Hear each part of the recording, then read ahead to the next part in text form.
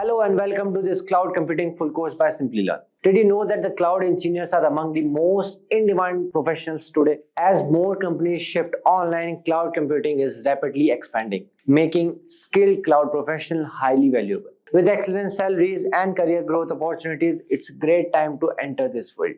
But what exactly is cloud computing? In simple terms, it is the delivery of service like storage, computing power, and networking over the internet, known as the cloud. This technology allows businesses to scale quickly and efficiently. So in this course, we will walk you through essential topics such as an introduction to cloud computing and steps to become a cloud engineer. We will also cover cloud security, compare AWS and Azure, and explore every topic you need to know in order to master cloud computing and AWS. We will also discuss project ideas and certification to boost your cloud computing career. So before we begin, if you are interested in getting certified in cloud, check out Simplilearn's Cloud Architect Certification Program. Build expertise in AWS, Microsoft Azure, and GCP with our Cloud Architect Certification course. Plus, we have included an exam voucher for any one Azure course, so you can get certified hassle-free. Gain access to official AWS authorized self-learning content and master the ins and outs of cloud architectural principle. So don't forget to check out the course link from the description box below and the pinned comment. So without any further ado, let's get started. Imagine you're the owner of a small software development firm and you want to scale your business up. However, a small team size, the unpredictability of demand, and limited resources are roadblocks for this expansion. That's when you hear about cloud computing.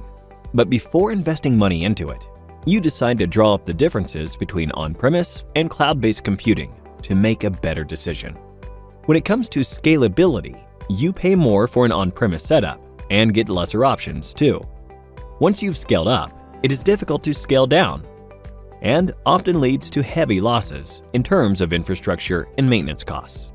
Cloud computing, on the other hand, allows you to pay only for how much you use, with much easier and faster provisions for scaling up or down. Next, let's talk about server storage. On-premise systems need a lot of space for their servers, notwithstanding the power and maintenance hassles that come with them. On the other hand, cloud computing solutions are offered by cloud service providers who manage and maintain the servers, saving you both money and space. Then we have data security. On-premise systems offer less data security, thanks to a complicated combination of physical and traditional IT security measures, whereas cloud computing systems offer much better security and lets you avoid having to constantly monitor and manage security protocols. In the event that a data loss does occur, the chance for data recovery with on-premise setups are very small. In contrast, cloud computing systems have robust disaster recovery measures in place to ensure faster and easier data recovery. Finally, we have maintenance. On-premises systems also require additional teams for hardware and software maintenance, loading up the costs by a considerable degree. Cloud computing systems, on the other hand, are maintained by the cloud service providers, reducing your costs and resource allocation substantially. So now, thinking that cloud computing is a better option, you decide to take a closer look at what exactly cloud computing is. Cloud computing refers to the delivery of on-demand computing services over the internet on a pay-as-you-go basis. In simpler words, rather than managing files and services on a local storage device, you'll be doing the same over the internet in a cost-efficient manner. Cloud computing has two types of models: deployment model and service model. There are three types of deployment models: public, private, and hybrid cloud. Imagine you're traveling to work. You've got three options to choose from. One, you have buses, which represent public clouds. In this case, the cloud infrastructure is available to the public over the internet. These are owned by cloud service providers. Two, then you have the option of using your own car. This represents the private cloud. With the private cloud, the cloud infrastructure is exclusively operated by a single organization. This can be managed by the organization or a third party. And finally, you have the option to hail a cab. This represents the hybrid cloud. A hybrid cloud is a combination of the functionalities of both public and private clouds. Next, let's have a look at the service models.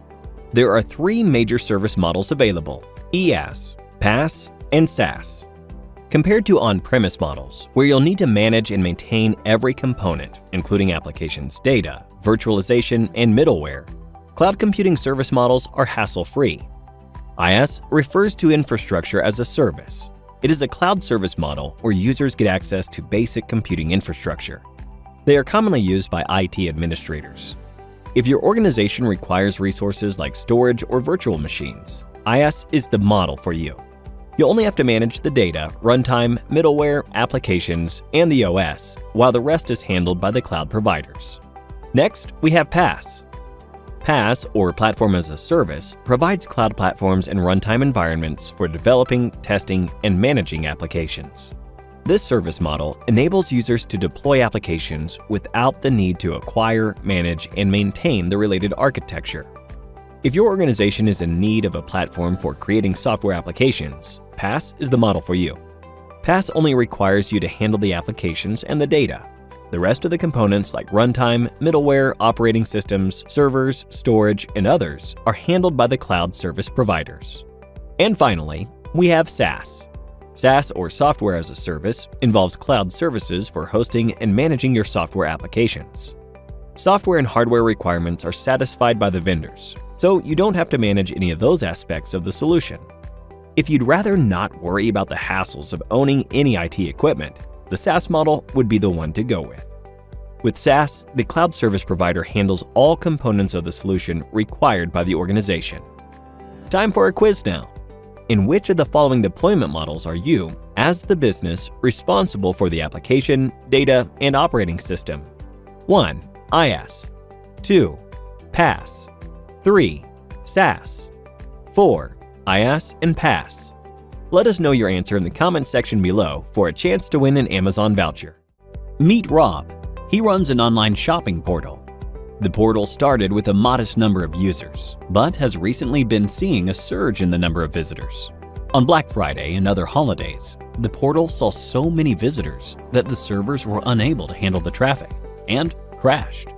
Is there a way to improve performance without having to invest in a new server? Wondered Rob. A way to upscale or downscale capacity, depending on the number of users visiting the website at any given point? Well, there is. Amazon Web Services, one of the leaders in the cloud computing market. Before we see how AWS can solve Rob's problem, let's have a look at how AWS reached the position it is at now. AWS was first introduced in 2002 as a means to provide tools and services to developers to incorporate features of Amazon.com to their website. In 2006, its first cloud services offering was introduced. In 2016, AWS surpassed its $10 billion revenue target. And now, AWS offers more than 100 cloud services that span a wide range of domains. Thanks to this, the AWS Cloud Service Platform is now used by more than 45% of the global market. Now, let's talk about what is AWS. AWS, or Amazon Web Service, is a secure cloud computing platform that provides computing power, database, networking, content storage, and much more. The platform also works with a pay-as-you-go pricing model, which means you only pay for how much of the services offered by AWS you use. Some of the other advantages of AWS are security. AWS provides a secure and durable platform that offers end-to-end privacy and security. Experience. You can benefit from the infrastructure management practices born from Amazon's years of experience. Flexible. It allows users to select the OS, language, database, and other services. Easy to use. Users can host applications quickly and securely. Scalable. Depending on user requirements, applications can be scaled up or down. AWS provides a wide range of services across various domains. What if Rob wanted to create an application for his online portal? AWS provides compute services that can support the app development process from start to finish. From developing, deploying, running, to scaling the application, up or down based on the requirements.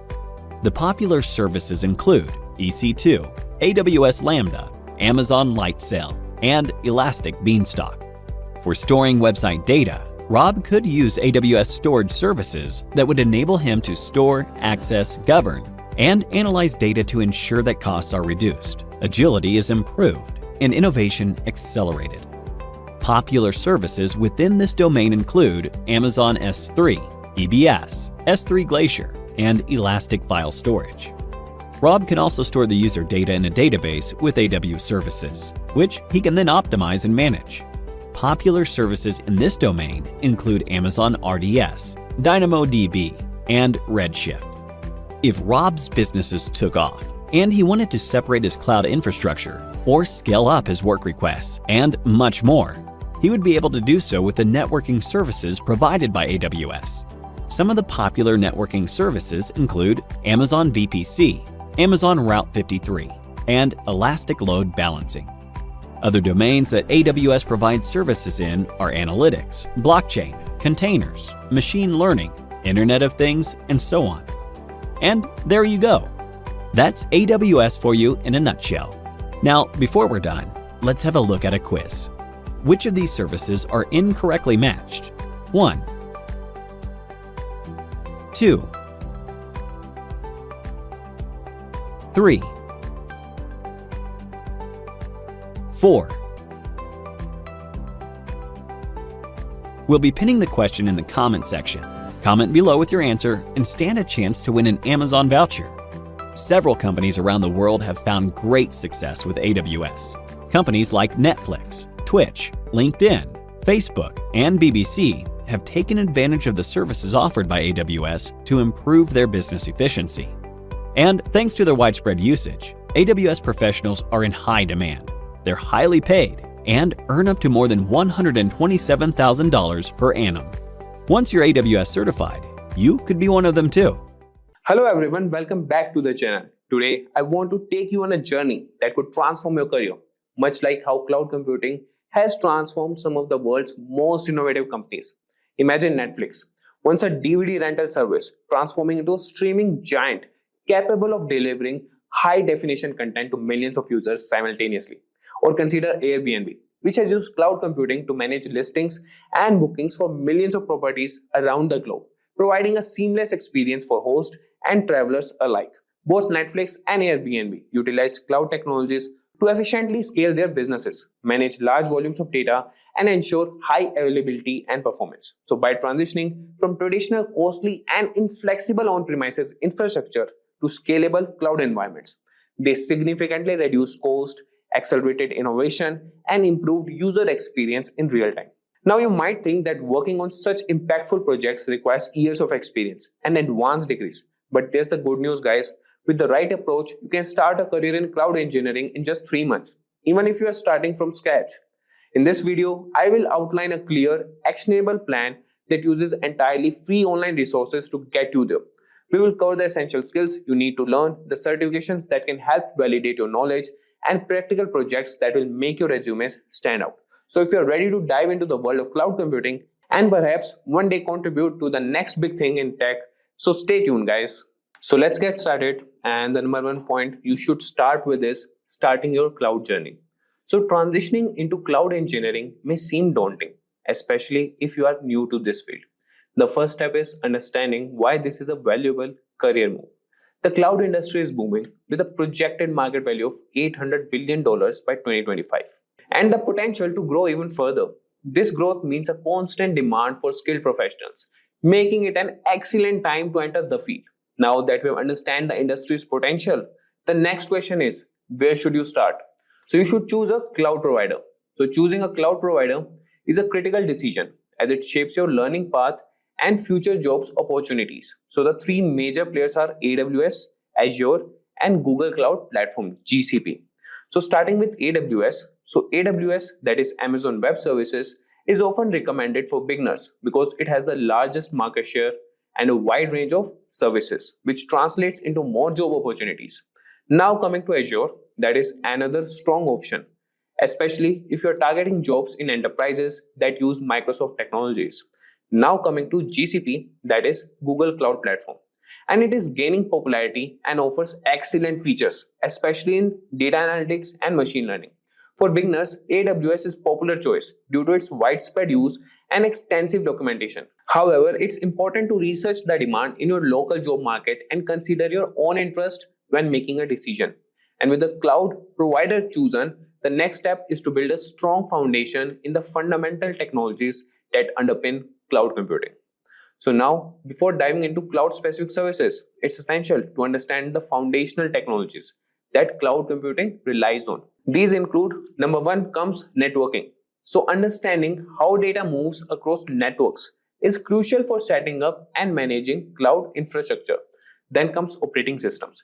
Familiarity with operating systems, particularly Linux, is essential as most cloud environments run on Linux servers. Then comes virtualization.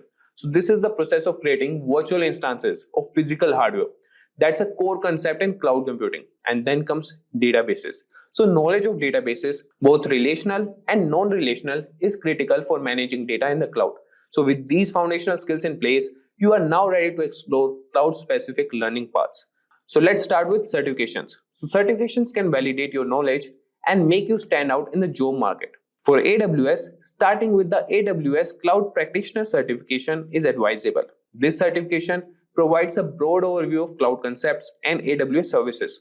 It covers key areas such as compute services, storage options, security measures, networking capabilities, and billing and pricing structures. Now coming back, while certifications are valuable, they need to be complemented with practical, hands-on experience to truly demonstrate your skills. Here comes building projects or hands-on practice. So building projects is the most effective way to apply what you have learned and to demonstrate your abilities to potential employers. So here are a few beginner-friendly projects to consider. Number one is setting up virtual machines. So start by launching an EC2 instance on AWS. Learn about the different instance types, configurations, and the basics of server management. Then comes the next project, that is cloud storage systems. So experiment with services like S3 for object storage and RDS for relational databases. Document the use cases and differences between these services. Then deploy a web application. Host a static website using S3 and CloudFront, which will teach you about web hosting, content delivery, and the basics of DNS management with Route 53. Initially, you can use the AWS console for these tasks, but as you progress, try implementing these projects using infrastructure as code tools like Terraform. This approach not only deepens your understanding, but also aligns with industry best practices. In addition to practical projects, having some coding knowledge can greatly enhance your capabilities as a cloud engineer. So now we'll see how you can learn to code. While not always mandatory, coding skills can significantly enhance your effectiveness as a cloud engineer. Languages like Python and Bash are particularly useful for scripting and automation. Even a basic understanding can help with tasks such as writing scripts for server automation, managing cloud services or resources programmatically, then implementing infrastructure as code. For those new to coding, check out Simplilearn videos on YouTube, which offers excellent starting points. Coding skills not only make you more versatile, but also open up opportunities to specialize in areas like DevOps or cloud native development. And once you have built your skills and some projects, it's time to start with the job hunting process. That is, building your profile. Creating a strong online presence is crucial when job hunting. Your LinkedIn profile should clearly reflect your new skills, certifications, and projects. So here are some tips. Number one is optimize your LinkedIn profile. That is, include a professional photo, an engaging summary, and detailed description of your projects. Then comes network actively. Connect with professionals in the field, join cloud computing groups, and participate in discussions. And then comes apply strategically. Tailor your resume for each job application, highlighting the skills and projects that align with the job description. Applying for jobs can be a number game, so be persistent. It's also helpful to reach out to recruiters or hiring managers directly to express your interest in the role. As you start to gain experience in your first cloud role, consider specializing in a niche area to advance your career. And then comes specializing and continuous learning. So specializing in a particular area of cloud computing can make you more valuable and increase your earning potential. Possible specializations include DevOps, that is, it focuses on automation, continuous integration, and continuous deployment practices. Then comes serverless computing, work with functions as a service, that is FAS, and other serverless architectures. And then comes security. Specialize in cloud security to protect data and infrastructure. The cloud industry is dynamic with new tools and technologies emerging regularly. So continuous learning is key, so stay updated through online courses, webinars, and industry news. Finally, remember that the journey into cloud engineering is continuous and ever evolving. So, if we talk about resources, so embarking on a career in cloud engineering is challenging but highly rewarding. Utilize free resources like YouTube tutorials, community forums, and documentation to guide your learning.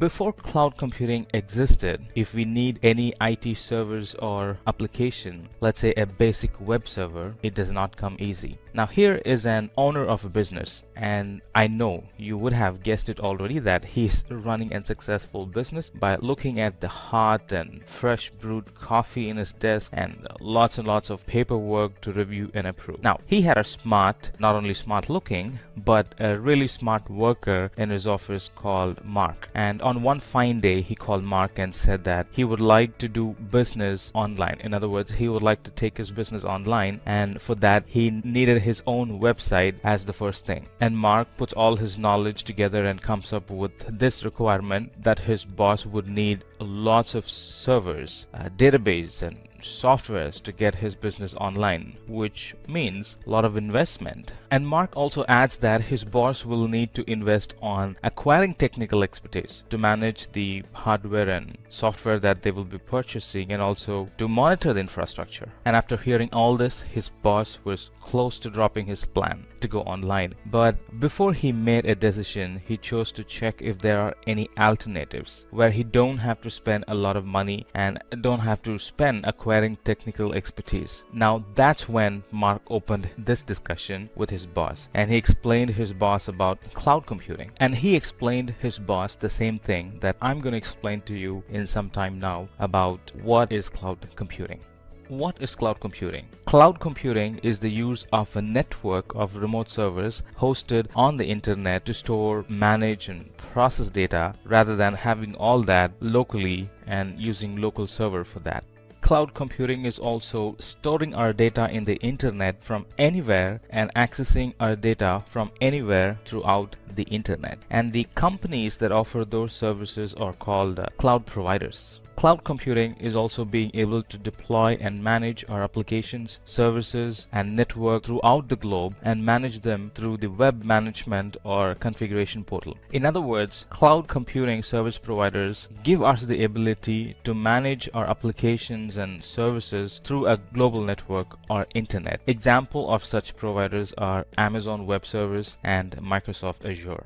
Now that we have known what cloud computing is, let's talk about the benefits of cloud computing. Now I need to tell you, the cloud benefits is what is driving cloud adoption like anything in the recent days. If you want an IT resource or a service now with cloud, it's available for me almost instantaneously, and it's ready for production almost the same time. Now this reduces the go live date, and the product and the service hit the market almost instantaneously compared to the legacy environment, and because of this the companies have started to generate revenue almost the next day, if not the same day. Planning and buying the right size hardware has always been a challenge in legacy environment, and if you're not careful when doing this, we might need to live with a hardware that's undersized for the rest of our lives. With cloud, we do not buy any hardware, but we use the hardware and pay for the time we use it. If that hardware does not fit our requirement, release it and start using a better configuration and pay only for the time you use that new and better configuration. In legacy environments, forecasting demand is an full-time job, but with cloud, you can let the monitoring and automation tool to work for you and to rapidly scale up and down the resources based on the need of that hour. Not only that,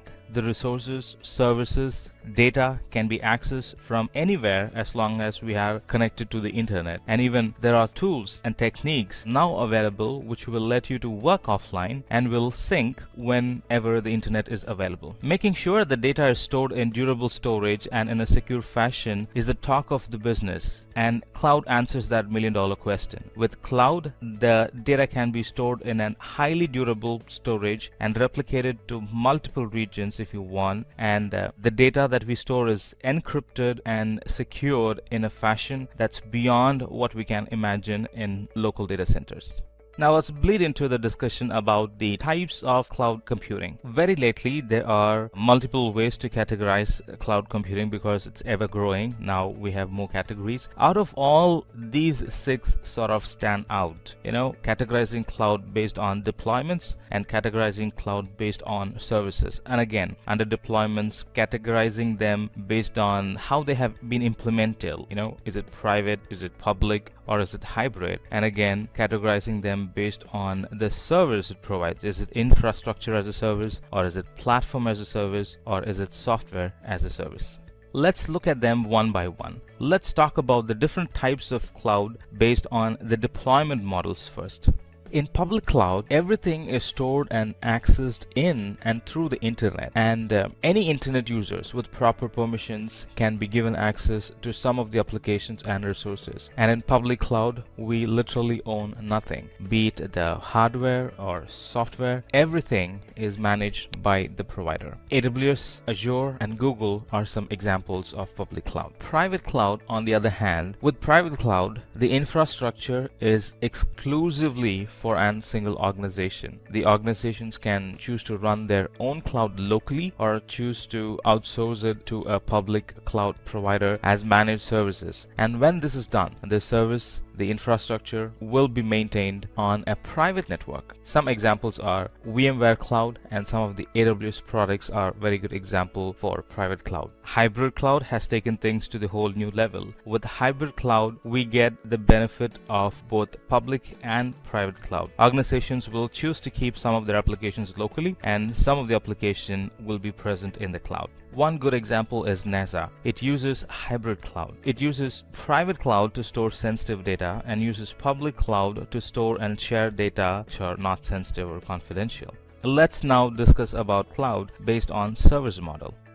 The first and the broader category is infrastructure as a service. Here we would rent the service, network storage, and we'll pay for them in an hourly basis. But we will have access to the resources we provision, and for some we will have root level access as well. EC2 in AWS is a very good example. It's a VM for which we have root level access to the OS and admin access to the hardware. The next type of service model would be platform as a service. Now in this model, the providers will give me a pre-built platform where we can deploy our codes and our applications, and they will be up and running. We only need to manage the codes and not the infrastructure. Here in software as a service, the cloud providers sell the end product, which is a software or an application, and we directly buy the software on a subscription basis. It's not the infra or the platform, but the end product or the software or a functioning application, and we pay for the hours we use the software. And in here, the client maintains full control of the software and does not maintain any equipment. Amazon and Azure also sell products that are software as service. This chart sort of explains the difference between the 4 models, starting from on-premises to infrastructure as a service to platform as a service to software as a service. This is self-explanatory that the resource managed by us are huge in on-premises, that towards your left as you watch, and it's little less in infrastructure as a service as we move further towards the right, and further reduced in platform as a service, and there's really nothing to manage when it comes to software as a service because we buy the software, not any infrastructure component attached to it. Now let's talk about the life cycle of the cloud computing solution. The very first thing in the life cycle of a solution or a cloud solution is to get a proper understanding of the requirement. I didn't say get the requirement, but said get a proper understanding of the requirement. It is very vital because only then we will be able to properly pick the right service offered by the provider. Getting a sound understanding, the next thing would be to define the hardware. Meaning choose the compute service that will provide the right support where you can resize the compute capacity capacity in the cloud to run application programs. Getting a sound understanding of the requirement helps in picking the right hardware. One size does not fit all. There are different services and hardwares for different needs you might have, like EC2 if you're looking for IaaS, and Lambda if you're looking for serverless computing, and ECS that provides containerized servers. So there are a lot of hardwares available. Pick the right hardware that suits your requirement. The third thing is to define the storage. Choose the appropriate storage service where you can back up your data, and a separate storage service where you can archive your data locally within the cloud or from the internet. And choose the appropriate storage. There is one separately for backup called S3, and there is one separately for archival, that's for Glacier. So knowing the difference between them really helps in picking the right service for the right kind of need. Define the network that securely delivers data, video, and applications. Define and identify the network services properly. For example, VPC for network, Route 53 for DNS, and direct connection for private P2P line from your office to the AWS data center. Set up the right security services, IAM for authentication and authorization, and KMS for data encryption at rest. So there are a variety of security products available. We got to pick the right one that suits our need. And there are a variety of deployment and automation and monitoring tools that you can pick from. For example, CloudWatch is for monitoring, autoscaling is for being elastic, and CloudFormation is define the management process and tools. You can have complete control of your cloud environment if you define the management tools which monitors your AWS resources and or the custom applications running on AWS platform. There are a variety of deployment, automation, and monitoring tools you can pick from, like CloudWatch for monitoring, autoscaling for automation, and CloudFormation for deployment. So knowing them will help you in defining the life cycle of the cloud computing solution properly. And similarly, there are a lot of tools for testing a process, like CodeStar and CodeBuild and CodePipeline. These are tools with which you can build, test, and deploy your code quickly. And finally, once everything is said and done, pick the analytics service for analyzing and visualizing the data using the analytics services, where we can start querying the data instantly and get a result. Now, if you want to visually view the happenings in your environment, you can pick Athena, and other tools for analytics are EMR, and which is Elastic MapReduce, and Cloud Search. Thanks, guys. Now we have Samuel and Rahul to take us through the full course in which they will explain basic framework of Amazon Web Services and explore all of its important services like EC2, Lambda, S3, IAM, and CloudFormation. We'll also talk about Azure and some of its popular services. Hello everyone, let me introduce myself as Sam, a multi-platform cloud architect and trainer, and I'm so glad and I'm equally excited to talk and walk you through this session about what AWS is and talk to you about some services and offerings and about how companies get benefited by migrating their applications and infra into AWS. So what's AWS? Let's talk about that. Now, before that, let's talk about how life was without any cloud provider, and in this case, how life was without AWS. So let's walk back and picture how things were back in 2000, which is not so long ago, but a lot of changes for better had happened since that time. Now, back in 2000, a request for a new server is not an happy thing at all, because a lot of money, a lot of validations, a lot of planning are involved in getting a server online or up and running. And even after we finally got the server, it's not all said and done. There are a lot of optimization that needs to be done on that server to make it worth it and get a good return on investment from that server. And even after we have optimized for a good return on investment, the work is still not done. There will often be a frequent increase and decrease in the capacity, and even news about our website getting popular and getting more hits, it's still an bittersweet experience, because now I need to add more servers to the environment, which means that it's going to cost me even more. But thanks to the present day cloud technology, if the same situation were to happen today, my new server, it's almost ready and it's ready instantaneously. And with the swift tools and technologies that Amazon is providing in provisioning my server instantaneously and adding any type of workload on top of it and making my storage and server secure, creating a durable storage where data that I store in the cloud never gets lost. With all that features, Amazon has got our back. So let's talk about what is AWS. There are a lot of definitions for it, but I'm going to put together a simple and a precise definition as much as possible. Now, let me iron that out. Cloud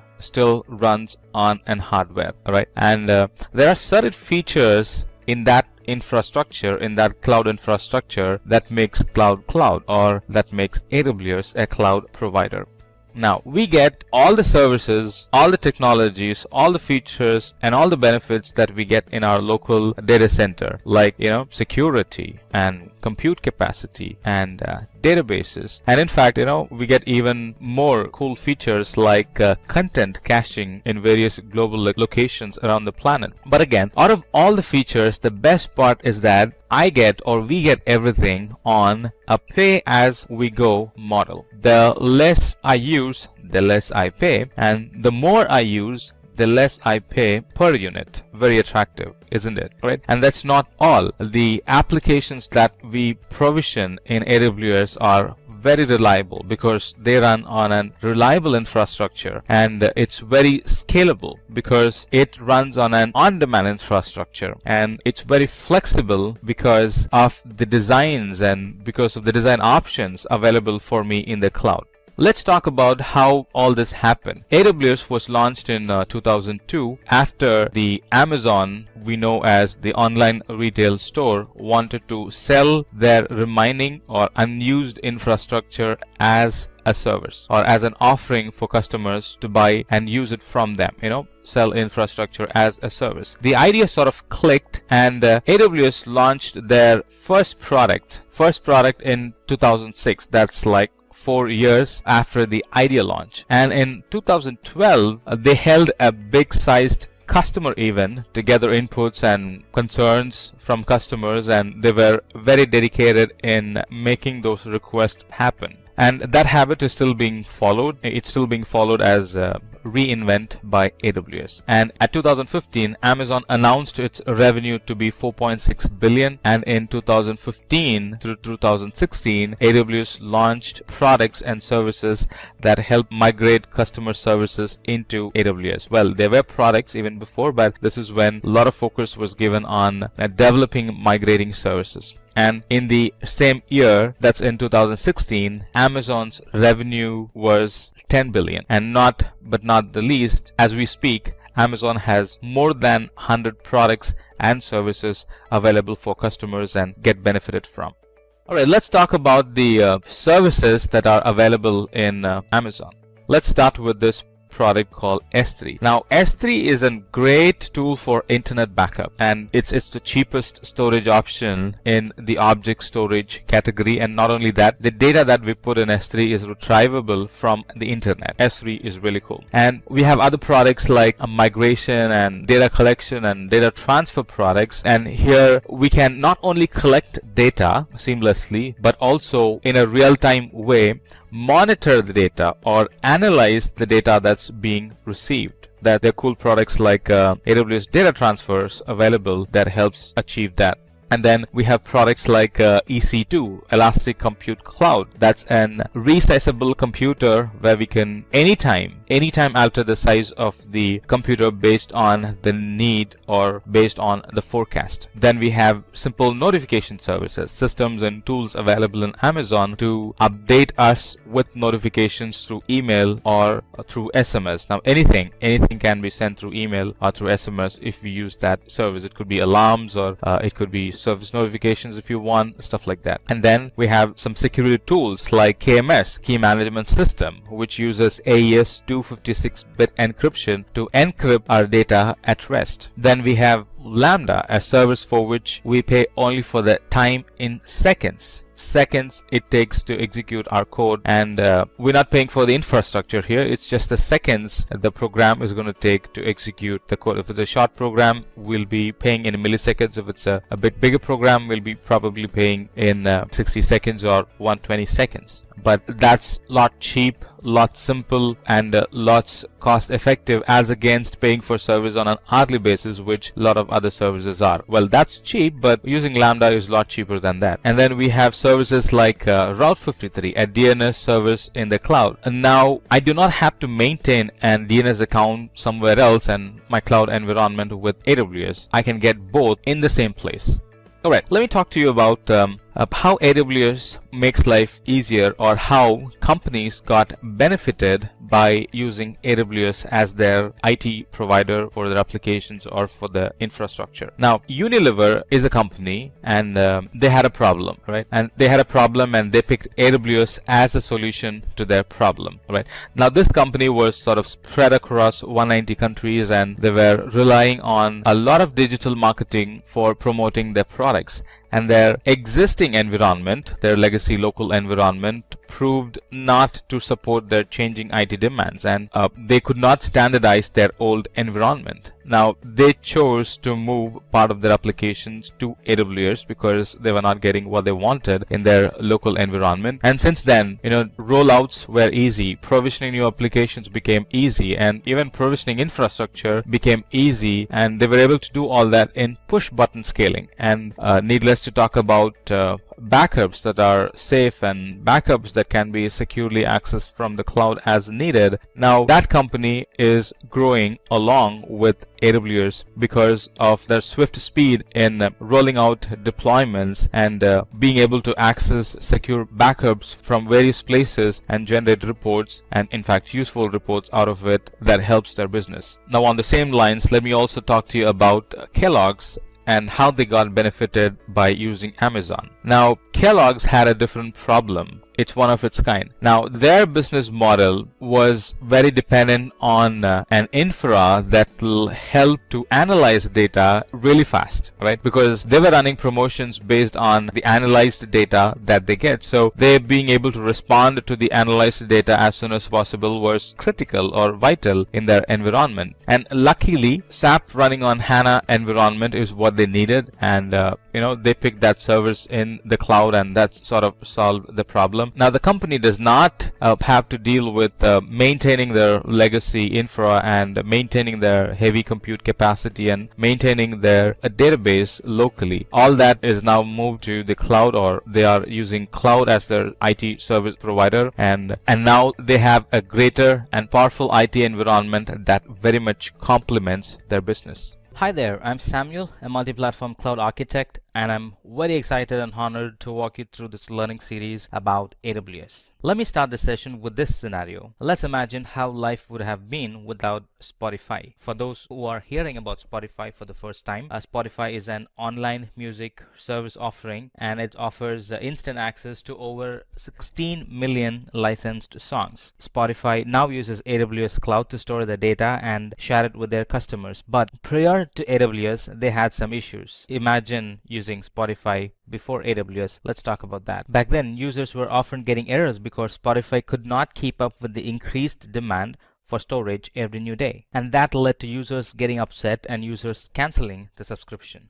The problem Spotify was facing at that time was their users were present globally and were accessing it from everywhere, and they had different latency in their applications. And Spotify had a demanding situation where they need to frequently catalog the songs released yesterday, today, and in the future, and this was changing every new day. And the songs coming in rate was about 20,000 a day, and back then they could not keep up with this requirement, and needless to say, they were badly looking for a way to solve this problem. And that's when they got introduced to AWS, and it was a perfect fit and match for their problem. AWS offered a dynamically increasing storage, and that's what they needed. AWS also offered tools and techniques like storage lifecycle management and trusted advisor to properly utilize the resource, so we always get the best out of the resource used. AWS addressed their concerns about easily being able to scale. Yes, you can scale the AWS environment very easily.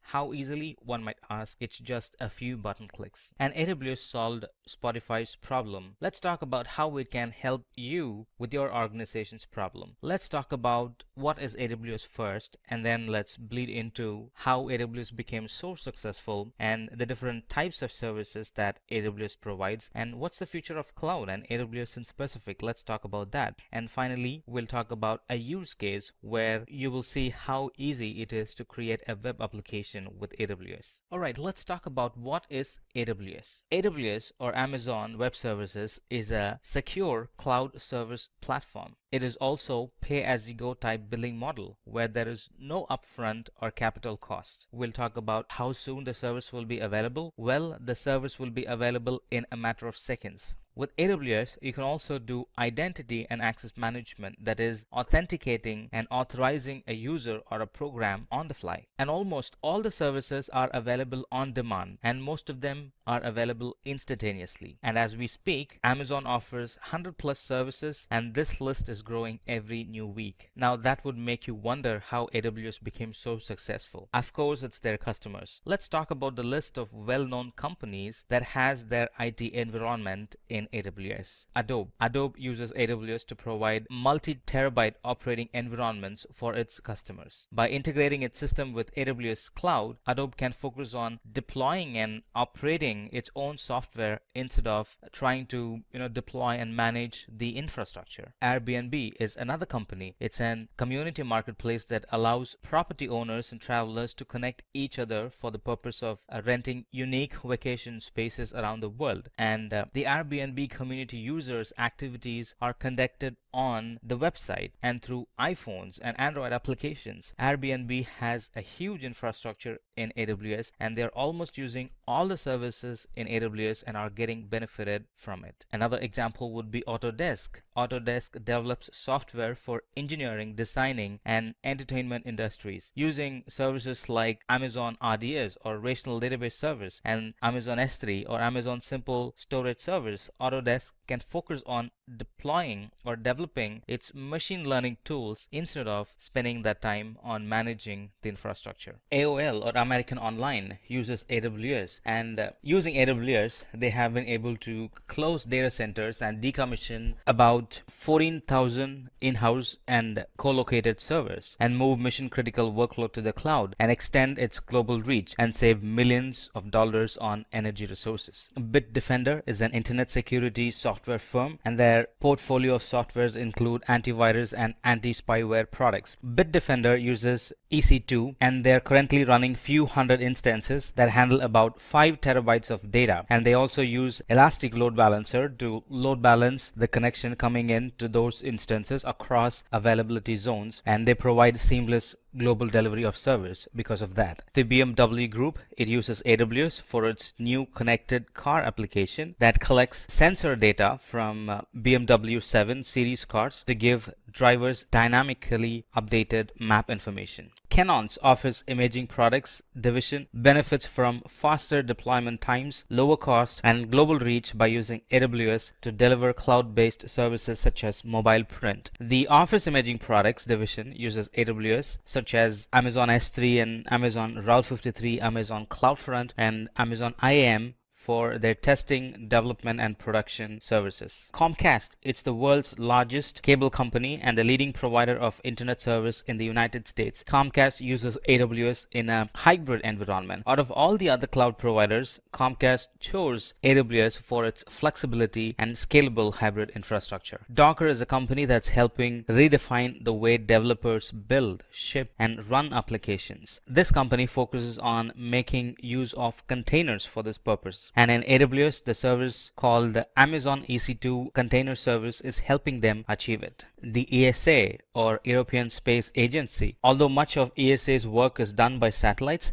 some of the program's data storage and computing infrastructure is built on Amazon Web Services. ESA chose AWS because of its economical pay-as-you-go system as well as its quick startup time. The Guardian newspaper uses AWS, and it uses a wide range of AWS services including Amazon Kinesis, Amazon Redshift that power an analytic dashboard which editors use to see how stories are trending in real time. Financial Times, FT, is one of the world's largest leading business news organization, and they used Amazon Redshift to perform their analysis. A funny thing happened. Amazon Redshift performed so quickly that some analysts thought it was malfunctioning. They were used to running queries overnight, and they found that the results were indeed correct, just as much faster. By using Amazon Redshift, FT is supporting the same business functions with costs that are 80% lower than what was before. General Electric, GE, is at the moment as we speak migrating more than 9,000 workloads including 300 disparate ERP systems to AWS while reducing its data center footprint from 34 to 4 over the next 3 years.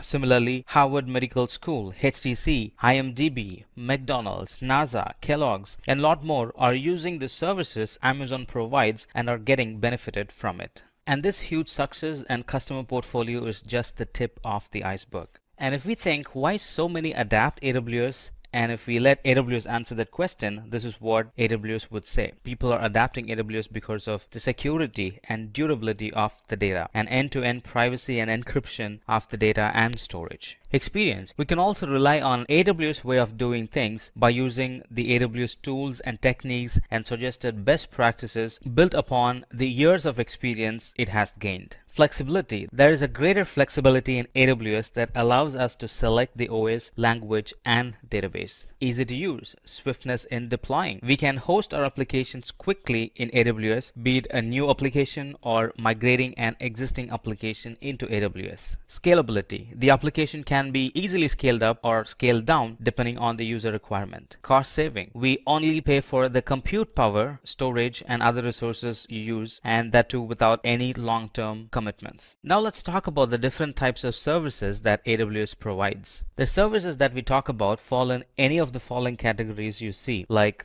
compute, storage, database, security, customer engagement, desktop and streaming, machine learning, developers tools, stuff like that. And if you do not see the service that you're looking for, it's probably is because AWS is creating it as we speak. Now let's look at some of them that are very commonly used. Within compute services, we have Amazon EC2, Amazon Elastic Beanstalk, Amazon Lightsail, and Amazon Lambda. Amazon EC2 provides compute capacity in the cloud. Now this capacity is secure and it is resizable based on the user's requirement. Now look at this. The requirement for the web traffic keeps changing, and behind the scenes in the cloud, EC2 can expand its environment to 3 instances, and during no load, it can shrink its environment to just 1 resource. Elastic Beanstalk, it helps us to scale and deploy web applications, and it's made with a number of programming languages. Elastic Beanstalk is also an easy-to-use service for deploying and scaling web applications, and services deployed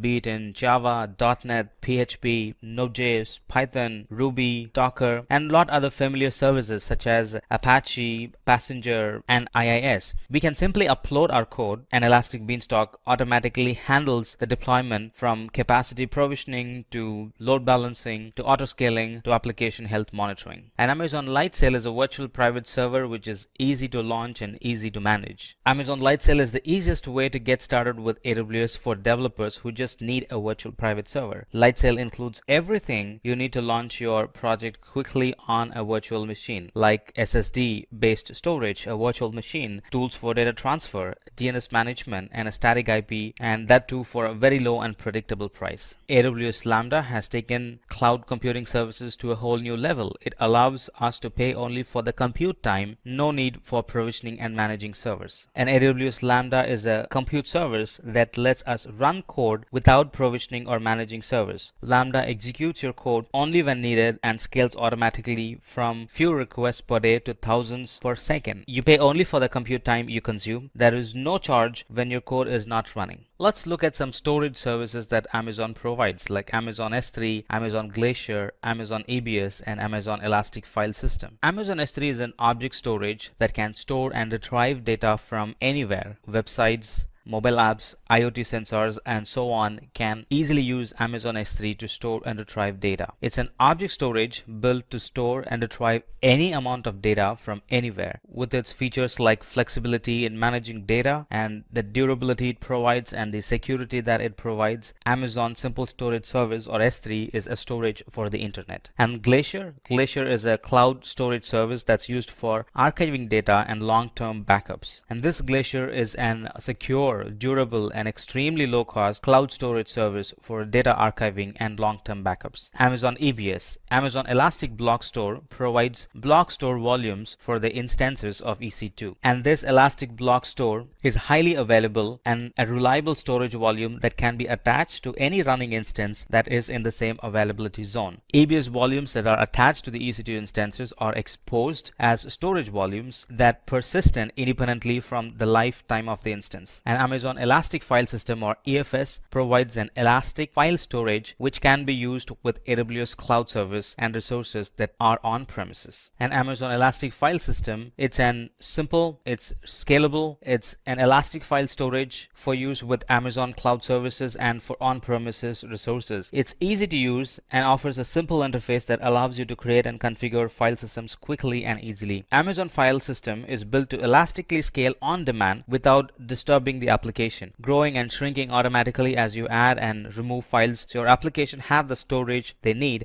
and when they need it. Now let's talk about databases. The two major database flavors are Amazon RDS and Amazon Redshift. Amazon RDS, it really eases the process involved in setting up, operating, and scaling a relational database in the cloud. Amazon RDS provides cost-efficient and resizable capacity while automating time-consuming administrative tasks such as hardware provisioning, database setup, patching, and backups. It sort of frees us from managing the hardware and sort of helps us to focus on the application. It's also cost effective and resizable, and it's also optimized for memory, performance, and input and output operations. Not only that, it also automates most of the services like taking backups, monitoring, stuff like that. It automates most of those services. Amazon Redshift. Amazon Redshift is a data warehousing service that enables users to analyze the data using SQL and other business intelligence tools. Amazon Redshift is an fast and fully managed data warehouse that makes it simple and cost-effective to analyze all your data using standard SQL and your existing business intelligence tools. It also allows you to run complex analytic queries against petabyte of structured data using sophisticated query optimizations. And most of the results, they generally come back in seconds.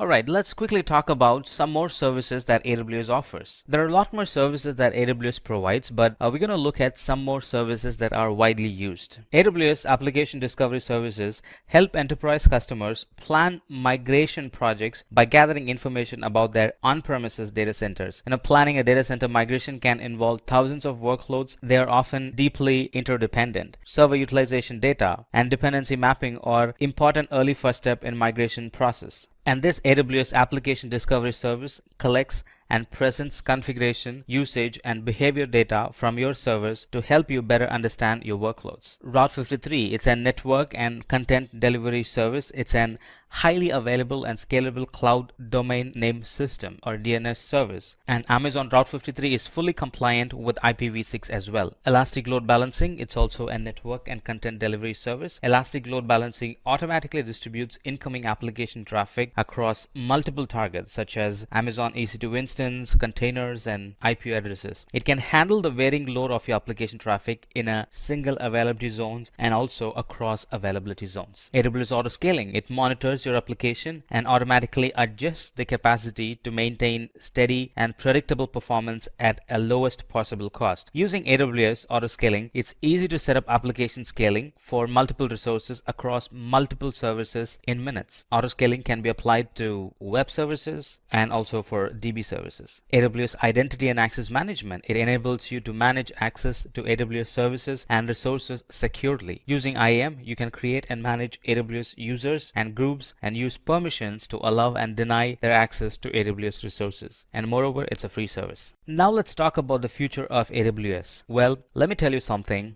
cloud is here to stay. Here's what in store for AWS in the future. As years pass by, we're going to have a variety of cloud applications born like IoT, artificial intelligence, business intelligence, serverless computing, and so on. Cloud will also expand into other markets like healthcare, banking, space, automated cars, and so on. As I was mentioning some time back, lot or greater focus will be given to artificial intelligence. And eventually, because of the flexibility and advantage that cloud provides, we're going to see a lot of companies moving into the cloud.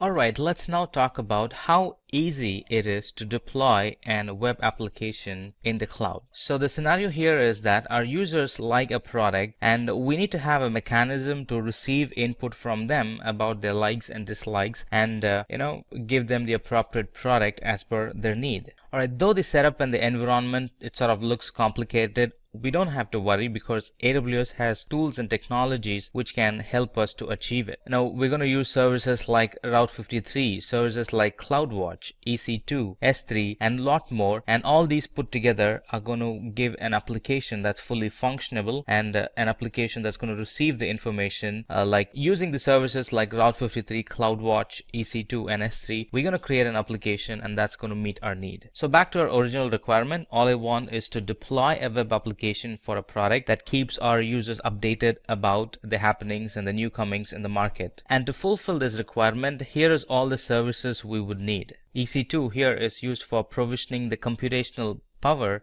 needed for this application. And EC2 has a vast variety of family and types that we can pick from for the types of workloads and also for the intents of the workloads. We're also going to use S3 for storage, and S3 provides any additional storage requirement for the resources or any additional storage requirement for the web applications. And we're also going to use CloudWatch for monitoring the environment, and CloudWatch monitors the application and the environment, and it provides trigger for scaling in and scaling out the infrastructure. And we're also going to use Route 53 for DNS, and Route 53 helps us to register the domain name for our web application. And with all the tools and technologies together, all of them put together, we're going to make an application, a perfect application that caters our need. Alright, so I'm going to use Elastic Beanstalk for this project, and the name of the application is going to be, as you see, GSG Signup, and the environment name is GSG Signup Environment 1. Let me also pick a name. Right, let me see if this name is available. Yes, that's available. That's the domain name. So let me pick that, and the application that I have is going to run on Node.js. So let me pick that platform and launch.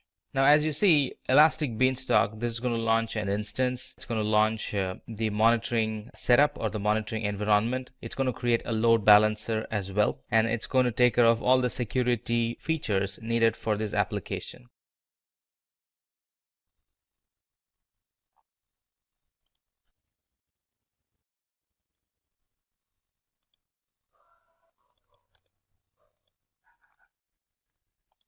Alright, look at that. I was able to go to that URL, which is what we gave, and it's now having an default page shown up, meaning all the dependencies for the software is installed and it's just waiting for me to upload the code, or in specific the page required. So let's do that.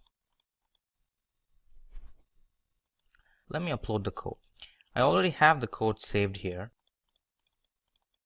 That's my code, and that's going to take some time. Alright, it has done its thing. And now if I go to the same URL, look at that, I'm being thrown an advertisement page. Alright, so if I sign up with my name, email, and stuff like that, it's going to receive the information and it's going to send an email to the owner saying that somebody had subscribed to your service. That's the default feature of this app. Look at that. Email to the owner saying that somebody had subscribed to your app and this is their email address, stuff like that. Not only that, it's also going to create an entry in the database. And DynamoDB is the service that this application uses to store data. There's my DynamoDB. And if I go to tables, right, and go to items, I'm going to see that a user with name Samuel and email address so and so has said okay or has shown interest in the preview of my site or product. So this is where, or this is how I collect those information, right?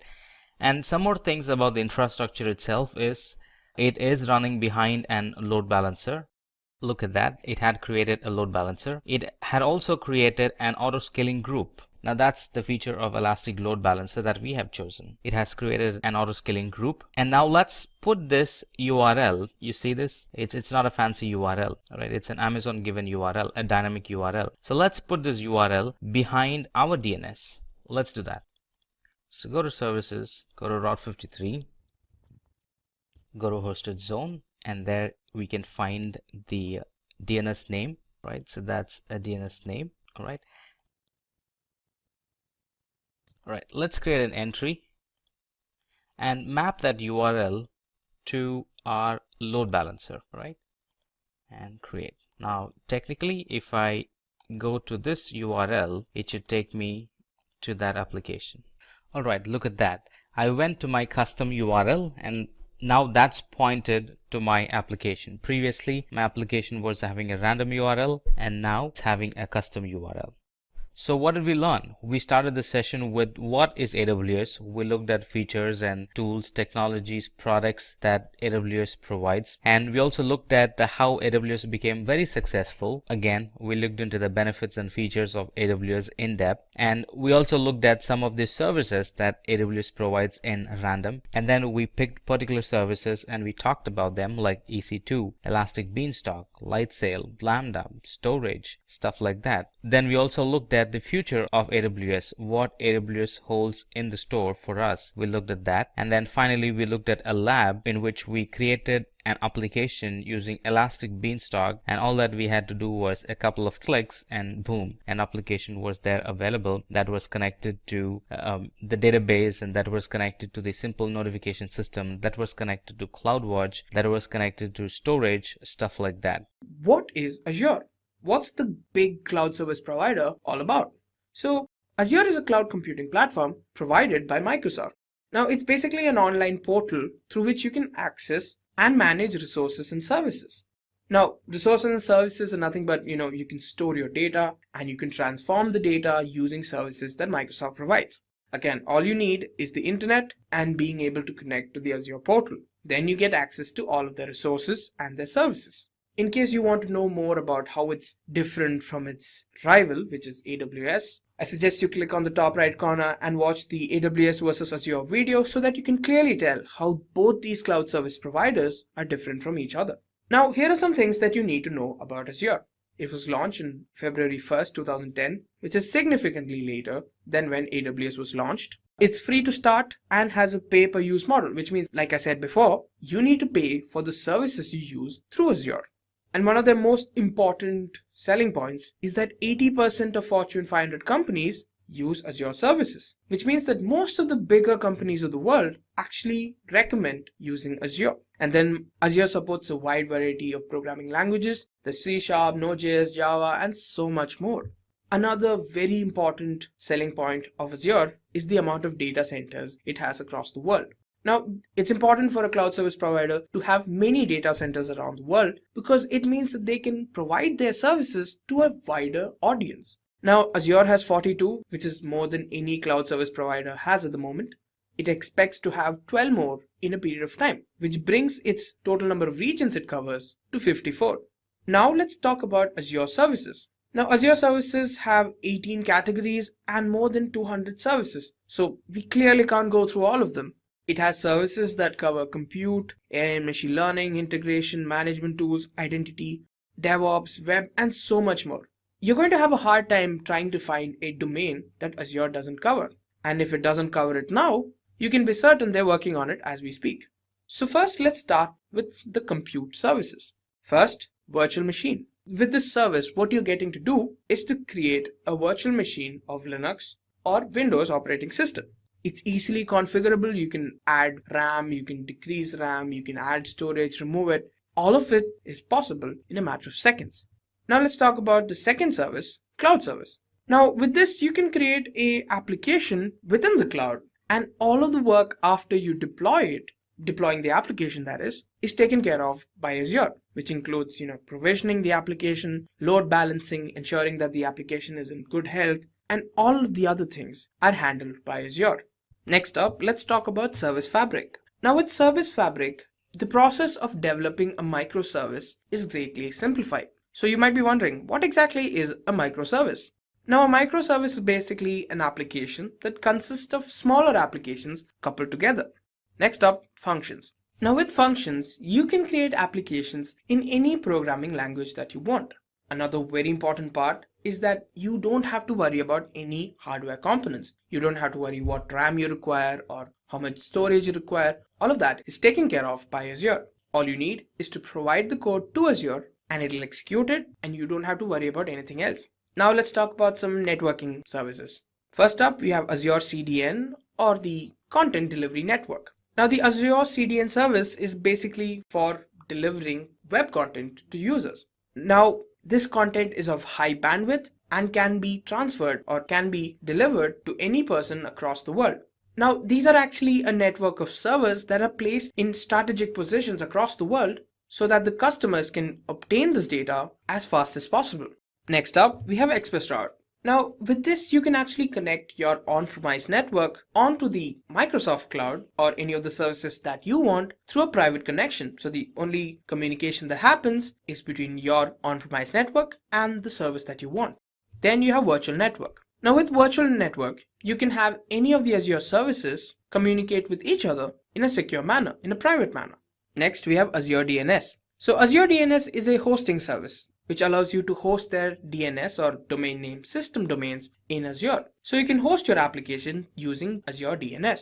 Now for the storage services. First up, we have disk storage. With disk storage, you're given a cost-effective option of choosing HDD or solid-state drives to go along with your virtual machines based on your requirements. Then you have blob storage. Now, this is actually optimized to ensure that they can store massive amounts of unstructured data, which can include text data or even binary data. Next, you have file storage, which is a managed file storage and can be accessible via the SMB protocol or the server message block protocol. And finally, you have queue storage. Now, with queue storage, you can provide durable message queuing for an extremely large workload. And the most important part is that this can be accessed from anywhere in the world.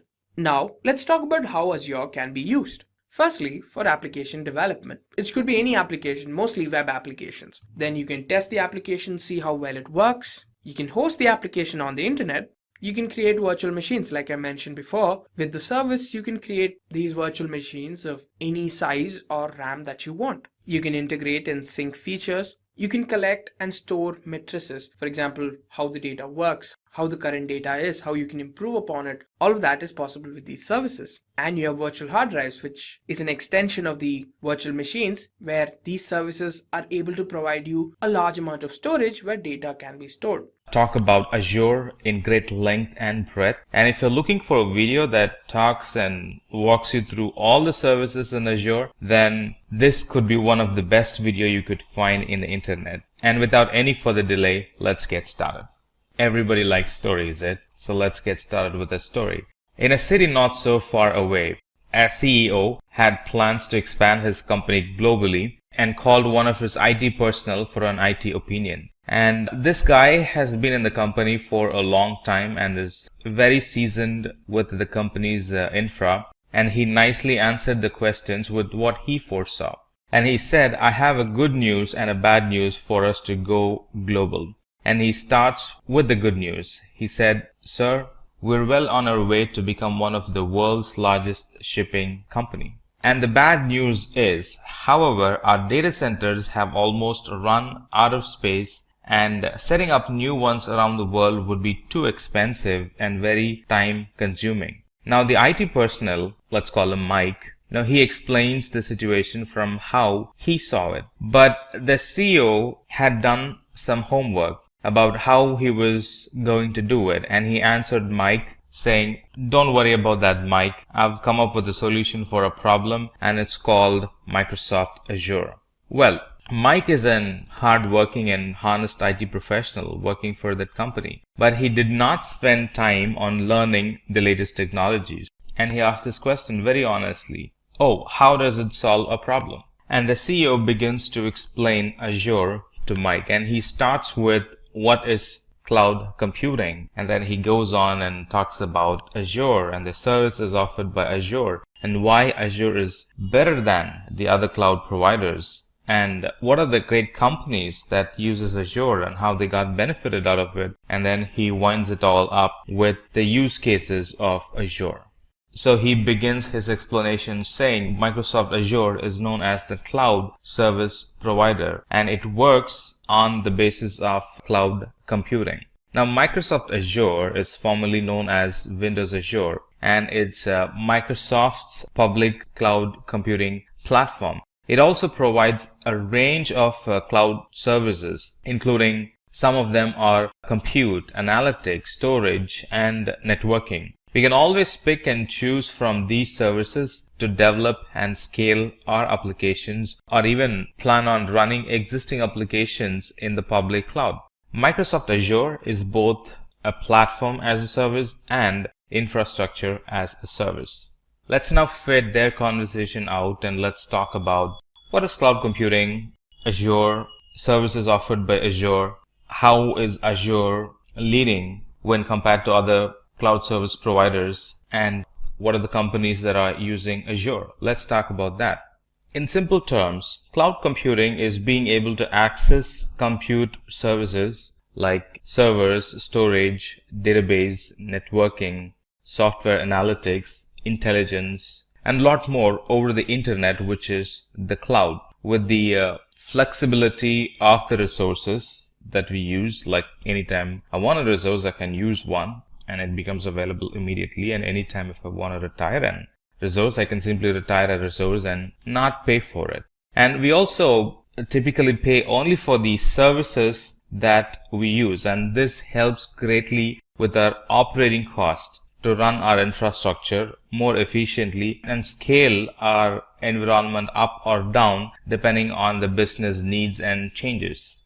And all the servers and storages and databases and networking, all that are accessed through the network of remote systems or remote computers hosted in the internet, typically in the provider's data center, which is Azure in this case. Now, we don't use any physical server or an on-premises server here. Well, we still use physical servers and VMs, hosted on a hardware or a physical server, but they're all in the provider's environment and none of them sit on premises or in our data center. We only access them remotely. It looks and feels the same, except for the fact that they are in a remote location. We access them remotely, do all the work remotely, and when we're done, we can shut it down and not pay for them. So some of the use cases of cloud computing are creating applications and services. The other use cases are storing or using cloud for storage alone.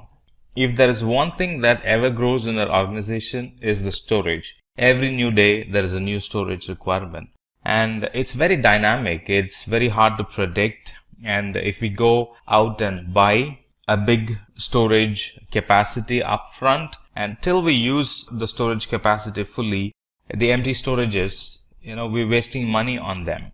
So instead, I can go for a storage which scales dynamically, that's in the cloud. Put storage or put data in the cloud and pay only for what you're storing. And for the next month, if you have deleted or flushed out some files or data, pay less for it.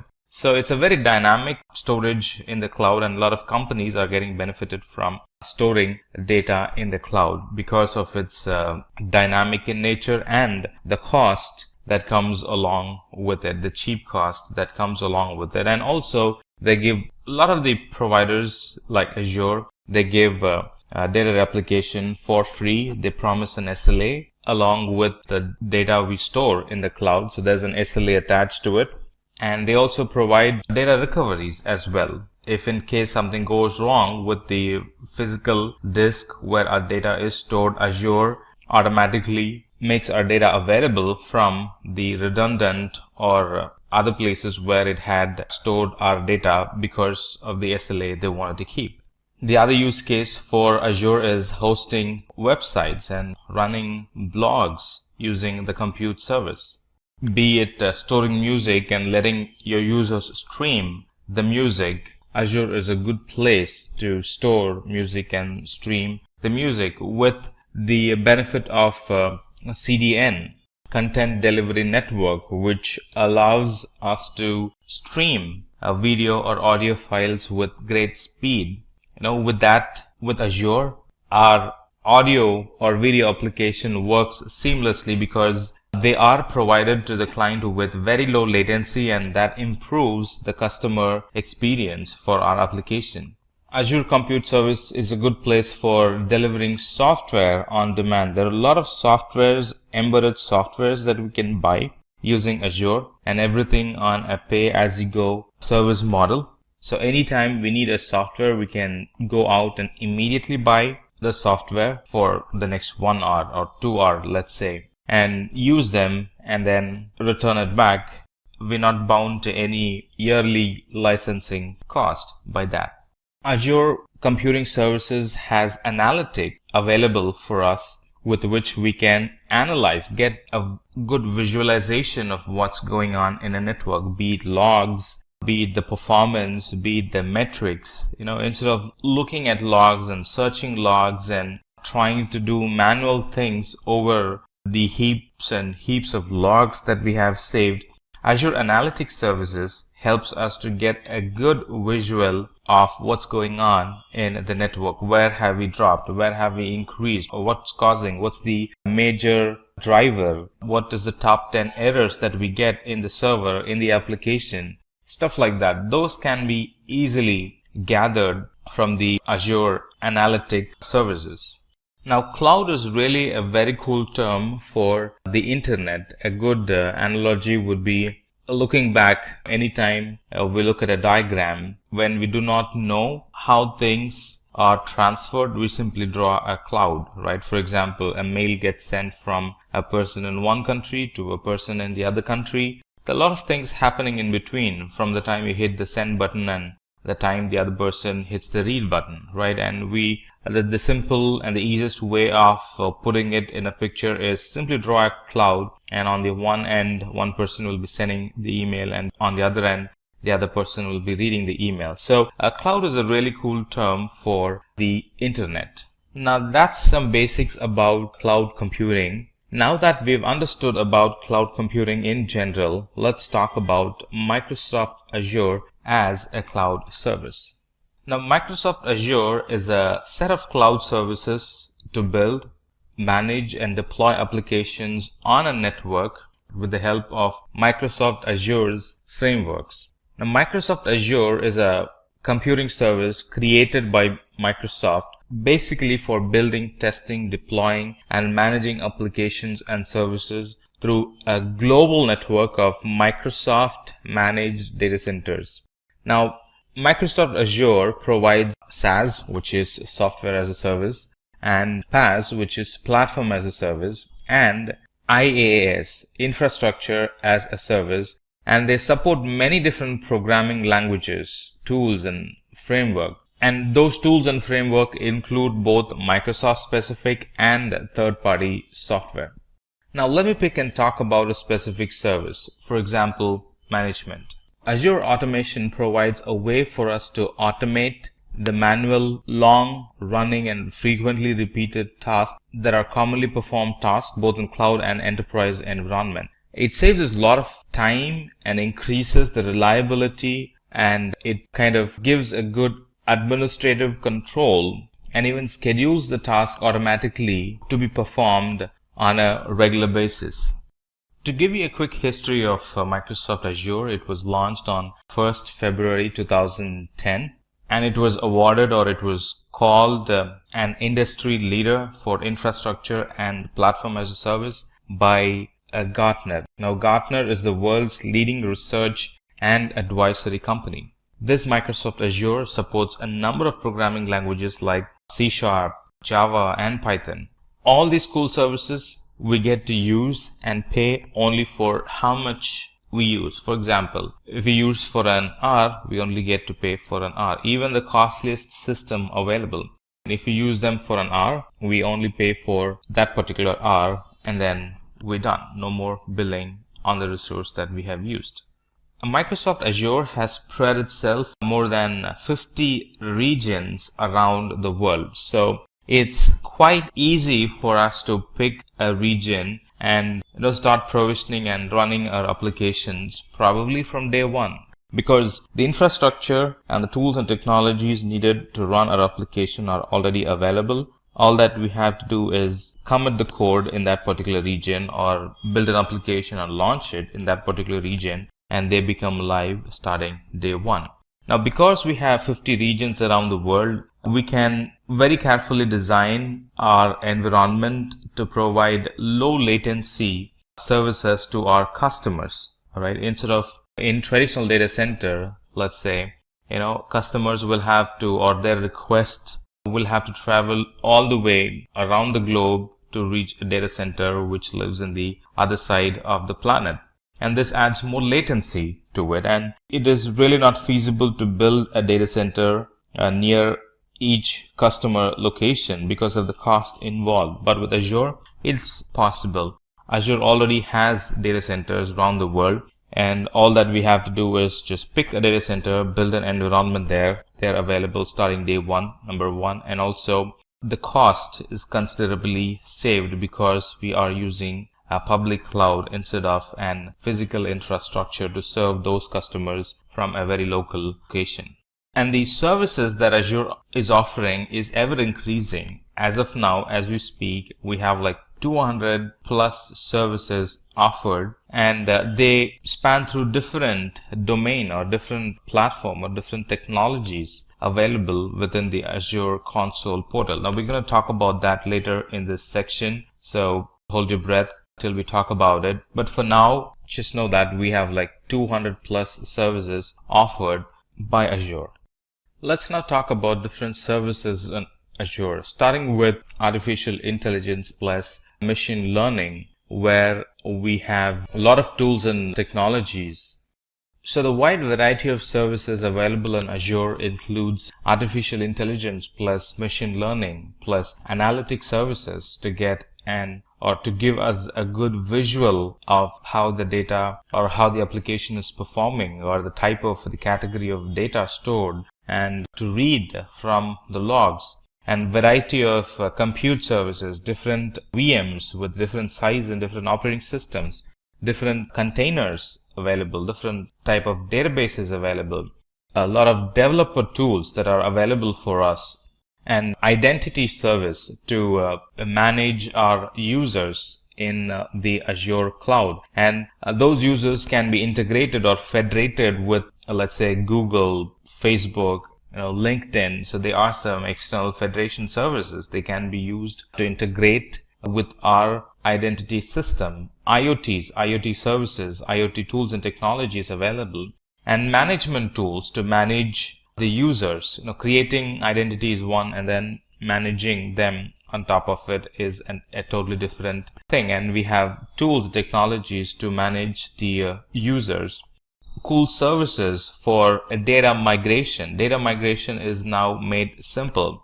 Tools and technologies available for mobile application development. And I can plan my own network in the cloud with the networking services. I can implement my own security, both Azure provided and third-party security services on Azure cloud. That's now possible.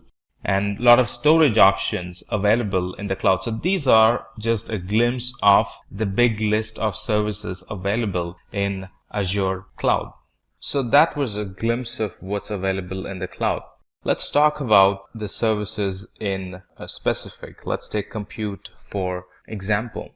Whenever we're building a new application or deploying existing ones, the Azure Compute Service provides the infrastructure we need to run and maintain our application. We can easily tap in the capacity that Azure Cloud Service has, and we can scale our compute requirement on demand. We can also containerize our application. We have the option of choosing Windows or Linux VM machine and take the advantage of the flexible options Azure provides for us to migrate our VMs to Azure, and a lot more.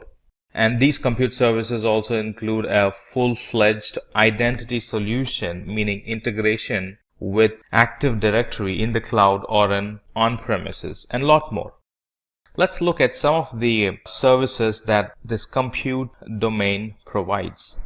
Some of the services the compute domain provides are virtual machines, and this Azure virtual machines gives us the ability to develop and manage a virtual computer environment or a virtualized environment inside Azure's cloud environment, that too in a virtual private network. Now we will talk about virtual private network at a later point, but as of now just know that there are a lot of services available in Azure Compute Service that we can get benefited from. We can always choose from a very wide range of compute options. For example, we have an option to choose the operating system. We have the option to choose whether the system should be in on-premises or in the cloud, or do we want to maintain the environment both in on-premises and in the cloud. We have the option of choosing the operating system, whether we want to use our own operating system with some software attached to it, or do we want to go and buy the operating system from the cloud, from Azure Marketplace. And these are just a few of the options available for us when we want to buy the compute environment. And these compute environments are easily scalable, meaning we can easily scale our VM instances from one instance to thousands of virtual machines in a matter of minutes, or simply put, in a couple of button clicks. And all these services are available on a pay for what we use model, meaning there is no upfront cost. We use the service and then pay for the services that we have used. There is no literal long-term commitment when it comes to using virtual machines in the cloud. And most of the services are built on a pay per minute billing basis. Alright, and at no point, because of the pay per minute billing model, at no point we will be overpaying for any of the services. That's attractive, isn't it? Now let's talk about batch service. Now batch service is always independent, regardless of whether you choose Windows or Linux. It's going to run fairly well. And with batch service, we can take advantage of the environment's unique features. And not only that, in short, the batch service helps us to manage the whole batch environment, and also it helps to schedule the jobs. Now this Azure batch service actually runs on a large scale parallel and high performance computing. Because of that, batch jobs are highly efficient in Azure.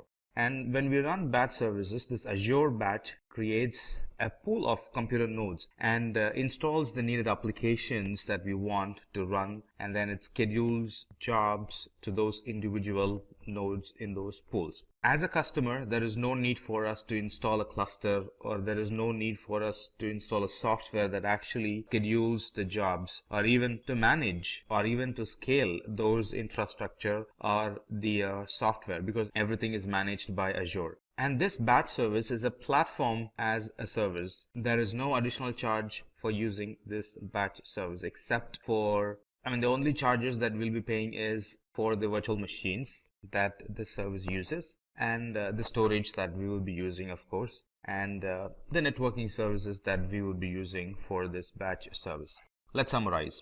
This batch service, we have a choice of operating system that we can pick and use, and it scales by itself. Now the alternative for the batch would be queues, but in queues we'll have to pre-provision and pay for the infrastructure even if we're not using it. But with a batch, we only pay for what we use. And this batch service helps us to manage the application, manage the scheduling as a whole, as if they are just one thing. As next thing in the compute domain, let's talk about this Fabric service. Now this Fabric service is actually a distributed system platform that helps us to package, deploy, and manage a scalable and a very reliable microservice and containers. And what does it help? This Azure Fabric service helps us, or it helps the developers and administrators, so they can avoid the complex infrastructure problems, and they can focus only on implementing workloads or taking care of their development, taking care of their application, instead of spending time on infrastructure. So what's Service Fabric? Service Fabric, it provides runtime capabilities and life cycle management to applications that are composed of microservices, no infrastructure management at all. And with Service Fabric, we can easily scale the application to tens or hundreds or even to thousands of machines. Here, machines represent containers. As next thing in compute domain, let's talk about virtual machine scale set. Now, this virtual machine scale set, it lets us to create a group of identical load balanced VMs. I just want to mention it again. It helps us to manage a group identical and load balanced VMs. The number of instances or the number of VM instances in a scale set can increase or decrease in response to the demand or in response to a schedule that we define.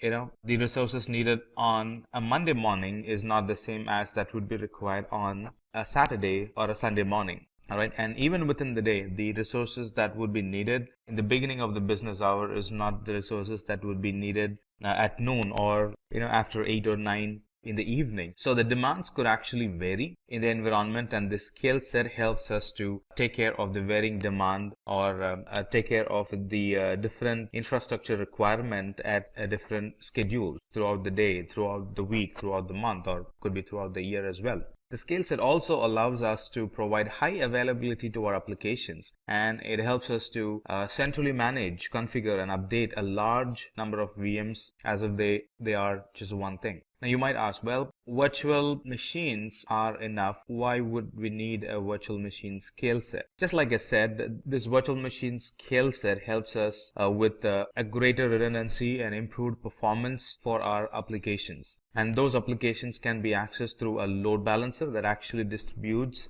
the requests to the application instances. So in a nutshell, this virtual machine scale set, it helps us to create a large number of identical virtual machines, number one. And with scale set, we can increase or decrease the virtual machines. With virtual machine scale set, we can centrally manage and configure and update a big group of VMs. And it's a great use case when it comes to big data or container workloads. As next thing in compute domain, let's talk about cloud services. Now this Azure cloud service is actually a platform as a service, and it's very friendly. In fact, it is designed for applications that support scalability or an application that requires scalability or reliability, and on top of it, you want them to be very inexpensive to operate. So Azure cloud service provides all these. So where would this cloud service run? Well, it runs on a VM, but it's a platform as a service. VMs are infrastructure as a service, and when we run applications on VM through cloud service, it becomes platform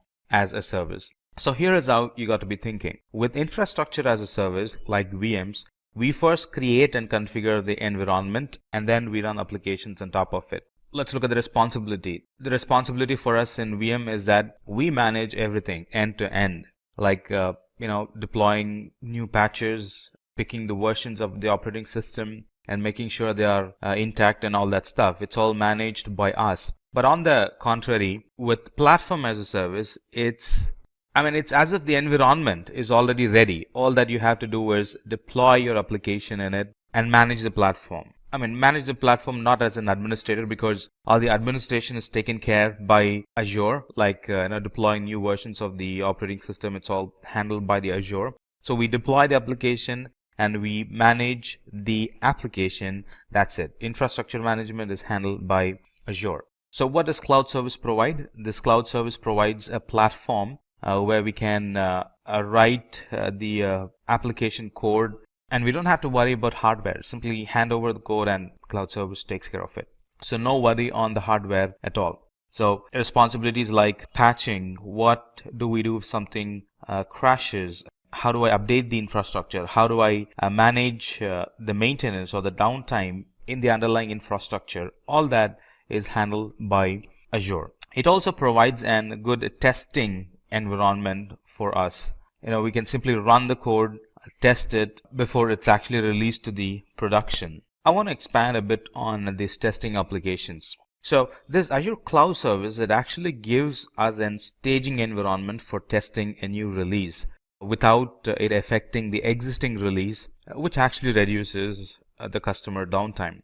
So we can run the application, test it, and anytime that's ready for production, all that's needed for us to do to move it to production is simply to swap the staging environment into the production environment, and the old production environment will now become the new staging environment where we can add more to it and then swap it back at a later point. So it kind of gives us a swappable environment for testing our applications. And not only that, it gives us health monitoring alerts. It helps us to monitor the health and availability of our application. There is a dashboard we can benefit from when we use Azure Cloud Services, and that shows the key statistics all in one place. And we can also set up real-time alerts to warn when a service availability or a certain metrics that we are concerned about degrades. As next thing in compute domain, let's talk about functions. Now, functions are serverless computing. Many times if you've heard about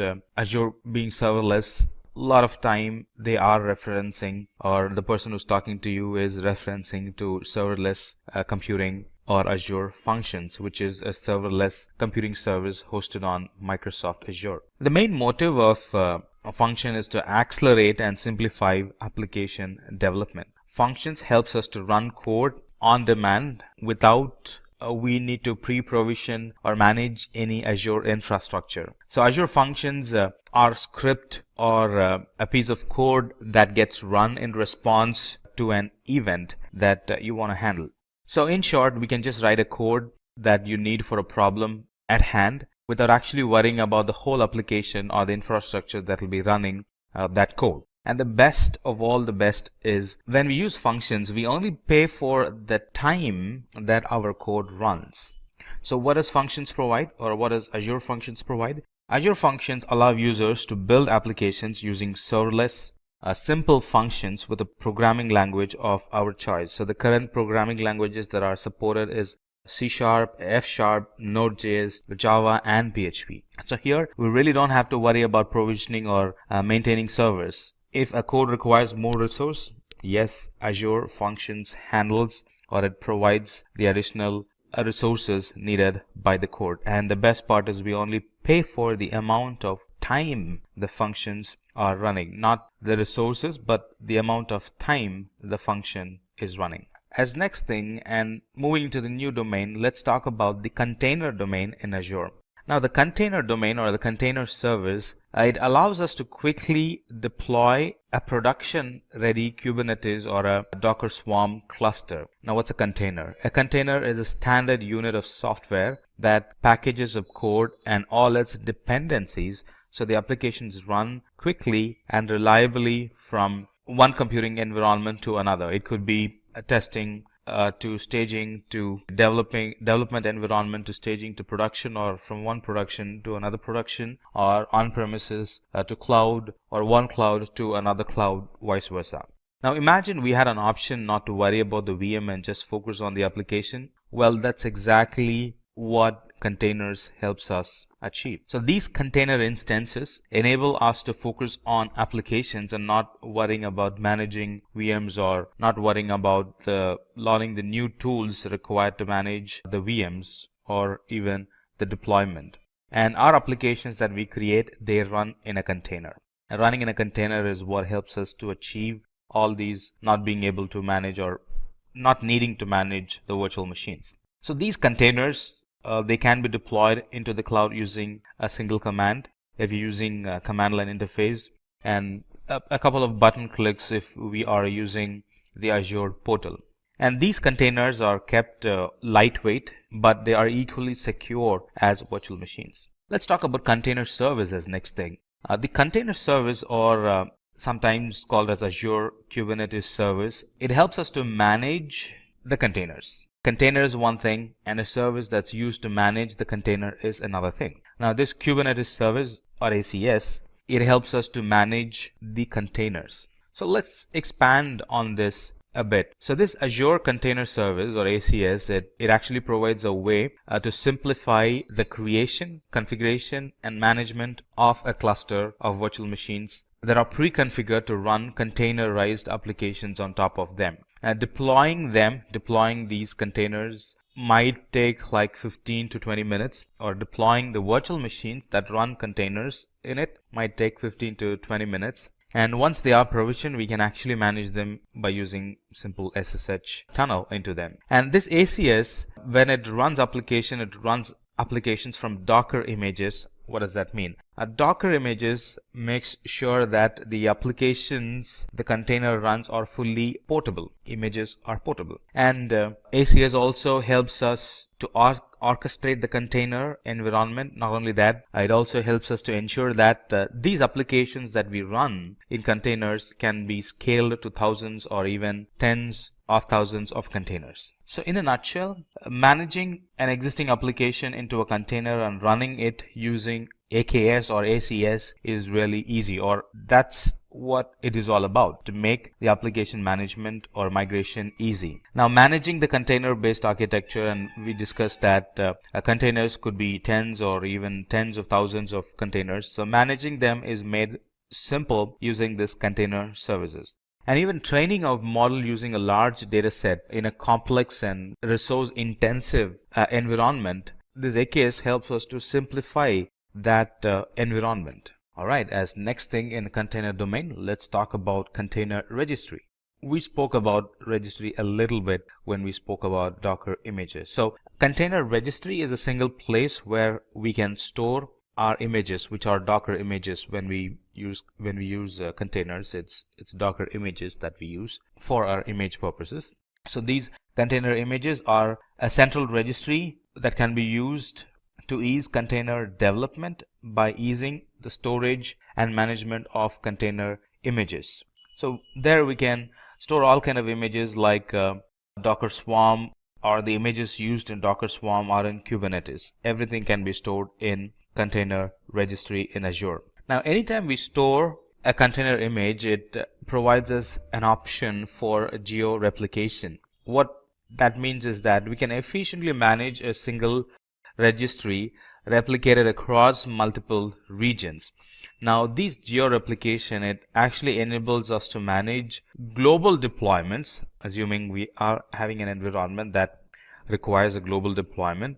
So it helps us to manage global deployments as one entity because we are geo-replicating. We would be updating, we would be editing one image, and that image gets replicated throughout the global replication centers we would have set up. And so just one editing would have actually edited the global images, and those global images would have provisioned the global application. So one edit, replication, and then provisioning of the applications global wide. And this replication also helps us network latency, because anytime an application needs to deploy, it does not have to rely on a single source which can be reached only through high latency network. Because we have global replications around the world, anytime the application wants to check back, it would check back the application which is in a very nearby location for the application itself.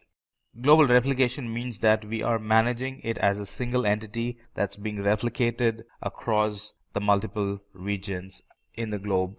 As next thing in our learning, let's talk about Azure databases. Now, this Azure databases are relational.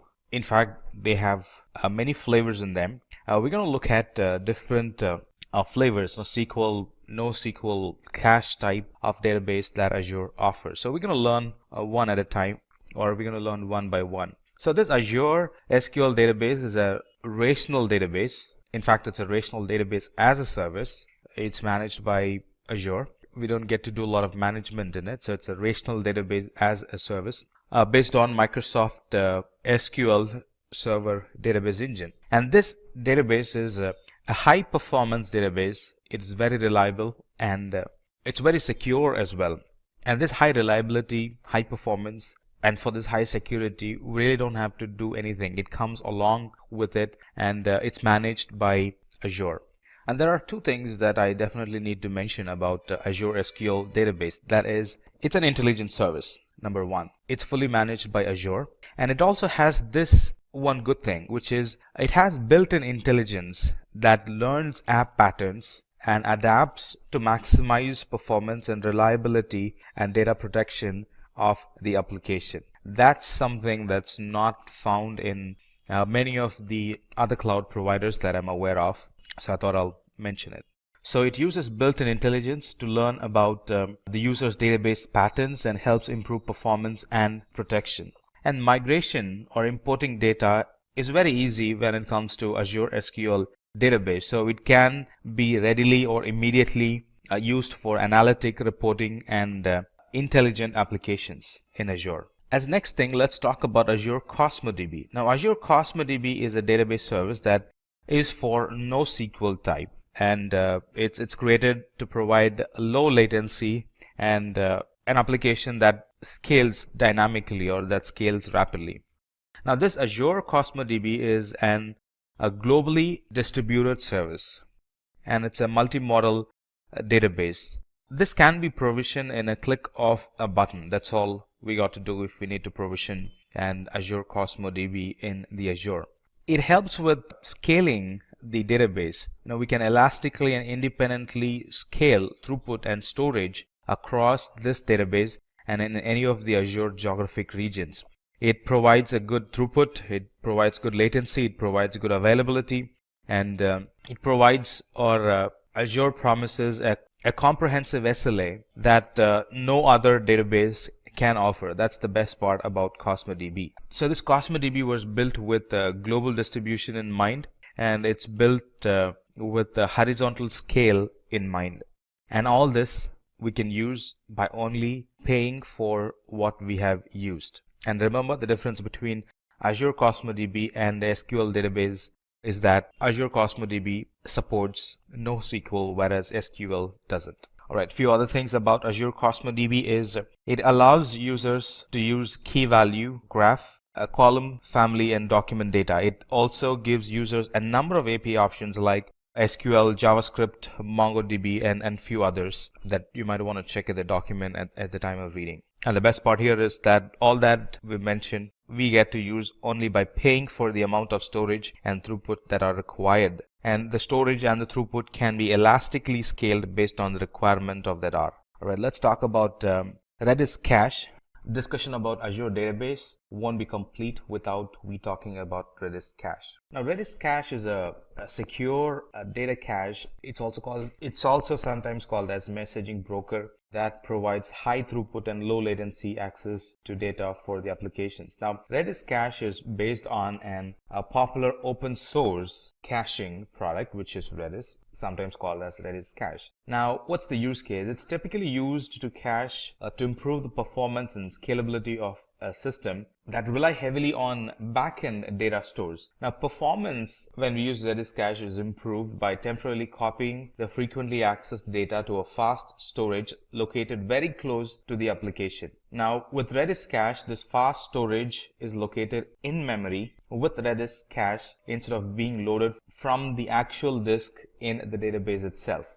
Now, this Redis Cache can also be used as an in-memory data structure store. Not only that, it can be used as a distributed non-relational database and a message broker. So there are a variety of use cases for this Redis Cache. And by using Redis Cache, the application performance is improved by taking advantage of the low latency and the high throughput performance that this Redis Cache engine provides. So to summarize, this Redis Cache, when we use Redis Cache, data is stored in the memory instead of the disk to ensure that there is high throughput and low latency when the application needs to read the data. It provides various levels of scaling without any downtime or interference. Now, this Redis Cache is actually backed by Redis server, and it supports string, hashes, linked list, and various other data structures. Now let's talk about security and identity services.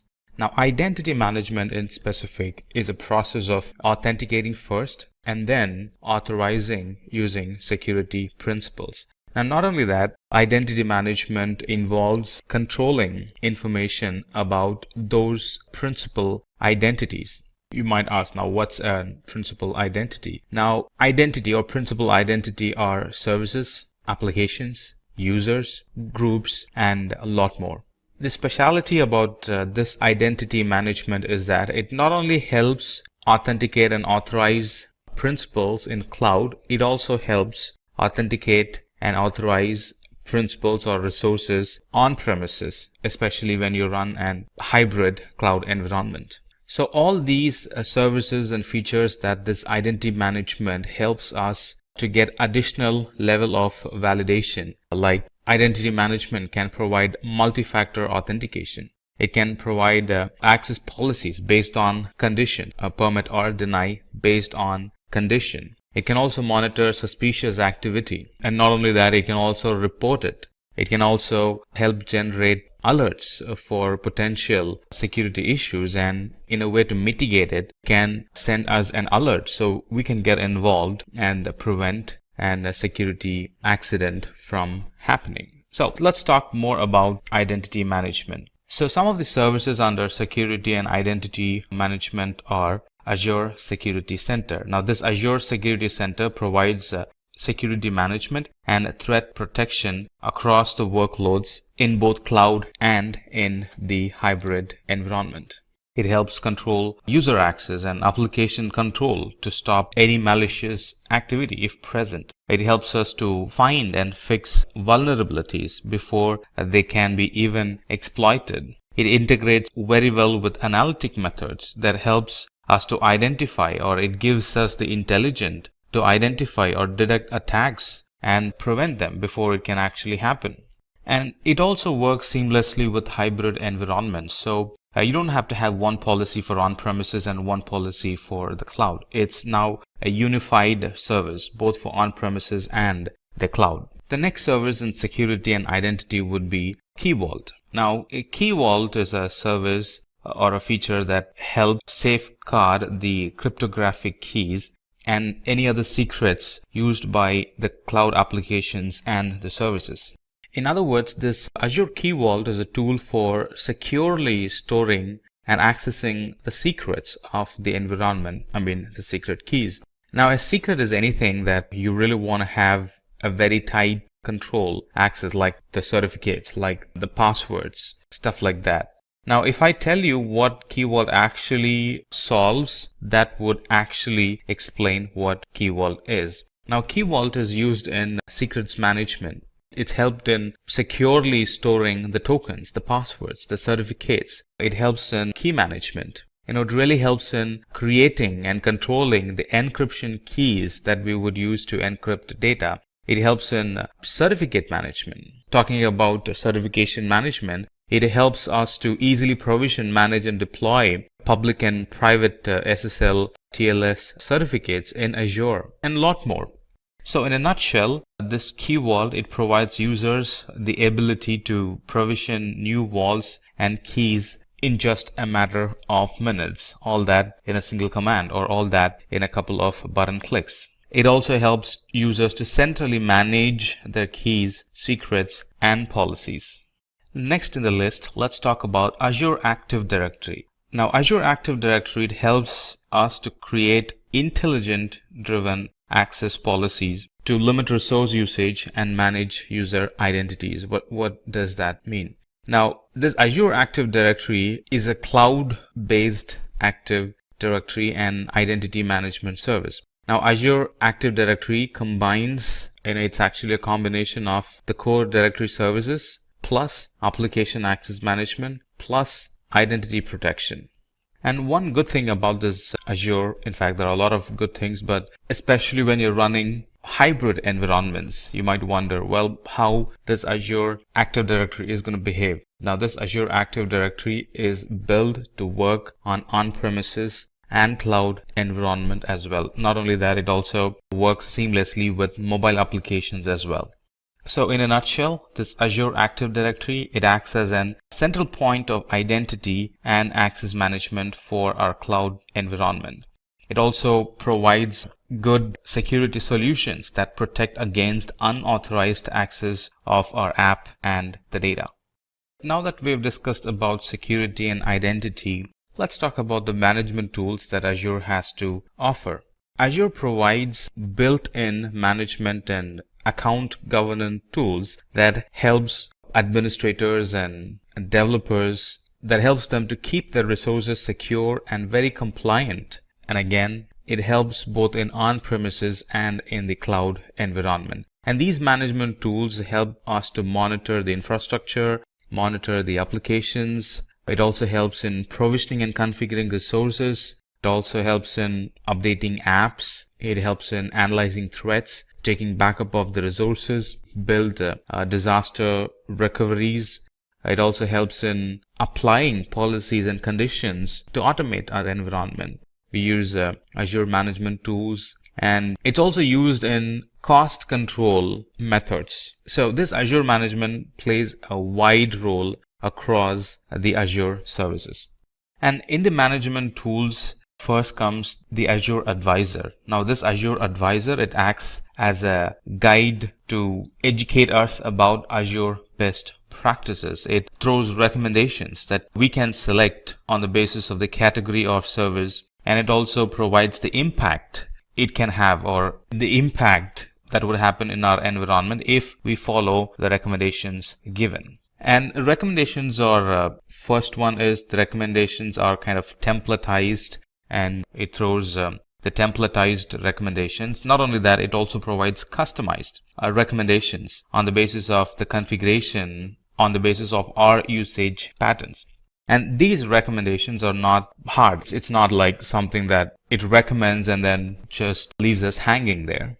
These recommendations provided are very easy to follow, very easy to implement and see results. You can think of Azure Advisor as a very personalized cloud consultant that helps you to follow best practices to optimize our deployments. It kind of analyzes our resources, our configurations, our usage, and then it recommends a solution for us that really helps in improving the cost effectiveness, improving the performance, improving high availability, and improving security in our Azure environment.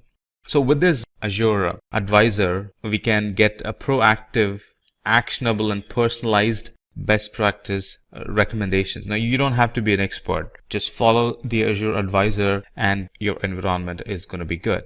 It also helps in improve the performance, security, high availability of our environment. And also it helps in bringing down the overall Azure spend.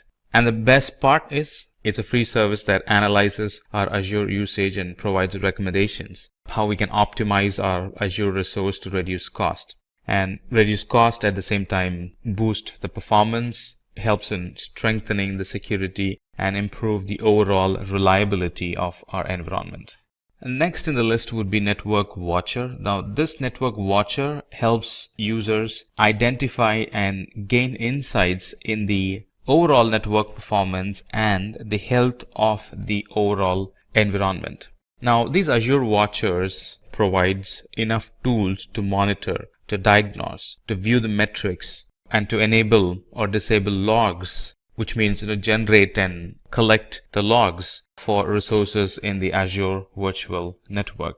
So with Network Watcher, you can monitor and diagnose issues in networking without even logging into the virtual machines. With just the logs, which are real time, we can actually come to a conclusion what could be wrong in a certain resource, in a VM or in a database, by just looking at the logs. And not only that, it's used for analytic or to gain some intelligence of what's happening in our network. We can gain a lot of insight to the current network traffic pattern using the security group flow logs that this Network Watcher offers.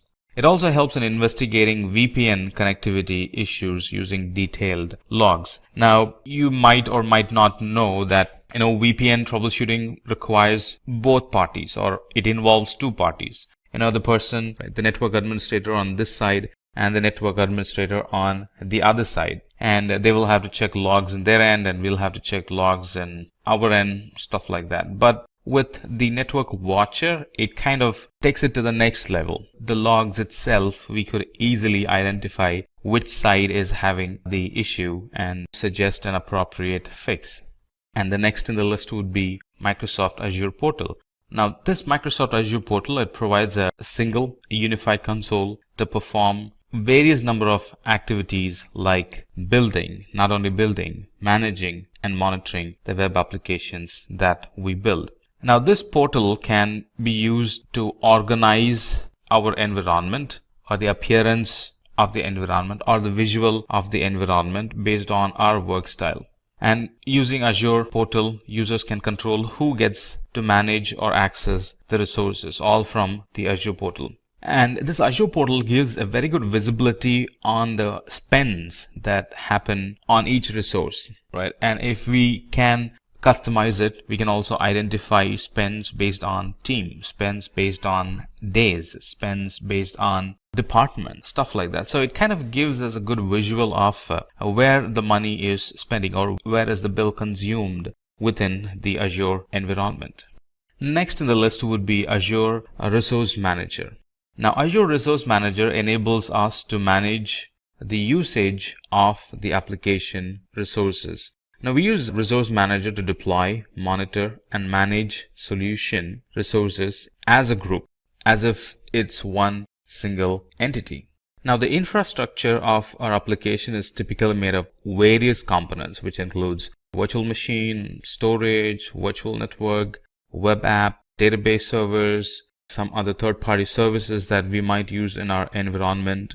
And they are by nature separate services. But with Azure Resource Manager, we don't see them as different components or different entities. Instead, we see them as related services in a group that supports an application. Now we kind of get the relation between them instead of letting them spread. Azure Resource Manager identifies the relation between them and helps us to visually see them all as one or single entity.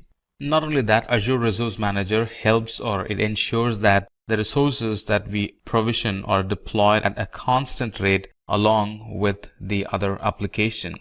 It also helps users to visually see their resources and how they are connected, and that helps in managing the resources a lot better.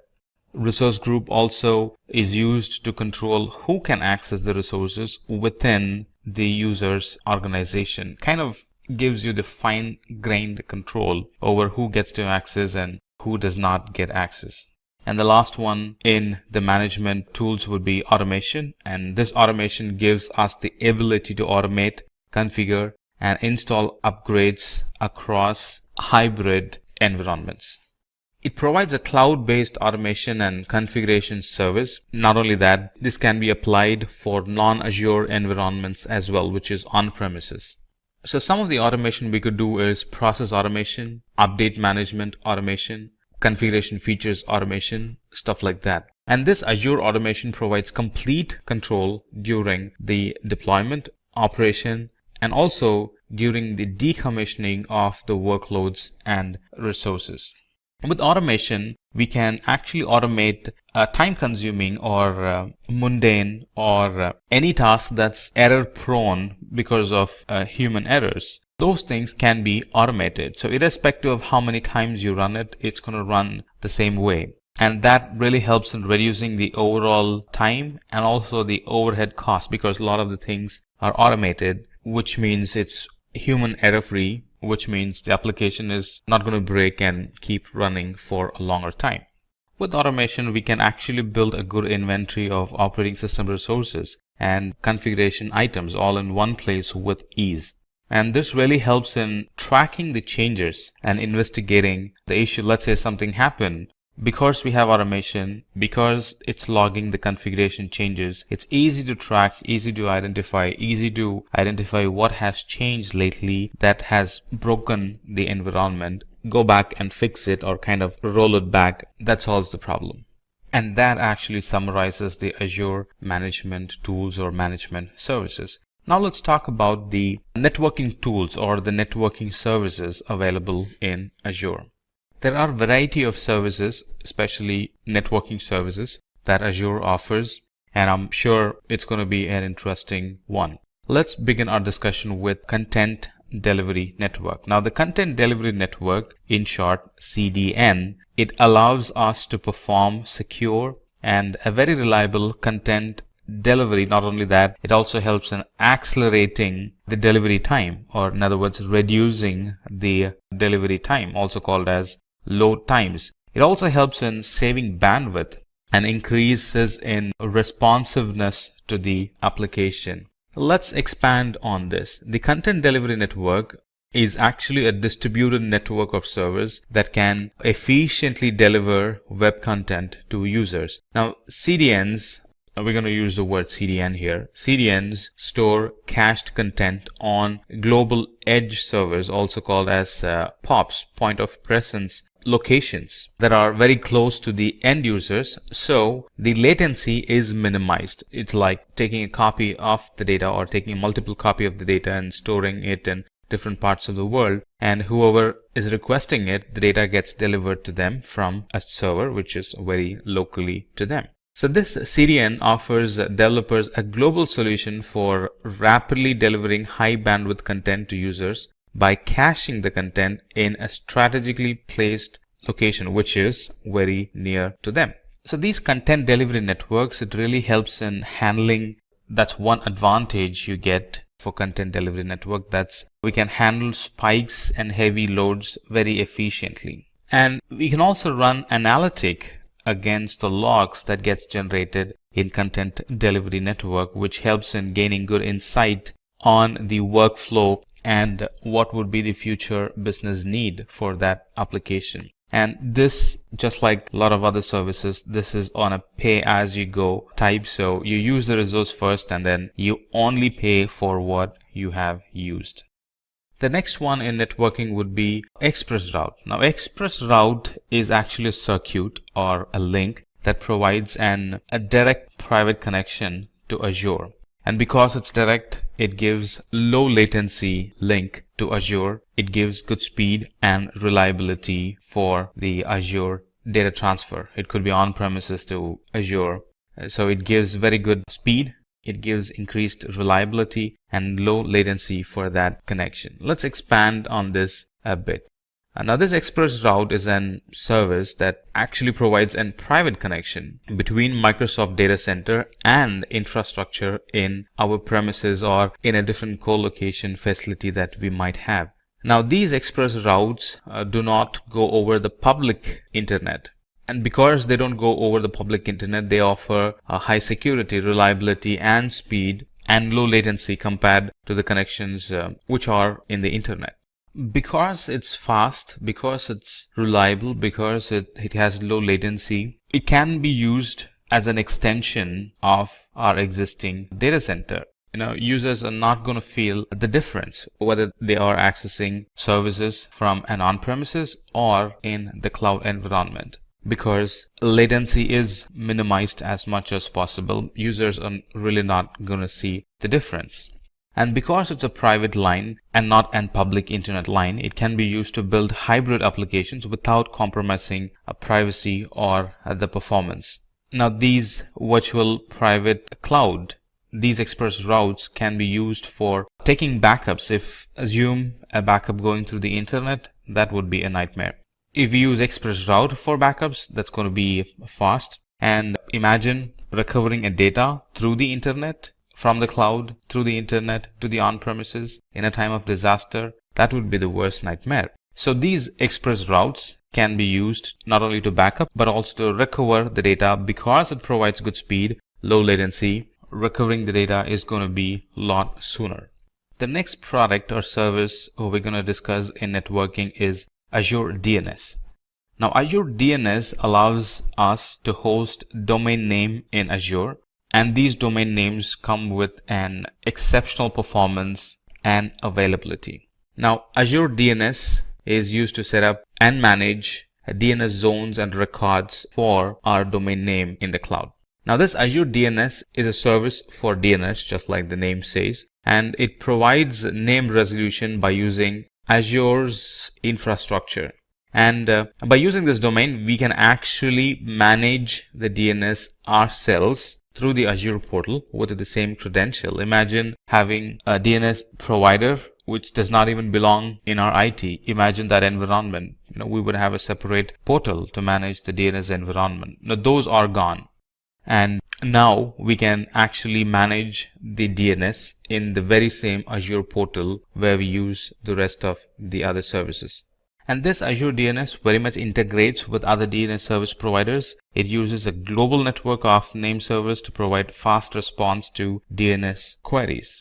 And these domains are having additional availability compared to the other domain service providers availability promises. These are going to have more availability than the rest because most of the servers are maintained by Microsoft, and it helps resolve sooner. It helps resyncing. Let's say a server fails, it kind of helps resyncing with the rest of the servers.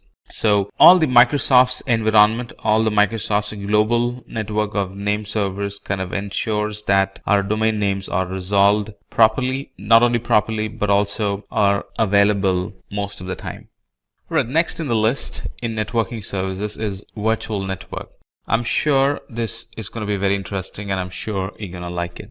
So this networking or virtual networking in Azure, it actually allows us to set up our own private cloud in the public cloud. It gives us an isolated and highly secure environment for our application. Let's expand on this. So this Azure Virtual Network helps us to provision Azure virtual machines, and it helps us to securely communicate with other on-premises and internet networks. It also helps in controlling the traffic that flows through or flows in and out of this virtual network to other virtual networks and to the internet. Now this Azure virtual network, sometimes called as VNet, is actually a representation of our own network in the cloud. It's actually a logical isolation of the Azure cloud dedicated to our subscription. All our environments are provisioned in a VNet that is separate from another customer's VNets. That way we have that logical separation there. So this virtual network can also be used to provision VPNs in the cloud, so we can connect the cloud and the on-premises infrastructure and a lot more, especially in an environment where we have hybrid environment. Surely we will be using virtual network because that's going to require a VPN for secure data transfer in and out of the cloud and in and out of the on-premises environment. Alright, so it kind of gives us a boundary for all the resources. So all the traffic between the Azure resources, they kind of logically stay in between or logically stay within the Azure virtual network. And here we can design the network. It's given over to us. You can pick the IP, you can pick the routing, you can pick the subnet. A lot of freedom is given, or I would say a lot of control on how the network is designed. It's not like something that's already cooked and we only get to use it. No, we can actually build the network from the scratch. We can pick the IP address that we like. We can pick which subnet needs to communicate with the other subnet, stuff like that. And like I said, if you are using hybrid environment, you definitely would be requiring a virtual network because it helps connect the on-premises and the cloud in a secure fashion using VPN. The last product we're going to discuss in networking is a load balancer. This load balancer actually provides application a good availability and a good network performance. So how does it work? It actually works by load balancing the traffic to and from the virtual machine and the cloud resources. Not only that, it also load balances between cloud and cross-premises virtual networks. With Azure Load Balancer, we can actually scale our application and create high availability for our services, which means our application will be available most of the time. If any of the server goes dead, the server does not get traffic. What happens if the server gets traffic? User is going to experience downtime. What happens if the server does not get traffic? User won't experience any downtime. The connection is shifted to an healthy service, so the user experiences uptime all the time. So this load balancer supports inbound and outbound scenarios, and it provides low latency. It gives high throughput of the data transfer, and we can actually scale up the flow of the TCP and UDP connections from hundreds to thousands to even millions because we have a load balancer now in between the user and the application. So how does it operate? This load balancer actually receives the traffic and it load balances the traffic to the backend pool of instances connected to it according to the rule and the health probe that we set. That's how it maintains high availability. So what does load balancer help? It helps in creation of high available scalable application in the cloud in minutes. It can be used to automatically scale the environment with the increasing application traffic. And one feature of load balancer is to check the health of the user's application instance, and it removes or it stops sending the request to the unhealthy instance and kind of shifts that connection to the healthy instance. That way a user or a connection does not get stuck with an instance that's not healthy. That's all that you need to know about the networking services. Now let's talk about the storage services or the storage domain in Azure. Now Azure Storage in general is a Microsoft managed service providing cloud storage, which basically is highly available, secure, durable, scalable, and redundant because it's all managed by Azure. We don't get to manage a lot of it. And these Azure storages are a group of storage services. They cater different needs. And the storage products include Azure Blobs, which is actually an object storage. It includes Azure Data Lake. It includes Azure Files. As you see, it includes Azure Queues. It includes Azure Tables and a lot more. But let's start our discussion with Azure Store Simple. Azure Store Simple is an hybrid cloud storage solution that actually lowers the cost of storage to nearly 60% of how much you would be actually spending without using it. So Azure Simple Storage or Store Simple is an integrated storage solution that manages the storage task between on-premises and the cloud storage. What I really like about Azure is that it's built around a hybrid environment in mind. There are a lot of other cloud providers that are there where running an hybrid environment is a big challenge. You know, it has some compatibility. You won't be able to find an hybrid or a on-premises and cloud solution for your need, stuff like that. But with Azure, especially when it comes to storage, a lot of the things that we're going to see, it clearly is designed with hybrid environment in mind. All right, so let's come back and talk about Store Simple. So Store Simple is an very efficient, cost-effective, and a very easily manageable SAN, storage area networking solution in the cloud. I thought I'll throw in this information. The reason why it got Store Simple is really because it uses Store Simple 8000 series devices which are used in Azure Data Center. And this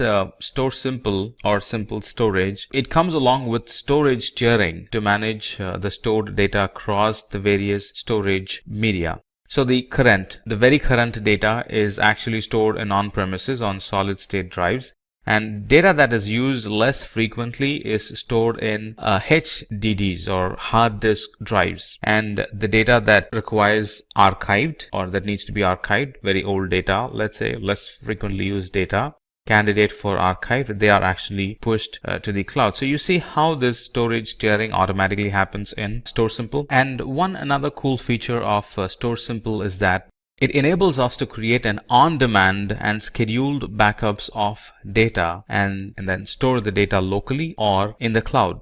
And these backups are actually taken in the form of incremental snapshot, which means that they can be created and restored quickly. It's not a complete backup, it's an incremental backup. And these cloud snapshots, they can be critically important when there is a disaster and when there is a disaster recovery scenario, because these snapshots can be called in and they can be put on storage systems and then they become the actual data. So recovering is faster if you have proper scheduled backups or if you have frequent backups. And this Storage Simple, it really helps in easing our backup mechanism, which means it kind of eases our disaster recovery steps or procedures as well. So this Store Simple, it can be used to automate data management, data migration, data movement, data tiering across the enterprise, both in cloud and on premises.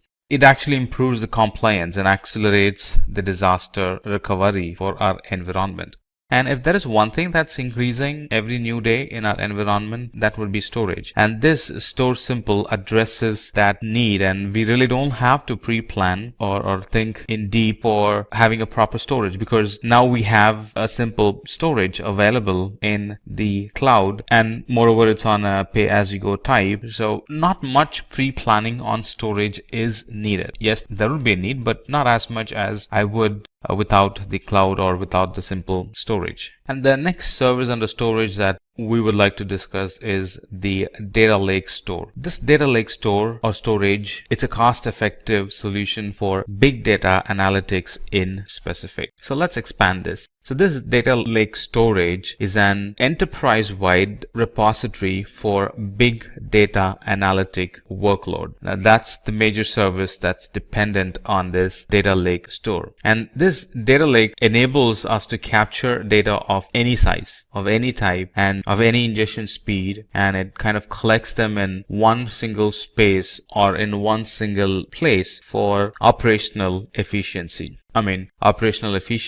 And for analytic purpose. Hadoop in Azure is very dependent on this data lake storage. And this data lake store is designed with performance for analytics in mind. So anytime you think of, or anytime you're using analytic in the cloud, or anytime you're using Hadoop in the cloud in Azure, we are definitely using, or we will be, to the most part, or the normal procedure, or the right storage to pick would be data lake store in Azure. It's designed with security in mind. So anytime we use Azure storage, we can be rest assured that we are using storage from within a data center which was built with security in mind. So this data store also uses Azure Blob storage behind the scenes for global scale, durability, and for performance. Let's talk about blob storage. Now, blob storage provides large amount of storage and scalability. Now, this blob storage is the object storage solution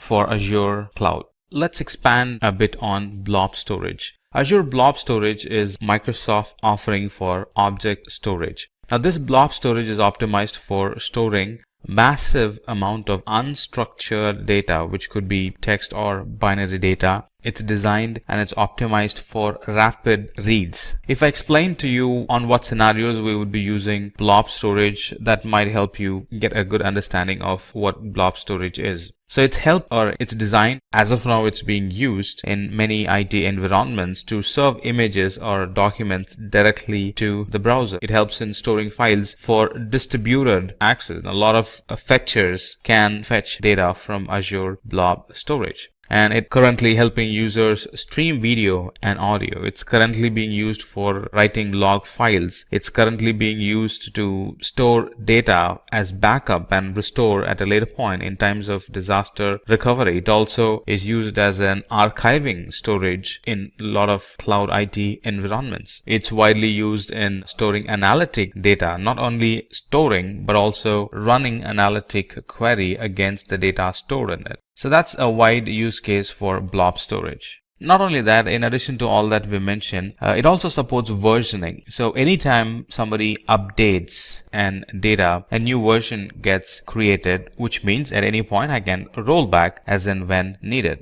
And it provides a lot of flexibility on optimizing the user's storage need. It also supports tiering of the data. So based on need, when I actually explore, I would find a lot of options I can pick from that suits to my unique storage environment or unique storage need. And like I said, it stores unstructured data, and this unstructured data is available for customers through REST-based object storage environment. The next product and storage service would be queue storage. Now, queue storage provides durable queues for large volume cloud services. It's a very simple and a cost-effective, durable messaging queue for large workloads. Let's expand this queue storage for a moment. Now, this queue storage is a service for storing large amount of messages that can be accessed from anywhere in the world through HTTP and HTTPS calls. A single queue or a single queue message can be up to like 24 KB in size, and a single queue can contain millions of such 24 KB in size messages. And how much can it hold? It can hold up to the total capacity of the storage account itself. So that's kind of easy to translate. How much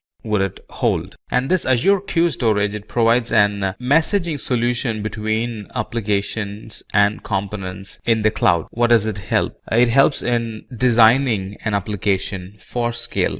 It helps in decoupling the application. So, it's not very dependent, or sometimes it's not at all dependent on the other application, because now we have a queue in between which kind of translates, or which kind of connects, or which kind of decouples both the environment. Now we have a queue in between, both the environment can scale up or scale down independently. The next in the storage service would be file storage. Let's talk about file storage. Now, these Azure files provide secure, simple, and managed cloud file shares. Now, with file share in the cloud, it actually extends the user server's on-premises performance and capacity. And a lot of familiar tools for the cloud file share management can be used along with the file storage that we're talking about. So let's expand a bit on file storage. Now, this Azure Files or Azure File Storage offers a fully managed file shares in the cloud that can be accessed via the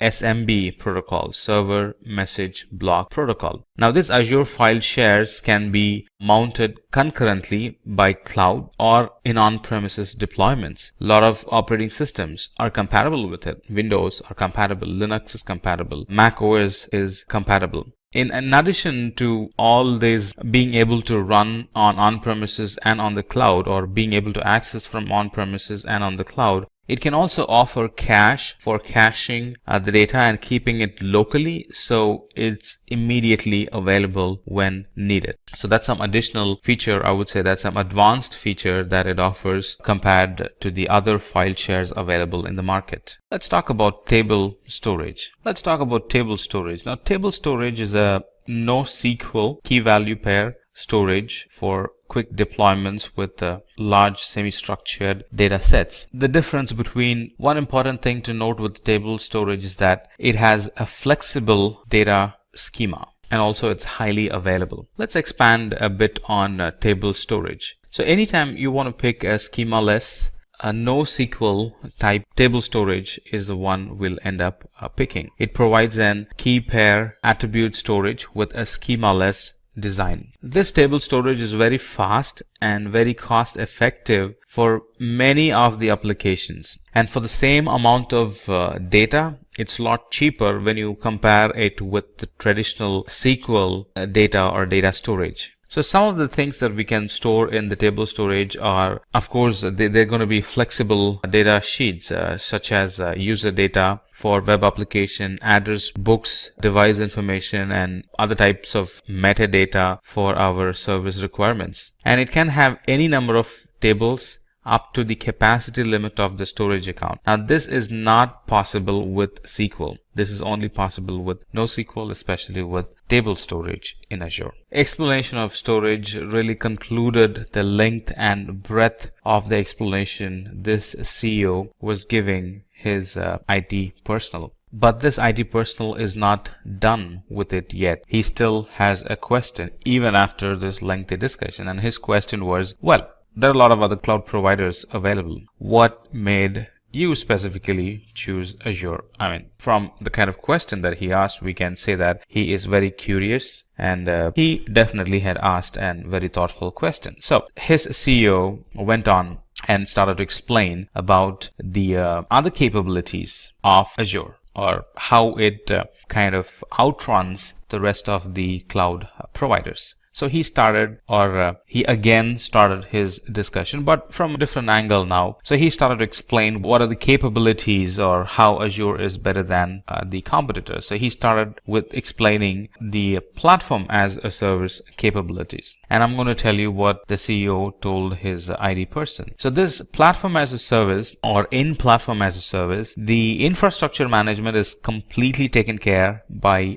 Microsoft, allowing users to focus completely on the innovation. No more infrastructure management responsibilities. Go and focus on innovation. That's a fancy way of saying it. When we buy platform as a service, that's what we get. We can contribute our time on innovation and not just maintaining the infrastructure. And Azure especially is .NET friendly. Azure supports the .NET programming language, and it is built or designed, or it is optimized to work with old and new applications deployed using .NET programming framework. So if your application is .NET, most of the time you would end up picking Azure. I mean, if you try to compare, most of the time you would end up picking Azure as your cloud service provider. And the security offerings that Azure offers is it's designed based on the security development lifecycle, which is an industry-leading assurance process. When we buy services from Azure, it assures that the environment is designed based on security development lifecycle. And like I mentioned many times in the past, and I would like to mention it again, Azure has well thought about the hybrid environments, which a lot of other cloud providers have failed. So it's very easy to set up an hybrid environment to migrate the data or not to migrate the data and still run a hybrid environment. They work seamlessly with Azure because Azure provides seamless connection across on-premises data centers and the public cloud. It also has a very gentle learning curve. If you look at the documentation, it's picture rich and the documentations are neat and clear. It would encourage you to learn more. It would encourage you to think and imagine and try easily get a grasp of how services work. So it has a very gentle learning curve. Azure allows the utilization of technologies that several businesses have used for years. So there is a big history behind it. It has a very gentle learning curve. The certifications, the documentations, the stage-by-stage certification levels, it's all very gentle learning curve, which is generally missing in other cloud service providers. Now, this would really impress the CTOs or people working in finance and budgeting. If an organization is already using Microsoft software, they can definitely go and avail or be bold and ask for a discount that can reduce the overall Azure spending. In other words, overall pricing of the Azure. So that's what helped, or they are the information that helped the CEO pick Azure as his cloud service provider. And then the CEO goes on and talks about the different companies that are currently using Azure, and they are definitely using Azure for a reason, like Pixar, Boeing, Samsung, EasyJet, Xerox, BMW, 3M. They are major multinational, multi-billion companies. They rely, run, operate their IT in Azure. And this CEO has a thought that his IT person is still not very convinced unless and until he shows him a visual of how easy things are in Azure. So he goes on and explains about a practical application of Azure,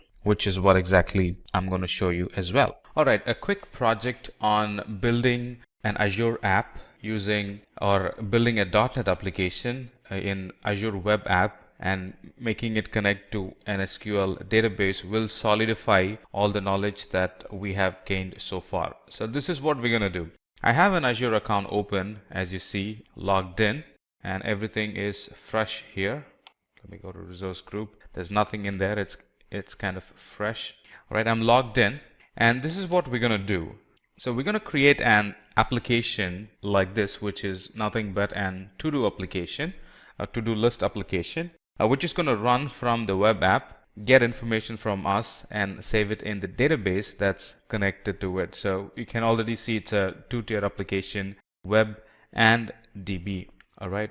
So let me go back to my Azure account. The first thing is to create an resource group.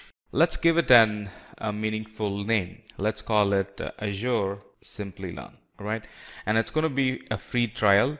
And the location, pick one that's nearest to you or wherever you want to launch your application. Now for this use case, I'm going to pick Central US and create. It's going to take a while to get created. There you go. It's created. It's called Azure Simplilearn. Now what do we need? We need an web app and a separate SQL database. Let's first get our web app running. So go to App Services and then click on Add. It's not the web app plus SQL that we want. We want web app alone for this example. So let's create an web app. Give it a quick name. Let's call it Azure Simplilearn. The subscription is free trial. And I'm going to use my existing resource group, a resource group that we created some time back. It's going to run out of Windows, and we're going to publish the code all set, we can create it. All right, while this is running, let me create my database. Right, SQL database, create a database, give it a name. Let's call it Azure Simplilearn DB. Put it in our existing resource group that we created. It's going to be a blank database, right? And it's going to require some settings like the name of the server and the admin login, the password that goes along, and in which location this is going to be created. The server name is going to be Azure Simplilearn DB. That's the server name. And the admin login can be, what can be the admin login name? Let's see. So let's call it Simplilearn. That's my admin login name. And let me pick a password. Click on create. So what have we done so far? We have created an web app and we have created a database in the resource group that we have created. So if I go to resource group, it's going to take some time before things show up. So if I go to my resource group, I only have one resource group as of now, Azure Simplilearn, and there I have a bunch of resources being created. It's still being created. All right. In the meantime, I have my application right here that's running out of or that's in Visual Studio as of now, right? So once the infrastructure is set and ready in the Azure console, we're going to go back to Visual Studio, feed these inputs in the Visual Studio so the code knows what the database is, the credentials to log into the database, stuff like that. So we're going to feed those information in Visual Studio. By that, we're actually feeding it into the application, and then we're going to run it from there. Deploying these applications takes quite a while. We really got to be patient. Right, now we have all the resources that we need for the application to run. Here's my database, and here's my app service. There's one more thing we need to do, that is create an firewall exception rule. So one more thing needed is to create an firewall exception rule, right? So the application is going to run from my local desktop and it's going to connect to the database, right? So let's add an exception rule by simply adding the client IP. It's going to pick my IP, the IP of the laptop I'm using as of now, and it's going to create an exception to access the database. So that's done. Now we can go back to our Visual Studio. I already have a couple of apps running or a couple of configurations pushed from Visual Studio. I'm going to clean that up. If you're doing it for the first time, you may not need to do this. Alright, so let's start from the scratch.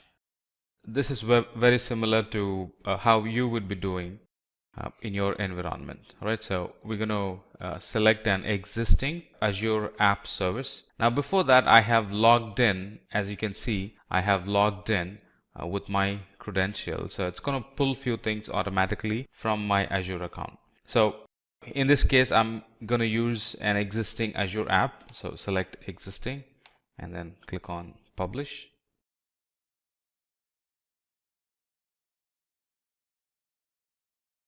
All right, if you recall, these are the very same resources that we created a while back.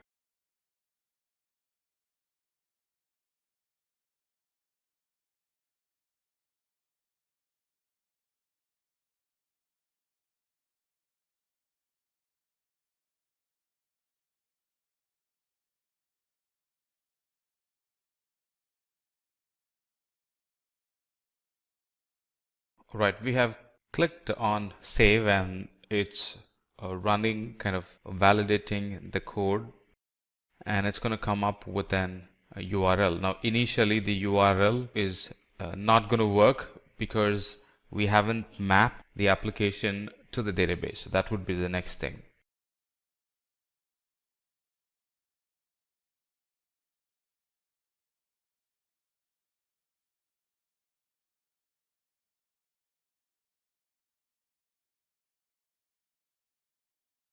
Alright, so the app has been published and it's running from my web app as of now. It's going to throw an error. Like you see, it's throwing an error. That's because we haven't mapped the app and the DB together. So let's do that. All right, let's do that. So let's go to Server Explorer.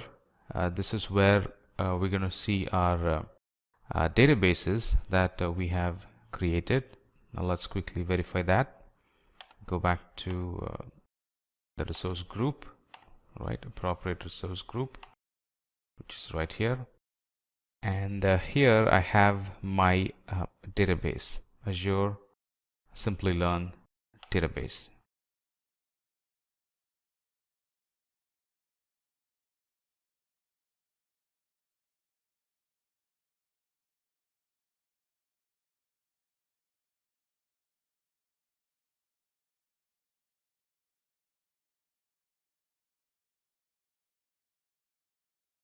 Right, it has some issues connecting to my database. Give me a quick moment. Let's fix it.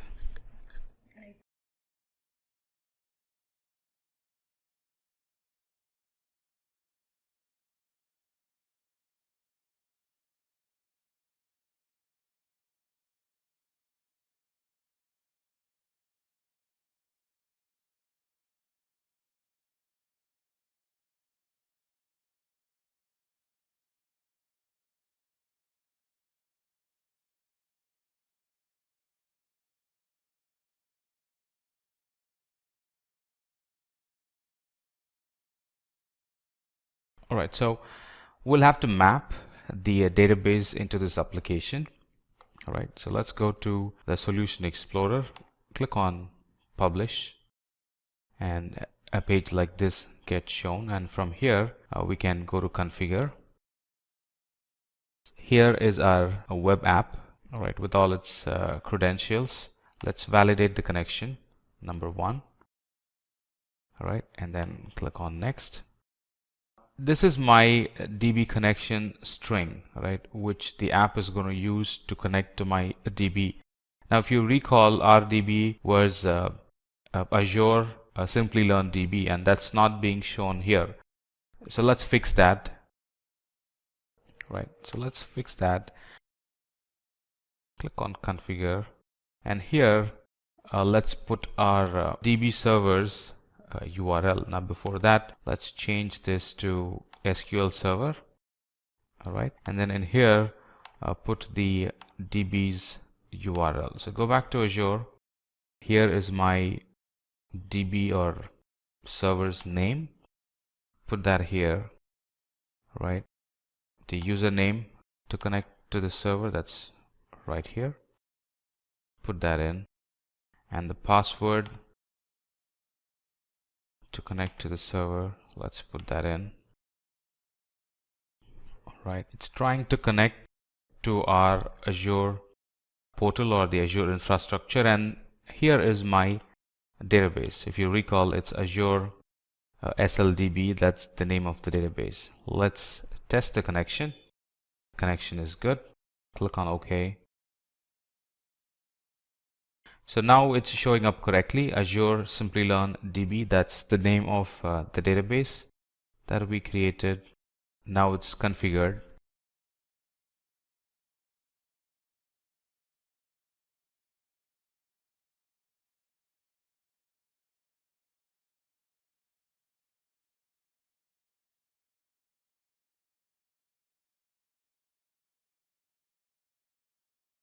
All right, let's modify the data connections.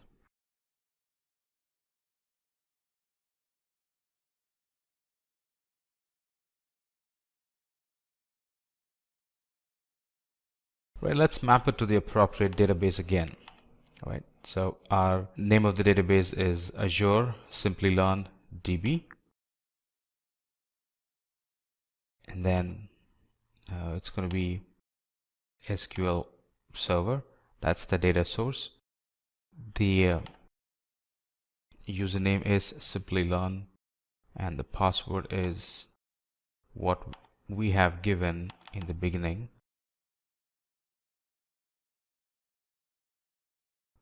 All right, let's validate the connection. It's good. Click OK.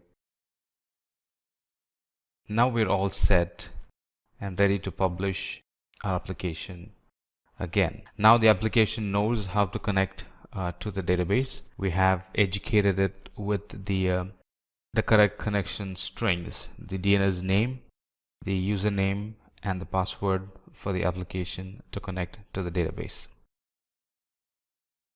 So Visual Studio is building this project, and once it is up and running, we'll be prompted with an URL to connect, and anytime we give inputs to the URL, that's going to receive the input and save it in the database.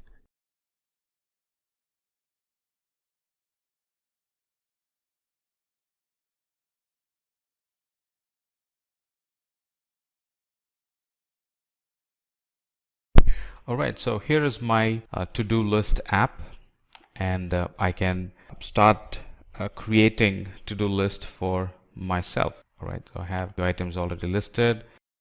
I can create an entry, and these entries get stored in the database. I can create another entry, take the dog for a walk, that's gonna get stored.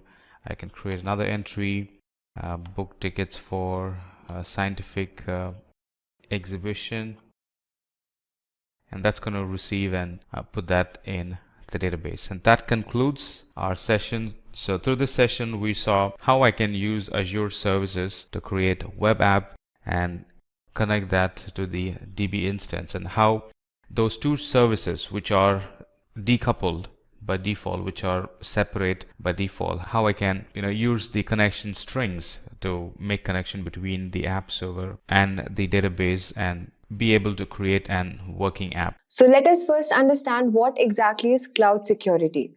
Cloud security is a set of tools and practices designed to protect businesses from threats both inside and outside the organization. As companies move to use more online tools and services, ensuring that cloud security is essential. Let's start with a simple case study. Imagine an IT consulting firm. The owner, Alex, decides to move the company's operation to the cloud to streamline project management, client interactions, and data storage. Alex chooses a cloud service provider to host all the data and application. But here's the thing, the internet can be a dangerous place. Just like you would want to protect your home from burglars, Alex needs to protect his business from cyber criminals who might try to steal sensitive client data or disrupt services. This is where cloud security comes in. Cloud security involves using various tools and practices to keep your data safe, ensure only authorized people can access it, and protect it from the potential threats. For Alex, this means making sure that the client's information is encrypted, so even if someone intercepts it, they can't read it. Setting up strong passwords and multi-factor authentication to make sure only the right people have access, and regularly updating software to fix any security weaknesses. So in simple terms, cloud security is like having a high-tech security system for your online and data applications. It's about making sure your valuable information is safe and sound, just like you would protect your most prized possessions. But why is cloud security so important? Lately, terms like digital transformation and cloud migration are often heard in businesses. These terms mean different things to different companies, but then they both highlight the need to change. As businesses adopt these new technologies to improve their operations, they face new challenges in keeping everything secure while maintaining productivity. Modern technologies allows businesses to work beyond traditional office setups, but switching to cloud-based systems can be risky if not done correctly. To get the best results, businesses need to understand how to use these technologies safely and effectively. This means finding the right balance between using advanced cloud tools and ensuring strong security practices are in the place. Before we jump in, let's talk briefly why the cloud is such a game changer. Cloud computing offers on-demand self-service. broad network access, rapid elasticity, and scalable resources, making it incredibly convenient for businesses. You can access resources from anywhere, scale up or down based on your needs, and enjoy a flexible and efficient computing environment. However, these benefits can introduce unique security challenges that needs to be addressed. Data breaches. Encryption is your best friend. Make sure that your data is encrypted both at rest and transit. Think of it like this. If someone steals a lockbox but doesn't have the key, they can't access what's inside. Access controls. Only authorized users can access sensitive data. Use role-based access control RBAC and multi-factor authentication MFA to make this happen. It's like having a bouncer at a VIP party, only the right people get in. Then we have insecure APIs. Secure coding practices. Always use secure coding practices to protect your APIs. Validate inputs and use proper authentication. It's like making sure your doors and windows are locked tight. Regular audits. Regularly audit your APIs for vulnerabilities. Think of it as a routine checkup to keep everything is on top shape. Then we have insider threats. To overcome this, we have monitoring activities. Keep an eye on what's happening within your organization. Use monitoring tools to detect unusual activities. It's like having security cameras inside your premises. Employee training. Educate your employees about security's best practices. Sometimes a simple mistake can lead to big problems. Training is the first line of defense. The next threat we have is the denial of service attacks. Traffic management. Use traffic management tools to filter out malicious traffic. It's like having a floodgate to control the flow of water and keep out the bad stuff. Redundancy and load balancing. Implement redundancy and load balancing to ensure your system can handle sudden spikes in traffic. It's like having multiple lanes on a highway to prevent traffic jams. Then we have advanced persistent threats, APTs. To overcome this, we should ensure continuous monitoring. Always monitor your system for any signs of intrusion. Use advanced security measures to detect and respond to threats quickly. Think of it as having a night watchman on duty 24/7. Then we have incident response plans. Having a plan in place to respond to security incidents. It's like having an emergency drill. You'll know exactly what to do if something goes wrong. Best practices. Here are some of the best practices to enhance cloud security. At first, implement strong access controls. Use multi-factor authentication and limit access based on rules to ensure that users only have the permission they need. Regularly update and patch systems. Keep your systems up to date with the latest patches to close vulnerabilities that could be exploited by attackers. Then we have employee training. Educate your employees on security's best practices, such as recognizing phishing attempts and creating strong passwords. Then we have network segmentation. Divide your network into smaller, more secure zones to limit the impact of potential breaches. Monitoring and logging. Continuously monitor your environment and maintain detailed logs to detect and respond to threats promptly. Cloud security is an ongoing effort that requires vigilance, right tools, and a commitment to best practices. By staying informed, using the right security measures, and following best practices, you can protect your cloud environment from threats.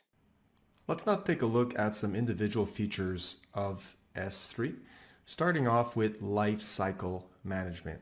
So lifecycle management is very interesting because it allows us to come up with a predefined rule that will help us automate the transitioning of objects from one storage class to another without us having to manually copy things over. Of course, you could imagine how time-consuming that would be if we had to do this manually. So we're going to see this very soon in a lab. However, let me discuss how this works. So once it's basically a graphical user interface. It's very, very simple to use once you come up with these lifecycle management rules. But you're going to define two things. You're going to define the transition action and the expiration action. So the transition action is going to be something like, well, I want to transition an object from, maybe it's all objects, or maybe it's just a specific type of object in a folder, example, that has a specific prefix, from one storage class, let's say standard, to standard inactive or infrequent access.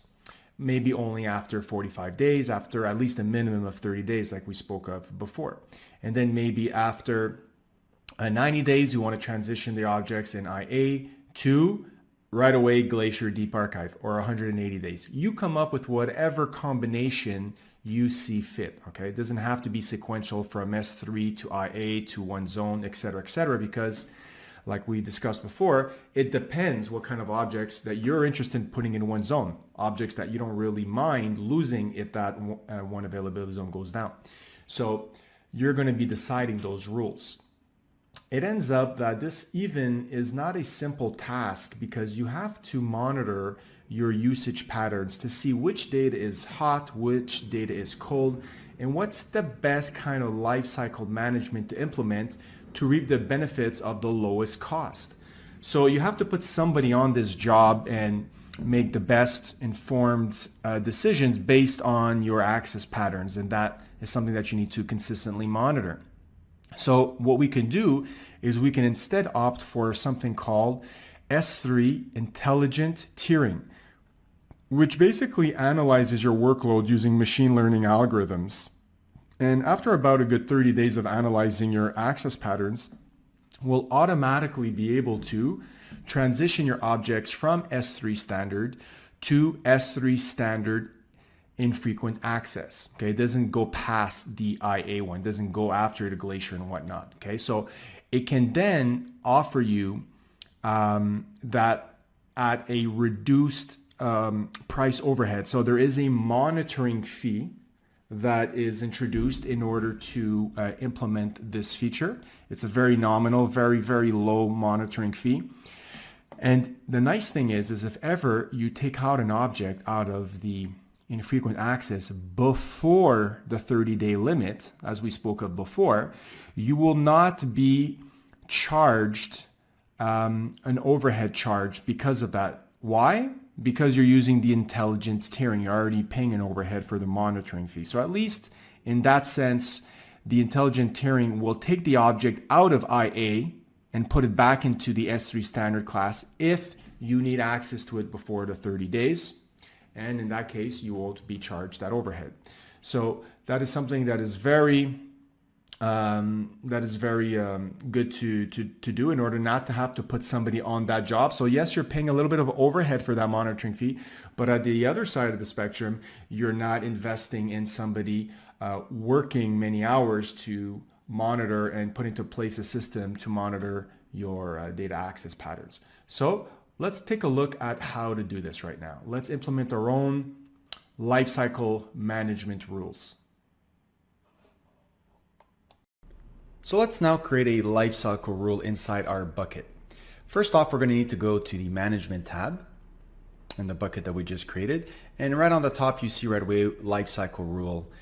We're going to create lifecycle rule and we're going to name it. So I'm just going to say something very simple, like Simplilearn lifecycle rule.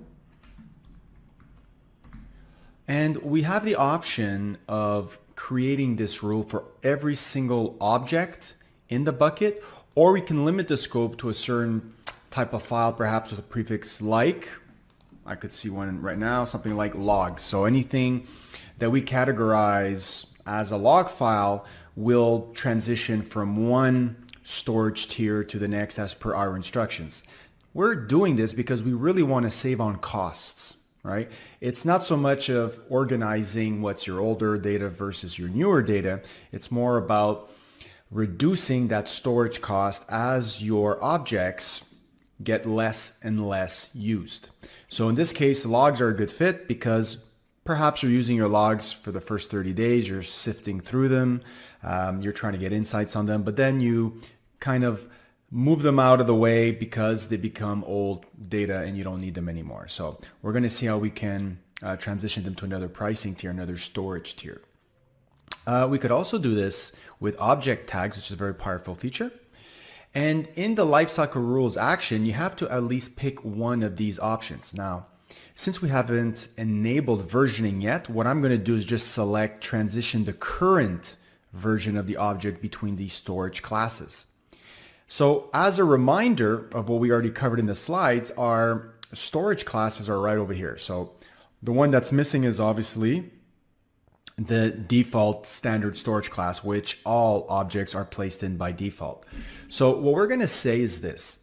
We want our objects that are in the default standard storage class to go to the standard inactive access storage class after 30 days. And that'll give us a nice discount on those objects being stored. Then we want to add another transition. And let's say we want to transition them to Glacier after 90 days. And then as a big finale, we want to go to Glacier Deep Archive. You can see the rest are grayed out. Wouldn't make sense to go back. And maybe after 180 days, we want to go there. Okay.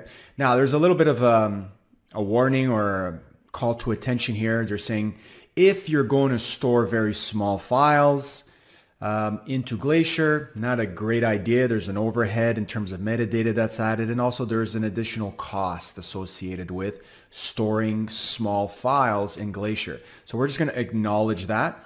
Of course, for the demonstration, that's fine. In real life, you don't want to store very big tar files or zip files that had, one or more log files in there. Okay, that would bypass that surcharge that you would get.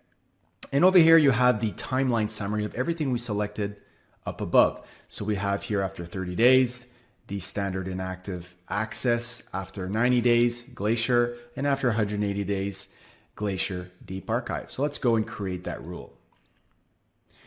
All right, so we see that the rule is already enabled, and at any time you could go back and disable this if ever you had a reason to do so. We can easily delete it as well, or view the details and edit it as well. So if we go back to our bucket, now what I've done is created that prefix with the /logs.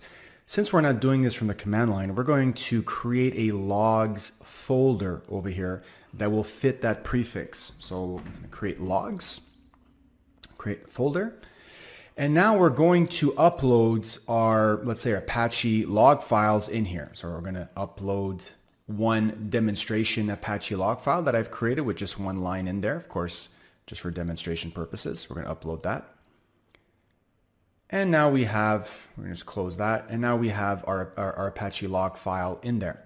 So what's going to happen, because we have that lifecycle rule in place, after 30 days, any file that has the logs prefix, or basically is placed inside this folder, will be transitioned as per that lifecycle rule policy that we just created. So congratulations, you just created your first S3 lifecycle rule policy. Let's now move over to bucket policies. So bucket policies are going to allow or deny access to not only the bucket itself, but the objects within those buckets to either specific users or other services that are inside the AWS network. Now, these policies fall under the category of IAM policy. So IAM stands for Identity and Access Management. And this is a whole other topic that deals with security at large. So there are no services in AWS which are allowed to access other services or data, for example, within S3 without you explicitly allowing it through these IAM policies. So one of the ways we do that is by attaching one of these policies which are written in a JSON format. So it's a text file that we write. At the end of the day, that's the artifact, and that's a good thing because we can use that artifact and we can configuration control it in our source control and version it and put it alongside our source code. So when we deploy everything, it is part of our deployment package. So in this case here, we have several ways of doing this. We can use what's called the policy generator, which is a graphical user interface that allows us to simply click and point and populate certain text boxes, which will then generate that JSON document that will allow us to attach that to our S3 bucket. And that will determine, like I said, which users or services have access to whatever API actions are available for that resource. So we might say we want certain users to be able just to list the contents of this bucket, not necessarily be able to delete or upload new objects into that bucket. So you can get very fine-grained permissions based on the kind of actions you want to allow on this resource. So in order to really bring this home, let's go and perform our very own lab on this. Let's now see how to create an S3 bucket policy. Going back to our bucket, we're now going to go into permissions. So the whole point of coming up with a bucket policy is that we want to control who or what, the what being other services, have access to our bucket and our objects within our bucket. So there are several ways we can go about doing this. Let's edit a bucket policy. One, we can go and look at a whole bunch of pre-canned examples, which is a good thing to do. Two, we could actually go in here and code the JSON document ourselves, which is much more difficult, of course. So what we're going to do is we're going to look at a policy generator, which is really a form-based graphical user interface that allows us to generate, through the answers that we're going to give here, the JSON document for us. First question is, we got to select the policy type. Of course, we're dealing with S3, so it makes sense for us to create an S3 bucket policy. The two options available to us are allowing or denying access to our S3 bucket. Now, in this case here, we could get really fine-grained and specify certain kinds of services or certain kinds of users. But for the demonstration, we're just going to select star, which means anything or anybody can access this S3 bucket. All right. Now, depending on also the actions that we're going to allow. So in this case here, we can get very fine-grained, and we have all these checkboxes that we can check off to give access to certain kind of API action. So we can say we want to give access to, just deleting the bucket, which obviously is something very powerful. But you can get more fine-grained. As you can see, you have more of the getters over here, and you have more of the listing and the putting new objects in there as well. So you can get very fine-grained. Now, for demonstration purposes, we're going to say all actions. So this is a very broad and wide-ranging permission, something that you really should think twice about before doing. We're basically saying we want to allow everybody and anything, any service, all API actions on this S3 bucket. So that's no small thing. We need to specify the Amazon resource name, the ARN of that bucket specifically. So what we're going to do is go back to our bucket, and you can see here the bucket ARN. Okay, so we're just going to copy this, paste it in this policy generator, and just say add statement. You can see here kind of a resume of what we just did, and we're going to say generate policy. And this is where it creates for us, and make this a little bit bigger for us, it creates that JSON document. So we're going to take this, we're going to copy it, and we're going to paste it into the generator. Okay. Now, of course, we could flip this and change this to a deny, right? Which would basically say we don't want anybody to have access, or anything, any other service to have access to this S3 bucket. We could even say /* to also encapsulate all the objects within that bucket. So if I save this right now, you have a very ironclad S3 bucket policy, which basically denies all access to this bucket and the objects within. Of course, this is on the other side of the spectrum, very, very secure. So we might want to, for example, host a static website through our S3 bucket. So in this case here, allowing access would make more sense, right? So if I save changes, you see that we get an error here saying that we don't have permissions to do this. And the reason for that is because it realizes that this is extremely permissive. So in order to give access to every single object within this bucket, as in the case that I was stating of a static website being hosted on your S3 bucket, it would be much better to also at first enable that option. So I'm just going to duplicate the tab here.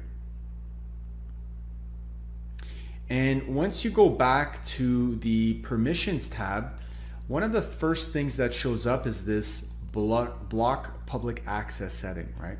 Right now it's completely blocked, and that's what's stopping us from saving our policy. We would have to go in here, unblock it, and save it, right? And it's also kind of like a double clutch feature. You have to confirm that just so you don't do that by accident, right? So now what you've effectively done is you've really opened up the floodgates to have public access to this bucket. It's something that can't be accidentally done. It's kind of like having to perform these two actions before the public access can be granted. Now, historically, this was something that AWS was guilty of, was making it too easy to have public access. So now we have this double clutch. Now that this is enabled or turned off, we can now save our changes here successfully. And you can see here that now it's publicly accessible, which is a big red flag that perhaps this is not something that you're interested in doing. Now, if you're hosting a public website and you want everybody just to have read access to every single object in your bucket, yes, this is fine. However, please make sure that you pay very close attention to this type of access flagged over here on the console. So congratulations, you just got introduced to your first bucket policy, a permissive one, but at least now you know how to go through that graphical user interface through the policy generator and create them and paste them inside your S3 bucket policy pane.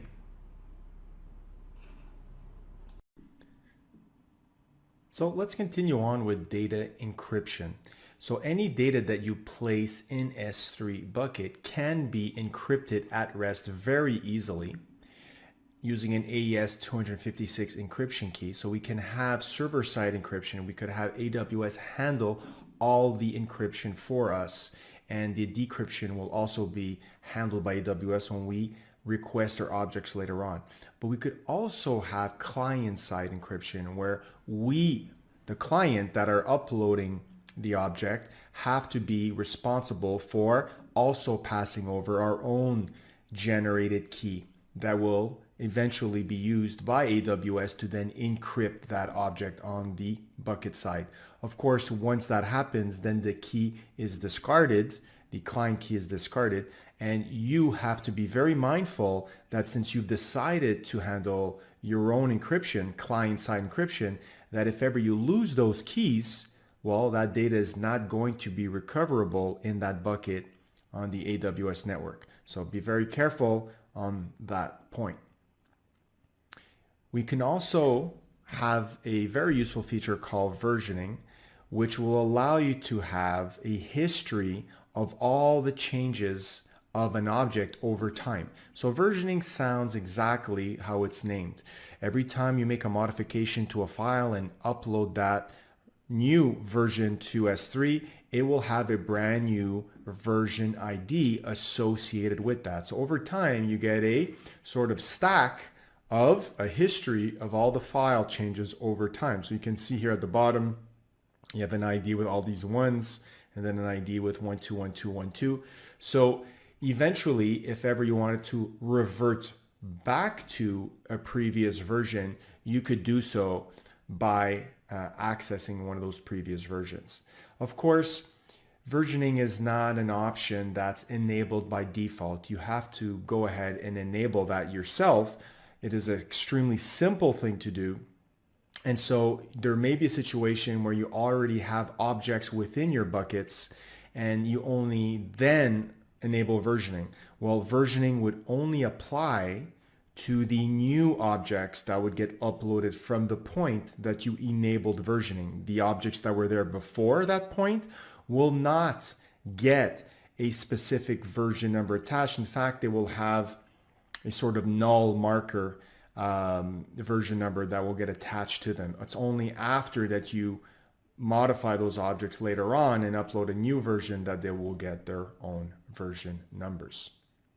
So right now, what we're going to be doing is a lab on actual versioning. So let's go ahead and do that right now. In this lab, we're going to see how to enable versioning in our buckets. Enable versioning is very easy. We're simply going to click on our bucket, go into properties, and there is going to be a bucket versioning section. We're going to click on edit and enable it. Once that's done, any new objects that are uploaded to that S3 bucket will now benefit from being tracked by a version number. So if you upload objects with the same file name after that, they'll each have a different version number. So you'll have version tracking, a history of the changes for that object. Let's actually go there and upload a new file.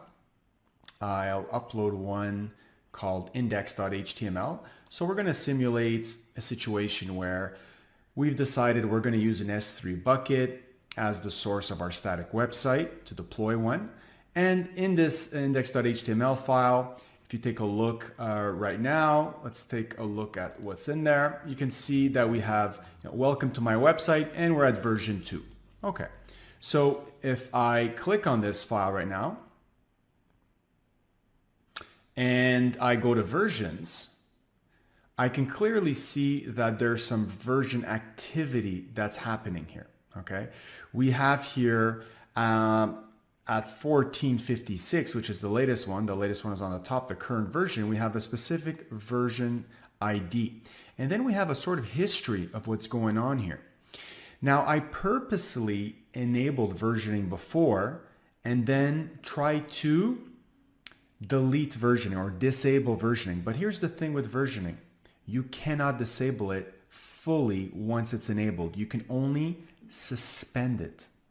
Right? Now, suspending means that whatever version numbers those objects had before you decided to suspend it will remain. So you can see I have an older version here that has an older version number. And at this point here, I decided to suspend versioning. And so what it does, instead of disabling the entire history, it puts what's called a delete marker. Okay? You could always roll back to that version if you want. Now, in the demonstration, when we started it together, I enabled it again. So you can see this is actually the brand new version number as we did it together, but you don't lose the history of previous versioning if ever you had suspended it before. So that's something to keep in mind, right? And it'll come up in the exam where they'll ask you, can you actually disable versioning once it's enabled? And the answer is no, you can only suspend it. And your history is still maintained. Now, we have that version there, and let's say I come to this file and I want to upgrade this, I don't know, I say version 3, right? And now what's going to happen is if I click on this version, just as the current one with version 2, and I open this, we should see version 2, which is fine. That's expected. If we go back to our bucket and upload that new version file, that has version 3 in there, the one I just modified, we should now see in that index.html file a brand new version that was created under the versions tab. And there you go, 1458, just 2 minutes after. You can see here we have a brand new version ID, right? And if I open this one, you can see version 3. So now you have a way to enable versioning very easily in your buckets, and you also have seen what happens when you want to suspend versioning, what happens to the history of those versions files before. Just to actually go back here to the properties where we enabled versioning in the first place, if I want to go back in here and disable it, like I said, you can't disable, you can only suspend, and that's where that delete marker gets placed, but all your previous versions retain their version ID. So don't forget that, because that will definitely be a question on your exam if you're interested in taking the certification exam. So congratulations, you just learned how to enable versioning. Let's move on to cross-region replication, or CRR as it is known. there will be many times when you find yourself with objects in a bucket and you want to share those objects with another bucket. Now that other bucket could be within the same account, could be within another account within the same region, or could be within a separate account in a different region. So there's varying levels of degree there. The good thing is all of those combinations are available. So CRR, if we're talking about cross-region replication, is really about replicating objects across regions, something that is not enabled by default because that will incur a replication charge because it's syncing objects across regions. Of course, you are spanning a very wide area network in that case, so there is a surcharge for that. Now, doing so is quite simple to do, but one of the things that we have to be mindful of is to give permissions for the source bucket, which has the originals, to allow for this copying of objects to the destination bucket. So if we're doing this across regions, of course, we would have to come up with IAM policies, and we would also have to exchange credentials in terms of IAM user credentials, in terms of account IDs and the such. We're going to be doing a demonstration in the same account, in the same region, but largely this would be the same steps if we were going to go cross region. So this is something you might find yourself doing if you want to share data with other entities in your company. Maybe you're a multinational and you want to have all your log files copied over to another bucket in another region for another team to analyze, to extract business insights from. Or it might just be that you want to aggregate data in a separate data lake in an S3 bucket in another region, or in like I said, it could be even in the same region or in the same account. So it's all about organizing, moving data around across objects, across these boundaries. And let's actually go through a demonstration and see how we can do CRR. Let's now see how we can perform cross-region replication. We're going to take all the new objects that are going to be uploaded in the Simplilearn S3 demo bucket, and we're going to replicate them into a destination bucket. So what we're first going to do is create a new bucket, okay? And we'll just tack on the number 2 here. And this will be our destination bucket where all those objects will be replicated to. We're going to demonstrate this within the same account, but it's the exact same steps when doing this across regions. One of the requirements when performing cross-region replication is to enable versioning. So if you don't do this, you can do it at a later time, but it is necessary to enable it at some point in time before coming up with a cross-region replication rule. All right, so let me create that bucket. And now after the bucket is created, I want to go to the source bucket and I want to configure under the management tab here a replication rule. So I'm going to create a replication rule, call it Simplilearn rep rule. And I'm going to enable this right off the bat. The source bucket, of course, is the Simplilearn S3 demo. We could apply this to all objects in the bucket or perform a filter once again. Let's keep it simple this time and apply to all objects in the bucket. Of course, caveat here, this will only now apply to any new objects that are uploaded into this source bucket and not the ones that are already pre-existing there. Okay. Now, in terms of a destination bucket, we want to select the one we just created. So we can choose a bucket in this account, or if we really want to go cross region or another account in another region, we could specify this and put in the account ID and the bucket name in that other account. So we're going to stay in the same account. We're going to browse and select the newly created bucket. And we're also going to need permissions for the source bucket to dump those objects into the destination bucket. So we can either create the role ahead of time or we can ask this user interface to create a new role for us. So we'll opt for that and we'll skip these additional features over here that we're not going to talk about in this demonstration. We're just going to save this. So that will create our replication rule that is automatically enabled for us right now. So let's take a look at the overview here. You can see it's been enabled. Just to double check, the destination bucket is the demo 2. We're talking about the same region. And again, here we could opt for additional parameters like different storage classes in the destination bucket that object is going to be deposited in, etc., etc. For now, we just created a simple rule. Now, if we go back to the original source bucket, which we're in right now, and we upload a new file,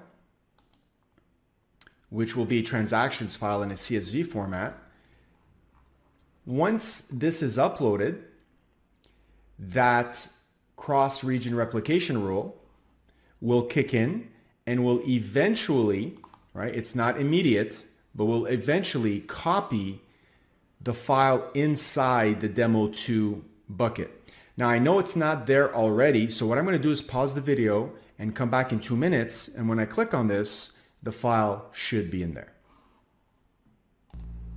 Okay, so let's now double check and make sure that object has been replicated. And there it is, been replicated as per our rule. So congratulations, you just learned how to perform your first same account S3 bucket region replication rule. Let's now take a look at transfer acceleration. So transfer acceleration is all about giving your end users the best possible experience when they're accessing information in your bucket. So you want to give them the lowest latency possible. You can imagine if you were serving a website and you wanted people to have the lowest latency possible. Of course, that's something that's very desirable. So in terms of traversing long distances, if you have your bucket that is in, for example, the US East 1 region in the United States, in the Virginia region, and you had users, let's say in London, that want to access those objects, of course, they would have to traverse a longer distance than users that were based in the United States. And so if you wanted to bring those objects closer to them in terms of latency, then we could take advantage of what's called the Amazon CloudFront Delivery Network, the CDN network, which extends the AWS backbone by providing what's called edge locations. So edge locations are really data centers that are placed in major city centers where our end users mostly are located, more densely populated areas, and your objects will be cached in those locations. So if we go back to the example of your end users being in London, well, they would be accessing a cached copy of those objects that were stored in the original bucket in the, for example, US East 1 region. Of course, you will get most likely a dramatic performance increase by enabling transfer acceleration. It's very simple to enable this. Just bear in mind that when you do so, that you will incur a charge for using this feature. The best thing to do is to show you how to go ahead and do this. So let's do that right now. Let's now take a look at how to enable transfer acceleration on our Simplilearn S3 demo bucket.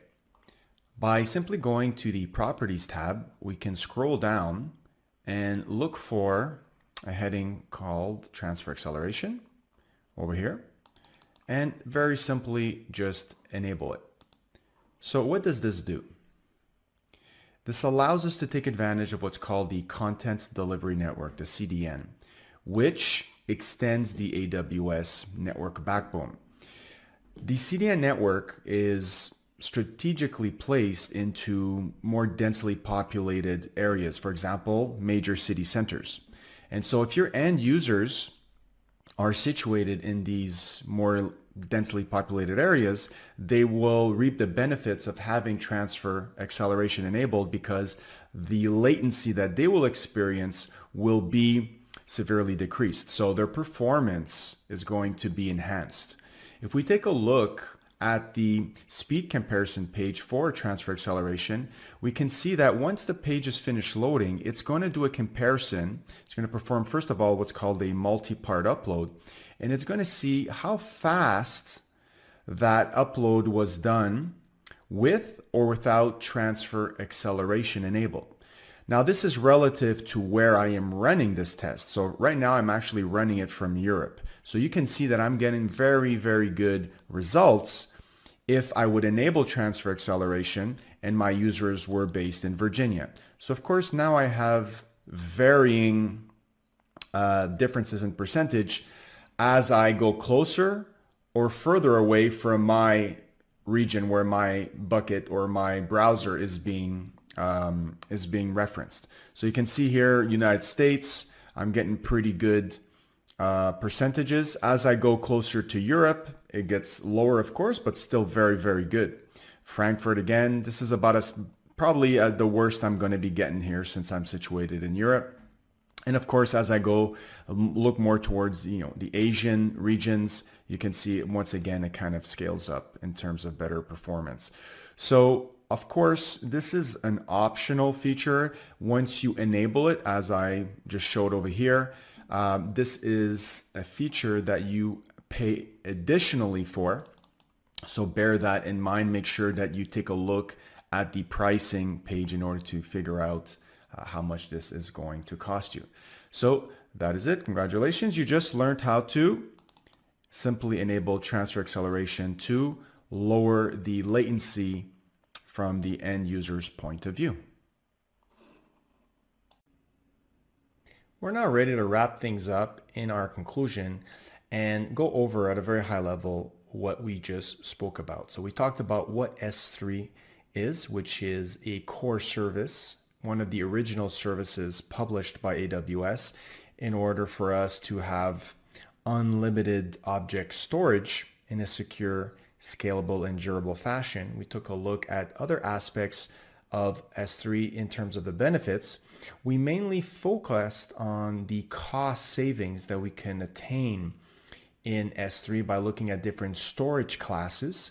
Now, of course, S3 is industry recognized as one of the cheapest object storage services out there that has the most features available.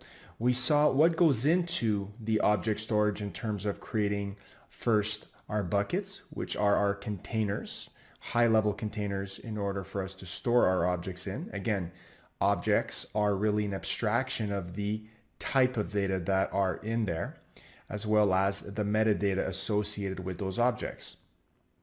We took a look at the different storage tiers, the default being the standard, all the way till the cheapest one, which is the Glacier, which are meant for long-term archived objects. For example, log files that you may hold on to for a couple of years, may not need to access routinely, and will have the cheapest pricing option by far. So we have many pricing tiers, and if you want to transition from one tier to the next, you would implement a lifecycle policy or use the intelligent tiering option that can do much of this for you. We took a look at some very interesting features, starting from the lifecycle management policies that we just talked about, all the way to versioning, cross-region replication, and transfer acceleration. So with this conclusion, you are now ready to at least start working with S3. Hello everybody, my name is Kent, and today we're going to be covering AWS Identity and Access Management, also known as IAM, tutorial by Simplilearn. So these are the topics which we'll be covering today.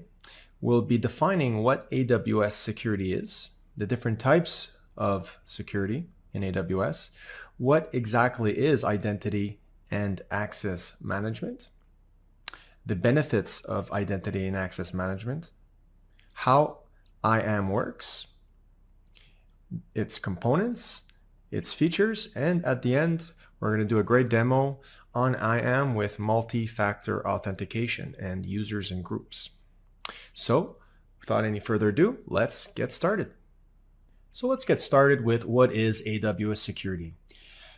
Your organization may span many regions or many accounts, and you may encompass hundreds, if not thousands, of different types of resources that need to be secured. And therefore, you're going to need a way to secure all that sensitive data in a consistent way across all those accounts in your organization while meeting any compliancy and confidentiality standards that have to be met. So for example, if you're dealing with healthcare data or credit card information or personal identification information like addresses, this is something that needs to be thought out across your organization. So of course we have individual services in AWS, which we will explore in this video. However, in order to govern the whole process at an organizational level, we have AWS Security Hub.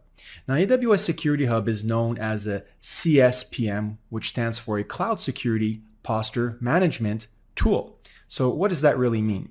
Well, it's going to encompass, like I said, all these tools underneath the hood in order to bring a streamlined way for you to organize and adhere to these standards across your organization. It'll identify any misconfiguration issues and compliance risks by continuously monitoring your cloud infrastructure for the gaps in your security policy enforcements. Now, why is that important? Well, these misconfigurations can lead to unwanted data breaches and also data leakages. So in order to govern this at a very high level, like I said, we need to incorporate AWS Security Hub that will automate and manage all these underlying services for us in order to perhaps take automated action. We call that remediary actions. And you can approve these actions manually, or you can automate those actions as you see fit across your organization. So let's delve a little bit deeper into what is AWS security, and then we'll start looking individually at some of these services. And so our organization has special needs across different projects and environments. So of course, the production, development, test environments, all are going to have their own unique needs. However, it doesn't matter which project or which business unit we're talking about and what are their storage backups needs. They should all be implemented in a concise, standardized way across your organization to meet that compliancy we were just talking about. So we want to automate all these tedious manual tasks that we've been doing, like ensuring that perhaps our buckets in S3 are all encrypted or all our EBS volumes are encrypted. And we want to have an automated process in place in order to give us time on other aspects of our business, perhaps our application development, to bring better business value. And that allows us to grow and innovate the company in a way that's best suited for it. So let's take a look at the different types of AWS security. Now, there are many different types of security services out there. However, we're going to concentrate primarily on IAM in this video tutorial. So I like to think of IAM as the glue between all AWS services, because by default, we don't have permission for any one service to communicate with another. So let's just take, for example, an EC2 instance that wants to retrieve an object from S3. Well, those two services could not interact unless we interacted with IAM. So something that's extremely important to learn. And by the end of this video tutorial, you'll be able to understand what IAM is. We have Amazon Guard Duty here, which is all about logs. Basically aggregates all logs from, example, CloudTrail, which we still haven't talked about. It's at the end of this list over here. But instead of looking at CloudTrail individually, Guard Duty will actually take a look at CloudTrail will take a look at your VPC flow logs, and we'll take a look at your DNS logs and monitor that account and your network and your data access via machine learning algorithms. And it'll ID any threat where you can automatically remediate the workflow that you've approved. So for example, if you know of a malicious IP address that's making API calls, well, those API calls are registered in CloudTrail, right? So this machine learning algorithm will be able to detect that and take action. So this is really governed at a higher level than you having to individually inspect all your DNS logs, flow logs, and CloudTrails individually and take action through some scripting fashion that you've come up with. So Guard Duty manages all that. We have Amazon Macy, which once again uses machine learning, but also uses pattern matching. Pattern matching can be used with matching kind of libraries that are already in place, or you can come up with your own pattern matching, and that's used to discover and protect your sensitive data. So for example, if you had healthcare data, also known as HIPAA compliancy, or credit card data that's lying around, well, Macy will discover it and will protect it. So as your data grows across your organization, that might be harder and harder to do in your own way. So Macy really facilitates discovering and protecting that, so you can concentrate on other things. AWS Config is something that kind of works in tandem with all the other services.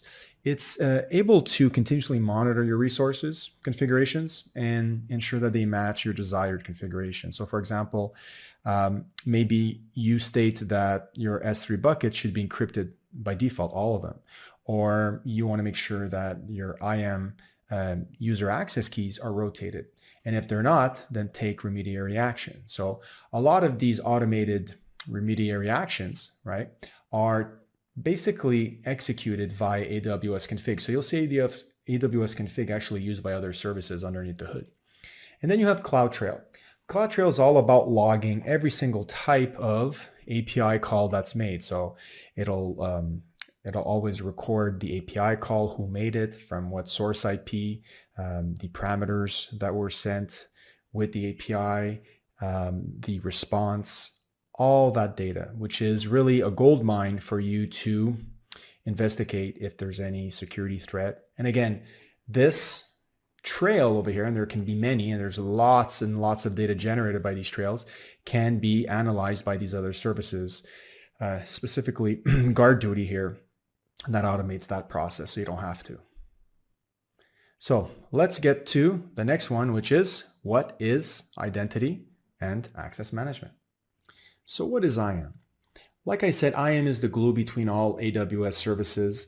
It will allow those services to communicate with each other once you put IAM into place.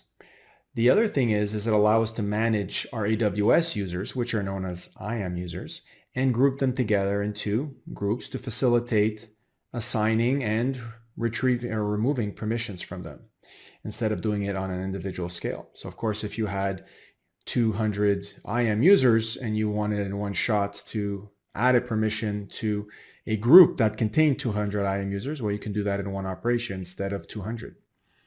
Now, we do have a distinction between IAM users and end users. End users use applications online, whereas IAM users are your employees in your organization that are interacting directly with AWS resources. So for example, an EC2 instance would be a resource that, let's say, a developer would be interacting with. And traditionally, those are resources that are used full-time, from 9 to 5, let's say, 5 days a week, 365 days a year, okay?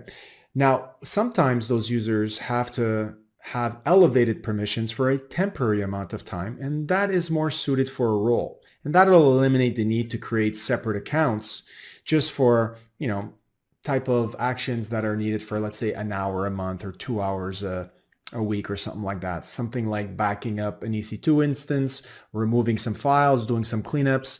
Traditionally, you don't have those permissions as a developer, but you can be given temporary permissions to assume this role. So it's kind of like putting a hat on your head and pretending you're somebody that you're usually not for a temporary amount of time. Once you take off the hat, you go back to being your old, boring IAM user self, which doesn't have access to performing backups or cleanups and stuff like that. So the roles interact with a service called a secure token service, which gives us specific keys, specifically an access key, a secret key, much like a username and password. And then we have a token key, which only gives you access to this role, this elevated permission, for 1 to 12 hours. So we'll talk more about roles as we go on through this video tutorial, but it's important that you at least remember at this point, even if you don't know all the details, that roles have to do with temporary permissions, elevated permissions. So what are the benefits of IAM? Well, across our organization, we are going to have many accounts, and like I said, hundreds if not thousands of resources. So scalability is going to be an issue if we don't have a very high level visibility and control over the entire security process. And once we have a tool like, for example, Security Hub, which we saw on the first slide, we can continuously monitor and maintain a standard across our organization. So very, very important to have that visibility. And we do when we integrate with AWS Security. Now, we also need to eliminate the human factor, right? So we don't want to manually put out fires every single time. Of course, there will be times when something new occurs that we've never seen before that will be needed. However, once an occurrence happens and reoccurs, we can obviously come up with a plan to remediate the action. So once we automate, we can definitely reduce the time to fix that reoccurring error, or it could be a new error that we don't have to interact with because we're using machine learning algorithm services like I was talking about, like GuardDuty or Macy. And we can really reduce the risk of security intrusions and data leakage and such by using IAM to facilitate this. Of course, you may have many compliance needs. You may be dealing with applications that use healthcare data or credit card information for payments, or you might be dealing with a government agency, let's say in the US, that has certain compliancy requirements that needs assurances that if their data is stored on the cloud, that you're still following the same compliance controls that you were, let's say, on premise. So we have a very, very long list of compliance requirements that each AWS service adheres to. And you can go on the AWS documentation online and you could figure out if, for example, DynamoDB is compliant with HIPAA compliancy. And it is. And so you can be sure that you can use that. So AWS itself has to constantly maintain these compliancy controls in place, and they themselves have to pass all these certifications, and that gets passed on to us. So much less work for us to implement these compliance controls. We can just inherit them by using AWS's security model by IAM. And last but not least, we can build the highest standards for privacy and data security. Now, having all this on our own on-premise data center poses security challenges, especially physical security challenges. You have to physically secure the data center. You might have security personnel that you need to hire, 24/7 camera surveillance, et cetera, et cetera. So just by migrating to the cloud, we can take advantage of AWS's global infrastructure. They're very, very good at building data centers. That's part of their business, and securing them. So of course we have a shared security model in place. However, you can rest assured that at least as the lowest common denominator, physical security has been put into place for us. Again, as other services are used, more managed services or more higher end services used in AWS, more and more of that security model will be AWS's responsibility and less yours. We will always have a certain type of responsibility for our applications, but we can again use these high-level services to ensure that our ability to encrypt the data at rest and in transit are always maintained by coming up with specific rules that need to be adhered to. And if those rules are not adhered to, then we have remediary actions that take place in order to maintain, again, that cross-account or organizational-wide security control. Okay, so lots of benefits of using IAM. And let's now take a look at exactly how IAM works and delve deeper into authentication and authorization. So there are certain terms here that we need to know about. One of them is principal. Now, principal is nothing more than an entity that is trying to interact with an AWS service, for example, an EC2 instance or an S3 bucket.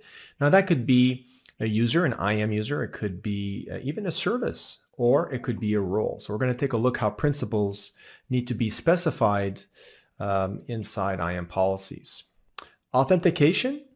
So authentication is exactly how it sounds. Who are you? Could be something as simple as username and password, or it could involve an email address. Example, if you're the root user of the account when you're creating the account for the very first time. Other normal users will not need to log in with their user email. It'll only be the root user that needs that. You could also have developer type access, which needs access, let's say, via command line interface or a software development kit, also known as an SDK. Now, for those kind of access points, we're going to need access keys and secret keys, or public-private keys, let's say, if you want to even authenticate and log in through SSH to an EC2 instance. So there are many different types of authentication that we could set up when creating IAM users based on what kind of access they need. Do they just need access to the console? Do they need access to just services in terms of as a programmatic need? So those are different types of authentication. And then we have the actual request. Now we could make a request in AWS through various ways. We're going to be exploring that via the console, the AWS console. However, every button you click, every drop-down list you select, that invokes an API call behind the scenes. So everything goes behind a centralized, well-documented API. Every service has an API. So if you're dealing with Lambda, let's say, well, Lambda has an API. If you're dealing with EC2, EC2 has an API. Now you could interact with that API, like I said, via the console indirectly. You could use a command line interface. You can use an SDK for your favorite programming language like Python. So all of them get funneled through, all your requests get funneled through an API. But that doesn't mean you're allowed to do everything just because we know who you are and you have access to some keys, let's say, to make some API calls. You have to be authorized in order to perform certain actions. So maybe you're only authorized to communicate with DynamoDB, and also maybe you're only authorized to perform reads and not writes. So we can get some very fine-grained authorization through some IAM policies in order to control not only who has access to our AWS, but what they're allowed to do. So very fine-grained actions, read actions, write actions, both, maybe just describe or list some buckets. So depending on the AWS user that's logged in, we can control exactly what actions, because every API has fine-grained actions that we can control through IAM. And of course, many, many different types of resource. When we're coming up with these policies, all these actions can be grouped into resources. So perhaps we can say, well, this user only has access or read-only access to S3, specifically these buckets, and can write to DynamoDB table, but cannot terminate or shut down an EC2 instance. So all these kind of actions can be grouped into resources on a per resource basis based on the kind of role you have in the projects or in the company. So now let's take a look at the components of IAM. We've already seen that we can create IAM users and that how they are different than your normal end users. Now those entities represent a person that's working for an organization that can interact with AWS services. And some of those permissions that we assign through what's called identity-based policies to such a user will have permissions, for example, that are always necessary every time that they're logged in. So perhaps this user, Tom, always needs access to the following services over here, for example, an RDS instance or an S3 bucket, etc., etc. And sometimes they will need temporary access to other services, for example, DynamoDB. So in those cases, there would be a combination of normal IAM policies assigned to the user and certain assume role calls done at runtime in order to acquire this temporary credential, elevated permission. There is also the root user, which is different than your typical super user administrator access. There are some things that a root user can do that an administrator access cannot. For example, a root user, first of all, logs in with their email address and can also have the option to change that email address, something that is very tightly coupled to the AWS account. So you cannot change the email address with an administrator account. The other thing a root user can do is they can change the support contract. They can also view billing information or taxes information, VAT information, for example. So the best thing to do, the best practice is that once you've created your AWS account, you are obviously the root user. The best thing to do is to enable multi-factor authentication, store away those keys in a secure location, and your first administrative task should be to create an administrator super user, from which that point on you will log in as only an administrative user, and you will create other type of administrative users, and those administrative users will create other IAM users. So never log into your AWS account as a root user unless you need to access that specific functionality that I said that is over and above a super user administrator account. So here we have a set of IAM users, and we could assign to them directly IAM policies, which give them access to certain services. However, the best practice is to create groups, which is just a collection of IAM users. And suppose we have a developer group and a group of security administrators. Of course, we could assign different types of policies to that group, and every user that is assigned to the developer group will inherit those IAM permissions. Makes it much easier to manage your IAM users this way. And for the fact that also you can have users that can be assigned to groups, as you can see here, but what's not shown here that is possible as well is you could have a user that is part of two groups at the same time. The thing that you cannot have though is the notion of subgroup. So I can't extend this group and create a smaller group of developers out of this big group here. So we don't have hierarchical groups, but we do allow users to partake in different groups at the same time. So they will inherit those permissions, those IAM policy permissions from, for example, if user A was part of developers and user A was part of security, they would inherit these two policy statements over here.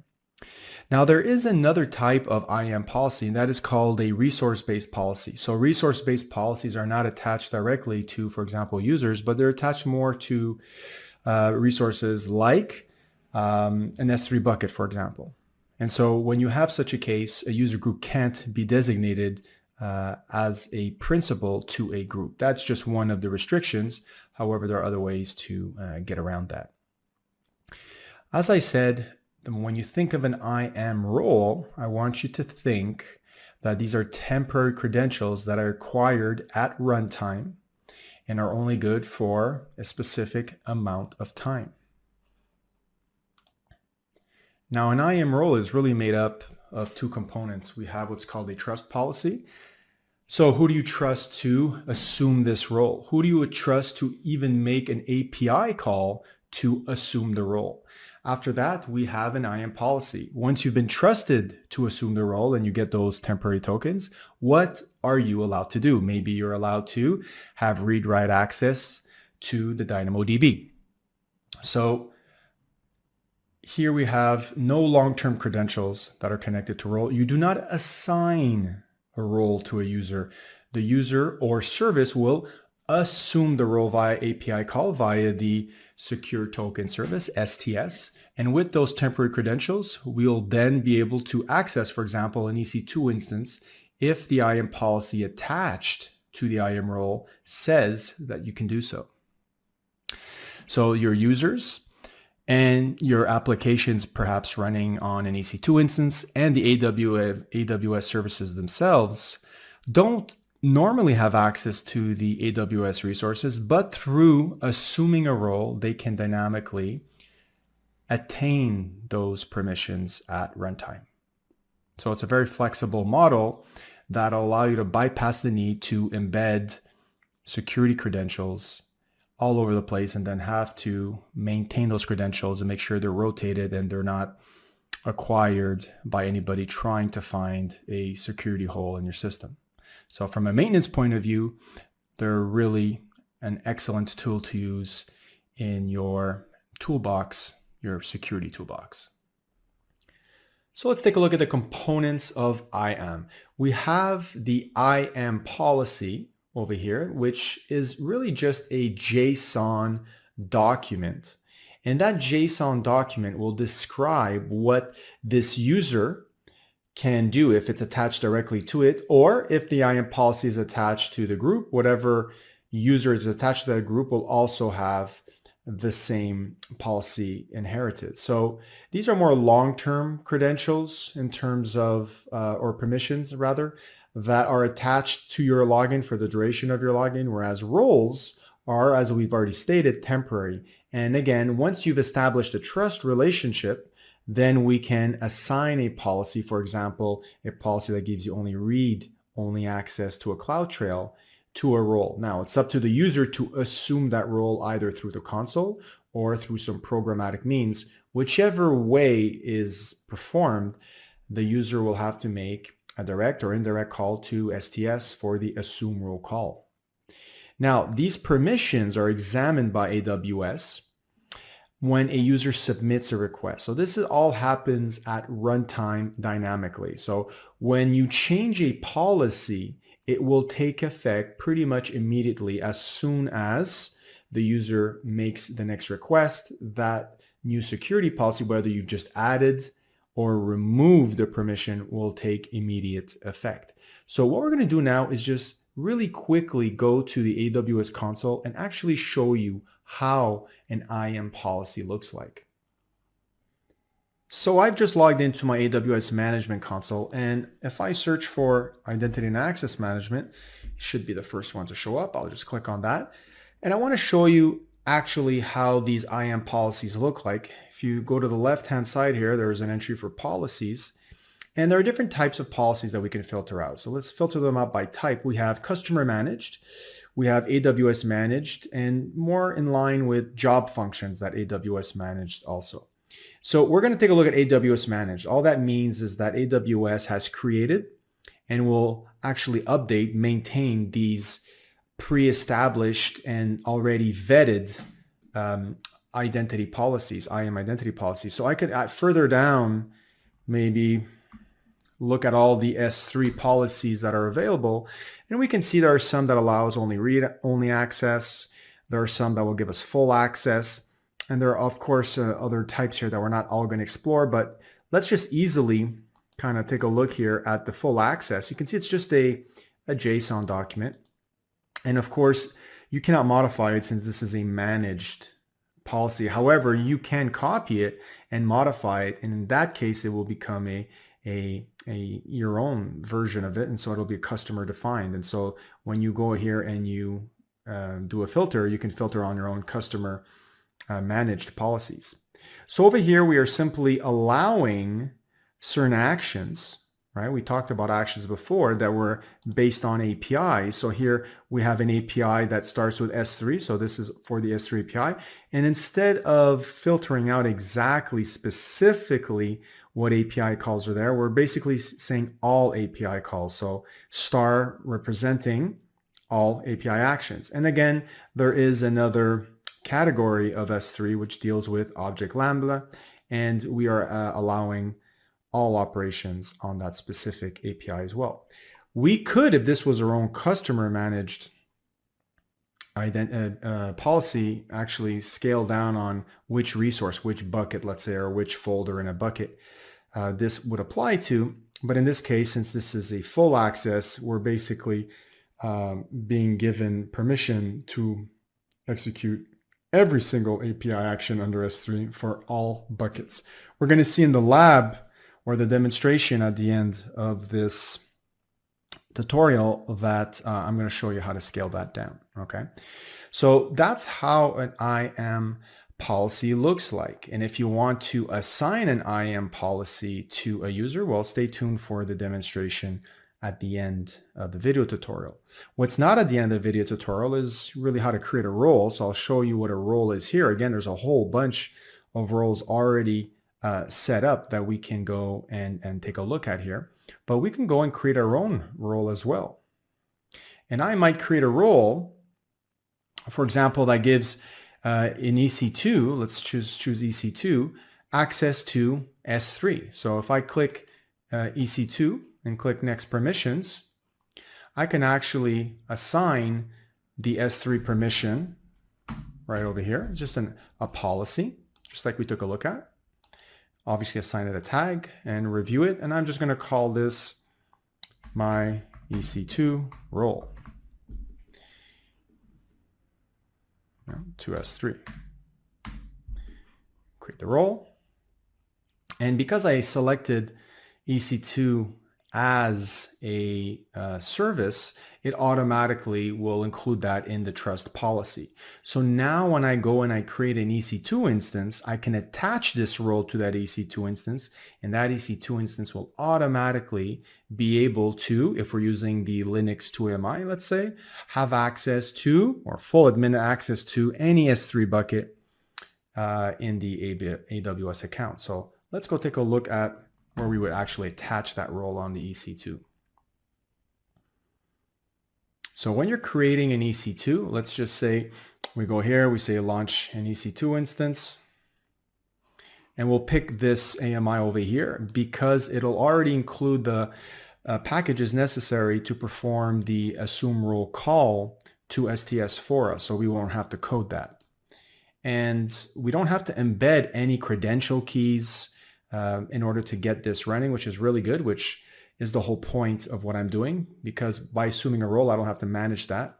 And I'm just going to pick the free T2 micro. And it is here, once you pick whatever you need, whatever VPC and whatnot, that you come to the IAM role and you select the role to be assumed dynamically. Now I have a whole bunch of them here, but this is the one that I had created here, my EC2 role to S3.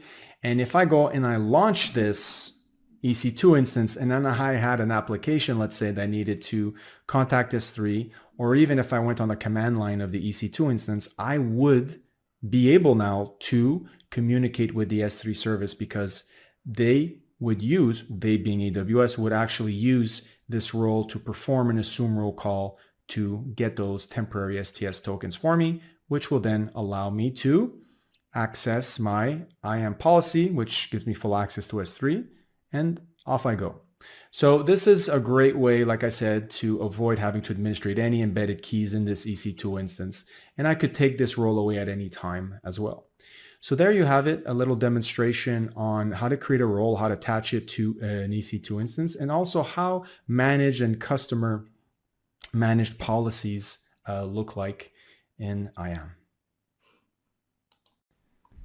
Of course, there is also the fact that we have multiple accounts, and so we could assign a policy that will also allow a user in another account access to our account. So cross-account access is something that's very well needed, and also is a feature of IAM. So when you need to share access to resources from one account to another in your organization, we are in need of an IAM policy to facilitate that. So also roles can come into play here for that. By also assigning granular permissions, we can make sure that we implement the concept or the best practice of the least privilege access. And also we have secure access to AWS resources, because by default, again, we have the principle of least privilege, and no service can communicate with another until we enable it via IAM. So very, very secure out of the box. Of course, if you want to add an additional layer of authentication, of security, we have multi-factor authentication rather, and that'll allow you to ensure through a hardware device, perhaps let's say a hardware token device, or your cell phone that has some software that generates a code, that will allow it to identify you are actually the person that is typing the username and password, and not somebody who's actually stolen your username and password. So at the end of this video tutorial, we will show you, or I will show you how to enable that.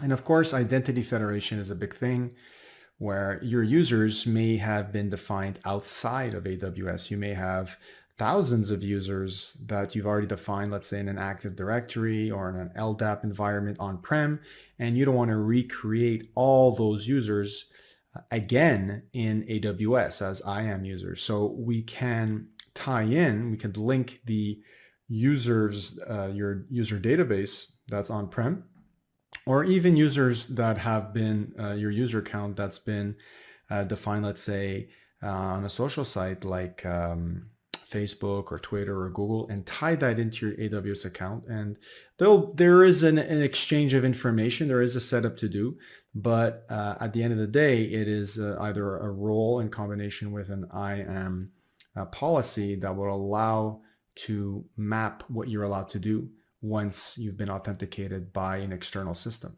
So this has to do with perhaps, like I said, LDAP or Active Directory, and you can tie that in with AWS SSO. There are many different services here that can be leveraged to facilitate what we call identity federation. And of course, IAM itself is free. So it's not a service per API request. AWS is very concerned to put security first, and so IAM is free. It's just the services that you use. For example, if you're securing an EC2, of course, that EC2 instance falls under the current pricing plan. So of course, compliance, like I mentioned, is extremely important, making sure that it's business as usual in the cloud. And so, for example, if you were using the payment card industry data security standard to make sure that you're storing and processing and transmitting credit card information appropriately in order to do your business, well, you can be assured that the services you use in AWS are PCI DSS compliance. And there's many, many other types of compliance that AWS adheres to as well. So password policies, of course, are important. By default, we do have a password policy in place, but when you go to the IAM console, you're free to update that password policy, make it more restrictive based on whatever policy you have at your company. So many features. And so I think we're ready now to go into a full demonstration, and I will show you how to incorporate IAM users, groups, and also multi-factor authentication. So get ready, let's do it. I'm going to demonstrate now how to attach an S3 bucket policy via IAM. I've already created a bucket called Simplilearn S3 IAM demo. And what we're going to do is we're going to attach a bucket policy right over here. We're going to have to edit it, of course. And the basis of the demonstration will be to allow a user that has MFA, so multi-factor authentication, set up to have access to the contents of a folder within this bucket. So of course, now I have to create a folder. Just simply call it folder 1. Create that folder. And now I'm going to go into that folder and upload a file so that we can actually see this in action. So I'm going to select a demo file that I prepared in advance called demo file user2 MFA. I'm going to upload that. All right. And now what's going to happen is eventually when I create our 2 IAM users, one will have access to view the contents of this file, which should look like something very simple. If I open this up within the console, you'll be able to see, well, it's pretty small right now. I'll make this a little bit bigger, of course. It says this is a demo file which user2-MFA should only be able to have access to. So what's left to do now is to create 2 users, one called user1 and one called user2-MFA, and that's what we're going to do right now. Let's head over to IAM, Identity and Access Management. And on the left-hand side here, we're going to click on Users.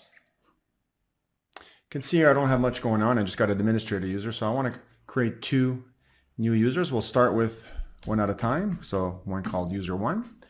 Now, by default, we have the principle of least privilege, which means this user is not allowed to do anything unless we give them access to either the console right over here, which I will do right now, and also if they were a kind of programmatic user that needed access to specific keys in order to interact with the APIs via the command line interface or the software development kit, for example, if you were a Java developer.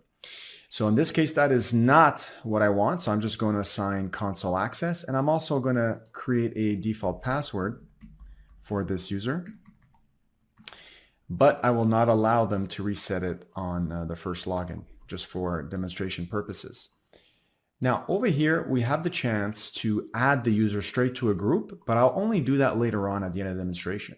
For now, I want to show you how to attach to this user an IAM policy, which will give them access to specific services. So if I type in S3 full access here, this is an administrative access to an S3 bucket. If you take a look at the JSON document attached or representing that IAM policy, you can see that it is allowing all API actions across S3, star, and also object lambda across all buckets. And I say all buckets because the star represents all buckets. So it is a very broad permission, so be very careful when you're actually assigning this to one of your users. Make sure that they deserve to have such a permission. So I'm not going to assign any tags here, but I'm just going to review what I've done. You can see here I've just attached an S3 full access permission to this one user, and I'm going to create that user now. Of course, now's the time for me to download the CSV file, which will contain those credentials. If I don't do it now, I will not have a second chance to do this. And also to send an email to this user in order for them to have a link to the console and also some instructions. I'm not going to bother with that. I'm just going to say close. And now I have my user one. You can see here that it says none for multi-factor authentication. So I have not set anything up right now for them. And that's what I want to do for this second user that I want to create, called user2-MFA, or MFA rather. All right. So now I want to do the same exact thing as before. I'm going to assign a custom password. And I'm going to go through the same steps as we saw before. I'm going to attach an existing managed policy that AWS has already vetted for us. Review, create. Now, right now, they're exactly the same. So I have to go back to user 2 and set up multi-factor authentication. And to do that, you have to go in the Security Credentials tab. And you'll see here, assigned MFA device. We have not assigned any yet, so we're going to manage that right now. And we have the option to order and get an actual physical device that's uniquely made for performing multi-factor authentication. However, we're going to opt for the virtual MFA device, which is a software that we're going to install on our cell phones, let's say. So I can actually open this link just to show you the very many options that we have for that. They're right over here. I'm going to go with Google Authenticator. So go to the App Store on your Android device and you can download that. Of course, if you have an Android device. If not, you have other options for iPhone and other softwares for each one of those. So I'll let you do that. Once you've installed that software on your cell phone, you can come here and show the QR code. Now what that is going to do is you're going to need to go to your phone now, and I'm going to my phone right now as we speak, and I'm going to open up that MFA software, in this case, the Google Authenticator, and I'm going to say there's a little plus sign at the bottom. I'm going to say scan QR code. I'm going to point my phone to this square code here, this QR code, and it's going to pick it up. I'm going to say add account. There's a little button there, add account, and it's going to give me a code. So I'm going to enter that code right now.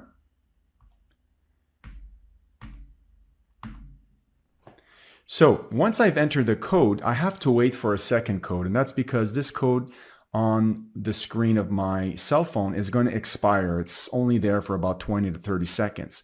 Once that token expires, it refreshes the display with another token. So I have another token now. That's only good for a couple of seconds again. And now I'm going to say assign MFA. What this does is it completes the link between my personal cell phone and this user right now. So now that this has been set up, we can see we actually have an ARN to this device, which we are going to possibly need depending on how we write our policies. In our case here, I'm going to show you a way to kind of bypass having to put that. So now we've got those two users, one with an MFA device and another one without. Okay, so now the lab is going to be, or the demonstration rather, is going to be how do we allow user 2 MFA access to this file in folder 1 and not allow user 1. The distinguishing factor will be that user 2 has an MFA set up and user 1 doesn't. So based off of just that condition, that'll be the determining factor if they can view the file or not. So let's get back to S3 and actually create this IAM bucket policy and see how it's done. So back we are in our bucket, and now we have to go to permissions in order to set up this bucket policy. We're going to click on edit over here, and we're going to click on policy generator to help us generate that JSON file through a user interface. Of course, we're dealing with an S3 bucket policy. Now, what we're going to do is we're going to deny all users and services, so star. S3 is grayed out here because we selected S3 up here. We want to deny all S3 API actions. We're not going to go and selectively go down the list.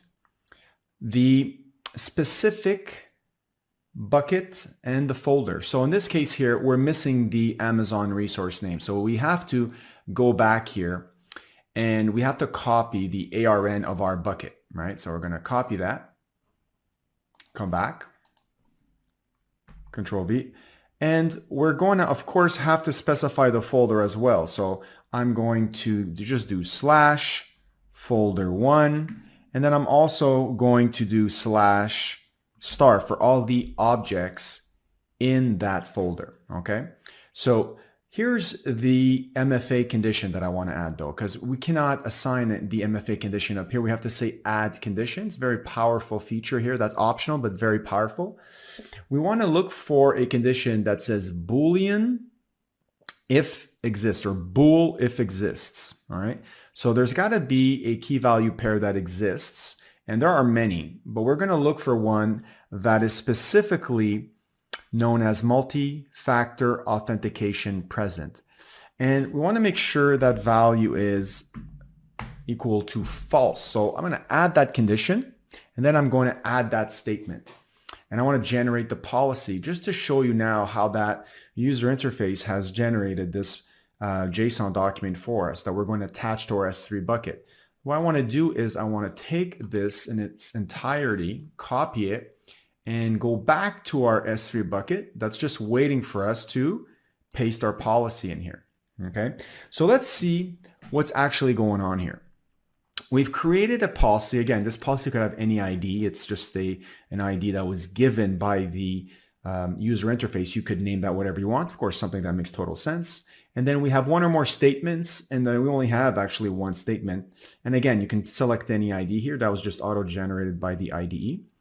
We're saying that all actions on the simple storage service, I say all again because of the star, are denied specifically on this resource, which is our bucket and the folder named folder1 and all the objects within that folder under the certain conditions.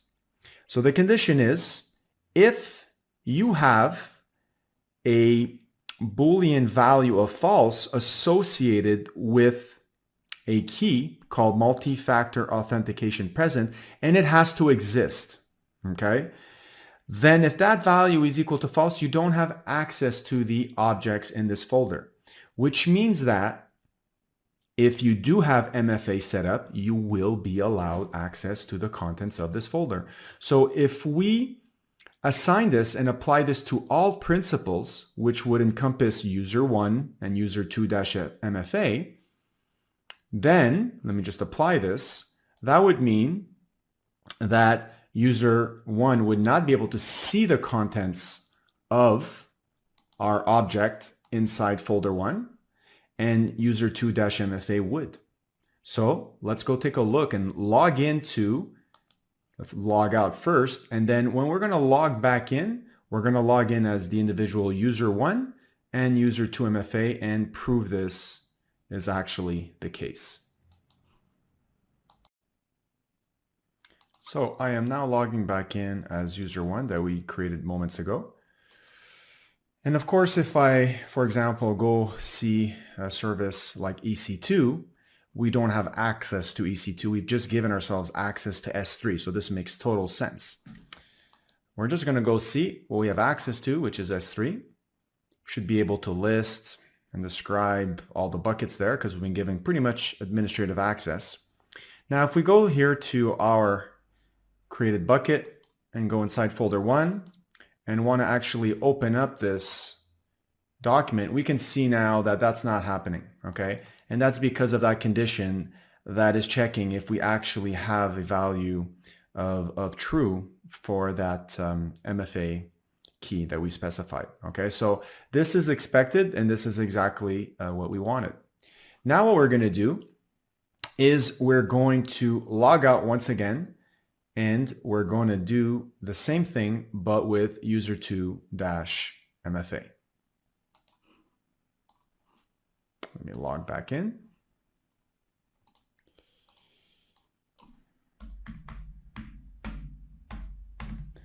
And then specify the new password we created. Now, of course, now I have an MFA code, right? Because I've set that up for user2. So back on my cell phone I go. I am opening up the Google Authenticator application, and I have in front of me a new Amazon Web Services code that is only good for, like I said, maybe 20 seconds. So it's a little nerve-wracking. If you're not good under pressure, you're going to choke. So I've just entered the code, and I have to wait for that to actually work. Now, it looks like I actually didn't check off not to recreate the password. So unfortunately, I must have missed that check mark. So I wanted to kind of avoid this here. So I'm going to start over and create a brand new password. A little painful for demonstrations, but it's good for you guys to see how that actually looks like. So because I've set up my MFA device properly, I am able to log in after I enter that MFA code. And once again, if I go to EC2, now I haven't been given the permissions for EC2. I've only been given the permissions for S3. So nothing changes here. I'm going to go to S3. And I'm going to go into folder 1 of our bucket in question. And I'm going to see if I have access now to opening up and seeing the contents. And here I have the contents. This is a demo file which user2MFA should only be able to have access to. So that worked. So now you guys know how to create a bucket permission policy that is also known as a resource policy because it's assigned to the resource, it's assigned to the bucket. And let me actually show it to you one last time. Here it is. And that'll only allow us to have access to the contents of folder 1 if we have multi-factor authentication set up in our account. So that's really good. The last thing I want to show you now is how to maybe create IAM users in a better way in terms of not having to assign over and over again the same permissions like you saw me do for user 1 and user 2. Of course, now I cannot do anything IAM. Why? Because I'm user 2. I don't have access to IAM. So once again, I'm logging out, and we're going to actually see the best practice in terms of how do I assign IAM policies to a group and then assign users to that group in order to inherit those permission policies. So let's get to it. Let's sign up first. So let us go back to IAM, and we're going to be creating our first group. We're going to simply create the button or click on the button create group, and we'll come up with a group called testers. We have the ability to add existing users to this group. So we will add, for example, user 1 only to the testers group.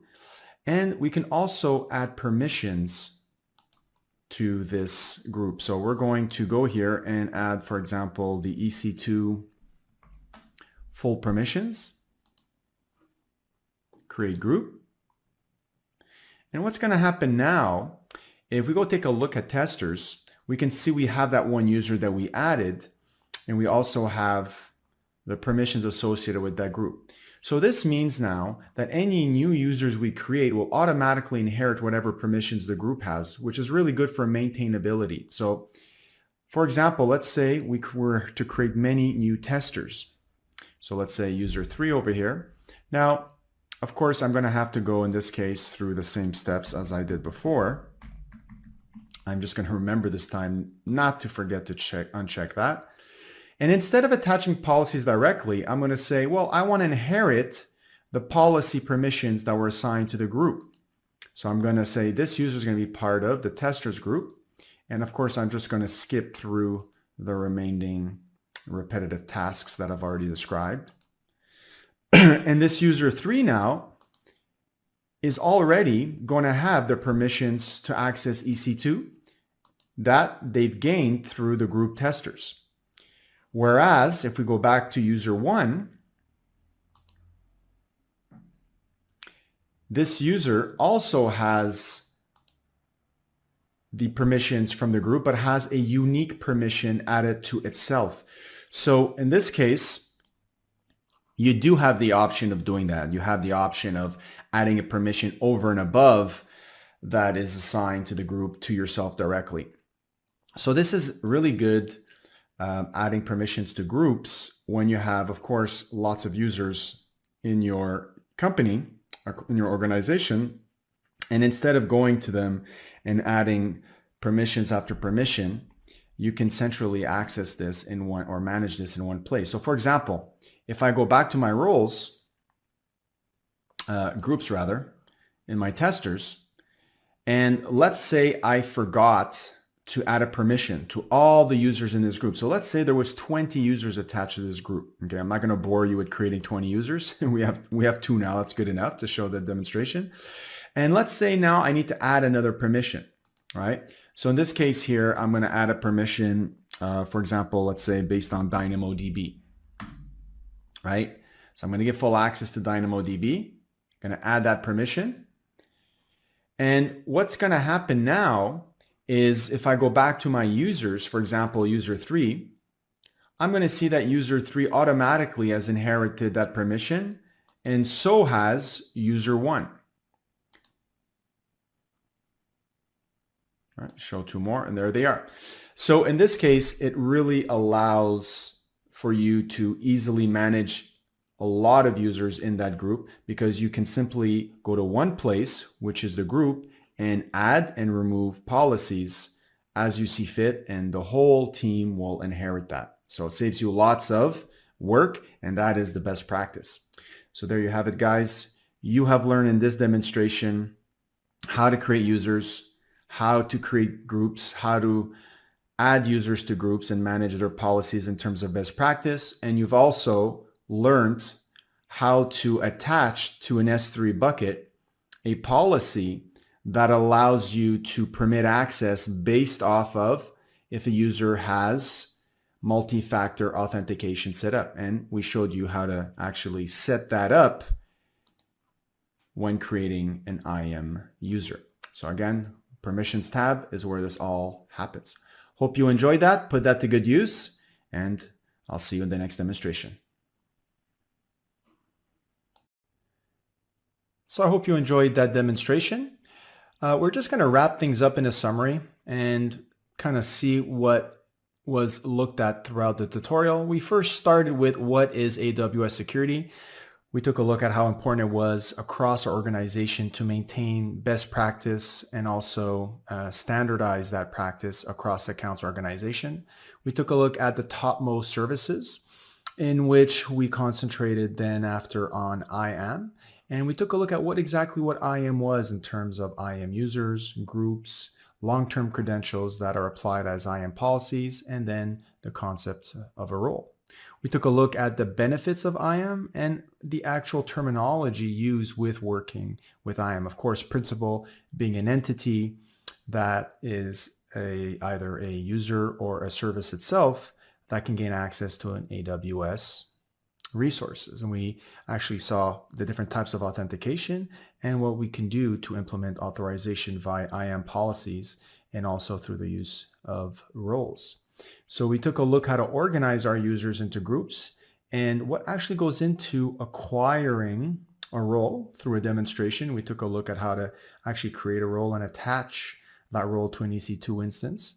And then we took a look at the high-level features of IAM, which allowed us to either grant access to another IAM user from another group, implement multi-factor authentication like we just did in the demonstration, or ensure ourselves that we are following all the compliancy standards that have been adhered to by whatever project we're working on, and that AWS is there to support us.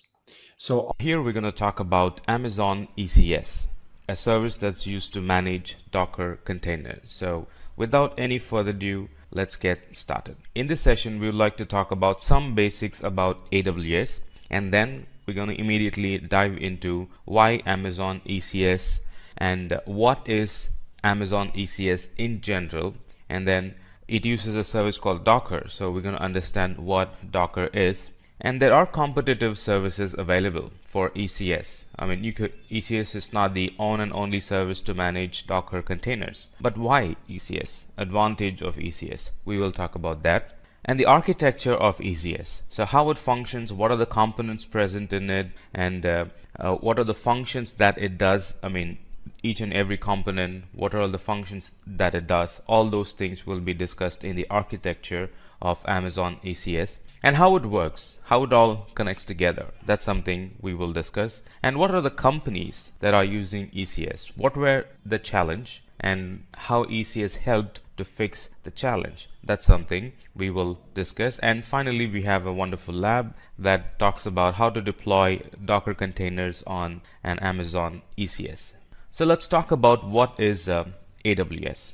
Amazon Web Service, in short called as AWS, is an web service in the cloud that provides a variety of services such as compute power, database storage, content delivery, and a lot of other resources, so you can scale your business and grow, not focus more on your IT needs and the rest of the IT demands. Rather, you can focus on your business and let Amazon scale your IT, or let Amazon take care of your IT.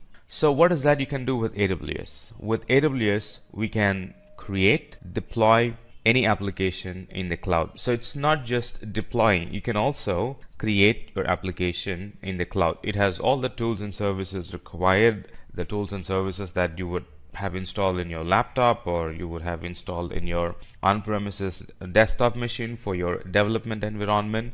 You know, the same thing can be installed and used from the cloud. So you can use cloud for creating, and not only that, you can use the same cloud for deploying and making your application available for your end user. The end user could be internal users, the end user could be in the internet, the end user could be kind of spread all around the world. It doesn't matter. So it can be used to create and deploy your applications in the cloud. And like you might have guessed, now it provides service over the internet. That's how your users worldwide would be able to use the service that you create and deploy, right? So it provides service over the internet. So that's for the end customer. And how will you access those services? That's again through the internet. It's like the extension of your data center in the internet. So it provides all the services in the internet. It provides compute service through the internet. So in other words, you access them through the internet. It provides database service through the internet, over the internet. In other words, you can securely access your database through the internet, and a lot more. And the best part is this is pay as you go, or pay only for what you use. There is no long-term or beforehand commitment. Here, most of the services does not have any commitment. So there is no long-term and beforehand commitment. You only pay exactly for what you use. There's no overage, there's no overpaying, right? There's no buying in advance, right? You only pay for what you use. Let's talk about what ECS is. So before ECS, before containers, right? ECS is a service that manages Docker containers, right? It's not a product or it's not a feature all by itself. It's a service that's dependent on Docker container. So before Docker containers, all the applications were running on VM or on an host or on a physical machine, right? And that's memory bound, that's latency bound. The server might have issues, on and on, right? So let's say this is Alice and she's trying to access her application, which is running somewhere in her on-premises, and the application isn't working. What could be the reason? Some of the reasons could be memory full, the server is currently down at the moment, we don't have another physical server to launch the application, a lot of other reasons. So a lot of reasons why the application wouldn't be working in on-premises. Some of them are memory full issue and server down issue, very less high availability, or in fact single point of failure and no high availability, if I need to tell it correctly. With ECS, the services can kind of breathe free, right? The services can run seamlessly. Now how is that possible? Now, those things we will discuss in the upcoming sessions. So because of containers and ECS managing containers, the applications can run in a high available mode. They can run in a high available mode, meaning if something goes wrong, right, there's another container that gets spun up and your application runs in that particular container. Very less chances of your application going down. That's what I mean. This is not possible with a physical host. This is very less possible with a VM, or at least it's going to take some time for another VM to get spun up. So why ECS, or what is ECS? Amazon ECS maintains the availability of the application and allows every user to scale containers when necessary. So it not only meets the availability of the application, meaning one container running your application or one container hosting your application should be running all the time. So to meet that high availability, availability is making sure your service is running 24/7. So container makes sure that your services run 24/7. Not only that, suddenly if there is an increase in demand, how do you meet that demand?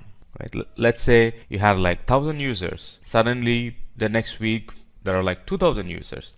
Right. So how do you meet that demand? Container makes it very easy for you to meet that demand. In case of VM or in case of physical host, you literally will have to go buy another physical host, or add more RAM, add more memory, add more CPU power to it, right? Or kind of club 2-3 hosts together, clustering. You would be doing a lot of other things to meet that high availability and also to meet that demand. But in case of ECS, it automatically scales the number of containers. It automatically scales the number of containers needed, and it meets your demand for that particular hour. So what is Amazon ECS? The full form of ECS is Elastic Container Service, right? So it's basically a container management service which can quickly launch and exit and manage Docker containers on a cluster. So what's the function of ECS? It helps us to quickly launch and quickly exit and manage Docker containers. So it's kind of a management service for the Docker containers you will be running in Amazon or running in the AWS environment. So in addition to that, it helps to schedule the placement of container across your cluster. So it's like this. You have two physical hosts, joined together as a cluster, and ECS helps us to place your containers. Now, where should your container be placed? Should it be placed in host 1? Should it be placed in host 2? So that logic is defined in ECS. We can define it. You can also let ECS take control and define that logic. Most cases you will be defining it.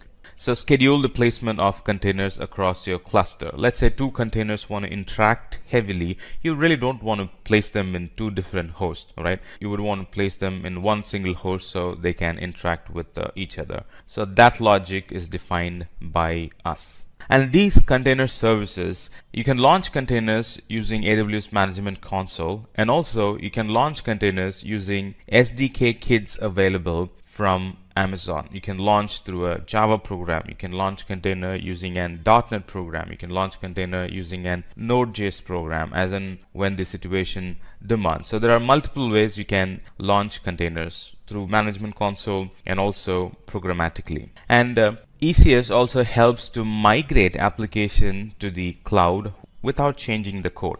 So anytime you think of migration, the first thing that comes to your mind is that how will that environment be? Based on that, I'll have to alter my code. What's the IP? What is the storage that's being used? What are the different parameters I'll have to include? The environment parameters of the new environment. With containers, now that worry is already taken away, because we can create an pretty exact environment. The one that you had on premises, the same environment gets created in the cloud. So no worries about changing the application parameter, no worries about changing the code in the application. Right? You can be like, if it ran in my laptop, a container that I was running in my laptop, it's definitely going to run in the cloud as well, because I'm going to use the same container in the laptop and also in the cloud. In fact, you're going to ship it. You're going to move the container from your laptop to Amazon ECS and make it run there. So it's like the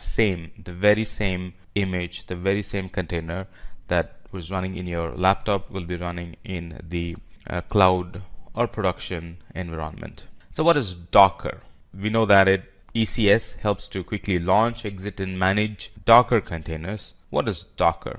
Let's answer that question. What is Docker? Now, Docker is a tool that helps to automate the development of an application as a lightweight container so that the application can work efficiently in different environments. This is pretty much what we discussed right before the slide. I can build an application in my laptop or in on-premises in a container environment, Docker container environment, and anytime I want to migrate, right, I don't have to kind of rewrite the code and then rerun the code in that new environment. I can simply create an image, a Docker image, and move that image to that production or the new cloud environment and simply launch it there. Right? So no compiling again, no relaunching the application. Simply pack all your code in a Docker container image and ship it to the new environment and launch the container there. That's all. So Docker container is a lightweight package of software that contains all the dependencies. So because, when packing, you'll be packing all the dependencies. You'll be packing the code. You'll be packing the framework. You'll be packing the libraries that are required to run the application. So in the new environment, you can be pretty sure, you can be guaranteed that it's going to run because it's the very same code, it's the very same framework, it's the very same libraries that you have shipped, right? There's nothing new in that new environment. It's the very same thing that's going to run in that container. So you can be rest assured that they are going to run in that new environment. And these Docker containers are highly scalable and they are very efficient. Suddenly you wanted like 20 more Docker containers to run the application. Think of adding 20 more hosts, 20 more VMs, right? How much time would it take? And compared to that time, the amount of time that Docker containers would require to kind of scale to that amount, like 20 more containers, it's very less, or it's minimal or negligible. So it's a highly scalable and it's a very efficient service. You can suddenly scale number of Docker containers to meet any additional demand. Very short boot up time because it takes it's not going to load the whole operating system. And these Docker containers, they use the Linux kernel and features of the kernel like C groups and namespaces to kind of segregate the processors so they can run independently any environment, and it takes very less time to boot up. And the data that are stored in the containers are kind of reusable.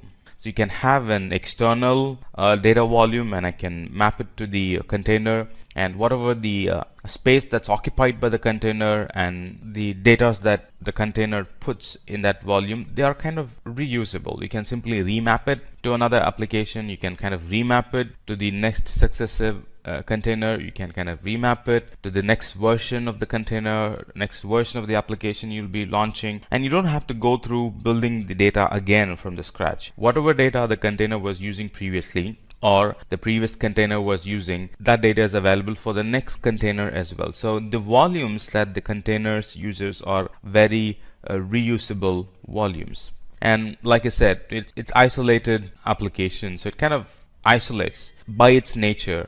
It kind of, by the way it's designed, by the way it is created, it isolates one container from another container, meaning anytime you run applications on different containers, you can be rest assured that they are very much isolated. Though they are running on the same host, though they are running on the same laptop, let's say, though they are running on the same physical machine, let's say, running 10 containers, 10 different applications, you can be sure that they are well disconnected or well isolated applications. Now let's talk about the advantages of ECS. The advantage of ECS is improved security. Its security is inbuilt in ECS. With ECS, we have something called as a container registry. That's where all your images are stored, and those images are accessed only through HTTPS. Not only that, those images are actually encrypted, and access to those images are allowed and denied through identity and access management policies, IAM. And in other words, let's say two containers running on the same instance. Now, one container can have access to S3 and the others, or the rest of the others, are denied access to S3. So that kind of granular security can be achieved through containers when we mix and match the other security products available in Amazon, like IAM, encryption, accessing it using HTTPS. These containers are very cost efficient. Like I've already said, these are lightweight processes, right? We can schedule multiple containers on the same node, and this actually allows us to achieve high density on an EC2 instance. Imagine an EC2 instance that's very less utilized. That's not possible with a container, because you can actually dense or crowd an EC2 instance with more container in it. So to best use those resources in EC2, straightforward, you can just launch one application. But when we use containers, you can launch like 10 different applications on the same EC2 server. That means 10 different applications can actually feed on those resources available and can benefit the application. And ECS not only deploys the container, it also maintains the state of the containers, and it makes sure that the minimum set of containers are always running based on the requirement. That's another cost efficient way of using it, right? And anytime an application fails, and that has a direct impact on the revenue of the company, and ECS makes sure that you're not losing any revenue because your application has failed. And ECS is a pretty extensible services. It's like this: in many organizations, there are majority of unplanned work because of environment variation. A lot of firefighting happens when we kind of deploy the code from one, or kind of move the code or redeploy the code in a new environment. A lot of firefighting happens there. Right. This Docker containers are pretty extensible. Like we discussed already, environment is not a concern for containers, because it's going to kind of shut itself inside a Docker container, and anywhere the Docker container can run, the application will run exactly the way it performed in the past. So environment is not a concern for the Docker containers. In addition to that, ECS is easily scalable. We have discussed this already. And it has improved compatibility. We have discussed this already. Let's talk about the architecture of ECS. Like you know now, the architecture of ECS is the ECS cluster itself. That's group of servers running the ECS service, and it integrates with Docker, right? So we have a Docker registry.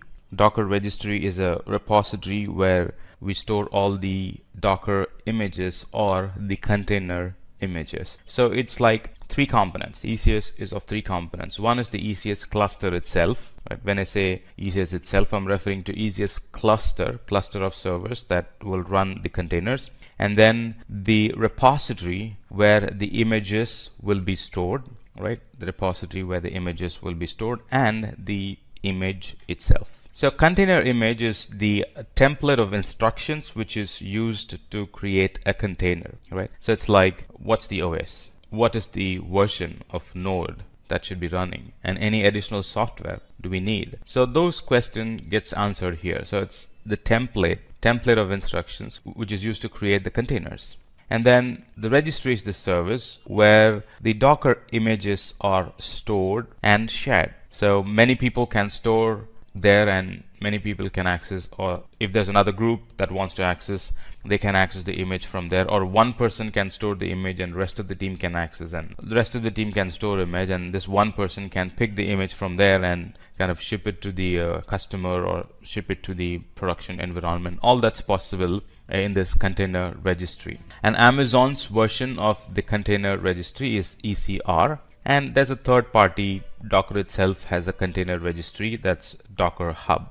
ECS itself, which is the group of servers that runs those containers. So these two, the container image and the container registry, they kind of handle Docker in an image format, just an image format. And in ECS is where the container gets live, and then it becomes an compute resource and starts to handle requests, starts to serve the page and starts to do the batch job, whatever your plan is with that container. So the cluster of servers, ECS, integrates well with the familiar services like VPC. VPC is known for securing. VPC is known for isolating the whole environment from rest of the customers, or isolating the whole environment or the whole infrastructure from the rest of the clients in your account, or from the rest of the applications in your account, on and on. So VPC is a service that provides or gives you the network isolation. ECS integrates well with VPC, and this VPC enables us to launch AWS resources such as Amazon EC2 instance in a virtual private network that we specify. This is basically what we just discussed. Now let's take a closer look at the ECS. How does ECS work? Let's find answer for this question. How does ECS work?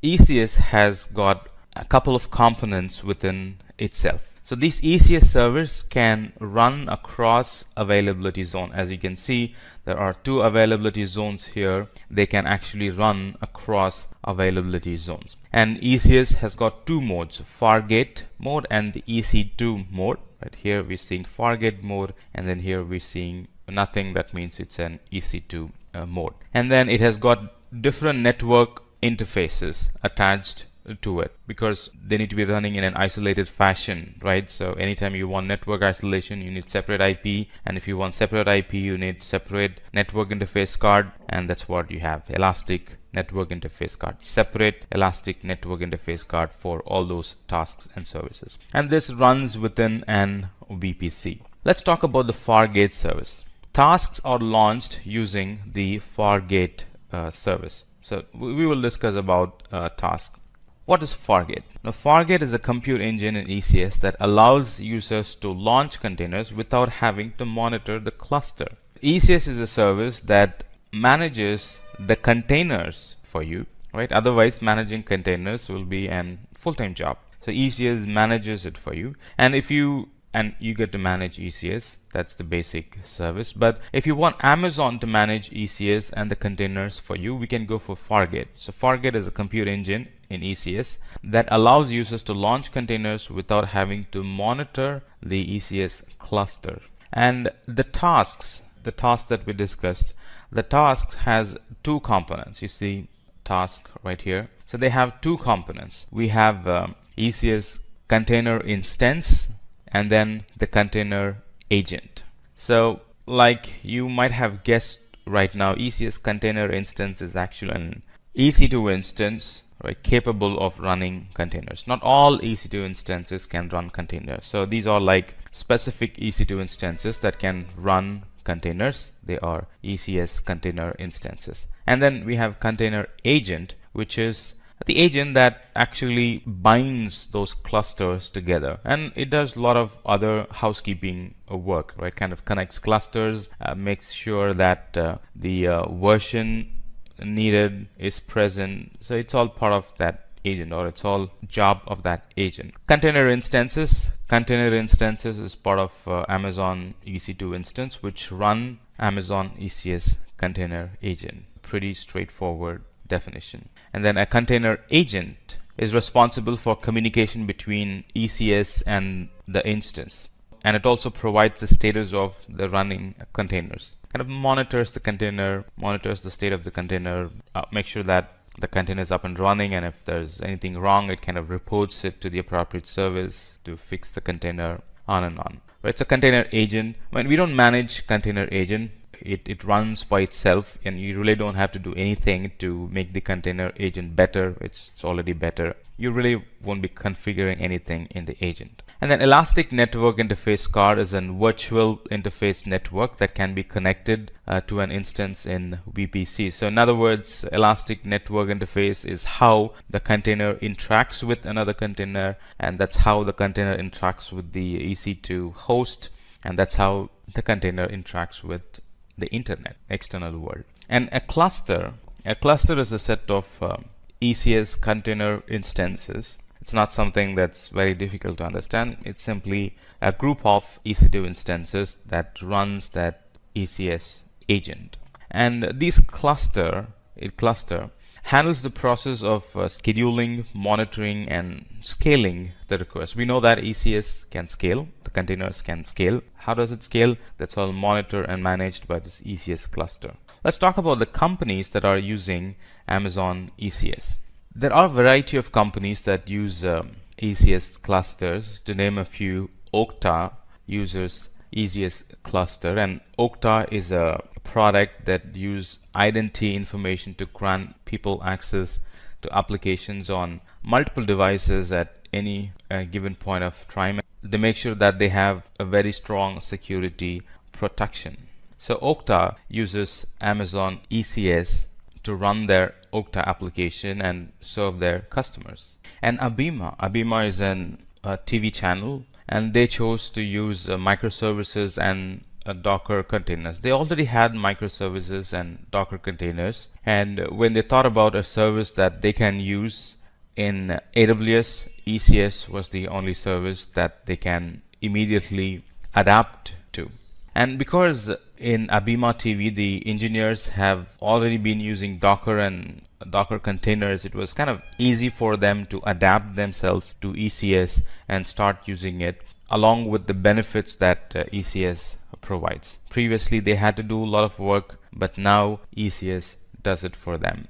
Right. Similarly, Remind and Ubisoft, GoPro are some of the famous companies that use Amazon ECS and get benefited from its scalability, get benefited from its cost, gets benefited from its Amazon managed services, get benefited from the portability that ECS and the migration option that ECS provides.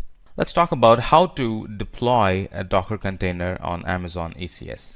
The way to deploy a Docker container on ECS is, first we need to have an AWS account, and then set up and run our first ECS cluster. So in our lab, we're going to use the launch wizard to run an ECS cluster and run containers in them. And then task definition. Task definition tells the size of the container, the number of the container. And when we talk about size, it tells how much of CPU do you need, how much of memory do you need. And talking about numbers, it requires how many numbers of container you're going to launch. Is it 5, is it 10, or is it just 1 running all the time? Now those kind of information goes in the task definition file. And then we can do some advanced configuration on ECS, like load balancers, and what port number you want to allow and you don't want to allow, who gets access, who shouldn't get access, and what's the IP that you want to allow and deny requests from, on and on. And this is where we would also mention the name of the container, so to differentiate one container from the other, and the name of the service. Is it a backup job? Is it a web application? Is it a data container?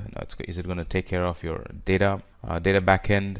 And the desired number of tasks that you want to be running all the time. Those details go in when we try to configure the ECS service, right? And then you configure your cluster. You put in all the security in the configure your cluster step or configure cluster stage. And finally, we will have an instance and a bunch of containers running in that instance. All right, let's do a demo. So here I have logged in to my Amazon portal, and let me switch to the appropriate region. I'm going to pick North Virginia. North Virginia, look for ECS. And it tells ECS is a service that helps to run and manage Docker containers. Well and good. Click on it. I'm in North Virginia. Just want to make sure that I'm in the right region. And go to clusters. And here we can create cluster. This is our Fargate, and this is our EC2 type launching for Linux and Windows environment. But I'm going to launch through this walkthrough portal. Right, this gives a lot of information here. So the different steps involved here is creating a container definition, which is what we're going to do right now, and then a task definition, and then service, and finally the cluster. It's a 4-step process. So in container definition, we define the image, the base image we are going to use. Now here I'm going to launch an HTTPD or a simple HTTP web page, right? So a simple HTTPD 2.4 image is fair enough for me, and it's not a heavy application, so 0.5 gigabit of memory is enough. And again, it's not a heavy application, so 0.25 virtual CPU is enough in our case, right? You can edit it based on the requirement. You can always edit it, and because I'm using HTTPD, the port mapping is already port 80. That's how the container is going to receive the request.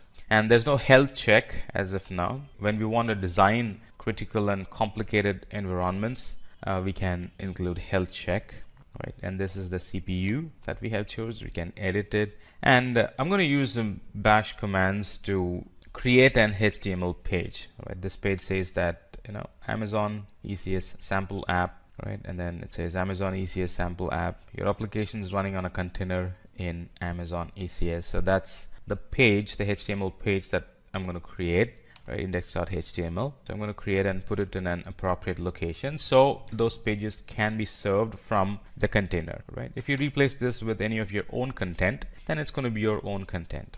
ECS comes with some basic logs, and these are the places where they get stored.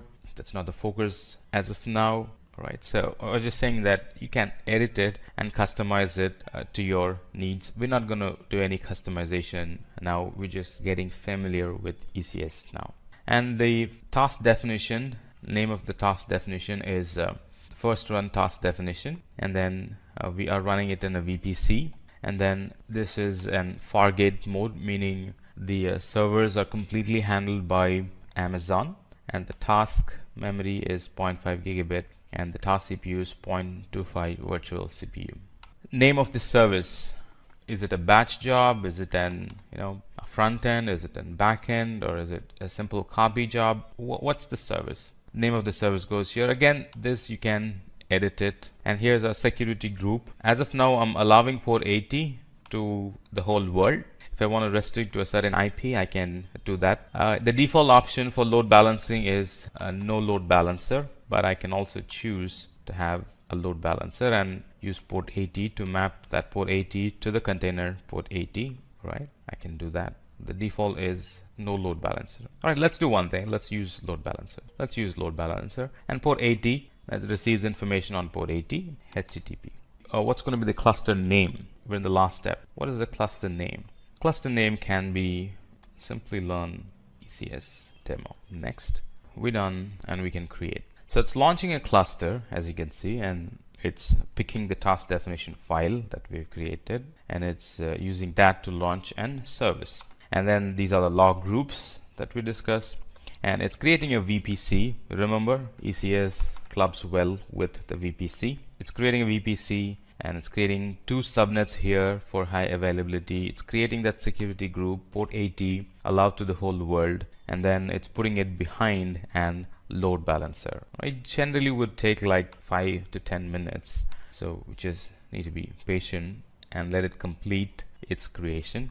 And once this is complete, we can simply access these servers using the load balancer URL. And when this is running, let me actually take you to the other products or the other services that are integrated with ECS. It's getting created. Our service is getting created as of now. ECR repository. This is where all our images are stored. Now, as of now, I'm not pulling my image from ECR. I'm pulling it directly from the internet, Docker Hub. But all custom images, they are stored in this repository. So you can create a repository, call it app1, create a repository. So here's my repository. So any image that I create locally, or any Docker image that I create locally, I can actually push those images using these commands right here, and they get stored here. And I can make my ECS connect with ECR and pull images from here. So they would be my custom images. And as of now, because I'm using a default image, it's directly pulling it from the internet. Let's go to EC2 and look for a load balancer, because we wanted to access the application from behind a load balancer, right? So here is a load balancer created for us, and anytime I put the URL, so a cluster is now created. You see there's one service running. All right, let's click on that cluster.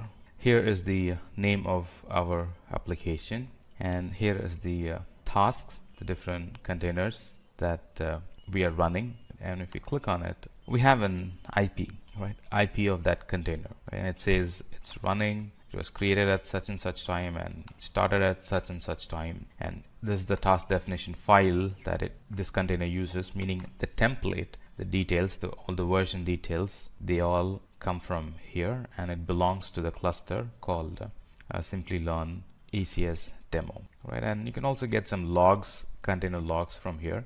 So let's go back. And there are no ECS instances here, because remember, this is Fargate. You're not managing any ECS instance, right? So that's why you're not seeing any ECS instance here.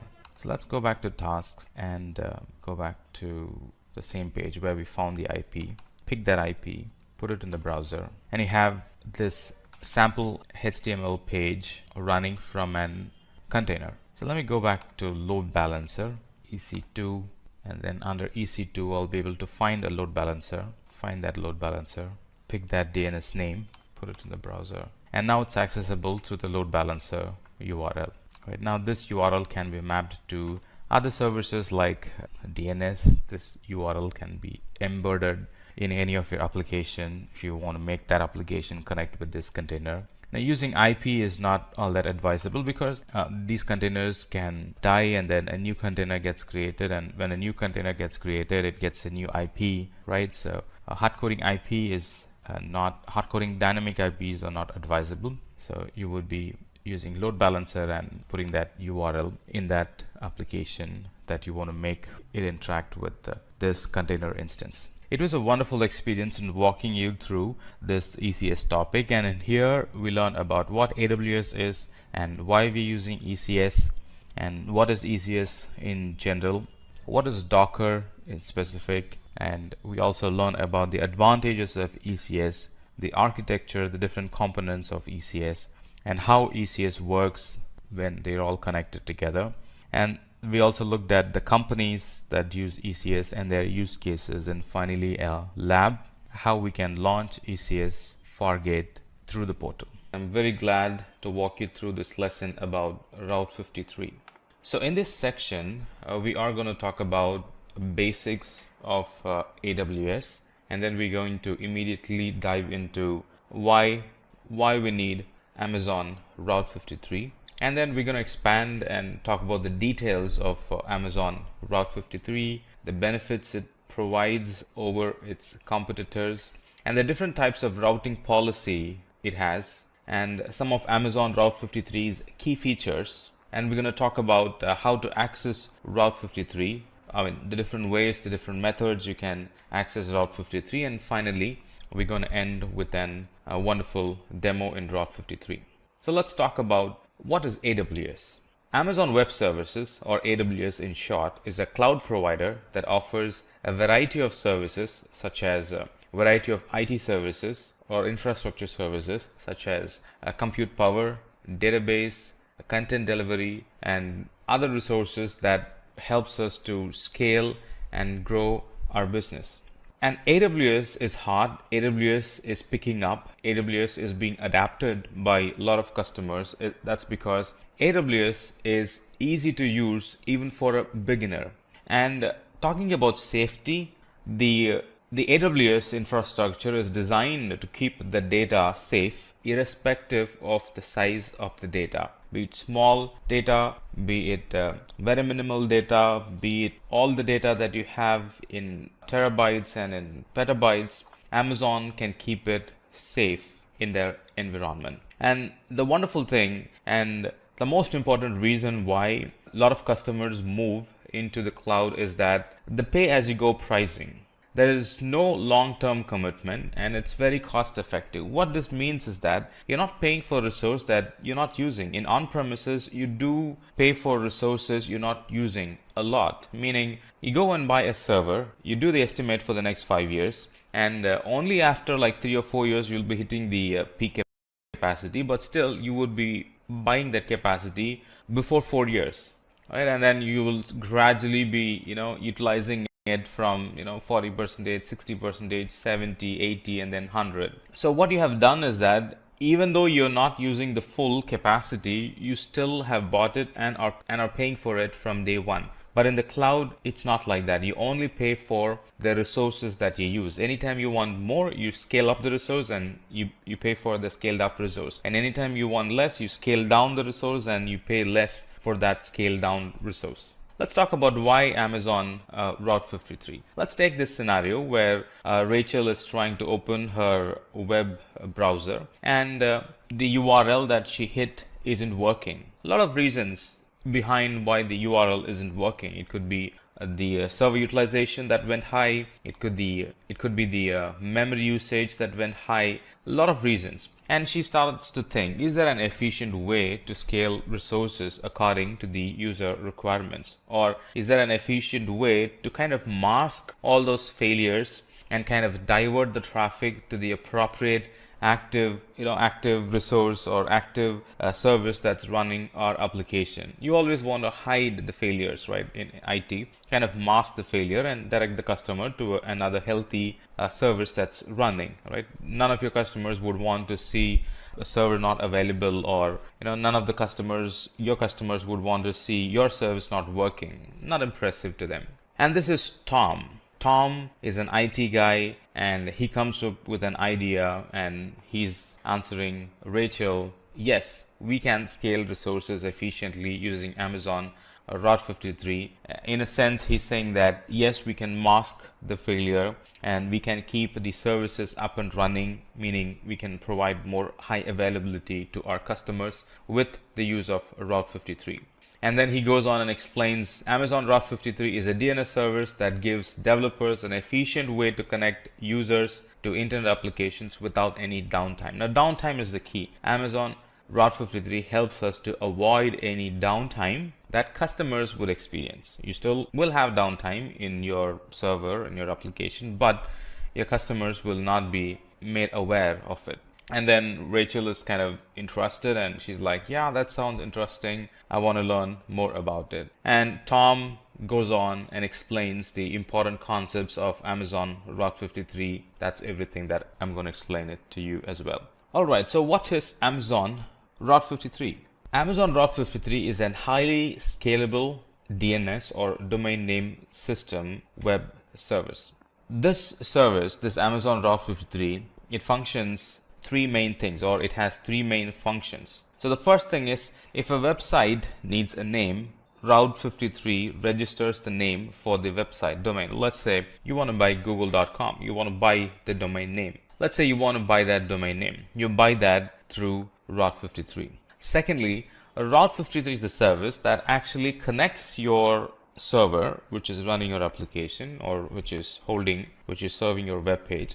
So that's the service that actually, Route 53 is the service that connects the user to your server when they hit google.com in the browser or whatever domain name that you have purchased. So you bought a domain name and the user types in your domain name.com, and then Route 53 is a service that helps the user to connect their browser to the application that's running in an EC2 instance or any other server that you are using to serve that content. Now, not only that, Route 53 checks health of the resource by sending automated requests over the internet to a resource. So that's how it identifies if there is any resource that has failed. When I say resource, I'm referring to any infrastructure failure, any application level failure. So it kind of keeps checking. So it understands it first before the customer notices it, and then it does the magic, kind of shifts the connection from one server to the other server. We call it routing. We will talk about that as we progress. So the benefits of using Route 53. It's highly scalable, meaning suddenly, let's say the number of requests, the number of people trying to access your website through that domain name that you have bought, let's say it has increased. Route 53 is highly scalable, right? It can handle even millions and millions of requests because it's highly scalable and it's managed by Amazon. The same thing, it's reliable, it's highly scalable, it can handle large queries without the users, without you interacting, without the user who bought it interact with it. You don't have to scale up. When you're expecting more requests, it automatically scales. And it is very reliable in a sense that it's very consistent. It has the ability to route the users to the appropriate application through the logic that it has. It's very easy to use.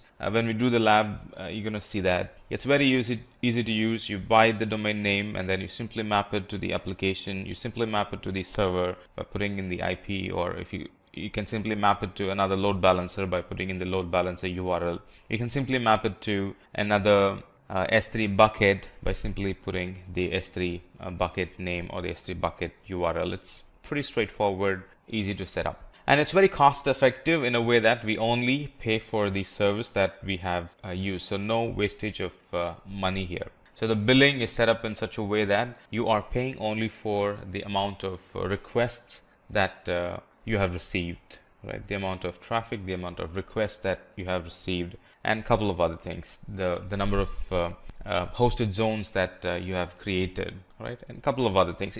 It's very cost effective in such a way that you only pay for the service that you are using.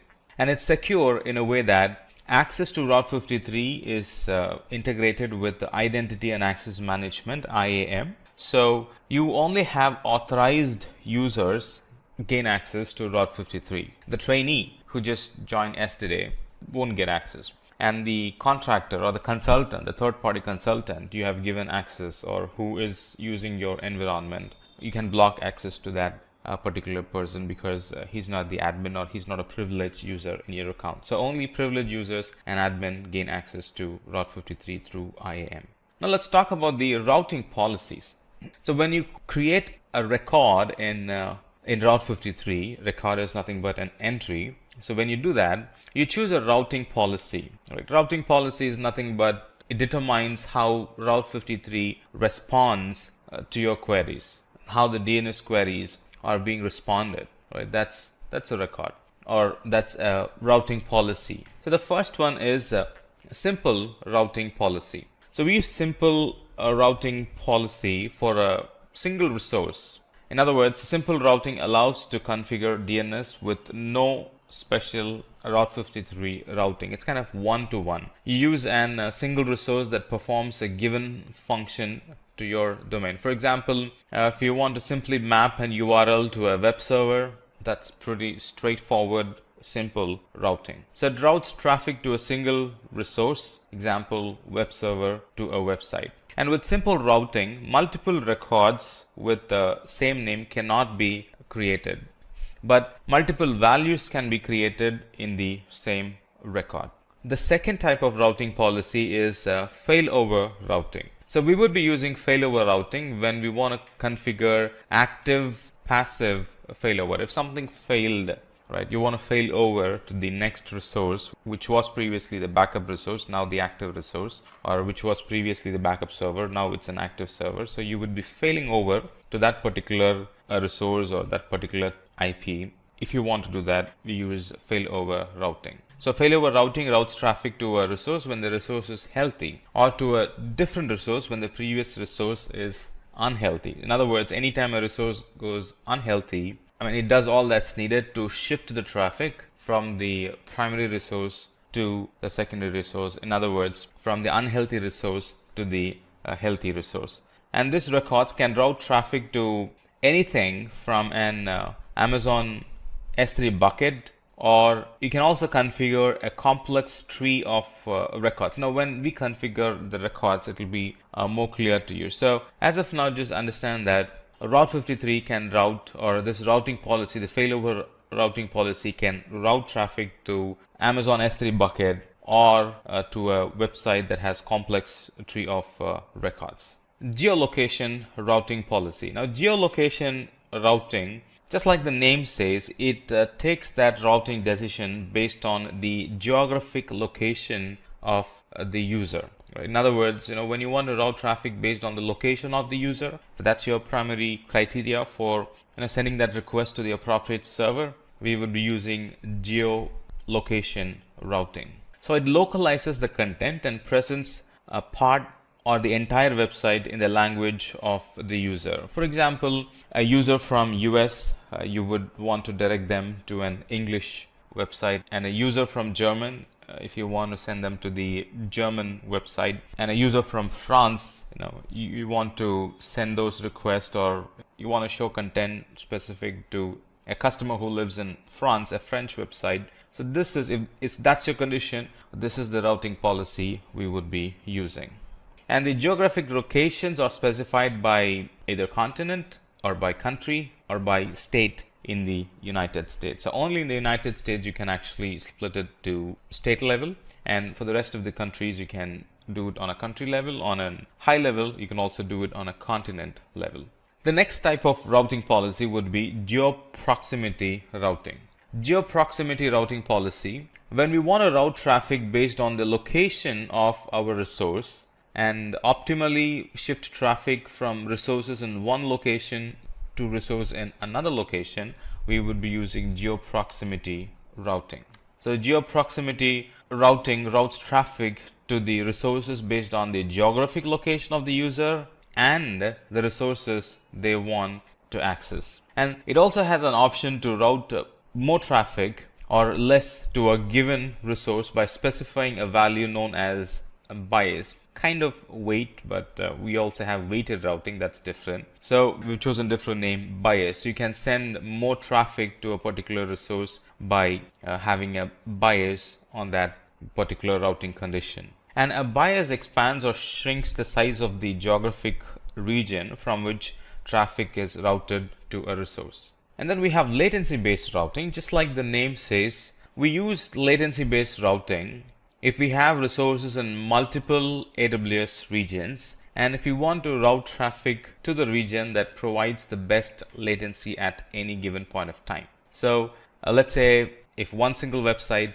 needs to be installed and hosted on multiple AWS regions, then latency routing policy is what is being used. It improves the performance of the users by serving the request from the AWS region that provides the lowest latency. So at any given point, if performance is your criteria, and at any given point of time, irrespective of what happens in Amazon infrastructure, irrespective of what happens in the internet, if you want to route your users to the best performing website, best performing region, then we would be using latency based routing. And for using latency based routing, we should create latency records for the resources in multiple AWS regions. And then the other type of a routing policy is multi-value routing policy, where we can make Route 53 to respond to DNS queries with up to 8 healthy records selected at random. So you're not kind of loading one particular server. We can define 8 records, and on a random basis, Route 53 will respond to queries from these 8 records. So it's not one server that gets all the requests, but 8 servers gets the request in a random fashion. So it's multi-value routing policy, and what we get by this is that we are distributing the traffic to many servers instead of just one server. So multi-value routing configures Route 53 to return multiple values in response to a single or multiple DNS queries. It also checks the health of all resources and returns the multiple values only for the healthy resources. Let's say out of the 8 servers we have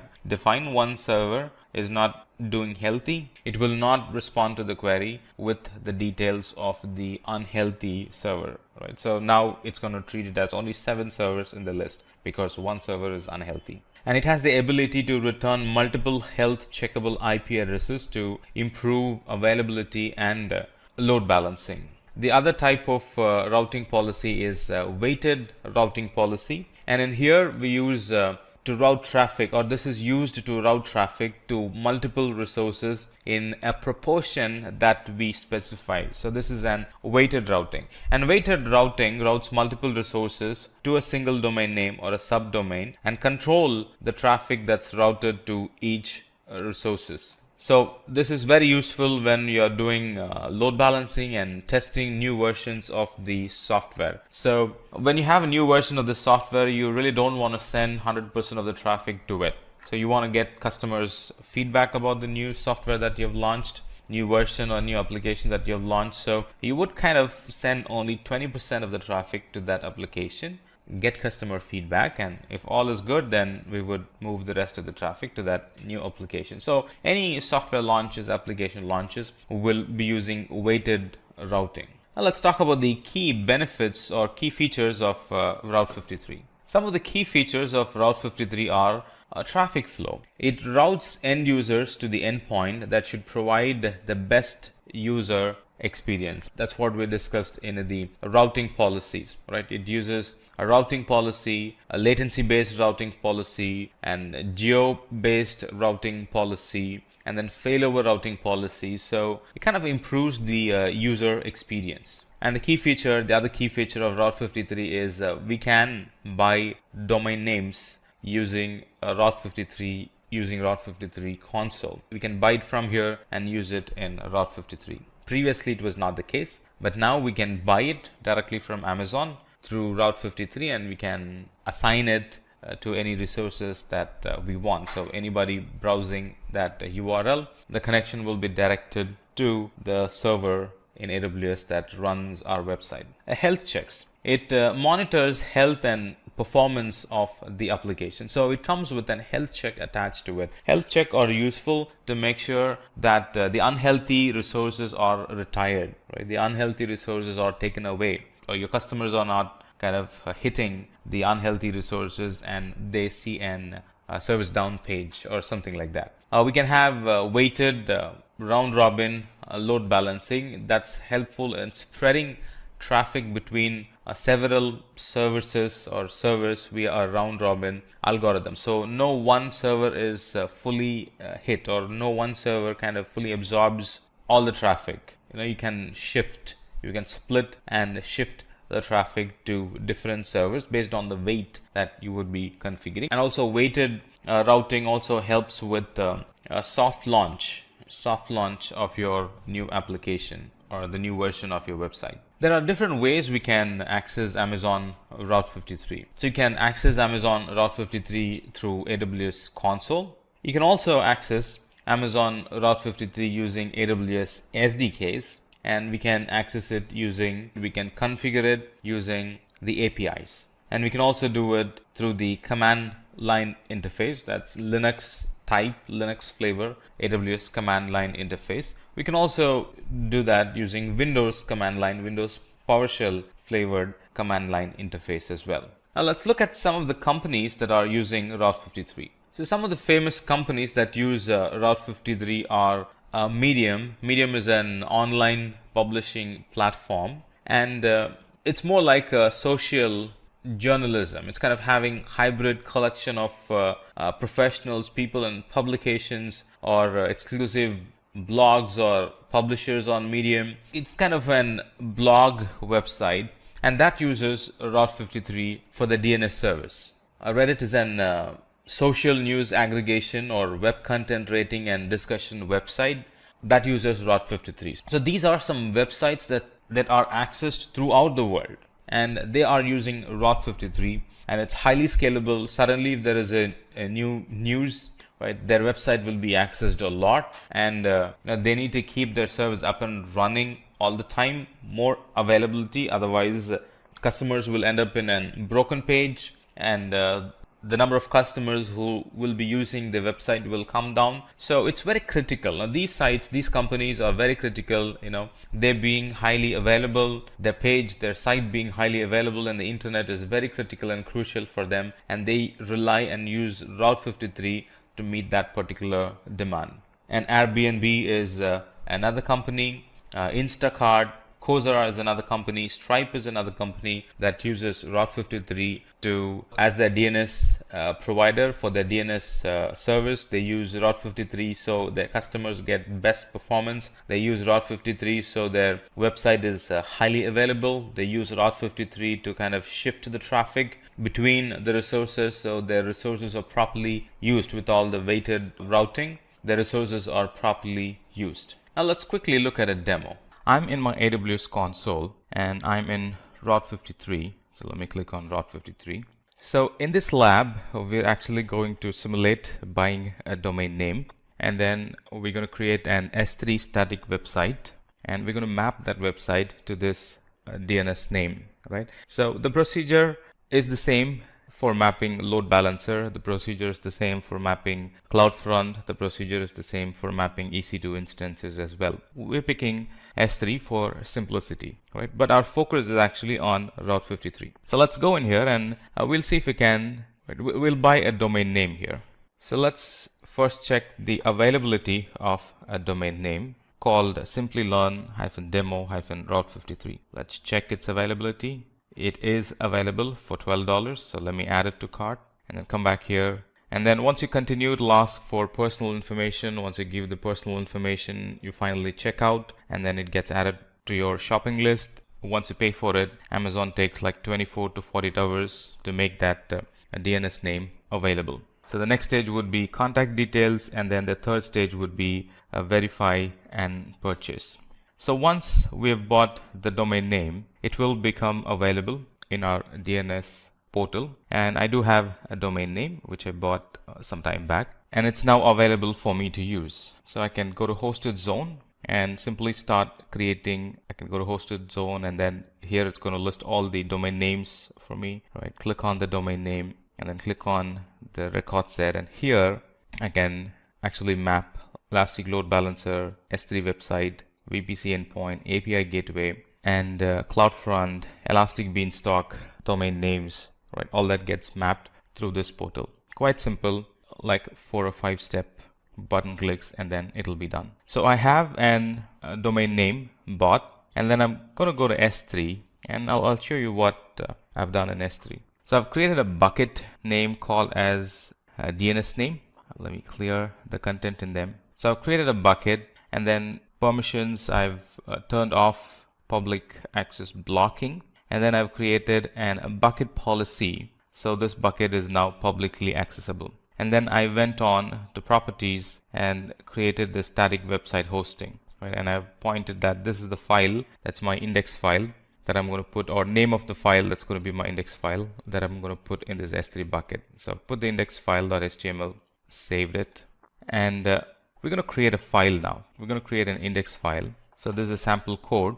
It says Amazon Route 53 getting started, routing internet traffic to S3 bucket for your website, and then a couple of other information. So I've saved it as an index.html file in my desktop. So let me upload that from my desktop into this bucket. So that's index.html, and it's in capital I. So let me go to properties and go to static website hosting and make sure that I spell it properly, right? It's case sensitive, and then save it. So now this means that my website should be running through this URL, and it does. It's running through the static website URL. We're halfway through. So now let me go back to Route 53. Go back to Route 53, go back to hosted zones, go into the domain name, and then create a record set. And it's going to be an alias record. And I see my S3 static website endpoint there. Right, so click on it and create. It has now created an record that's pointing my domain name to the S3 endpoint that I have created, and my static website is running from it. So let me test it. Right, so let me go to the browser, put the domain name in there, and sure enough, the domain name, when my browser queried for the domain name, Route 53 returned a response saying this domain name is actually mapped to the S3 bucket, static website hosting enabled S3 bucket, and this is the URL for that static website hosting. And then my browser was able to connect to that S3 bucket and download the details and show it in my browser, right? So it's that simple and pretty straightforward. forward. Today's session is on AWS Elastic Beanstalk. So what's in it for you today? We'll be discussing about what is AWS, why we require AWS Elastic Beanstalk, what is AWS Elastic Beanstalk, the advantages, disadvantages, the components of Beanstalk, along with that, the architecture and the companies that are primarily using the AWS Beanstalk. So let's get started and first understand what is AWS. AWS stands for Amazon Web Services. It's a cloud provider and that offers a variety of services such as compute power, database storage, content delivery, and many other resources. So we know that AWS is the largest cloud provider in the market, and so many services are available in the AWS where you can apply the business logics and create the solutions using the cloud platforms. Now, why AWS Elastic Beanstalk? Now, what happened earlier and that whenever the developer used to create the software or the modules related to the softwares, it has to be joined together to create a big application. Now, one developer creates a module that has to be shared with another developer. And if the developers are geographically separated, then it has to be shared over a medium, probably an internet. So that is going to take some time. It would be a difficult process, and in return it makes the application or a software development a lengthier process, the building of the software development a lengthier process. So there were challenges which the developers were facing earlier, and to overcome that we have the Beanstalk as a service available in the AWS. So why AWS Elastic Beanstalk is required? AWS Elastic Beanstalk has made the life of the developers quite easy in terms of that they can share the applications across different devices at a shorter time duration. Now let's understand what is AWS Elastic Beanstalk. AWS Elastic Beanstalk is a service which is used to deploy and scale web applications by developers. Not only web application, any application that is being developed by the developers. This is a symbol representation of the AWS Elastic Beanstalk. Now, along with that, the AWS Elastic Beanstalk supports the programming language, the runtime environments that are Java, .NET, PHP, Node.js, Python, RubyGo, and Docker. And in case if you're looking for any other programming language or a runtime environment, then you can make a request with AWS to arrange that for you. Now, what are the advantages associated with the Elastic Beanstalk? First advantage is that it's a highly scalable service. Now, when we talk about the scalability, it means that whenever we require the resources in demand, we can scale up the resources or we can scale down the resources. So that is kind of a flexibility we get in terms of changing the type of resources whenever we need it. And in that case, the Elastic Beanstalk is a highly scalable service. Now that is something which is very difficult to achieve in case of an on-prem environments, because you have to plan for the infrastructure, and in case if you're short of the resources within that infrastructure, then you have to procure it again. The second advantage associated with the Beanstalk is that it's a fast and simple to begin. Now when we say it's fast and simple, that means that you just have to focus on the development of an application, building an application, and then you can just deploy the application directly using the Beanstalk. What the Beanstalk is going to do, that every networking aspect is being taken care by the Beanstalk. It deploys your application in the backend on the servers, and then you can directly access your application using the URL or through the IP address. The third advantage is that it offers the quick deployment. That is what we discussed in the fast and simple to begin as well. So why it offers a quick deployment? You don't have to bother about the networking concepts. You just have to focus on the application development, and then you can just upload your application, deploy that, and then you are good to go. The other advantage is that it supports multi-tenant architecture. When we talk about tenants or multi-tenants, that means we can have a virtual environments for separate organizations or the divisions within the organizations that will be virtually isolated. So likewise, you can have virtually isolated environments created on the Beanstalk, and they can be separated, used as a separate entities or a separate divisions within the organization. And we know that it's a flexible service. Since it's a scalable, then it is a flexible also. Now coming to the simplifies operations as an advantage. Now once the application is deployed using the Beanstalk, then it becomes very easy to maintain and support that application using the Beanstalk services itself. And the last advantage that we can have from the Beanstalk is that it's a cost efficient service. The cost efficient, as we know that many of the AWS services are cost effective. The cost optimization can be better managed using the AWS Beanstalk as compared to if you are developing or if you're deploying any kind of an application or a solution on the on-prem servers. Now, there are some components that are associated with the AWS Beanstalk, and it has to be created in the form of a sequence manner. So AWS Elastic Beanstalk consists of few important components which are required while developing an application. Now, what are these components? These are 4 components. One is application, the second is application version, the third is environment, and the fourth one is the environment tier. And we have to progress while deploying our applications or the softwares using the same sequence. Now let's understand what are the different components of the Beanstalk are. The application. It refers to a unique label which is used as a deployable code for a web application. So generally you deploy your web application or you create your application, and that is something which is basically used as a unique label. Then the second component is application versions. So it resembles a folder which stores a collection of components such as environments, versions, and environment configurations. So all these components are being stored using the application version. The third most important component is the environment. In the environment, only the current versions of the applications runs. Now remember that Elastic Beanstalk supports multiple versions as well. And using the environment, you can only run the current version of the application. For if you wanted to have another version of an application to be running, then you have to create another environment for that. Then comes the environment tier. And in the environment tier, it designates the type of application that the environment runs on. Now, generally, there are 2 types of environment tier. One is the web and the other one is the worker node. And that's something which we'll be discussing later as well. Now, let's understand how does Elastic Beanstalk in AWS works. So first we have to create an application, and this is a task that would be done by the developers. And for that, you can actually select any runtime environment or a programming language like Java, Docker, Ruby, Gopal, or Python as well. And once you select that environment, you can develop your application using that runtime environments. Now, after that, once the application is created, then you have to upload the version of an application on the AWS. And after that, once the version is uploaded, and then you have to launch your environment. So just have to click on the buttons. That's it. Nothing more you have to do. Once the environment is launched, then you can actually view that environment using a web URL or using the IP address.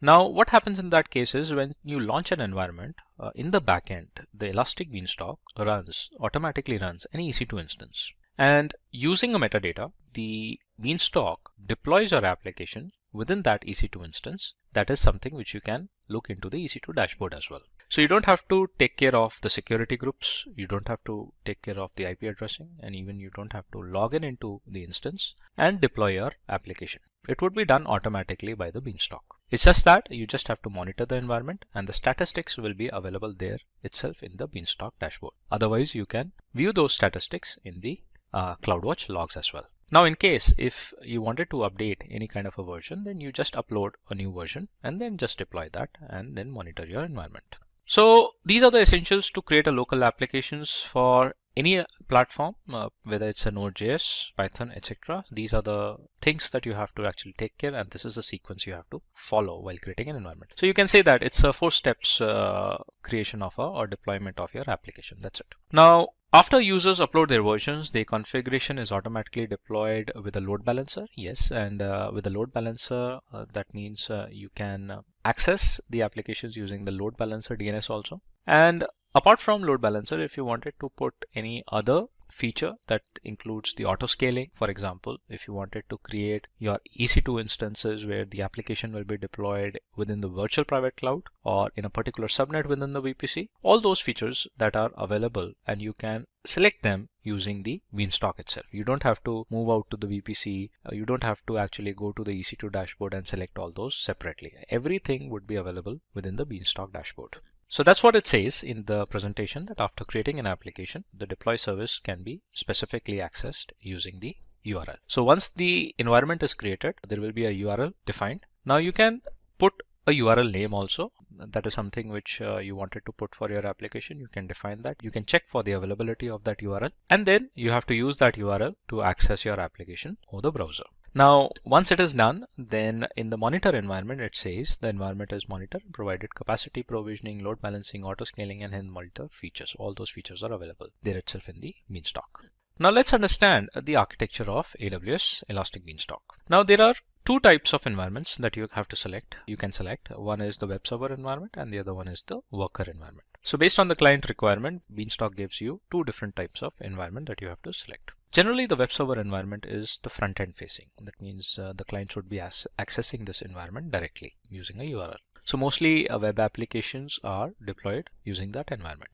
The worker environment is the backend applications or the micro apps, which are basically required to support the running of the web applications. Now it depends on the client requirement what kind of an environment you wanted to select. Now in the web server environment, it only handles the HTTP request from the clients. So that's why we use the web server environment mostly for the web applications or any application which works on the HTTPS requests. So it's not only the HTTP, you can use the HTTPS as well. The worker environment, it processes background tasks and minimizes the consumption of resources. So again, it is just like a kind of a microservice or an application services that are running in the backend to support the web server environment. Now coming to the understanding of the AWS Beanstalk. So this is how the architecture of the AWS Beanstalk is designed, and you can refer to that image also. Now in the web server environment, let's say if we select a web server environment, and it says that if the application receives client requests, the Amazon Route 53 sends these requests to the Elastic Load Balancer. Now obviously we discussed here that the web server environment is primarily an environment which receives the HTTP requests. It's a kind of a client facing environment.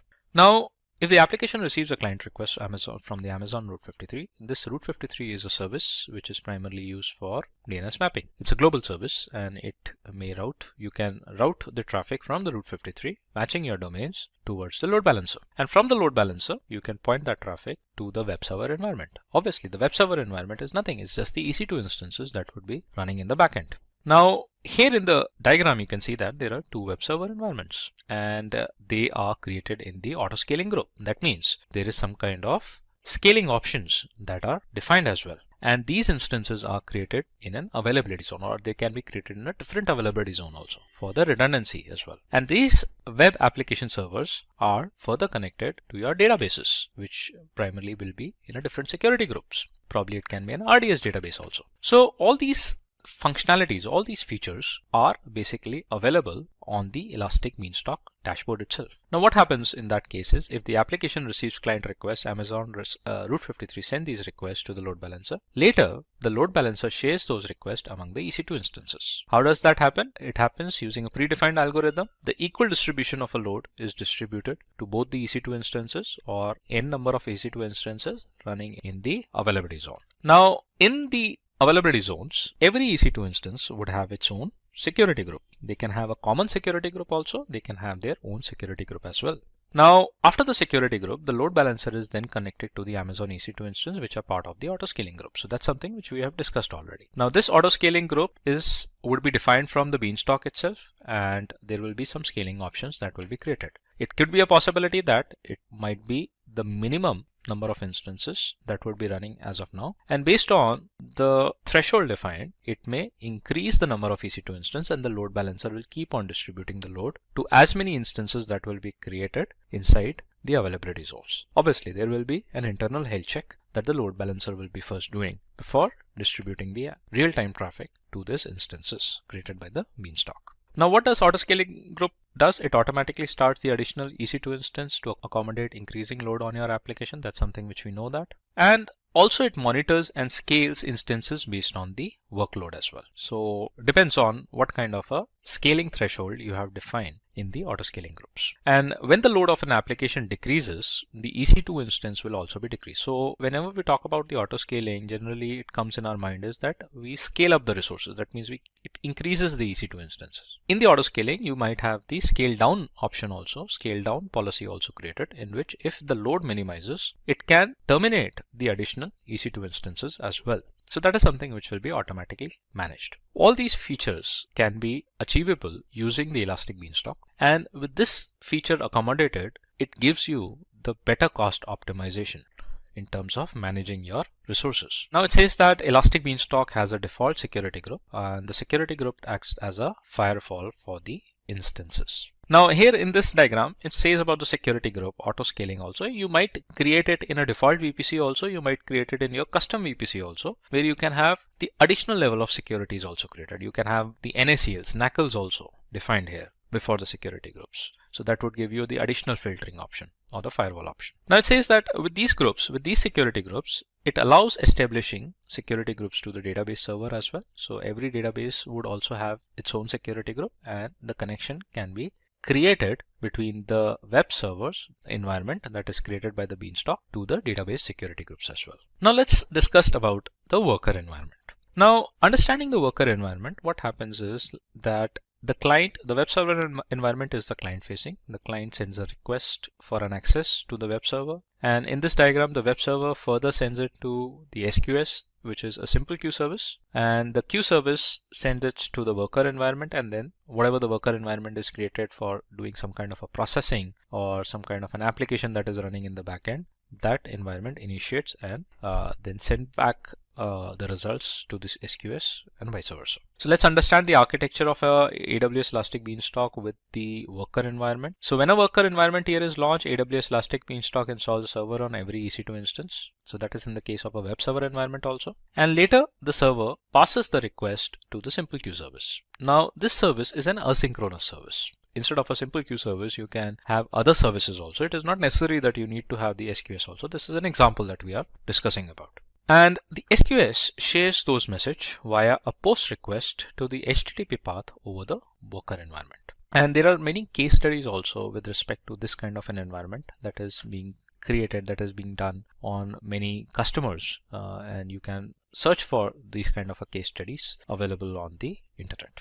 Now the worker environment executes the task given by the SQS with the HTTP response after the operation is completed. Now here what happens is a quick recap. The client requests for an access of an application to a web server using an HTTP request. The web server passes that request to the queue service. The queue service shares the message with the worker. Probably a worker might be the manual worker, and generally it's an automated worker. So it would be shared via the worker environment only. And the worker sends back the response with the HTTP response back to the queue. That response can be viewed directly from the queue service by the client using the web server. So this is one of the examples. Likewise, as I said, that there can be many other examples also where you can have the worker environments defined. Now, what are the companies that are using the Elastic Beanstalk? These are few of the companies that are primarily using. One is Zillow, Jelly Button Games, then you have League of Women Voters, eBury. These are some of the few listed companies, and obviously you search on the AWS site and you'll find many more organizations that are using the Elastic Beanstalk primarily for deploying their applications. Now the next thing is to go with the practicals, that how actually we use the Elastic Beanstalk. So let's look into the demo using the AWS Elastic Beanstalk. Now first you have to log in into the AWS console, and I'm sure that you might be having the accounts created, or you can use the IAM credentials as well. And then you have to select the region also. Now I am in the North Virginia region. Likewise, you can select any of the regions that are listed here. Now click on the services and you have to search for the Elastic Beanstalk. You can find the Elastic Beanstalk under the compute section. So here itself, you'll find the Elastic Beanstalk as a service. Now open this service and there it will give you an option to create an environment. You have to specifically select an environment, probably a worker environment or a web service environment.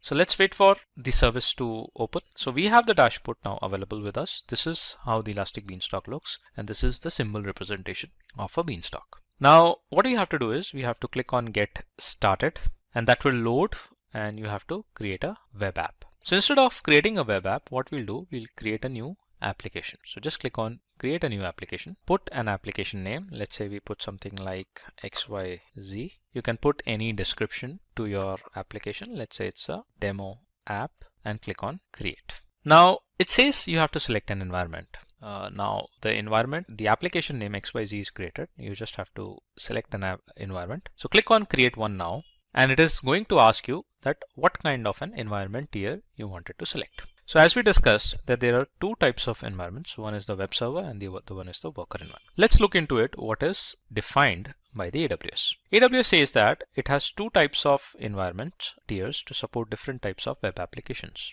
Web servers are standard applications that listen for and then process HTTP requests, typically over port number 80. Workers are specialized applications that have a background processing task that listens for message on an Amazon SQS queue.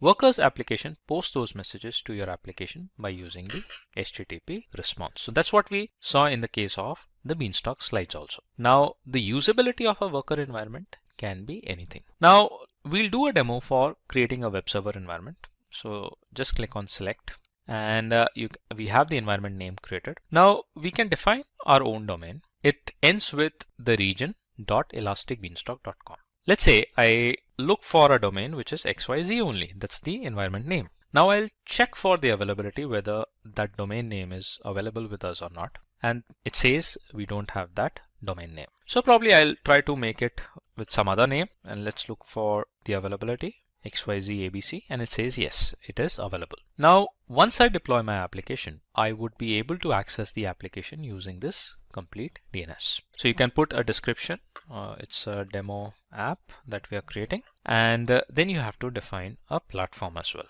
Now these are the platforms that are supported by the AWS. Let's say I wanted to run a Node.js environment. So I'll just click on the Node.js platform. The application codes is something which is basically developed by the developers, and you can upload the application right now, or you can do that later as well once the environment is ready. Now, either you can select to create an environment if you wanted to go with all the default settings. Otherwise, if you wanted to customize it more, you can click on configure more options. So let's click on configure more options. And here you would be able to define various different features like the type of an instance. For example, what kind of an EC2 instance or a server that should be running so that the Beanstalk can deploy our applications over it. If you wanted to modify, just click on a modify button, and here you can modify your instances with respect to the storage as well. Now, apart from that, if you wanted to do some modification in the case of monitoring, in the case of databases, in the case of security, or in the case of a capacity, let's look into the capacity. So here you can actually do the modification. So in the capacity, you can select the instance type also. By default, it is t2.micro, but in case if your application requires a larger type of an instance, then you can actually go for the instance type as well. Similarly, you can define your AMI IDs also, because obviously for the application to run, you would require the operating system also. So you can select that particular AMI ID for your operating system as well. Let's cancel that. Likewise, you have many other features that you can actually define here from the dashboard, and you don't have to go to the EC2 dashboard to do the modifications. Now let's go and create an environment. Let's assume that we are going with the default configuration. So this is going to create our environment. The environment is being created, and you can get the environment and the logs defined in the dashboard itself. So you'll see that the Beanstalk environment is being initiated, the environment is being started, and in case if there would be any errors or if it is deployed correctly, you'll get all the logs here itself. Now the environments are basically color coded. So there are different color codings that are defined. If you get the environment in a green color, that means everything is good to go. So here you can see that it has created an elastic IP. It has checked the health of the environment. Now it has created the security groups, and that would be an auto security groups created by the Beanstalk. And the environment creation has been started. You can see that Elastic Beanstalk as Amazon S3 storage bucket for your environment data as well. This is the URL through which you will be accessing the environment, but right now we cannot do that since the environment is being created. Let's click on the application name, and here you can see that it is in a gray color. That means right now the build is being done. It is being created. Once it will be successfully created, it should change to the green color, and then we will be able to access our environment using the URL. Now, if I move to the EC2 instances and see in the EC2 dashboard, if I see whether the instance is being created by the Beanstalk or not. So let's see, and let's see what are the differences in terms of creating an instance manually and getting it created from the Beanstalk. So click on the EC2. Let's go to the old EC2 experience. That's what we are familiar with. And let's see what's there in the dashboard. So here you can see one running instance. let's open that. And the XYZ environment, which was created from the Beanstalk, is being initiated. The instance is being initiated, and that is something which is being done by the Beanstalk itself. We have not gone to the dashboard and created it manually. Now, in the security groups, if you see that, here the AWS Beanstalk security groups are defined. It has the Elastic IPs also defined. So everything is being created by the Beanstalk itself. Right. Now let's go back to the Beanstalk and let's look into the status of our environment, whether the color coding has been changed from gray to green or not. And here you can see the environment is successfully created, and we have that environment colored in green. We'll access the environment, and it says it's a web server environment. Its platform is Node.js running on 64-bit Amazon Linux AMI, and it's a sample application. Health status is okay. Now the other thing is that if you do not want to use the web console, the management console, to access the Beanstalk, then the Beanstalk offers you the Elastic Beanstalk CLI as well. So you can install the command line interface, and then you have the command references, CLI command references, that you can actually play with and get your applications deployed using the Beanstalk itself. So this is one of the sample CLI commands that you can actually look into. Now let's look into the environment. Let's click on the environment and we'll be represented with the URL. It says health is okay. These are the logs that you have to follow in case if there are any issues. The platform is Node.js. That is what we selected. Now the next thing is you just have to upload and deploy your applications. So just click on upload and deploy. Select the version label or the name. Select file, and wherever your application is hosted at, just select that, upload it, and deploy your application. You'll see that like your environment is created, similarly your application will be deployed automatically on the instance, and from this URL you will be able to view the output. It is as simple as just like you have to follow these 4 steps. Now let's see whether the Node.js environment is running on our instance before deploying an application. So we'll just click on this URL. Since the Beanstalk has already opened up the security groups on HTTP port 80 for all, we can actually view that output directly from the URL. So we have the Node.js running, that's visible here, and after that you just have to upload and deploy your application, and then from that URL you can get the output. Now this URL you can map it with the Route 53 service. So using the Route 53 DNS services, the domain names can be pointed to the Elastic Beanstalk URL, and from there it can be pointed to the applications that are running on the EC2 instance. Whether you wanted to point it to the URL directly using the Beanstalk, you can do that. Otherwise, as we saw in the slides, you can use the Route 53, point it to the load balancer, and then point it to the instances directly also once it is created by the Beanstalk. So that was the demo, guys, with respect to the Beanstalk and how we can actually run the environments. Apart from that, the operational tasks like system operations, you can manage all these things from the environment dashboard itself. So you have the configurations, you have the logs, you can actually check the health status of your environment, you can do the monitoring, and you can actually get the alarms and the events here. So let's say if I wanted to see the logs, I can request for the logs here itself, and I'll be represented with the full log report, and I can now download that log file and I can view the logs. So it's in the, so we have this bundle logs in the zip file.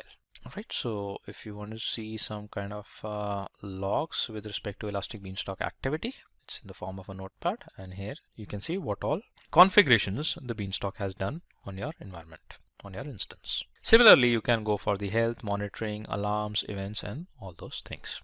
If getting your learning started is half the battle, what if you could do that for free? Visit SkillUp by Simplilearn. Click on the link in the description to know more. Hi, this is the 4th lesson of the AWS Solutions Architect course. Migrating to the cloud doesn't mean that resources become completely separated from the local infrastructure. In fact, running applications in the cloud will be completely transparent to your end users. AWS offers a number of services to fully and seamlessly integrate your local resources with the cloud. One such service is the Amazon Virtual Private Cloud. This lesson talks about creating virtual networks that closely resemble the ones that operate in your own data centers, but with the added benefit of being able to take full advantage of AWS. So let's get started.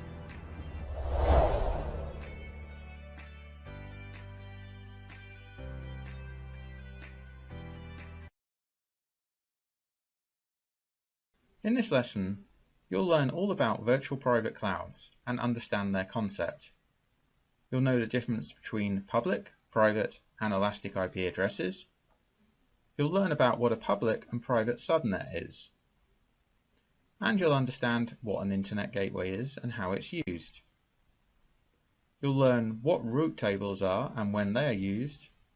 You'll understand what a NAT gateway is.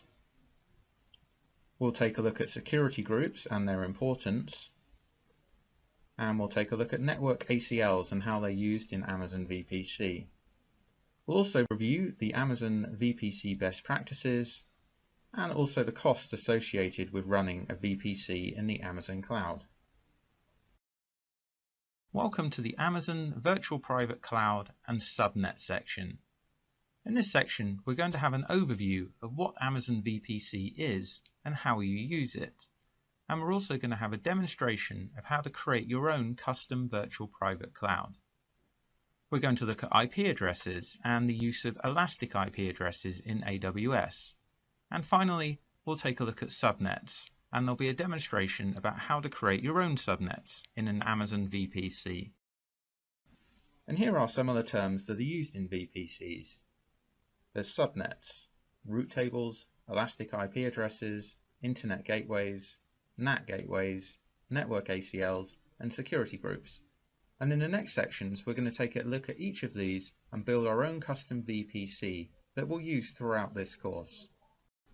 Amazon defines a VPC as a virtual private cloud that enables you to launch AWS resources into a virtual network that you've defined.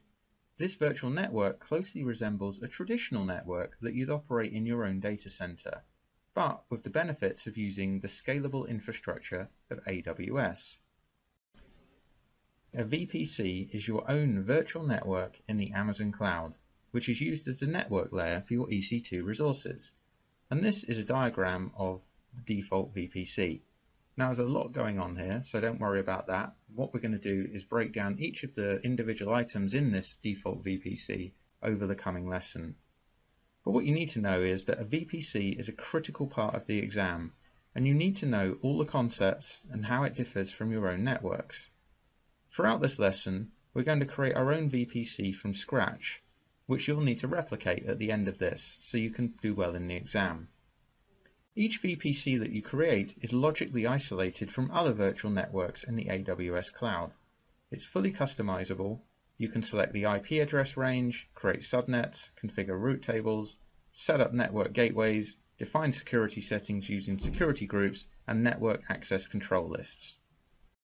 So each Amazon account comes with a default VPC that's pre-configured for you to start using straight away, so you can launch your EC2 instances without having to think about anything we mentioned in the opening section. A VPC can span multiple availability zones in a region, and here's a very basic diagram of a VPC. It isn't this simple in reality. And as we saw in the first section, here's the default Amazon VPC, which looks kind of complicated. But what we need to know at this stage is that the CIDR block for the default VPC is always a 16 subnet mask. So in this example, it's 172.31.0.0/16. What that means is this VPC will provide up to 65,536 private IP addresses. So in the coming sections, we'll take a look at all of these different items that you can see on this default VPC. But why wouldn't you just use the default VPC? Well, the default VPC is great for launching new instances when you're testing AWS. But creating a custom VPC allows you to make things more secure, and you can customize your virtual network as you can define your own IP address range. You can create your own subnets that are both private and public, and you can tighten down your security settings. By default, instances that you launch into a VPC can't communicate with your own network. So you can connect your VPCs to your existing data center using something called hardware VPN access, so that you can effectively extend your data center into the cloud and create a hybrid environment. Now to do this, you need a virtual private gateway, and this is the VPN concentrator on the Amazon side of the VPN connection. Then on your side, in your data center, you need a customer gateway, which is either a physical device or a software application that sits on your side of the VPN connection. So when you create a VPN connection, a VPN tunnel comes up when traffic is generated from your side of the connection. VPC peering is an important concept to understand. A peering connection can be made between your own VPCs or with a VPC in another AWS account, as long as it's in the same region. So what that means is, if you have instances in VPC A, they wouldn't be able to communicate with instances in VPC B or C unless you set up a peering connection. Peering is a one-to-one relationship. A VPC can have multiple peering connections to other VPCs, but, and this is important, transitive peering is not supported. In other words, VPC A can connect to B and C in this diagram, but C wouldn't be able to communicate with B unless they were directly peered. Also, VPCs with overlapping CIDRs cannot be peered. So in this diagram you can see they all have different IP ranges, which is fine, but if they had the same IP ranges, they wouldn't be able to be peered. And finally for this section, if you delete the default VPC, you have to contact AWS support to get it back again. So be careful with it and only delete it if you have good reason to do so and know what you're doing. This is a demonstration of how to create a custom VPC.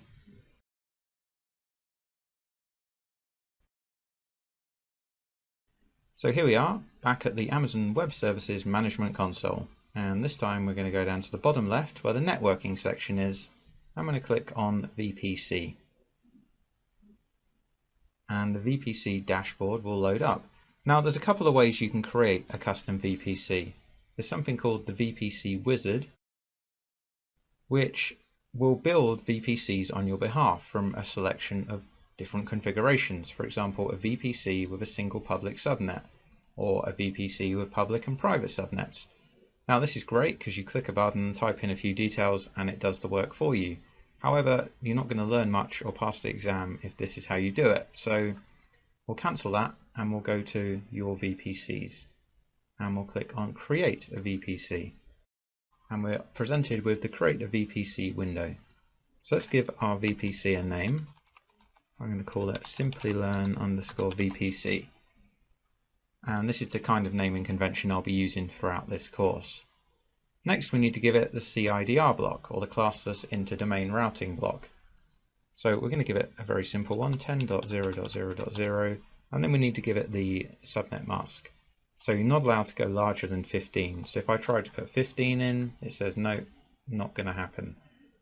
For a reference, subnet mask of 15 would give you around 131,000 IP addresses, and subnet 16 will give you 65,536, which is probably more than enough for what we're going to do. Next, you get to choose the tenancy. There's two options, default and dedicated. If you select dedicated, then your EC2 instances will reside on hardware that's dedicated to you. So your performance is going to be great, but your cost is going to be significantly higher. So I'm going to stick with default, and we just click on yes, create. It'll take a couple of seconds, and then in our VPC dashboard we can see our Simplilearn VPC has been created. Now if we go down to the bottom here to see the information about our new VPC, we can see it has a route table associated with it, which is our default route table. So there it is, and we can see that it's only allowing local traffic at the moment. We go back to the VPC again, we can see it's been given a default network ACL. And we'll click on that and have a look. And you can see this is very similar to what we looked at in the lesson. So it's allowing all traffic from all sources, inbound and outbound.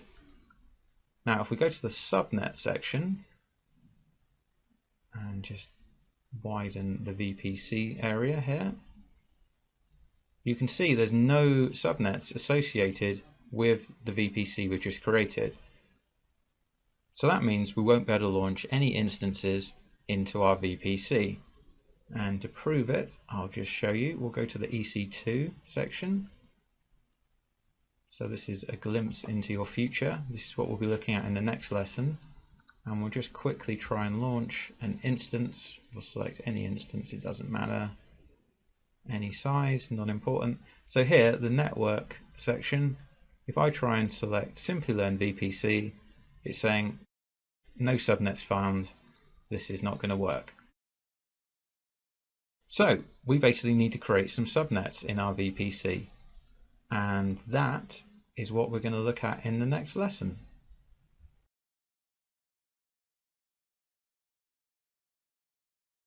Now, private IP addresses are IP addresses that are not reachable over the internet, and they're used for communication between instances in the same network. When you launch a new instance, it's given a private IP address and an internal DNS hostname that resolves to the private IP address of the instance. But if you want to connect to this from the internet, it's not going to work. So then you'd need a public IP address, which is reachable from the internet. You can use public IP addresses for communication between your instances and the internet. Each instance that receives a public IP address is also given an external DNS hostname. Public IP addresses are associated with your instances from the Amazon pool of public IP addresses. When you stop or terminate your instance, the public IP address is released and a new one is associated when the instance starts.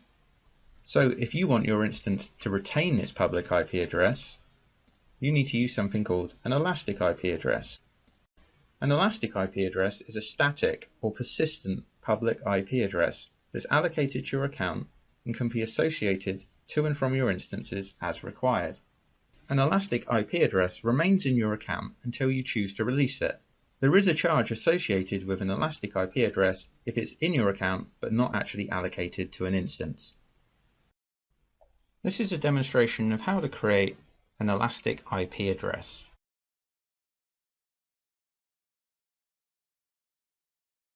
So we're back at the Amazon Web Services Management Console. We're going to head back down to the networking VPC section and we'll get to the VPC dashboard. On the left hand side we'll click on Elastic IPs. Now you'll see a list of any elastic IPs that you have associated in your account, and remember, any elastic IP address that you're using that isn't allocated to something you'll be charged for. So I have one available and that is allocated to an instance currently. So we want to allocate a new address, and it reminds you that there's a charge if you're not using it. I'm saying yes, allocate, and it takes a couple of seconds, and there's our new elastic IP address. Now we'll be using this IP address to associate with the NAT gateway when we build that.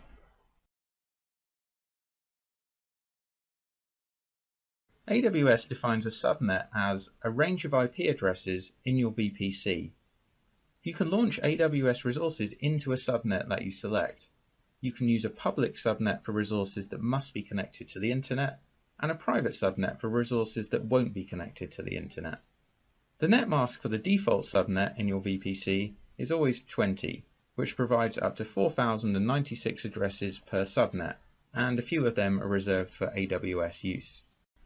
A VPC can span multiple availability zones, but a subnet is always mapped to a single availability zone. This is important to know. So here's our basic diagram, which we're now going to start adding to. So we can see the virtual private cloud, and you can see the availability zones, and now inside each availability zone we've created a subnet. Now you won't be able to launch any instances unless there are subnets in your VPC. So it's good to spread them across availability zones for redundancy and failover purposes. There's two different types of subnet, public and private. You use a public subnet for resources that must be connected to the internet, for example web servers. A public subnet is made public because the main route table sends the subnet's traffic that is destined for the internet to the internet gateway, and we'll touch on internet gateways next. Private subnets are for resources that don't need an internet connection or that you want to protect from the internet, for example database instances. So in this demonstration we're going to create some subnets, a public and a private subnet, and we're going to put them in our custom VPC in different availability zones.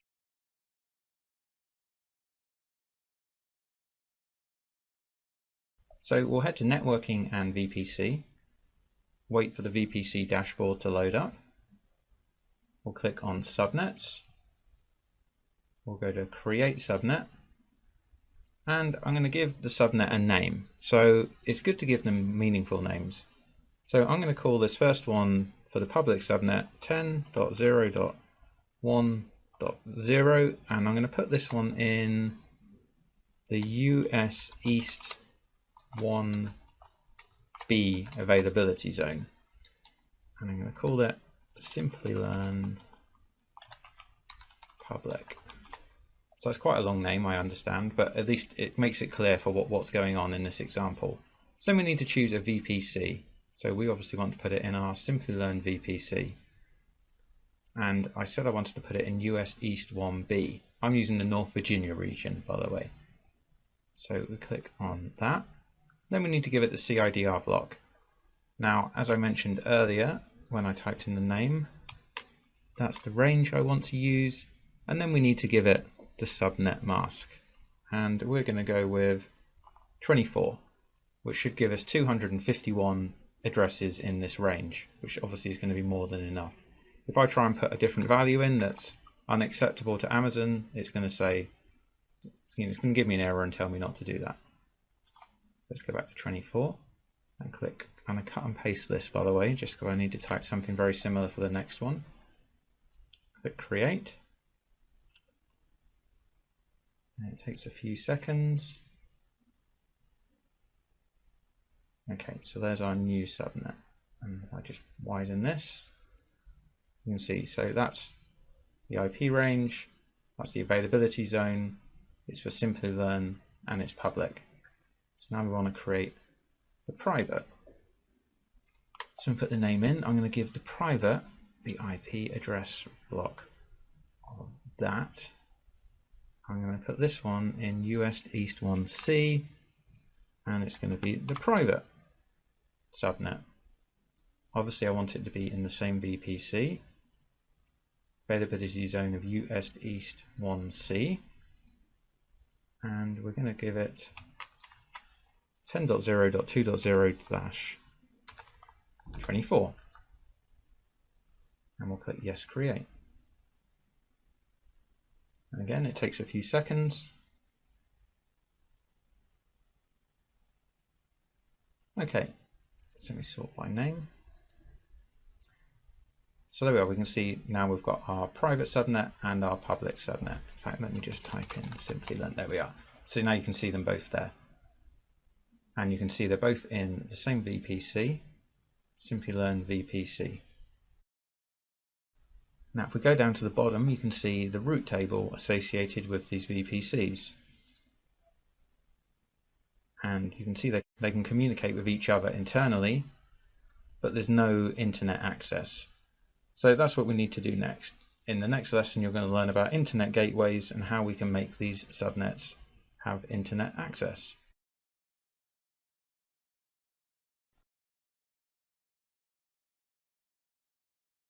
Welcome to the networking section. In this section, we're going to take a look at internet gateways, route tables, and NAT devices. And we'll have a demonstration on how to create each of these AWS VPC items.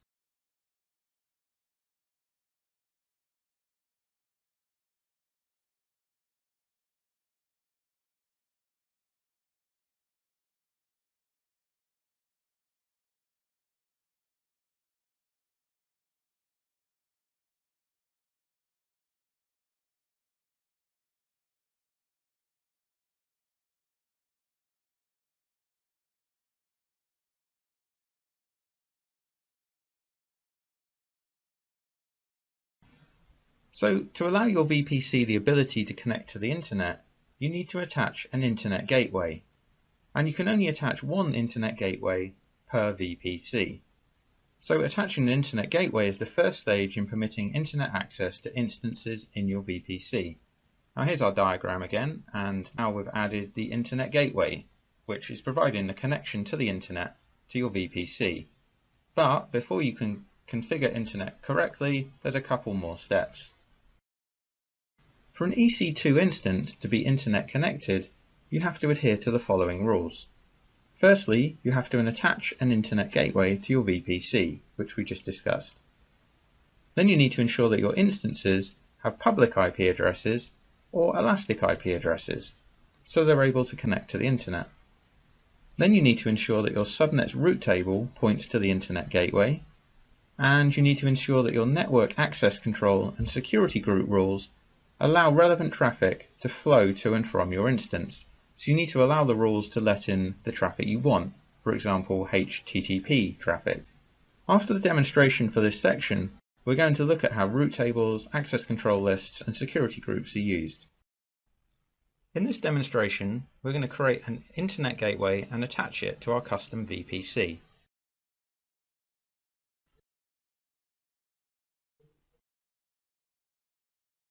So let's go to Networking VPC, bring up the VPC dashboard, and on the left hand side we click on Internet Gateways. So here's a couple of internet gateways I have already, but I need to create a new one. So create internet gateway. I'll give it a name, which is going to be Simplilearn Internet Gateway, IGW.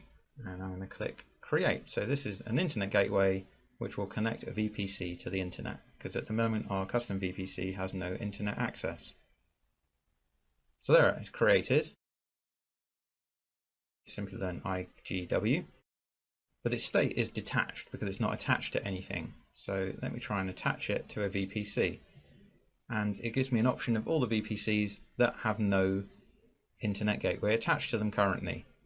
So I only have one, which is Simplilearn VPC. Yes, attach.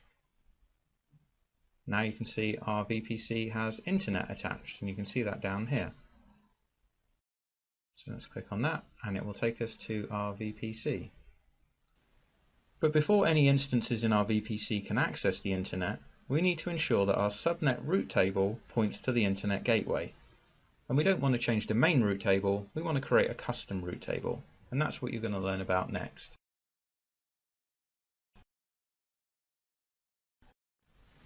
A route table determines where network traffic is directed.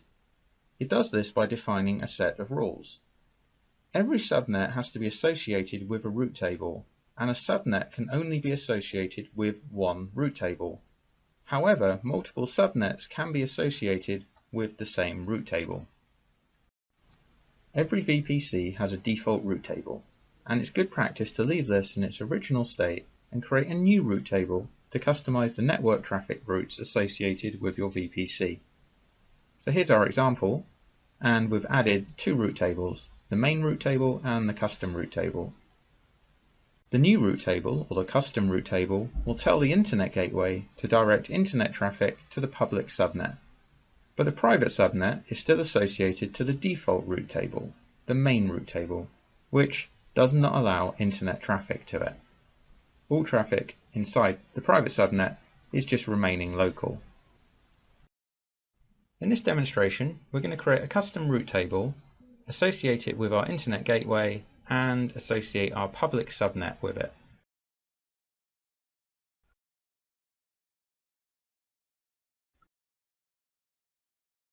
So let's go to Networking and VPC.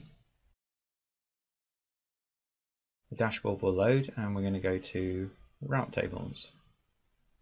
Now our VPC only has its main route table at the moment, the default one it was given at the time it was created. So we want to create a new route table and we want to give it a name. So we're going to call it Simplilearn. I'm going to call it route table, RTB for short. And then we get to pick which VPC we want to put it in. So obviously we want to use Simplilearn VPC. So we click Create. It'll take a couple of seconds, and here you are. Here's our new route table. So what we need to do now is change its route so that it points to the internet gateway.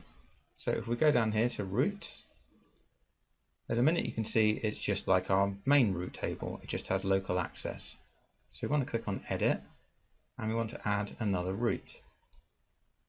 So the destination is the internet, which is all the zeros, and our target, and we click on this, it gives us the option of our internet gateway, which we want to do. So now we have internet access to this to this route table. And we click on save. Save was successful. So now we can see that as well as local access, we have internet access. Now at the moment, if we click on subnet associations, you do not have any subnet associations. So basically both our subnets, the public and private subnets, are associated with the main route table, which doesn't have internet access. So we want to change this. So we'll click on edit, and we want our public subnet to be associated with this route table. So click on save.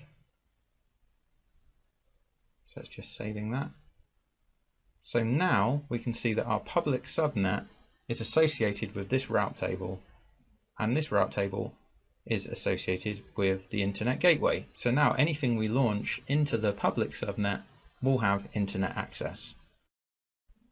But what if we wanted our instances in the private subnet to have internet access? Well, there's a way of doing that with a NAT device, and that's what we're going to look at in the next lecture.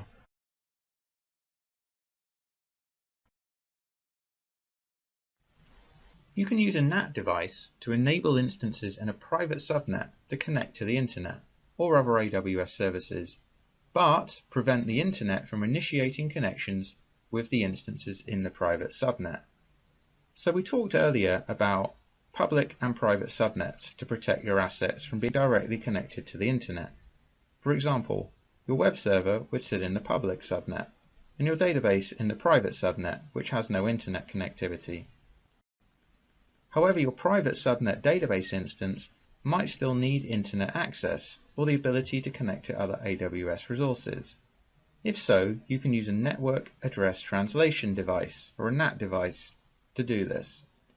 A NAT device forwards traffic from your private subnet to the internet or other AWS services and then sends the response back to the instances. When traffic goes to the internet, the source IP address of your instance is replaced with the NAT device address, and when the internet traffic comes back again, the NAT device translates the address to your instance's private IP address.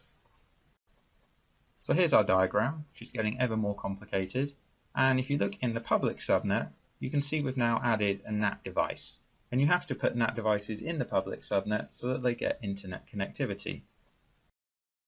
AWS provides two kinds of NAT devices, a NAT gateway and a NAT instance. AWS recommends a NAT gateway as it's a managed service that provides better availability and bandwidth than NAT instances. Each NAT gateway is created in a specific availability zone and is implemented with redundancy in that zone. A NAT instance is launched from a NAT AMI, an Amazon Machine Image, and runs as an instance in your VPC. So it's something else you have to look after, whereas a NAT gateway, being a fully managed service, means once it's installed, you can pretty much forget about it.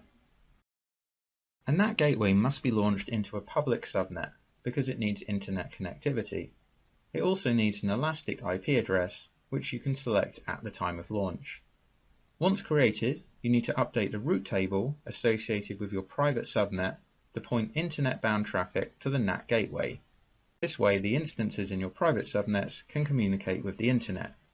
So if you remember back to the diagram when we had the custom route table, which was pointed to the internet gateway, now we're pointing our main route table to the NAT gateway, so that the private subnet also gets internet access, but in a more secure manner. Welcome to the Create a NAT Gateway demonstration, where we're going to create a NAT gateway so that the instances in our private subnet can get internet access.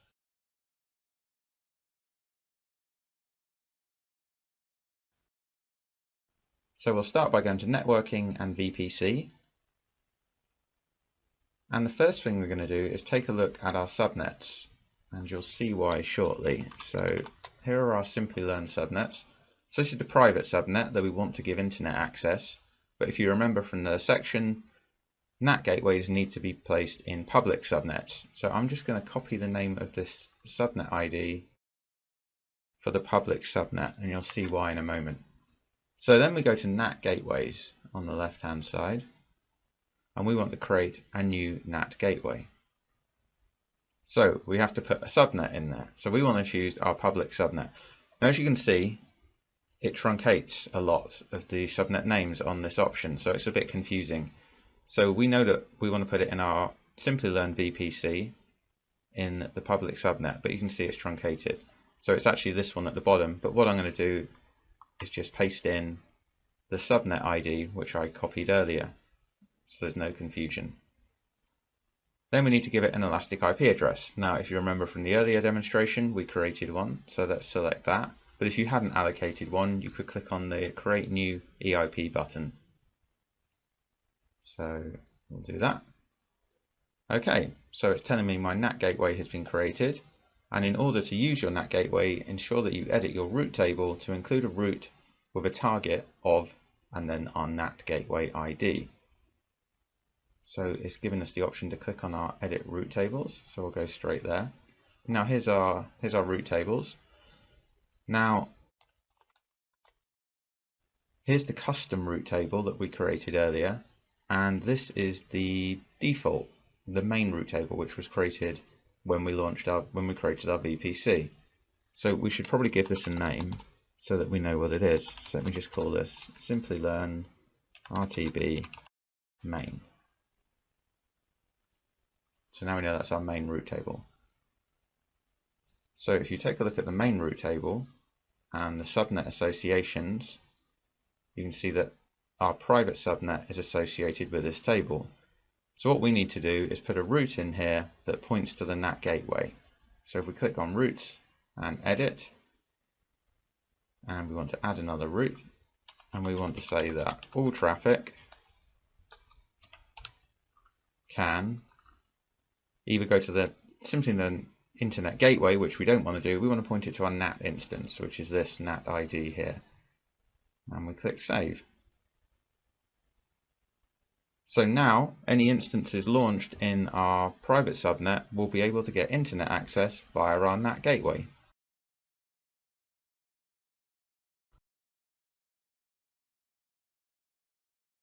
Welcome to the Using Security Groups and Network ACL section. In this section, we're going to take a look at security groups and network ACLs, and we're going to have a demonstration on how you create both of these items in the Amazon Web Services console.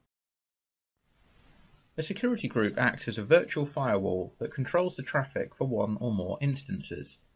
You add rules to each security group that allow traffic to or from its associated instances. Basically, a security group controls the inbound and outbound traffic for one or more EC2 instances. Security groups can be found on both the EC2 and VPC dashboards in the AWS Web Management Console.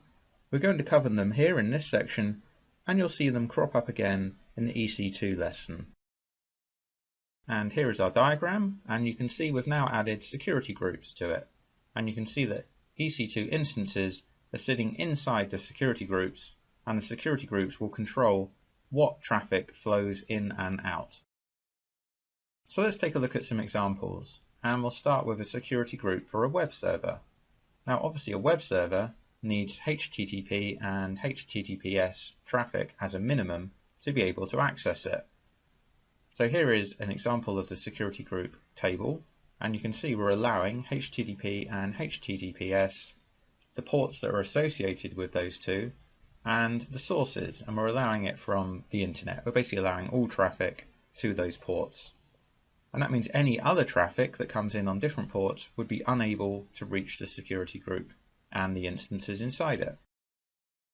Let's take a look at an example for a database server security group. Now imagine you have a SQL Server database, then you would need to open up the SQL Server port so that people can access it.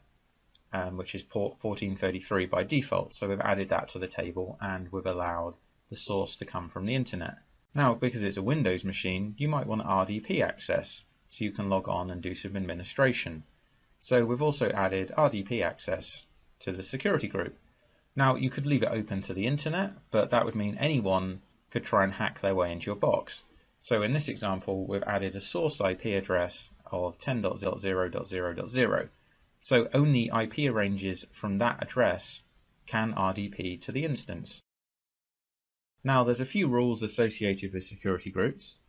By default, security groups allow all outbound traffic. So if you want to tighten that down, you can do so in a similar way to you can define the inbound traffic. Security group rules are always permissive.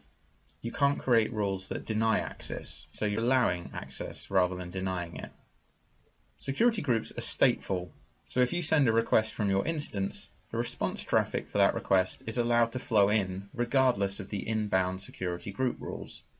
And you can modify the rules of a security group at any time, and the rules are applied immediately. Welcome to the Create Security Group demonstration, where we're going to create two security groups, one to host DB servers and one to host web servers.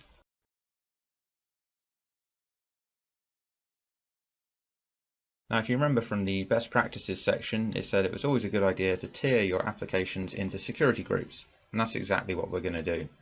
So if we go to networking and VPC to bring up the VPC dashboard, on the left hand side under security we click on security groups. Now you can also get to security groups from the EC2 dashboard as well. So here's a list of my existing security groups, but we want to create a new security group, and we're going to call it Simplilearn Web Server SG security group, and we'll give the group name as the same, and our description is going to be Simplilearn Web Servers Security Groups.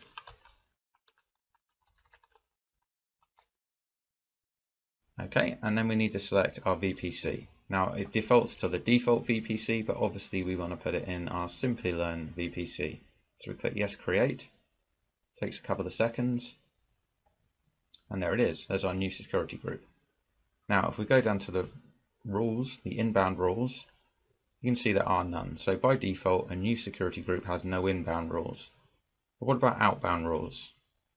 If you remember from the lesson, a new security group by default allows all traffic to be outbound. And there you are, all traffic has destination of everywhere. So all traffic is allowed. But we want to add some rules. So let's click on inbound rules. Click on Edit. Now this is going to be a web server, so if we click on the drop down, we need to give it HTTP. So you can either choose custom TCP rule and type in your own port ranges, or you can just use the ones they have for you. So HTTP, this pre-populates the port range, and then here you can add the source. Now if I click on it, it's giving me the option of saying allow access from different security groups. So you could create a security group and say, I only accept traffic from a different security group, which is a nice way of securing things down. You could also put in here just your IP address, so that only you could do HTTP requests to the instance. But because it's a web server, we want people to be able to see our website, otherwise it's not going to be much use. So we're going to say all traffic, so all source traffic can access our instance on port HTTP 80. I want to add another rule because we also want to do HTTPS, which is hiding from me. There we are. And again, we want to do the same.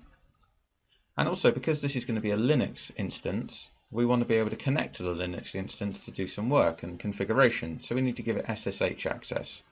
And again, it would be good practice to tie it down to your specific IP or an IP range. But we're just going to do all for now.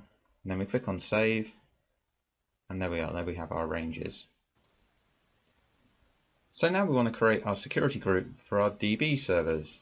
So let's click Create Security Group, and then we'll go through it and give it a similar name, Simplilearn DB Servers SG. And the description is going to be Simplilearn DB Servers Security Group. And our VPC is obviously going to be Simplilearn VPC. So let's click Yes, Create, wait a few seconds. And here's our new security group. As you can see, it has no inbound rules by default, and outbound rules allow all traffic. So this is going to be a SQL Server database server. And so we need to allow SQL Server traffic into the instance. So we need to give it Microsoft SQL port access. Now the default port for Microsoft SQL Server is 1433. Now in reality I'd probably change the port the SQL Server was running on to make it more secure, but we'll go with this for now. And then the source, so we could choose the IP ranges again, but what we want to do is place the DB server in the private subnet and allow the traffic to come from the web server. So the web server will accept traffic, and the web server will then go to the database to get the information it needs to display on its on the website. Or if people are entering information into the website, we want the information to be stored in our DB server. So basically we want to say that the DB servers can only accept SQL Server traffic from the web server security group.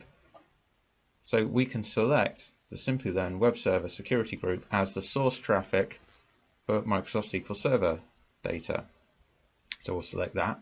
Now our SQL Server is obviously going to be a Windows instance, so from time to time we might need to log in and configure it. So we want to give RDP access. Now again, you would probably put a specific IP range in there. We're just going to do all traffic for now. Then we click Save. And there we are. So now we have two security groups, DB servers and web servers.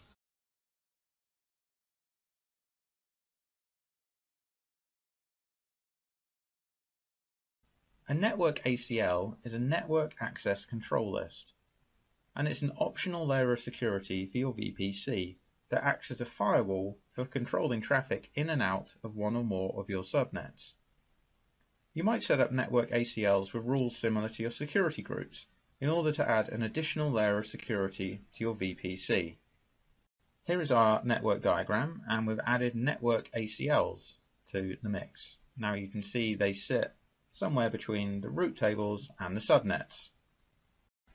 This diagram makes it a little bit clearer, and you can see that a network ACL sits in between a root table and a subnet. And also you can see an example of the default network ACL, which is configured to allow all traffic to flow in and out of the subnets to which it's associated. Each network ACL includes a rule, whose rule number is an asterisk. This rule ensures that if a packet doesn't match any of the other numbered rules, it's denied. You can't modify or remove this rule. So if you take a look at this table, you can see on the inbound, some traffic would come in and it would look for the first rule, which is 100. And that's saying I'm allowing all traffic from all sources. So that's fine, the traffic comes in. If that rule 100 wasn't there, it would go to the asterisk rule. And the asterisk rule is saying traffic from all sources is denied. Let's take a look at the network ACL rules. Each subnet in your VPC must be associated with an ACL. If you don't assign it to a custom ACL, it will automatically be associated to your default ACL. A subnet can only be associated with one ACL. However, an ACL can be associated with multiple subnets. An ACL contains a list of numbered rules which are evaluated in order, starting with the lowest. As soon as a rule matches traffic, it's applied regardless of any higher numbered rules that may contradict it. AWS recommends incrementing your rules by a factor of 100, so there's plenty of room to implement new rules at a later date. Unlike security groups, ACLs are stateless. Responses to allowed inbound traffic are subject to the rules for outbound traffic. Welcome to the network ACL demonstration, where we're just going to have an overview of ACLs where they are in the dashboard.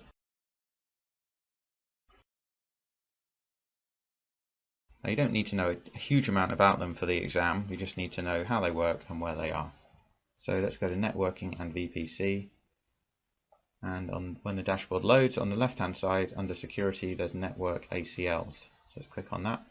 Now you can see some ACLs that are in my AWS account. So we want the one that's associated with our Simplilearn VPC. So if we extend this VPC column, that's our network ACL there, Simplilearn VPC. Now let's give it a name because it's not very clear to see otherwise. Also, I'm kind of an obsessive tagger, so let's call it Simplilearn ACL and click on the tick. So there we are. So now it's much easier to see. So we click on inbound rules. So this is exactly what we showed you in the lesson. The rule is 100, so that's the first rule that's going to get evaluated, and it's saying allow all traffic from all sources. And the outbound rules are the same. So if you wanted to tighten down the new rule, you could click edit. We'll give it a new rule number, say, which would be 200. So you should always increment them in 100. So that means if you had 99 more rules you needed to put in place, you'd have space to put them in between these two. And then you could do whatever you wanted. You could say, you know, we are allowing HTTP access from all traffic, and we're allowing, or you could say, actually, you know what, we're going to deny it. So this is the way of blacklisting traffic into your VPC. Now I'm not going to save that because we don't need it, but this is where network ACLs sit, and this is where you would make any changes. It's also worth having a look at the subnet associations with your ACL. So we have two subnets in our Simplilearn VPC, so we would expect to see both of them associated with this network ACL because it's the default. And there they are. There's both our public and our private subnets are associated. And you can also see up here on the dashboard, it says default. So this is telling us this is our default ACL. If you did want to create a new network ACL, you would click create network ACL. You'd give it a name, just say new ACL, and then you would associate it with your VPC. So we would say Simplilearn VPC. Takes a few seconds, and there we are. There we have our new one. Now you can see this one says default no, because it obviously isn't the default ACL for our Simplilearn VPC, and it has no subnets associated with it. So let's just delete that because we don't need it. But there you are. There's a very brief overview of network ACLs.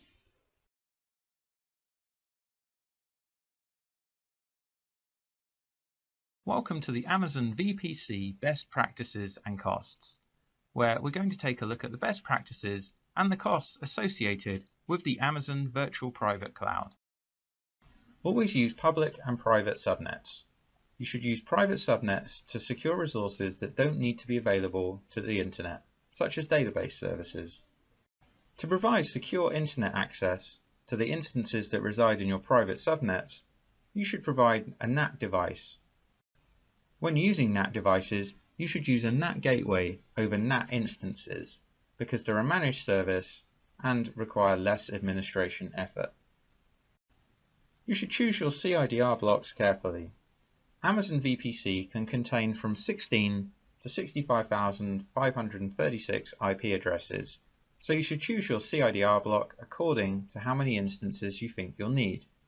You should also create separate Amazon VPCs for development, staging, test and production, or create one Amazon VPC with separate subnets, with a subnet each for production, development, staging and test. You should understand the Amazon VPC limits. There are various limitations on the VPC components. For example, you're allowed 5 VPCs per region, 200 subnets per VPC, 200 route tables per VPC, 500 security groups per VPC, 50 in and outbound rules per VPC. However, some of these rules can be increased by raising a ticket with AWS support. You should use security groups and network ACLs to secure the traffic coming in and out of your VPC. Amazon advises to use security groups for whitelisting traffic and network ACLs for blacklisting traffic. Amazon recommends tiering your security groups. You should create different security groups for different tiers of your infrastructure architecture inside VPC. If you have web tiers and DB tiers, you should create different security groups for each of them. Creating tier-wise security groups will increase the infrastructure security inside the Amazon VPC. So if you launch all your web servers in the web server security group, that means they'll automatically all have HTTP and HTTPS open. Conversely, the database security group will have SQL Server ports already open. You should also standardize your security group naming conventions.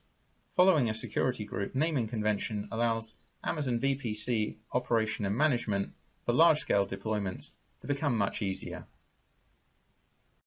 Always span your Amazon VPC across multiple subnets in multiple availability zones inside a region.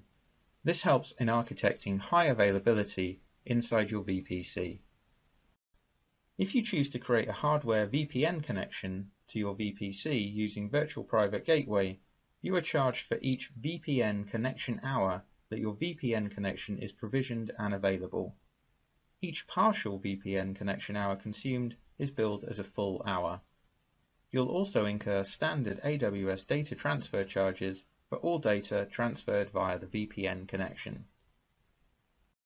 If you choose to create a NAT gateway in your VPC, you are charged for each NAT gateway hour that your NAT gateway is provisioned and available. Data processing charges apply for each gigabyte processed through the NAT gateway. Each partial NAT gateway hour consumed is billed as a full hour. This is the practice assignment for designing a custom VPC, where you'll create a custom VPC using the concepts learnt in this lesson.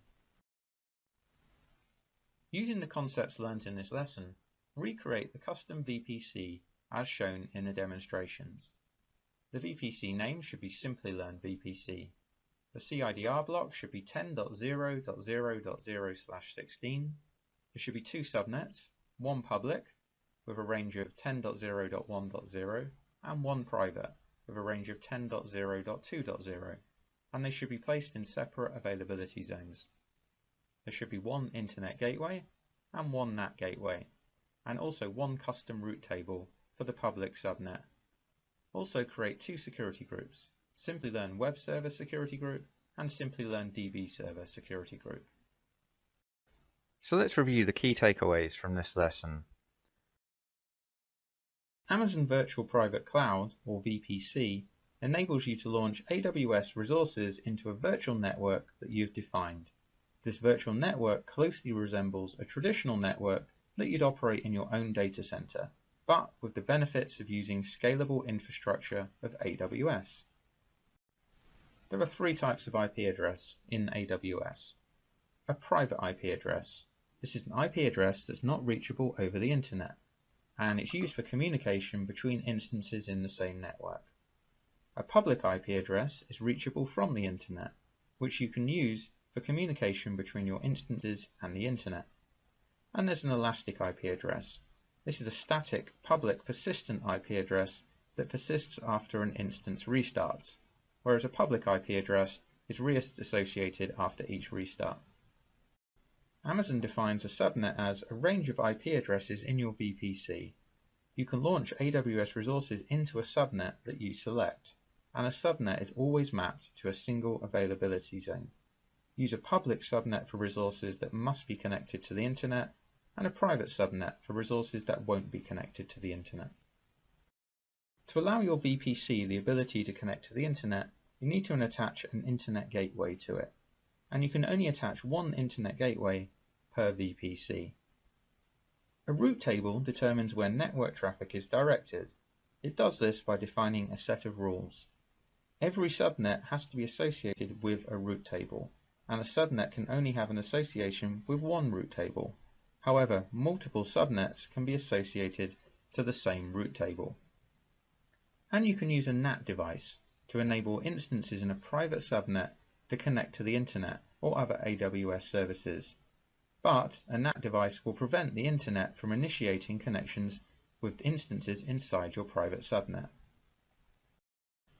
A security group acts as a virtual firewall that controls the traffic for one or more instances. You add rules to each security group that allow traffic to or from its associated instances.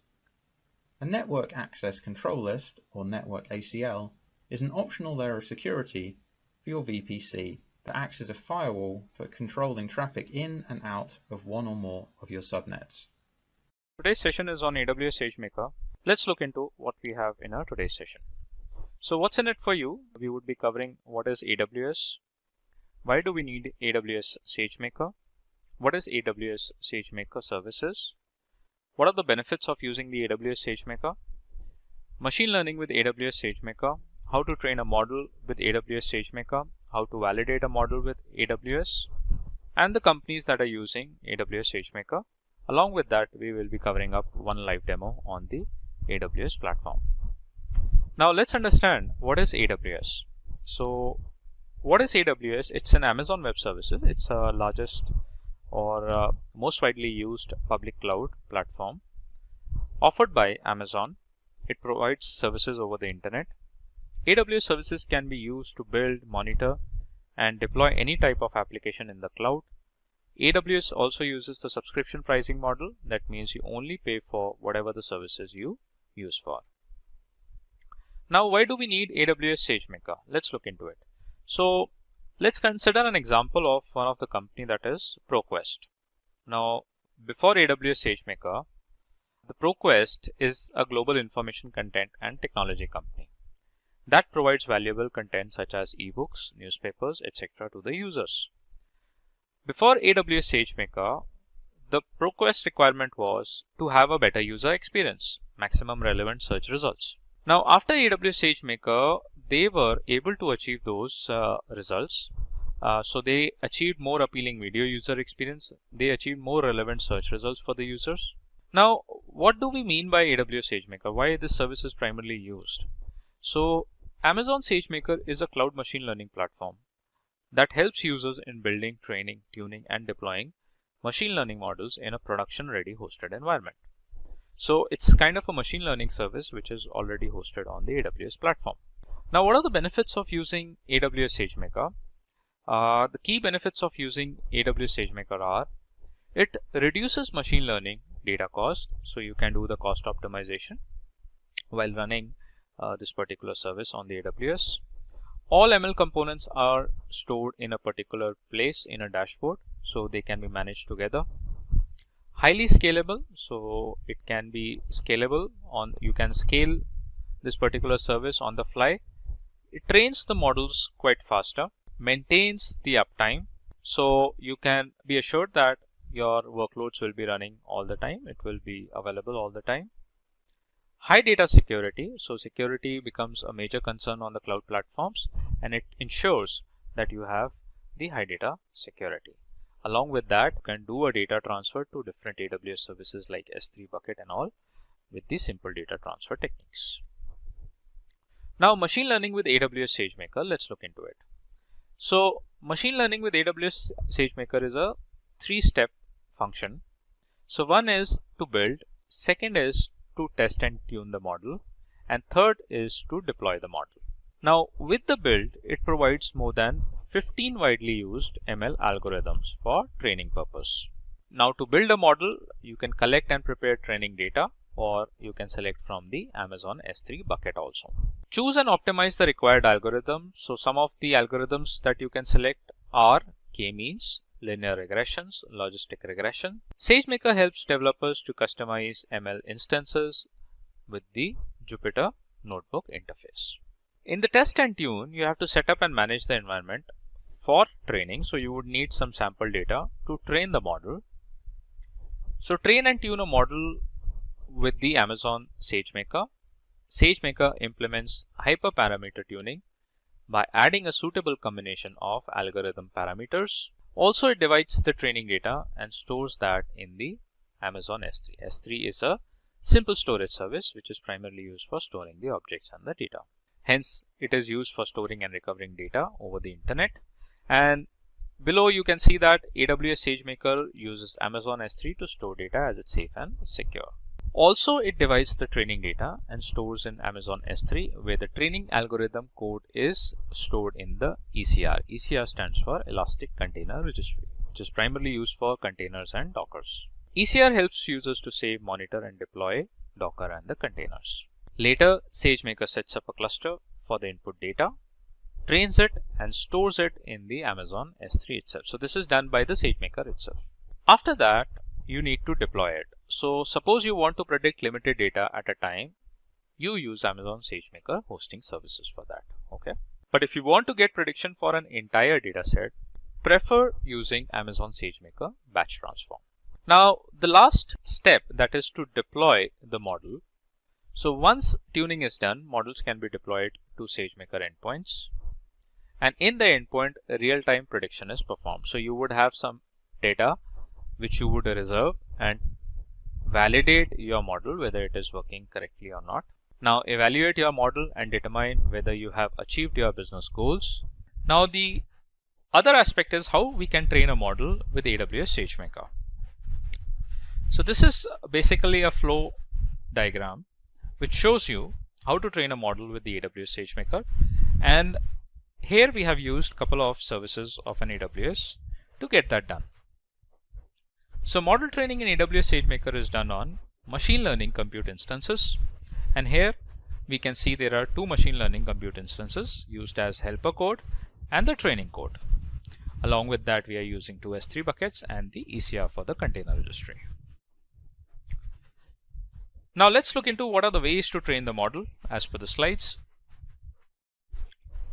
So below are the following requirements to train a model. So here in the diagram you can see these are the following requirements to train a model. The URL of an Amazon S3 bucket where the training data is stored, that is mentioned. The compute resources on machine learning compute instances. So these are all your machine learning compute instances. Then the URL of an Amazon S3 bucket where the output will be stored, and the path of AWS Elastic Container Registry where the code data is saved. The inference code image lies in the Elastic Container Registry. Now what are these called? These are called as the training jobs. Now when a user trains a model in Amazon SageMaker, he/she creates a training job. So we need to first create a training job, and then the input data is fetched from the specified Amazon S3 bucket. Once the training job is built, Amazon SageMaker launches the ML compute instances. So these compute instances will be launched once the training job is built. Then it trains the model with the training code and the data set, and it shows the output and model artifacts in the AWS S3 bucket. So this is done automatically. Now here the helper code performs a task when the training code fails. The interference code, which is in the Elastic Container Registry, consists of multiple linear sequence containers that process the request for inference on data. The EC2 Container Registry is a container registry that helps users to save, monitor, and deploy container images, whereas container images are the ready applications. Once the data is trained, the output is stored in the specified Amazon S3 bucket. So here you can see the output will be stored here. To prevent your algorithm being deleted, save the data in Amazon SageMaker Critical System, which can process your ML compute instances. Now how to validate a model? Let's look into it. So you can evaluate your model using offline or using the historical data. So first thing is that you can do the offline testing to validate a model. You can do an online testing with the live data. So if you have a live data coming or real-time streams coming, you can validate a model from there as well. You can validate using a holdout set, and also you can validate using the k-fold validation. Now use historical data to send requests to the model through the Jupyter Notebook in Amazon SageMaker for the evaluation. Online testing with live data deploys multiple models into the endpoints of Amazon SageMaker and directs live traffic to the model for validation. Validating using a holdout set is part of the data is set aside, which is called holdout set. So the part of the data is left, which is basically called as the holdout set. This data is not used for the model training. So later when the model is trained with the remaining input data and generalize the data based on what is learned initially. So whatever the data which is left out will be used for validating a model, because we have not used that data while training a model. The k-fold validation is the input data is split into two parts. One part is called k, which is the validation data for testing the model, and the other part is k-1, which is used as a training data. Now based on the input data, the machine learning model evaluates the final output.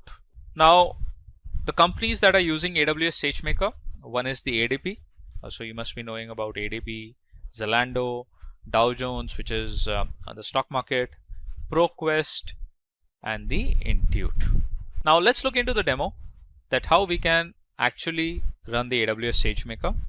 So we'll use the R algorithm and then package the algorithm as a container for building, training, and deploying a model. We are going to use the Jupyter Notebook for that, for model building, for model training, for model deployment, and the code for the demo is in the below link. So you can see here that from this link you can get the code for the demo. Let's try to do a demo on the AWS. Now I would be using a link which is provided by Amazon to build, train and deploy the machine learning model on the SageMaker, as you can see on my screen.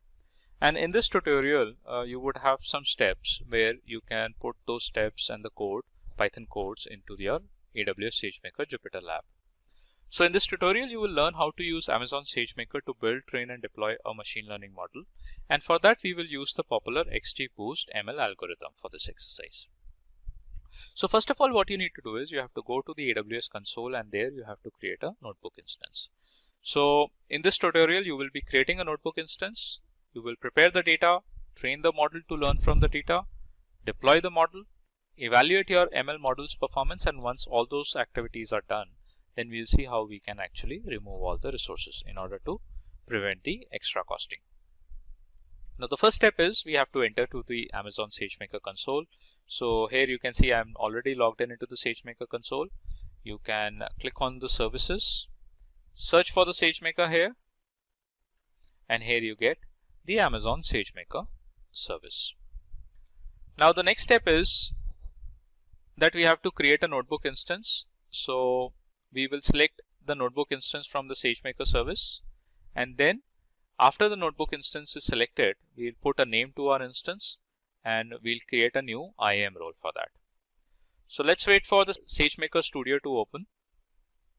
So here you can see the Studio is open, and you just have to click on the notebook instances, and here you have to create a notebook instance. So here you can see a couple of notebook instances have already been created. One of them is in service. So this is the notebook instance that we are going to use for creating the demo model. I'll show you how you can create a notebook instance. You just have to click on Create Notebook Instance button and put your notebook instance name. So you can put something like demo-sagemaker 987, or we can put it as model. We'll go with notebook instance type as default, which is mlt2.media. And in the permission and encryptions under the IAM role, we'll click on Create a new IAM role. Now why we are creating a new IAM role? So that we can allow the SageMaker to access any S3 bucket that has been created on our account. Just click on Create a role, and here you would see that the new IAM role will be created with the set of permissions. Then rest of the things we'll keep it as default, and then you just have to click on Create a notebook instance. The notebook instance creation takes some time, so you just have to wait for a couple of minutes to get that in service. We already have one of the notebook instance that has been created, so we will be using that to create a demo. Now going back to the steps, so these are the steps that we have already performed. Now once the notebook instance is created, then we have to prepare the data. So in this step, we will be using the SageMaker notebook instance to pre-process the data that would require to train the machine learning model. And for that, we would be opening up the Jupyter notebook, and then we have to select an environment, a kernel environment in the Jupyter notebook that would be conda_python 3. So let's follow these steps. Go back to the SageMaker, click on the notebook instances, select the running notebook instance, and here you would select the Open Jupyter Lab. Now here you would see that the SageMaker would try to open up the Jupyter notepad, and we would be performing all our inputs into that Jupyter notebook and executing the results there itself. So just wait for the notebook to open. Now here you can see the Jupyter Lab notebook has been opened. So I would be selecting one of the notebook that has been created. So this one. So likewise, you can create your own notebook also. How you can do that? First of all, let me select the kernel environment. So I would be selecting conda_python 3 and just click on select. So how you can create your own notebook? Just have to click on file, click on new, and here you can select the notebook. Just name your notebook, select the environment conda_python 3 to run this demo. So I have my notebook open. So in the tabs, I would be putting up the Python codes and I would be executing those codes to get the output directly. So the next step is to prepare the data, train the ML model and deploy it. We will need to import some libraries and define a few environment variables in the Jupyter Notebook environment. So I would be copying this code, which you can see that would try to import NumPy, Pandas. These are all required to run the Python syntax. So just copy this code and paste it into your notebook. Right? So once you do that, execute your code, and here you can see that you get the output, which is that it has imported all the necessary libraries that have been defined in the code. Now the next step is we would create an S3 bucket into the S3 service, and for that you have to copy this Python code. Just that you have to edit it. So you have to specify this bucket name that you want to get created. So here I would provide the bucket name, which should be unique, should not overlap. So something like SageMaker dash demo is the name that I have selected for the bucket. And now you have to execute that code. It says that the S3 bucket has been created successfully with the name SageMaker-demo 9876. So this is something which you can verify. So you can go to the S3 service and there you can verify whether the bucket has been created or not. Now the next task is that we need to download the data to the AWS SageMaker instance and load it into the data frame. And for that we have to follow this URL. So from this URL, which is build, train, deploy machine learning model, would have a data in the form of bank_clean.csv, and this will be deployed onto our SageMaker instance.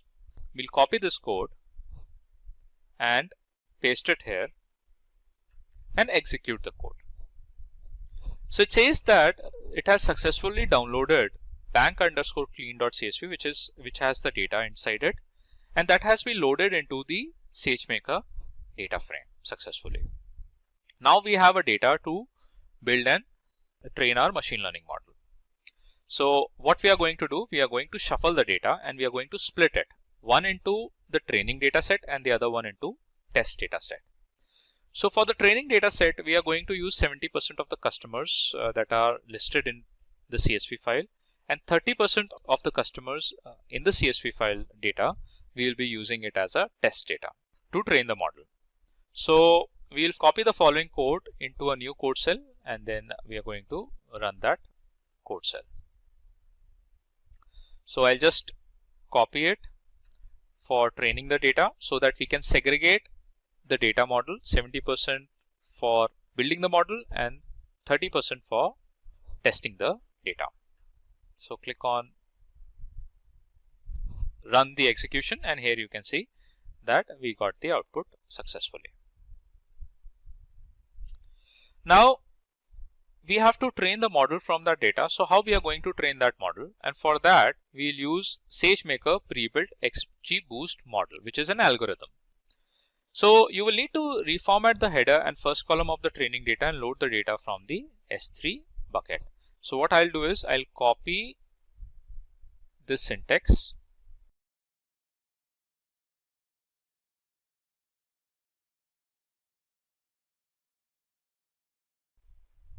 and paste it in the node cell. So it has the train data, it would train the model. Click on run execution.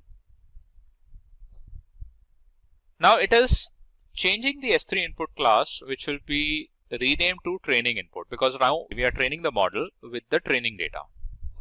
So we just have to wait for some time till it gets executed completely. Now the next thing is that we need to set up the Amazon SageMaker session to create an instance of the XGBoost model. So here we are going to create this SageMaker session. We are going to create an instance of the XGBoost model, which is an estimator. So just copy that code and paste it here. Execute it. And here you can see that it will start. It has basically changed the parameter image name to the image underscore URI in the SageMaker Python SDK v2.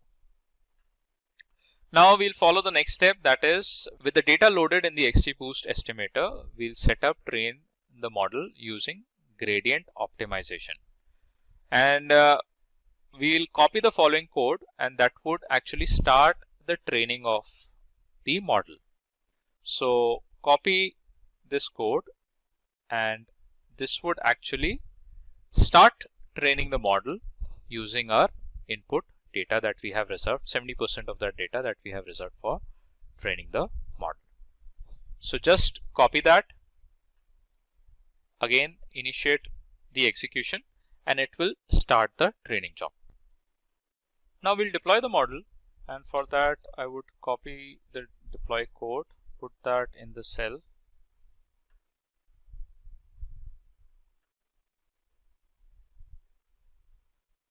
and execute it.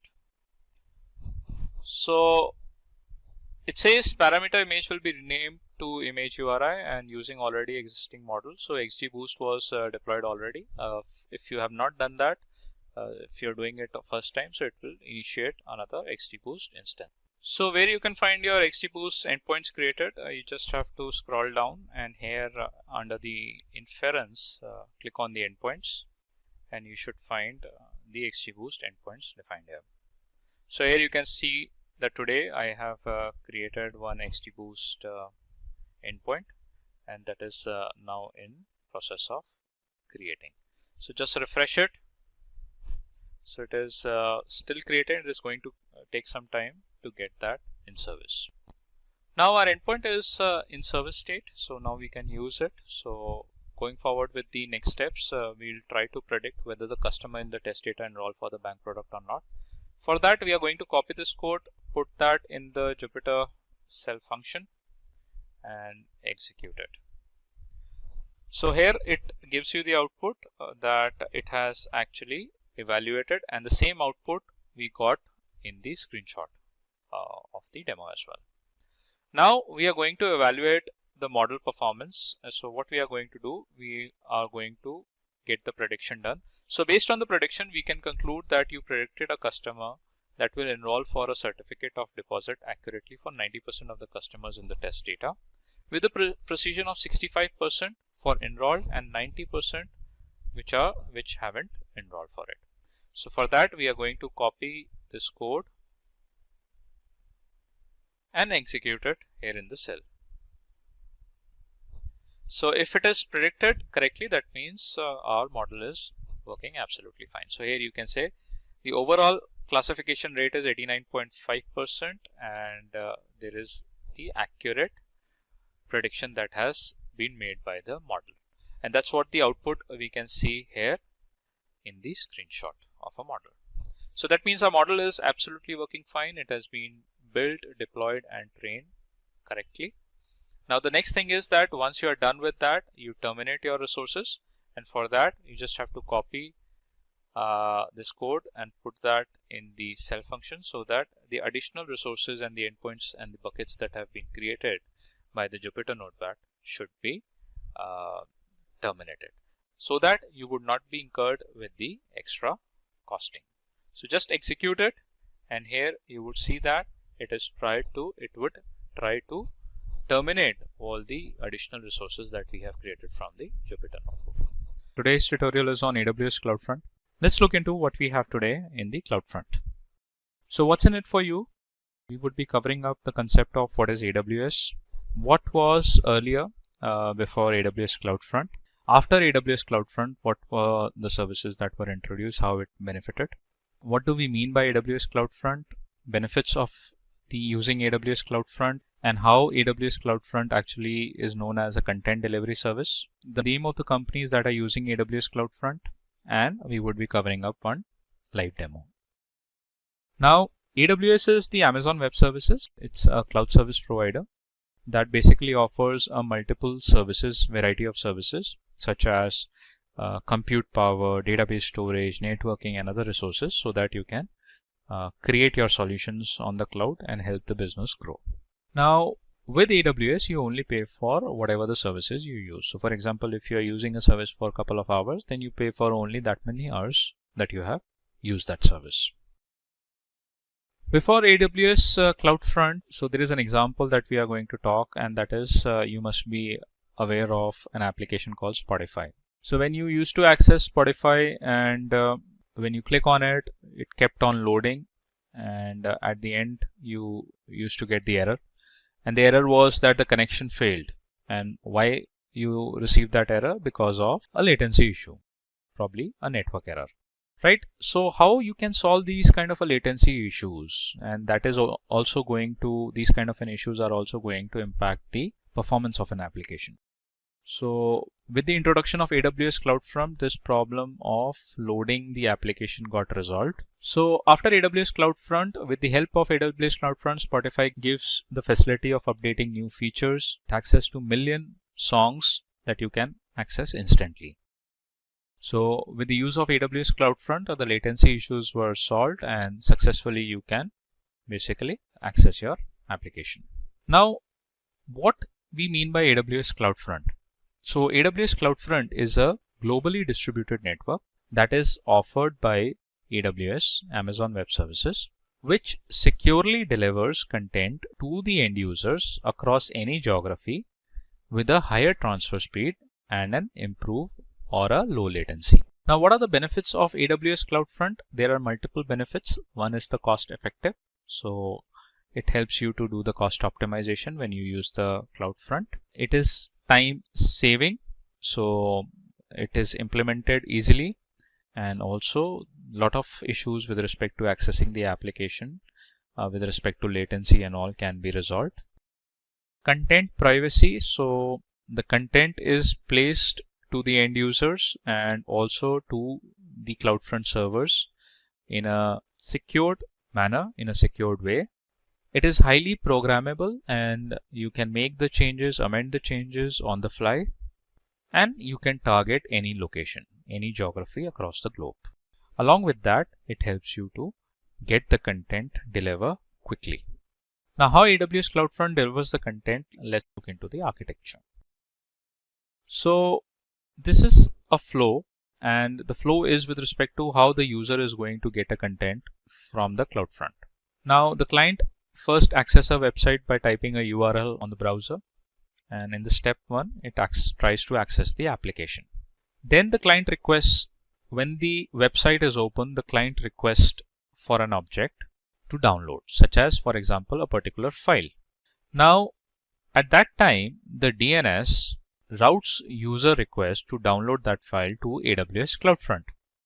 The AWS CloudFront connects to the nearest edge locations. Edge locations are basically the servers where it caches the files, documents, and the web codes. AWS CloudFront connects to its nearest edge location in order to serve the user the request. At edge location, AWS CloudFront looks for its requested cache file.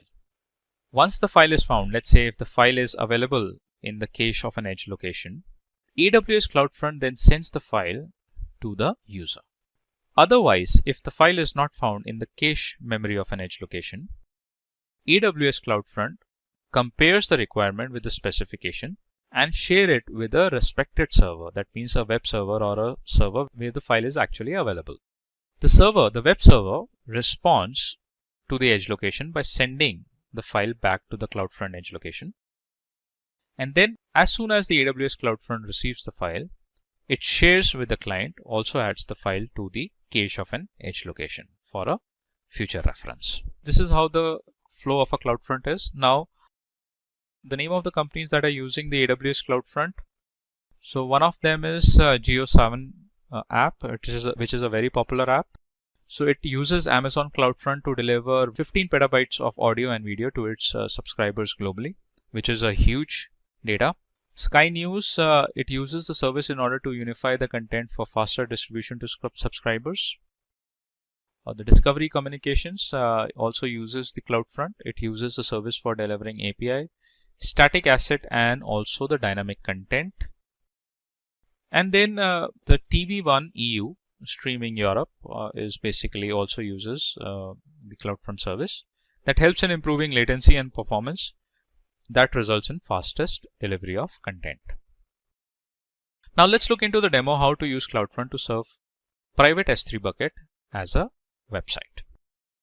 Now I'm going to run a CloudFront distribution demo on the AWS console, and we'll basically try to deliver the content from a private S3 bucket and then map that with the domain name using the Route 53 service. So what we need for this demo, we would need a domain URL, we would need a Route 53 service, we would need CloudFront. We have to create a CloudFront distribution, and that will be linked with our S3 bucket, the private S3 bucket, right?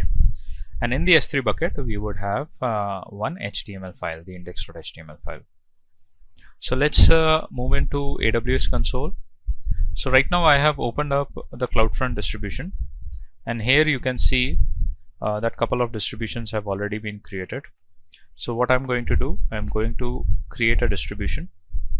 Now there are two types of delivery method for your content. One is the web distribution and the other one is RTMP.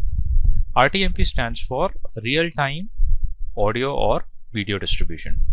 It's basically used for distribution of a media content or a media file which are available in the S3 bucket. Here we are going to select a web distribution because primarily we will be using files which uses protocols HTTP or the HTTPS. So you have to click on Get Started, and in the origin domain name you have to specify the bucket where your code is available. So I have a bucket already created. Here you can do is you have to create a bucket with the URL name or the domain name which you would be mapping with the Route 53 service. So this is a bucket that has already been created. Let me show you in a new tab. So here you have to go to the storage. Under the storage, you have to select the S3 bucket. Let's open the link in the new tab and let's look into how we can create the S3 buckets.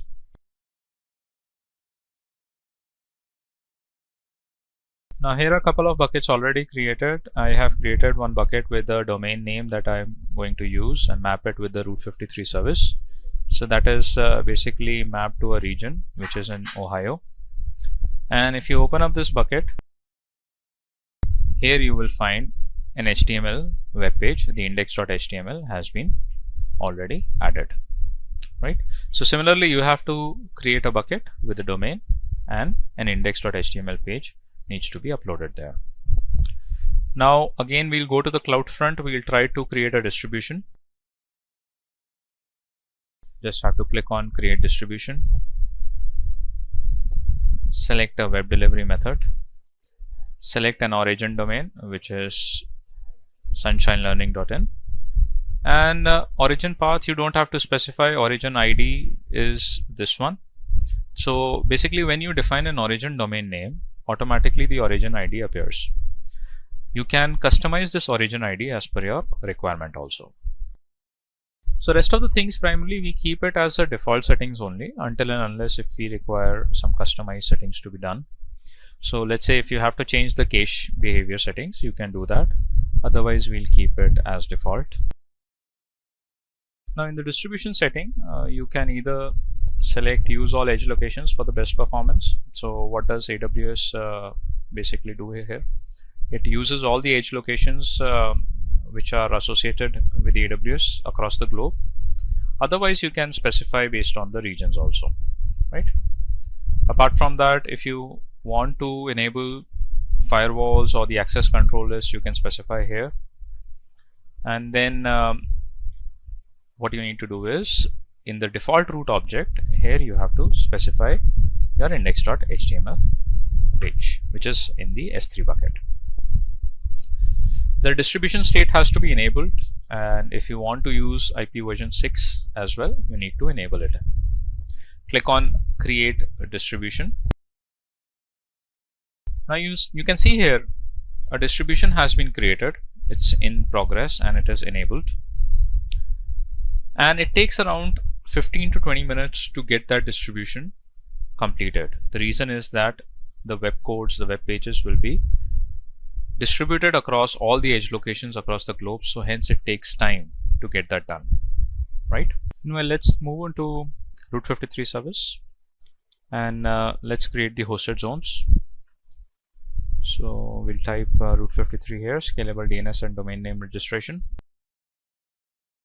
And what we are going to do here is we are going to map our URL, the domains pointed to the name servers that will be provided by the Route 53. So we have to create a hosted zone.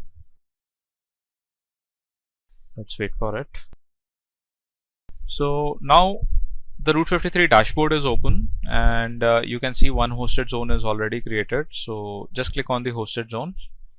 And in order to point the traffic from the external domains towards the AWS, you have to first point the domains traffic to the hosted zone in the Route 53.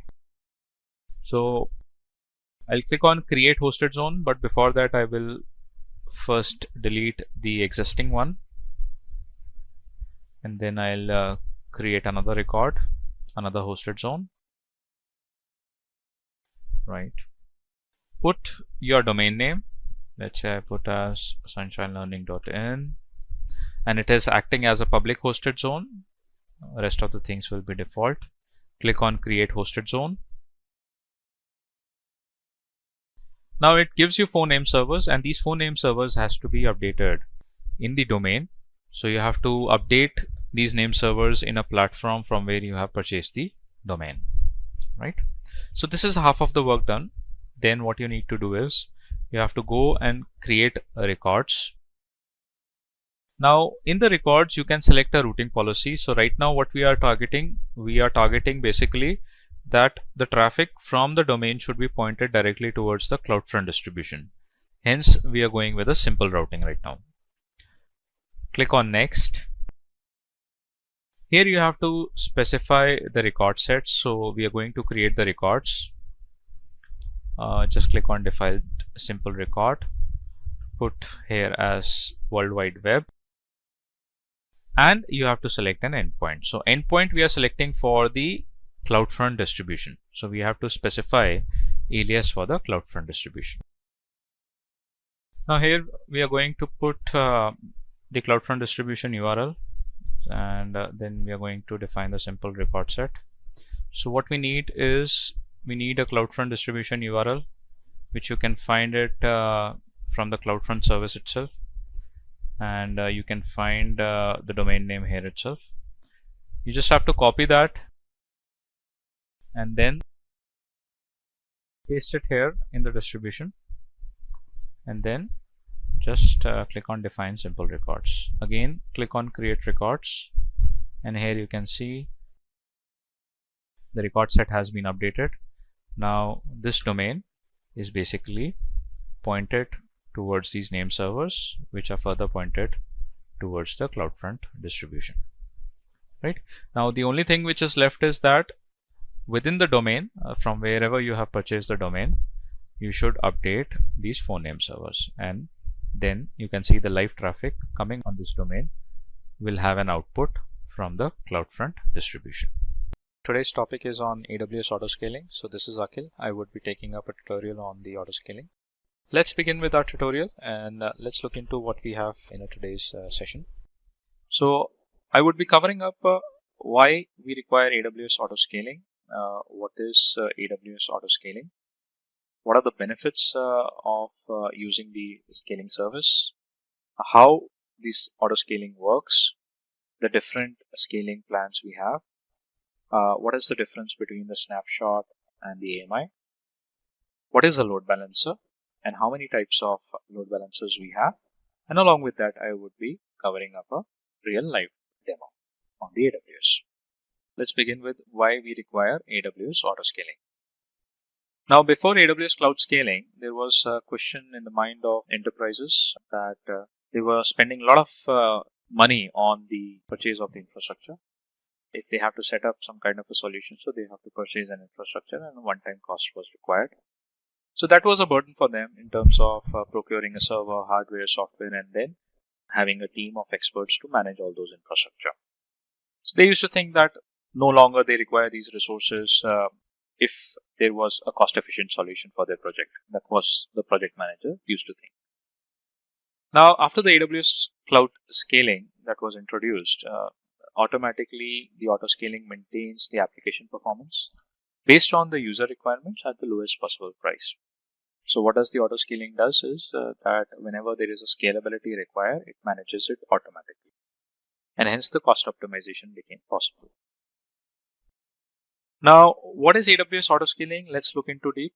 So AWS auto scaling is a service that helps users to monitor their applications and the servers and automatically adjust the capacity of their infrastructure to maintain the steadiness. So they can increase the capacity, they can even decrease the capacity also for the cost optimization. And also predictable performance at the lowest possible cost. Now, what are the benefits of auto scaling? It gave the better fault tolerance applications. You can get the servers created and you can have a clone copy of the servers so that you don't have to deploy the applications again and again. Better cost management because the scalability is decided by the AWS automatically based on some threshold parameters.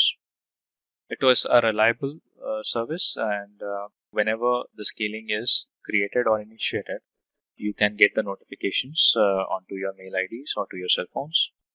Scalability, as I mentioned, is always there in the auto scaling. It can scale up, it can scale down as well. And it has the flexibility in terms of whenever you want to schedule it, if you want to stop it, if you want to keep the size of the servers at a fixed number, you can always make the changes on the fly. And the better availability. Now, with the use of the auto scaling, we come around with the terminology called snapshot and the AMI. Let's look into the difference between the snapshots and the AMI. Snapshots versus AMI. So in a company, there was one of the employee that was facing an issue with launching the virtual machines. So he asked his colleague a question. Is it possible to launch multiple virtual machines with a minimum amount of time? Because it takes a lot of time in terms of creating the virtual machines. The other colleague said that yes, it is possible to launch multiple EC2 instances, and that can be done at a lesser time and with the same configuration. And this can be done either you use a snapshot or the AMI on the AWS. Then the colleague said that what are the differences between the snapshot and AMI? Let's look into the difference now. The snapshots basically kind of a backup of a single EBS volume, which is just like a virtual hard drive that is attached to the EC2 instance. Whereas the AMI, it is basically used as a backup of an EC2 instance only. The snapshots opts for this when the instance contains multiple static EBS volumes. When you opt for the snapshot, whenever the instance contains multiple static EBS volumes. AMI, this is widely used to replace the failed EC2 instance. In the snapshots, here you pay only for the storage of the modified data, whereas with the AMI, you pay only for the storage that you use. The snapshots are non-bootable images on EBS volume, whereas AMI are bootable images on the EC2 instance. However, creating an AMI image will also create the EBS snapshots. Now, how does AWS autoscaling work? Let's look into it. So for the AWS autoscaling to work, you have to configure single unified scaling policy per application resource. And this scaling policy, with that you can explore the applications also. And then select the service you want to scale. Also, for the optimization, select do you want to optimize the cost or do you want to optimize the performance. And then keep track of scaling by monitoring or getting the notifications. Now, what are the different scaling plans we have? So in the auto scaling, a scaling plan basically helps a user to configure a set of instructions for scaling based on the particular software requirement. The scaling strategy basically guides the service of AWS autoscaling on how to optimize resources in a particular application. So it's basically kind of the parameters that you set it up so that how the resource optimization can be achieved in the auto scaling. With the scaling strategies, users can create their own strategy based on their required metrics and thresholds, and this can be changed on the fly as well. What are the two types of scaling policies we have? So there are basically dynamic scaling and the predictive scaling. Now, what is dynamic scaling?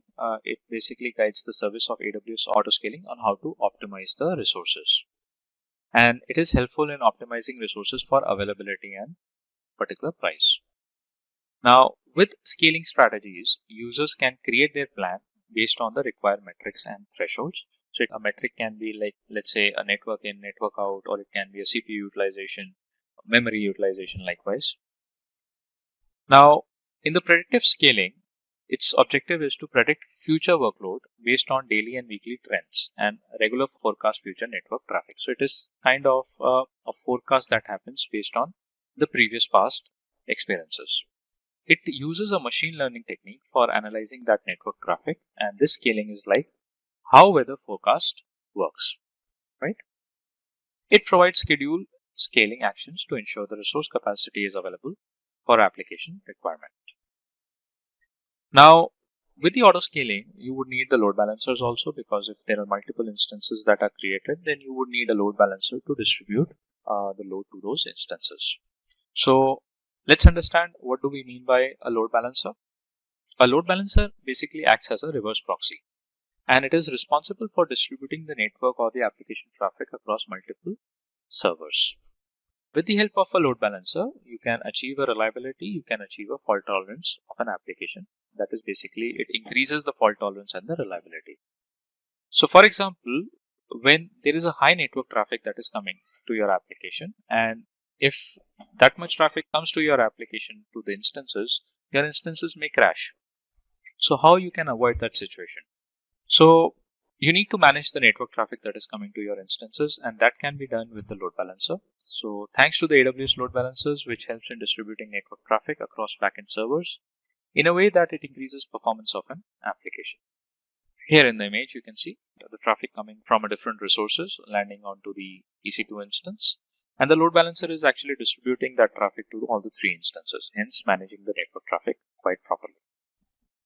Now, what are the types of load balancers we have? There are three types of load balancers on the AWS. One is the classic load balancer, second is the application load balancer, and the third one is the network load balancer. Let's look into what we have in the classic load balancer. So the classic load balancer is the most basic form of load balancing, and we call it as a primitive load balancer also, and it is widely used for the EC2 instances. It is based on the IP address and the TCP port, and it routes network traffic between end users as well as in between the backend servers. And it does not support host-based routing, and it results in low efficiency of resources. Let's look into what we have in the application load balancer. This is one of the advanced forms of load balancing. It performs a task on the application level in the OSI model. It is used when there are HTTP and HTTPS traffic routing is required, and also it supports the host-based and path-based routing and performs well with the microservices or the backend applications. The network load balancer performs the task at layer 4 of the connection level in the OSI model. The prime role of the network load balancer is to route the TCP traffic, and it can manage a massive amount of traffic and is also suitable to manage the low latencies. Let's look into the demo and see how practically we can create the autoscaling. Hi guys, let's look into the demo for how we can create an autoscaling on the AWS console. So right now I'm logged into the AWS console and I am in the Mumbai region. What you need to do is you have to go to the compute section, and under that click on the EC2 service. Let's wait for the EC2 service to come. Now just scroll down, and under the load balancing there is an option called autoscaling. So there first you have to create a launch configuration, and then after that you have to create the autoscaling groups. So click on launch configuration, and then you have to click on create launch configurations. So click on create launch configuration. Now this launch configuration is basically this set of parameters that you define while launching an auto-scaling so that this uniformity is maintained with all the instances. So that includes, let's say, if you select a Windows OS or a Linux OS, that particular type of an operating system will be implemented in all the instances that will be part of an auto-scaling. So there are certain set of parameters that we have to specify during the launch configuration so that we can have a uniformity in terms of launching the servers. So here I would select an Amazon Linux AMI, and then I would select the type of a server, which will be t2.micro. Click on configure details, put the name to the launch configuration. Let's say we put it as a demo, and the rest of the things we'll keep it default. Click on add storage. Since it's a Linux AMI, we can go with the 8 GB storage. That should be fine. Click on configure security group. Let's create a new security group which has the SSH port open, and that is open for anywhere, which is basically source IPv4 and IPv6 IPs. Any IP would be able to access that. Click on review. Just review your launch configuration. If you want to make changes, you can do that. Otherwise, click on create a launch configuration. You would need the key pair, and this key pair will be a unique key pair which will be used with all the instances that are part of the auto-scaling group. So we can select an existing key pair if you have that. Otherwise, you can create a new key pair. So I have an existing key pair. I'll go with that, acknowledge it, and click on create launch configuration. Now we have successfully launched the configuration of an auto-scaling. The next thing is to create an auto-scaling group. So click on create an auto-scaling group using this launch configuration. Put a group name. Let's say we put something like test, and the group size to start with, it says one instance, so that means at least a single instance will always be running, and it will be initiated and running 24/7 till the auto scaling is available. You can increase the size of the minimum base instances also. Let's say you can change it to 2 also, so you would get at least 2 servers running all the time. So we'll go with the one instance. The network would be the VPC default, and in the VPC particular region, we can select the availability zones. So let's say if I select availability zone 1A and then availability zone 1B. So how the instances will be launched? So one instance will be launched in 1A, the other one in the 1B, the third one in the 1A, fourth one in the 1B. Likewise, it will be equally spread among the availability zones. Next part is to configure the scaling policies. So click on it. If you want to keep this group at its initial size, let's say if you want to go with only a single instance or 2 instances and you don't want the scaling to progress, you can put it, keep this group at its initial size. So this is basically a way to halt the scaling. But we'll use the scaling policies to adjust the capacity of this group. So click on it. And we would scale between, let's say, minimum 1 instance that we have, and we'll scale it between 1 to 4 instances. And what condition, on what basis these instances will be scaled up or scaled down would be defined in the scale group size. So the scaling policies you can implement based on a scale group size or using the simple scaling policies using the steps. So in the scale group size, you have certain metrics. You can use average CPU utilization. You can define a metric related to average network in, average network out, or the load balancer request counts per target. And if you create the simple scaling policies using steps, then you need to create the alarms, and there you can get some more metrics that you can add up as a parameter for the auto scaling. Let's go with the scaling group size. Let's go with the metric type as average CPU utilization, and the target value here you have to specify what would be the threshold that when the instance CPU utilization is crossed, then a new instance should be initiated. So you can put a reasonable threshold for that. Let's say we put something like 85%, and whenever the instance CPU utilization is crossed 85% threshold, you will see that there will be a new instance created. Let's go to the next configure notifications, and here you can add notifications. So let's say if there is a new instance that is initiated and you want to basically be notified, so you can get notifications over your email IDs or you can get it on the cell phones.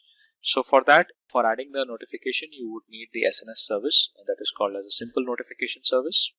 And you have to create a topic there. You have to subscribe for the topic using your email ID, and then you should get the notifications.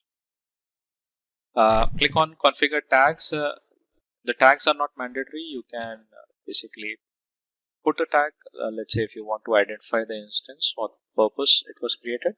Otherwise, you can leave it blank also. Click on review and review your scaling policies, notification, tags, as well as the scaling group details. Click on create auto scaling group, and here you go. Your scaling has been launched. Click on close, and you should get at least a single instance initiated automatically by the auto scaling. So let's wait for the details to appear. So here you can see our launch configuration name, demo, auto scaling group name, test, minimum instance we want 1, the maximum instances we want 4. We have selected 2 availability zones, AP South 1A, AP South 1B, and the instance 1 has been initiated. And if you want to verify where exactly this instance has been initiated, just click on the instances here, and here you will see that a single instance has been initiated, that is in service, and that has been initiated in AP South 1B. Now once the threshold of this instance crosses 85%, that is what we have defined in the scaling policies, then you should see that another instance will be initiated. So likewise, this is basically I have created steps to initiate a scaling policy, that means to increase the number of servers whenever the threshold crosses. Likewise, here itself you can add another policy to scale down the resources in case if the CPU utilization goes to a normal value. Today we are going to discuss about Amazon Redshift, which is one of the data warehouse service on the AWS. So let's begin with Amazon Redshift, and let's see what we have for today's session. So what's in it for you today? We'll see what is AWS, why we require Amazon Redshift, what do we mean by Amazon Redshift, the advantages of Amazon Redshift, the architecture of Amazon Redshift, some of the additional concepts associated with the Redshift, and the companies that are using the Amazon Redshift. And finally, we'll cover up one demo which will show you the practical example that how you can actually use the Redshift service. Now, what is AWS? As we know that AWS stands for Amazon Web Service. It's one of the largest cloud providers in the market, and it's basically a secure cloud service platform provided from the Amazon. Also, on the AWS, you can create and deploy the applications using the AWS service. Along with that, you can access the services provided by the AWS over the public network, that is, over the internet. They are accessible. Plus, you pay only whatever the service you use for. Now, let's understand why we require Amazon Redshift. So earlier, before Amazon Redshift, what used to happen that the people used to, or the developers used to fetch the data from the data warehouse. So data warehouse is basically a terminology which is basically represents the collection of the data. So a repository where the data is stored is generally called as a data warehouse. Now, fetching data from the data warehouse was a complicated task because might be a possibility that the developer is located at a different geography, and the data warehouse is at a different location, and probably there is not that much network connectivity, or some networking challenges, internet connectivity challenges, security challenges might be, and a lot of maintenance was required to manage the data warehouses.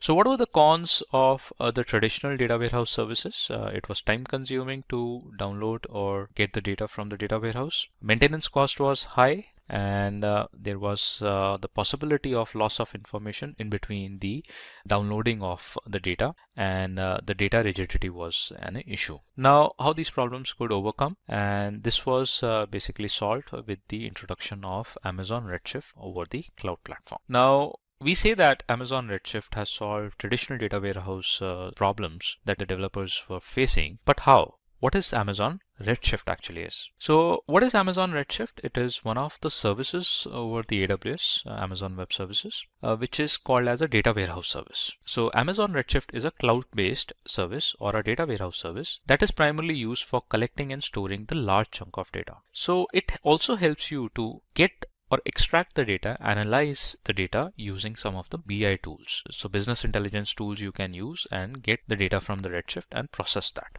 And hence it simplifies the process of handling the large scale data sets. So this is the symbol for the Amazon Redshift over the AWS. Now let's discuss about one of the use case. So DNA is basically a telecommunication company, and they were facing an issue with managing their website and also the Amazon S3 data, which led down to slow process of their applications. Now, how could they overcome this problem? Let's see that. So they overcome this issue by using the Amazon Redshift, and all the company noticed that there was a 52% increase in the application performance. Now, did you know that Amazon Redshift is basically cost less to operate than any other cloud data warehouse service available on the cloud computing platforms? And also the performance of an Amazon Redshift is the fastest data warehouse, we can say that is available as of now. So in both cases, one is that it saves the cost as compared to the traditional data warehouses, and also the performance of this Redshift service or a data warehouse service, the fastest available on the cloud platforms. And more than 15,000 customers presently they are using the Amazon Redshift service.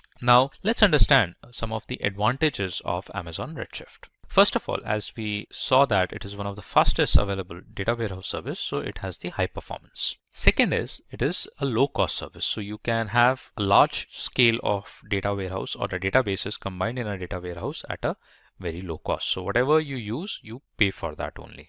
Scalability. Now, in case if you wanted to increase the nodes of the databases in your Redshift, you can actually increase that based on your requirement, and that is on the fly. So you don't have to wait for the procurement of any kind of a hardware or the infrastructure. It is whenever you require, you can scale up or scale down the resources. So the scalability is again one of the advantage of the Amazon Redshift. Availability, since it's available across multiple availability zones, so it makes this service as a highly available service. Security. So whenever you access Redshift, you create a clusters in the Redshift, and the clusters are created you can define a specific virtual private cloud for your cluster, and you can create your own security groups and attach it to your cluster. So you can design the security parameters based on your requirement, and you can get your data warehouse or the data items in a secure place. Flexibility, and you can remove the clusters, you can create another clusters. If you are deleting a cluster, you can take a snapshot of it and you can move those snapshots to different regions. So that much flexibility is available on the AWS for the service. And the other advantage is that it is basically a very simple way to do a database migration. So if you're planning that you wanted to migrate your databases from the traditional data center over the cloud on the Redshift, it is basically very simple to do a database migration. You can have some of the inbuilt tools available on the AWS, you can connect them with your traditional data center and get that data migrated directly to the Redshift. Now let's understand the architecture of the Amazon Redshift. So architecture of an Amazon Redshift is basically it combines of a cluster, and that we call it as a data warehouse cluster. In this picture, you can see that this is a data warehouse cluster and this is a representation of a Amazon Redshift. So it has some of the compute nodes which does the data processing, and a leader node which gives the instructions to these compute nodes. And also the leader node basically manages the client applications that require the data from the Redshift. So let's understand about the components of the Redshift. The client application of Amazon Redshift basically interact with the leader node using JDBC or the ODBC. Now what is JDBC? It's a Java database connectivity, and the ODBC stands for Open Database Connectivity. The Amazon Redshift service using a JDBC connector can monitor the connections from the other client applications. So the leader node can actually have a check on the client applications using the JDBC connections. Whereas the ODBC allows a leader node to have a direct interaction or to have a live interaction with the Amazon Redshift. So ODBC allows a user to interact with live data of Amazon Redshift. So it has a direct connectivity, direct access of the applications, as well as the leader node can get the information from the compute nodes. Now, what are these compute nodes? These are basically kind of a databases which does the processing. So Amazon Redshift has a set of computing resources which we call it as a nodes, and the nodes, when they are combined together, they are called it as a clusters. Now a cluster, a set of computing resources which are called as nodes, and this gathers into a group which we call it as a data warehouse cluster. So you can have a compute node starting from 1 to n number of nodes, and that's why we call that the Redshift is a scalable service, because we can scale up the compute nodes whenever we require. Now the data warehouse cluster, or each cluster, has one or more databases in the form of nodes. Now what is a leader node? This node basically manages the interaction between the client application and the compute node. So it acts as a bridge between the client application and the compute nodes. Also, it analyzes and develops designs in order to carry out any kind of a database operations. So leader node basically sends out the instructions to the compute nodes, basically perform or execute that instruction and give that output to the leader node. So that is what we are going to see in the next slide, that the leader node runs the program and assign the code to individual compute nodes, and the compute nodes execute the program and share the result back to the leader node for the final aggregation, and then it is delivered to the client application for analytics or whatever the client application is created for. So compute nodes are basically categorized into slices, and each node slice is allotted with specific memory space, or you can say a storage space, where the data is processed. These node slices works in parallel in order to finish their work, and hence when we talk about a Redshift as a faster processing capability as compared to other data warehouses or traditional data warehouses, this is because that these node slices work in a parallel operation that makes it more faster. Now the additional concept associated with Amazon Redshift is, there are two additional concepts associated with the Redshift. One is called as the column storage and the other one is called as the compression. Let's see what is the column storage. As the name suggests, column storage is basically kind of a data storage in the form of a column, so that whenever we run a query, it becomes easier to pull out the data from the columns. So column storage is an essential factor in optimizing query performance and resulting in quicker output.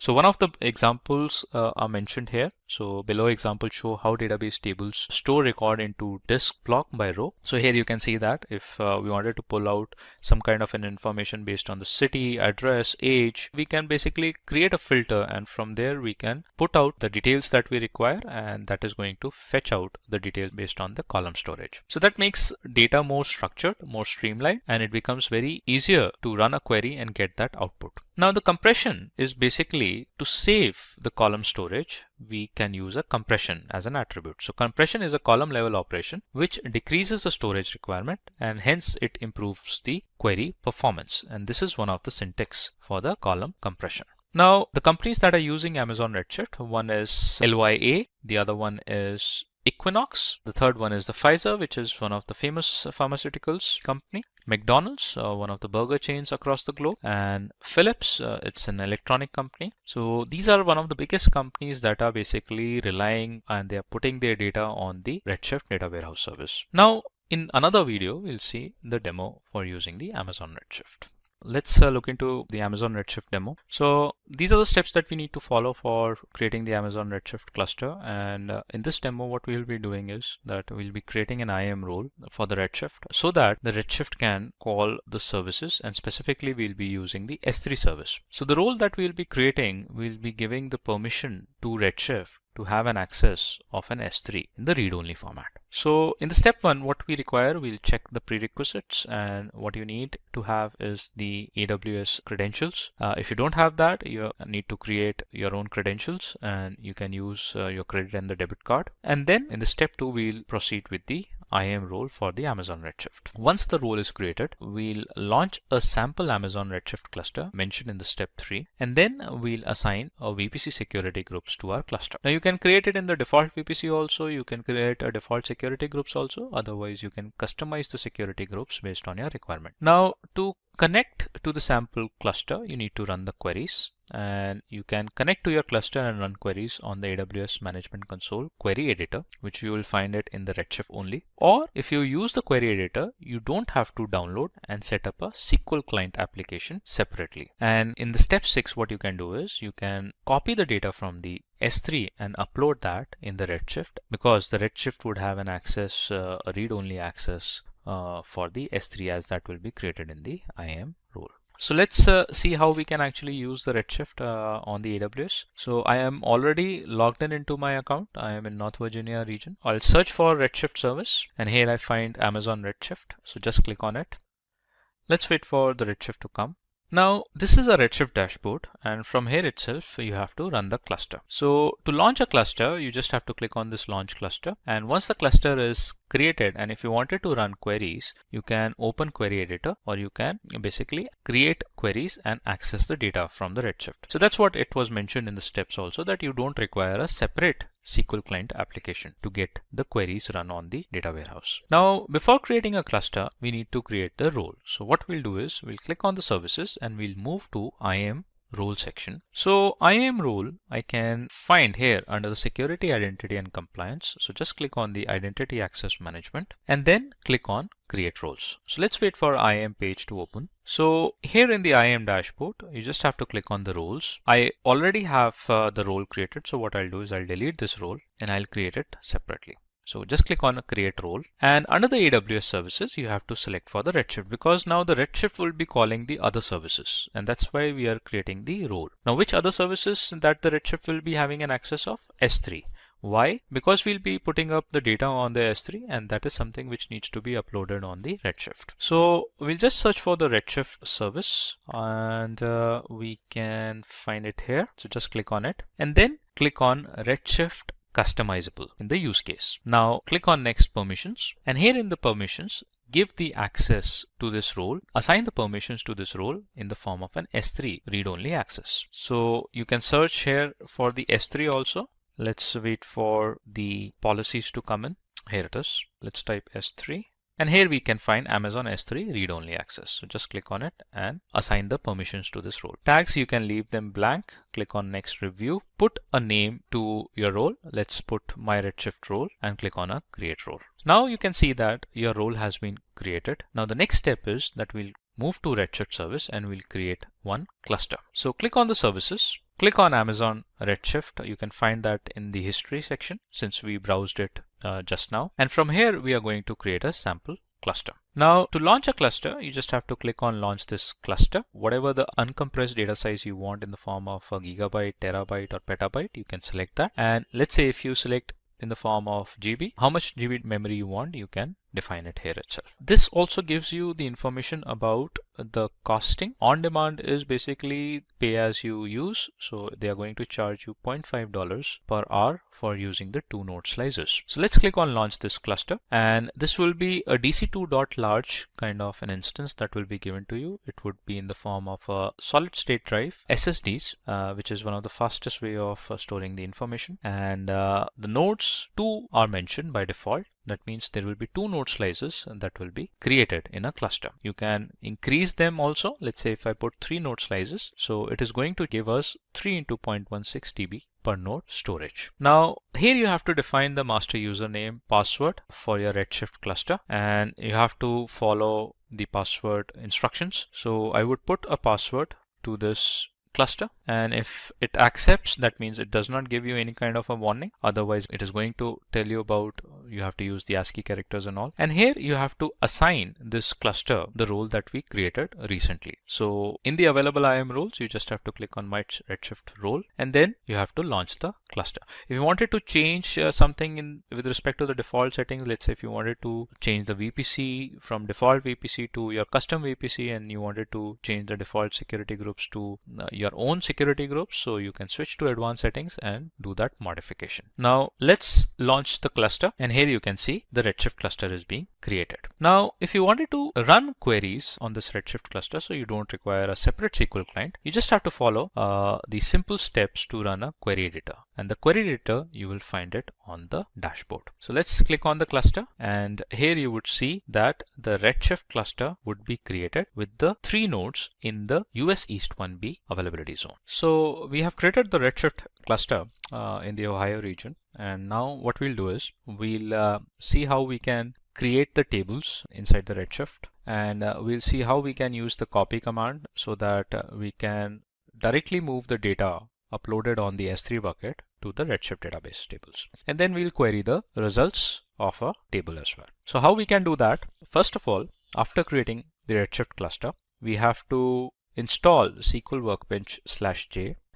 This is not a MySQL, which is managed by Oracle, and you can find this on the Google. You can download it from there. And then you have to connect this client with the Redshift database. How you can do? Click on File, click on Connect Window, and after connecting a window, you have to paste the URL, which is a JDBC driver. This driver link, you can find it onto the AWS console. So if you open up a Redshift cluster, there you would find the JDBC driver link. Let's wait for it. So this is our cluster created. Let's open it. And here you can find this JDBC URL. And also make sure that in the security groups of a Redshift, you have the port 5439 open for the traffic, incoming traffic. You also need to have the Amazon Redshift driver, and this is the link where you can download the driver and specify the path. Once you are done with that, you provide the username and the password that you created while creating the Redshift cluster. Click on OK. So this connects with the database, and now the database connection is almost completed. Now what we will be doing in the SQL workbench, we'll be first creating the sales table, and then in the sales table, we'll be adding up the entries copied from the S3 bucket and then move it to the Redshift database. And after that, we'll query the results in the sales table. Now, whatever the values you are creating in the table, the same values needs to be in the data file. And I have taken up this sample data file from this link, which is docs.aws.amazon.com, Redshift, sample database creation. And here you can find a download file, ticketdb.zip file. This folder has basically multiple data files, sample data files, which you can actually use it to practice uploading the data on the Redshift cluster. So I have extracted one of the files from this folder, and then I have uploaded that file in the S3 bucket. Now we'll move into the S3 bucket. Let's look for the file that has been uploaded on the S3 bucket. So this is the bucket sample, and sales_tab.txt is the file that I have uploaded. This has the entries, data entries that will be uploaded using a copy command onto the Redshift cluster. Now, after putting up the command for creating up the table, then we'll use a copy command. And copy command, we have to define the table name. The table name is sales, and we have to define the path from where the data would be copied over to the sales table in the Redshift. Now, path is the S3 bucket, and this is the Redshift bucket sample, and it has to look for the data inside the sales_tab.txt file. Also, we have to define the role ARN that was created previously. And once it is done, then the third step is to query the results inside the sales table to check whether our data has been uploaded correctly on the table or not. Now what we'll do is we'll execute all these three syntax. It gives us the error because we have to connect it again to the database. Let's wait for it. Execute it. It again gives us the error. Let's look into the name of the bucket. It's Redshift bucket sample. So we have 2 T's mentioned here. Right. Let's connect with the database again and now execute it. So table sales created, and we got the error. The specified bucket does not exist. Redshift bucket sample. Let's view the bucket name, Redshift bucket sample. Let's copy that, put it here, connect to the window, connect back to the database. Right, and now execute it. So table sales created. The data in the table has been copied from the S3 bucket to sales_tab.txt to the Redshift, and then the query of the results. The results from the table has been queried. Back in the 2000s, organizations were utterly dependent on purchase servers for their IT infrastructure. These servers not only came with limited functionality, but were also very expensive. The traditional way of storing and managing data was costly and complicated. It required a massive amount of hardware and complex software to run. All these issues were resolved using cloud computing. Rather than owning their computing infrastructures, organizations were able to scale up or scale down resources based on the requirement. Companies providing these computing services are called as cloud providers. According to C# Corner, the 2 popular cloud providers in the cloud market are Amazon AWS and Microsoft Azure. Now, let's take a step back and talk about a question. What should an individual learn in the year 2021? Amazon Web Services or Microsoft Azure? Though this question is tricky, we need to understand which cloud provider is the best option to choose. Now, let's take a brief look at both of these cloud providers. Amazon Web Services is an evolving cloud computing platform that offers various services such as compute power, storage, database, content delivery, and other resources to help business scale and grow. AWS services are provided based on a subscription basis. Similarly, Microsoft Azure provides a set of cloud services to design, create, and monitor applications on a network. Talking about the general features, Amazon Web Services was established in the year 2006. Today, it holds a market share of 31.7%, whereas Microsoft Azure was started in the year 2010 and now has a market share up to 16.8%. Amazon AWS is the world's most broadly adopted cloud platform. It offers up to 165 services globally. These services are used by millions of companies like Spotify, Netflix, Facebook, BBC, etc. Talking about Netflix, the company moved its IT operations to AWS in the year 2009. AWS was able to solve the company's scalability and data management issues. Azure offers several services in various categories, including artificial intelligence, analytics, containers, IoT, and many more. These services are used by many famous companies like Accenture, LinkedIn, Stack, eBay, and Samsung. Accenture chose Microsoft Azure to boost productivity and provide better security to its employees. The AWS pricing model is based on an hourly basis. With AWS, every individual pays only for the services that are required for his work. Every person only pays for the services he consumes. Azure pricing is charged on a per minute basis. The payment system is very simple and doesn't involve any long-term contracts. Microsoft Azure is free of upfront costs and cancellation fees, and only users pay for the resources they consume. With Azure and Amazon AWS, there are no additional costs or termination fees. Moving on to the next factor, let's talk about availability zones. Availability zones are isolated data centers with independent power and networking. These zones protect applications and files from data center failures. In total, AWS has nearly 77 availability zones within 24 geographic regions around the world. The company plans to establish 9 more AWS availability zones and 3 more AWS regions in Indonesia, Japan, and Spain. On the other hand, Microsoft Azure has many isolated availability zones. These zones are located within an Azure region, and they provide fast network connectivity. Azure has 44 availability zones around the world. The company is planning to launch 12 more zones. Now, after discussing the availability zones, let's talk about the services. The services that I am going to compare here come under the following domains: compute, storage, database, security, and finally, networking. AWS and Azure provide a wide variety of services with low migration costs so that every individual can shift his or her current traditional infrastructure to cloud platform very easily. AWS EC2 is a suitable example of compute services. EC2 is a web service that aims to make life easier for developers by providing secure and resizable compute capacity in the cloud. It can be integrated to several other services like S3, IAM, CloudFormation, etc. Azure has a small service called Azure Virtual Machine Image. It helps the developers to develop and design identical virtual machines in the matter of minutes.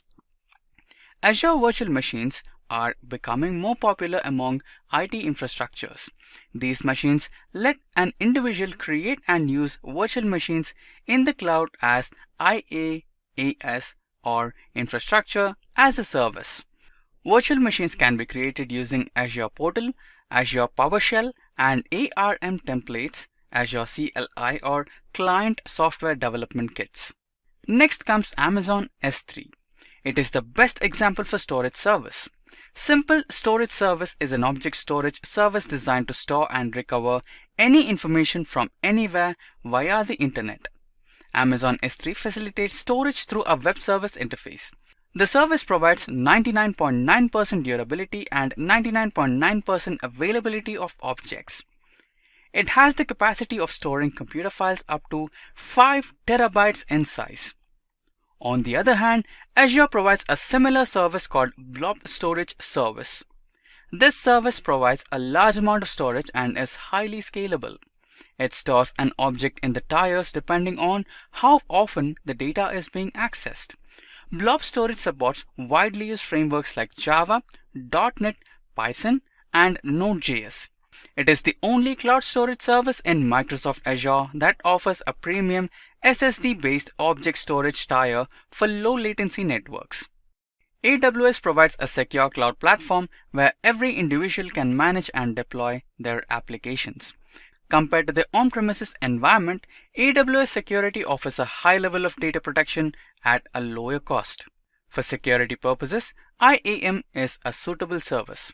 AWS Identity and Access Management is a cloud service that controls and manages AWS resources securely. It has no upfront cost, also gives a facility to create and maintain services within a specific set of users on your AWS resources. In Microsoft Azure, Azure Active Directory, or in short also called as Azure AD, is a web service which provides MFA, multi-factor authentication features to users in order to protect their data from cyber attacks. Next is Amazon RDS. It is a web service designed to simplify the setup, operation, and scaling of a relational database. It is simple to set up, use, and scale when required by users. It provides inexpensive and resizable capacity and automates several tasks such as hardware provisioning, database setup, patching, and backups. On the other side, the Azure SQL database automatically updates and backups data in order to focus on the development of applications. Not just that, it also manages database services and responds to client requirements. Client requirements such as scalability of a service, data backup, and high availability of database. Similarly, these cloud providers have plenty of services that help users build and deploy their applications effectively. Moving on to the next topic, let us focus on integrating AWS and Azure with open source tools. Now, we will explain how to build a pipeline using Jenkins along with one of the services of Amazon Web Services, that is the EC2. In this integration process, we have a sample Python application called as a Docker file. This Docker file will consist of a Python base image. The Docker file builds a pipeline in order to create a Docker image upon pushing the code to the repository. Later, the new image is used to start a new AWS service on an ECS cluster. Now, let's have a look at how the integration of open source tools happen in Azure. In your Azure Cloud application, DevOps tools like Docker, Maven, and Jenkins can be integrated.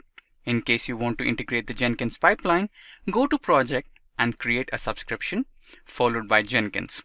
You can specify the required filters based on your requirement. Then choose your endpoint for Azure DevOps to communicate with Jenkins. So that was all about Amazon AWS and Microsoft Azure. Both AWS and Azure are honored to be on top of all other cloud providers. Both provide all necessary features like scalability, high availability, and security. But the moment I hear about choosing the best one, I have to say that all that depends upon the individual business needs. Both cloud providers are the certified ones that hold immense value in the current cloud service market. Awesome viewers, come, let's leap into the world of cloud computing. Whether you're a tech enthusiast, a student, or a professional looking to upskill, the cloud technology offers endless opportunities for innovation and growth. Did you know that the global cloud computing market is projected to reach a staggering $832.1 billion by 2025? We all know that projects are essential for your career in cloud because they allow you to apply theoretical knowledge to real-world scenarios, gaining practical skills and experience. Through your projects, you can showcase your skills and depth of your knowledge. Projects are often the key to impress your employers. projects. In this video, we are going to unveil the top cloud projects tailor-made for beginners, empowering you to kickstart your journey into the clouds with confidence. The first project in our list is website hosting. Here, you will build a website and host your website on the cloud. The steps are: sign up for a cloud hosting service like AWS, Google Cloud, or Azure. Upload your website files to the cloud storage provided by the hosting service. Then, configure DNS settings to point your domain name to the cloud server. After that, set up SSL TLS certificates for secure HTTPS connections. At last, monitor website performance and scalability using cloud-based analytics tools. Next, we have Expense Tracker. In this project, you have to develop an app to track expenses and manage finances using cloud storage for data synchronization. Now let's see the steps. Choose a cloud database service like Firebase or AWS DynamoDB for storing expense data. Now, design and develop the Expense Tracker app interface and functionality. Implement user authentication and authorization for secure access. Then, set up real-time data synchronization between devices using cloud database SDKs. After which, test the app thoroughly across platforms to ensure data integrity and usability. The third one is Virtual Classroom Platform. Here, you create an online learning platform with live lectures and interactive features and host it on the cloud. The steps to do this include: select a cloud-based video conferencing platform like Zoom or Microsoft Teams for hosting live lectures. Integrate additional features like chat, file sharing, and quizzes using cloud-based APIs or SDKs. Set up user authentication and access controls to ensure a secure learning environment. After which, you will have to customize a platform to match the branding and requirements of your educational institution. Train educators and students on using the virtual classroom tools effectively. Next, we have Document Collaboration Platform with Microsoft. Here, you can build a document management and collaboration platform using Microsoft SharePoint on the cloud. Let's see the steps. Set up a SharePoint site on Microsoft 365 or SharePoint Online. Create document libraries for storing and organizing files with metadata and content types. Configure access controls and permissions to manage document security and sharing. Customize the platform with workflows, forms, and templates to streamline document management processes. Train users on how to use SharePoint for document collaboration and version control. The next is Health Tracker app with Google Fit API. In this project, you will develop a health tracking app that syncs data from fitness devices using the Google Fit API. The steps are: obtain API credentials and set up authentication for accessing the Google Fit API. Design the app interface and functionality for tracking user health metrics like activity, sleep, and heart rate. Integrate the Google Fit API into the app to retrieve and display user health data. Implement features for goal setting, progress tracking, and personalized recommendations based on health data. Test the app on different devices and ensure compliance with privacy and security regulations. The next is image recognition with Google Cloud Vision. In this project, you have to build an application that identifies objects and text in images using Google Cloud Vision API. Steps are: set up a Google Cloud Platform project and enable the Cloud Vision API. Obtain API credentials and configure authentication for accessing the API. Develop the application interface for uploading images and displaying recognition results. Integrate the Cloud Vision API into the application to analyze and process image data. Enhance the application with additional features like text translation or object detection based on recognition results. Seventh on the list is Chat application with Firebase Firestore. Create a real-time chat application using Firebase Firestore for data storage and synchronization. The steps are: set up a Firebase project and enable Firestore as a database service. After that, design the chat application interface for sending and receiving messages in real time. Then, implement the user authentication and authorization to secure access to chat rooms. After which, integrate Firestore SDK into the application to store and sync chat data across devices. Now, test the application thoroughly to ensure reliability and real-time synchronization of messages. Next, we have continuous integration or continuous deployment pipeline with GitHub. Here, you have to set up a CI/CD pipeline for automating software development processes using GitHub Actions. For that, Create a GitHub repository for your project and enable GitHub Actions. Define workflows in YAML format to automate tasks like testing, building, and deploying. Configure triggers to initiate workflows based on events such as code pushes or pull requests. Now, integrate third-party tools or services for additional tasks like code quality analysis or deployment to cloud platforms. After which, monitor workflow runs and troubleshoot any issues that arise during the CI/CD process. Next in our list is IoT data analytics with IoT Hub and Stream Analytics. Here, you have to collect and analyze data from IoT devices using Azure IoT Hub and Stream Analytics. Now, the steps for this project include: firstly, set up an Azure account and create an IoT Hub instance for managing IoT devices. Connect IoT devices to the IoT Hub and configure message routing for data ingestion. Now, create an Azure Stream Analytics job to process streaming data from IoT devices. Define queries and transformations to analyze and aggregate IoT data in real time. And then visualize the analyzed data using Azure services like Power BI or Azure Data Explorer for actionable insights. Last project on the list, we have Budget-Friendly Travel Planner. In this project, you are required to develop a travel planning application that helps users discover budget-friendly destinations and manage trip expenses. Now, the steps include: firstly, design the user interface of the travel planner application, allowing users to search for destinations and plan itineraries. Integrate APIs like Google Maps, Open Weather Map, and Skyscanner to provide travel information such as flight prices, weather forecasts, and accommodation options. Now, implement features for budget tracking, expense management, and itinerary customization based on user preferences. Test the application across different devices and platforms to ensure usability and performance. And at last, deploy the travel planner application to a cloud hosting platform for accessibility and scalability, and continue to iterate based on user feedback and usage metrics. So there you have it, top 10 cloud projects for beginners that can help you create a portfolio and land a job.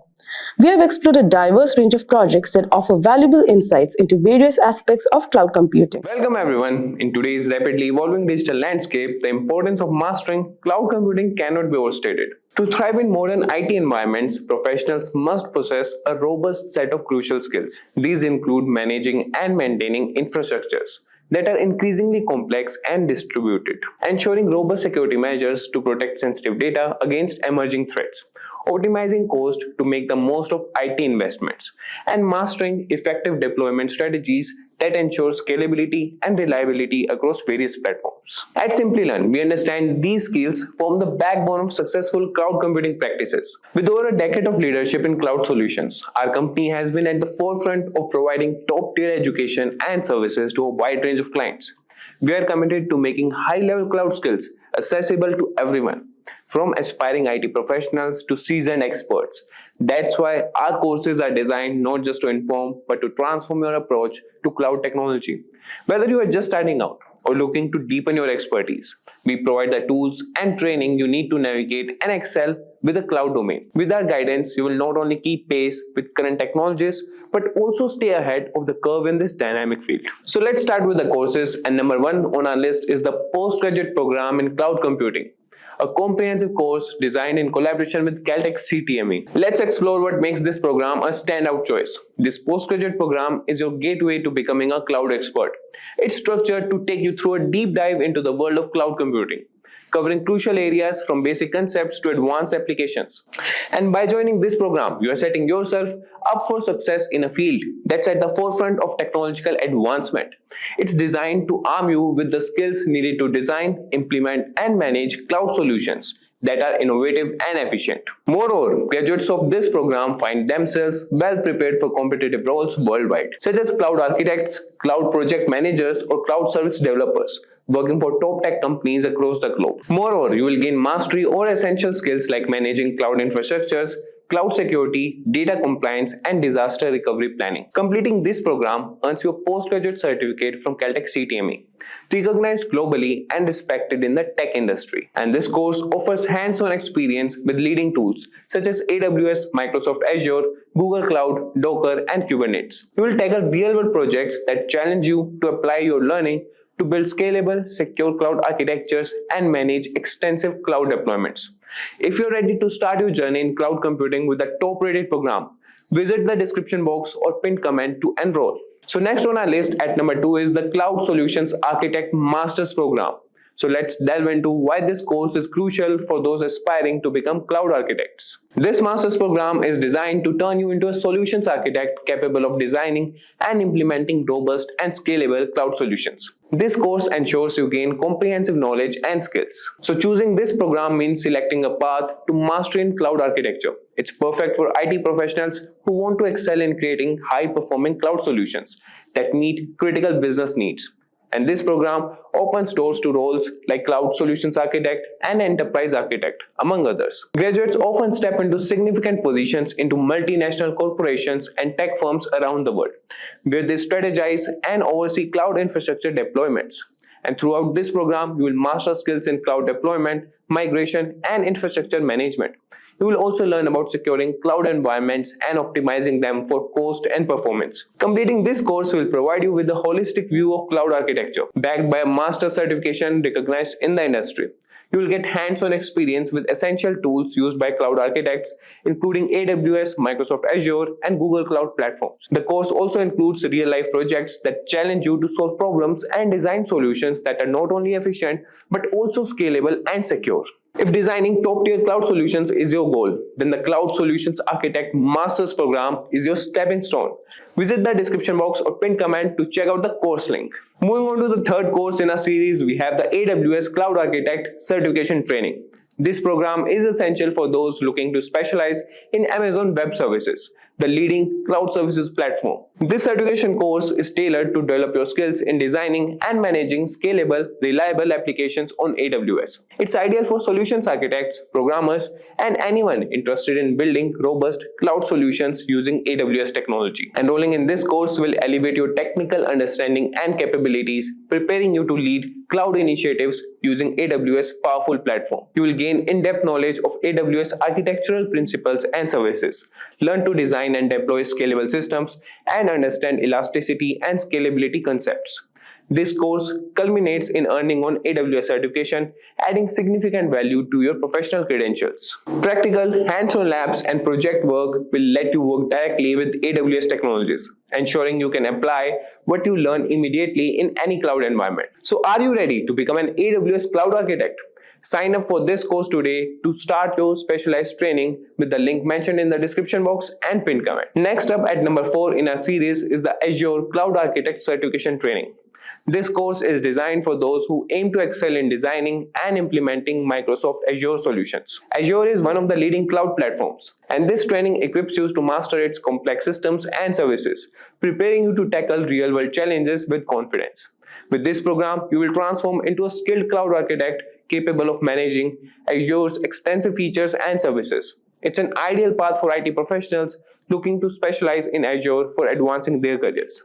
The course covers a range of key areas including Azure administration, Azure networking, security, and identity management. You will also prepare for the Microsoft Certified Azure Architect Technologies exam, a highly respected credential in the industry. Moreover, hands-on labs and projects throughout the course ensure you gain practical experience with Azure. This training includes simulations and real-life scenarios to provide you with the skills needed to succeed in any Azure environment. So are you ready to harness the power of Microsoft Azure? Enroll in our Azure Cloud Certification training today with the link in the description box and pinned comment. Rounding out our top 5 cloud computing courses, at number 5 we have the Azure DevOps Solution Expert Masters Program. This advanced training is tailored for those who wish to blend cloud technology with DevOps practices using the Microsoft Azure platform. This Masters program is designed to empower IT professionals with the skills to implement DevOps practices effectively in Azure environments. It's perfect for those aiming to specialize in building, testing, and maintaining cloud solutions that are efficient and scalable. By integrating DevOps with cloud innovations, this course ensures you are adept at speeding up to IT operations and enhancing collaboration across teams. It's an essential skill set for increasing business agility and IT efficiency. The program covers a comprehensive range of topics, including continuous integration and delivery, CI/CD, infrastructure as a code, and monitoring and feedback mechanisms. Graduates are well prepared to lead DevOps initiatives and handle complex cloud infrastructures. Moreover, you will work with popular tools like Jenkins, Docker, Ansible, and Kubernetes alongside Azure-specific technologies. Real-world projects are integrated throughout the course to provide hands-on experience and insights into actual DevOps challenges. If you are ready to advance your career by mastering Azure and DevOps, enroll in our Azure DevOps Solution Expert Masters program today. Check out the link in the pinned comment and description box. So thank you for joining us as we explored these top 5 cloud computing courses. Each program is designed to not only meet but exceed the demands of today's digital landscape, preparing you for a future where cloud technology is ubiquitous. You can check out pinned comment and description box for respective course links. On to the top 10 cloud computing projects, we have divided this video into 3 parts. The first part is for beginners. Moving on to the first project for beginners, we have a cloud-based file storage. In this project, you will create a simple cloud-based file storage system similar to a Dropbox or a Google Drive. Users can upload, download, and manage files stored in the cloud. The part to create this project will start by choosing a cloud storage service. Select a cloud storage service provider like AWS S3, Google Cloud Storage, or Azure Blob Storage. The next step is creating an account. Sign up for an account with the chosen cloud provider if you don't already have one. The next step is to set up a bucket or a container. Create a storage bucket or container to store your files. The next step is to develop a web interface. Create a web-based interface for users to interact with your storage system. You can use HTML, CSS, and JavaScript for this. The next step is to implement file upload and download. Add functionality for users to upload and download files to or from their storage bucket using the cloud provider's SDK or API. The next step is user authentication. Implement user authentication to secure access to files. You can use services like Firebase authentication or build one of your own. The next step is testing and deployment. Test your file storage system locally, and once satisfied, deploy it to the cloud. Make it publicly accessible if needed. The key learning points of this project is you will learn the basics of cloud storage services, file uploading and downloading, and user authentication. Moving on to project number 2, we have a website hosting service. This project involves setting up an essential website on a cloud platform like AWS, Azure, or Google Cloud. You will deploy a static or dynamic website and make it accessible to users worldwide. Let's move on to the path to create this project. The first step is to select a cloud hosting service. Choose a cloud hosting platform like Amazon Web Services, Azure, or Google Cloud. The next step is to design your website. Create the content and design for your website. You can use HTML, CSS, and JavaScript for static websites or web frameworks for dynamic ones. Then register a domain name. Purchase a domain name from a domain registrar, for example GoDaddy, Namecheap, etc. The next step is to configure DNS. Configure the DNS setting to point to your cloud hosting server's IP address. The next step is to set up a virtual server. Create a virtual server instance on your chosen cloud platform, for example AWS EC2, Azure VM, and Google Compute Engine. The next step is to install web server software. Install and configure web server software like Apache on your virtual server. And the last step is to upload website files. Upload your website files to the server, and then you are done with the project. The key learning points of this project: you will learn how to configure a web server, you will deploy web applications and manage domain names, and finally you will ensure high availability. The next project we have for beginners is a cloud-based calculator. Create a simple web-based calculator application and deploy it on a cloud platform like Heroku. Users can perform basic calculations using this calculator. Let's talk about the path to create this project. You will start by selecting a cloud platform. Choose a cloud platform like Heroku, AWS, or Azure for deployment. Then develop the calculator. Create a simple web-based calculator. You can use HTML, CSS, and JavaScript for this. Then set up a development environment. Install necessary development tools and libraries on your local machine. Then move ahead with version control. Use version control systems like Git to manage your project. Then create a cloud account. Sign up for an account with your chosen cloud platform. Then comes the deployment part. Deploy your calculator application to the cloud platform of your choice. For Heroku, this might involve pushing your code to a Git repository. And then comes the testing part. Ensure that the calculator functions correctly on the cloud server. Let's talk about the key learning points of this project. You'll gain experience in setting up cloud server environments, deploying web applications, and understanding server-client interactions. Moving on to intermediate level projects. These projects are for people with decent knowledge of cloud computing basics. The first project we have in this category is an IoT data analytics project. Build a system that collects data from IoT devices, sensors, smart devices, etc. and stores it in cloud databases, for example, AWS DynamoDB or Azure Cosmos database. Implement analytics to gain insights from the collected data. Let's talk about the path to create this project. The first step is IoT device setup. Set up IoT devices or sensors to collect data. Then choose a cloud database. Select a cloud database service, for example, AWS Dynamo database, Azure Cosmos database for data storage. Then comes the data ingestion part. Write code to send data from IoT devices to the cloud database. Then comes data analytics. Implement data analytics tools or scripts to analyze the collected data. Then comes data visualization.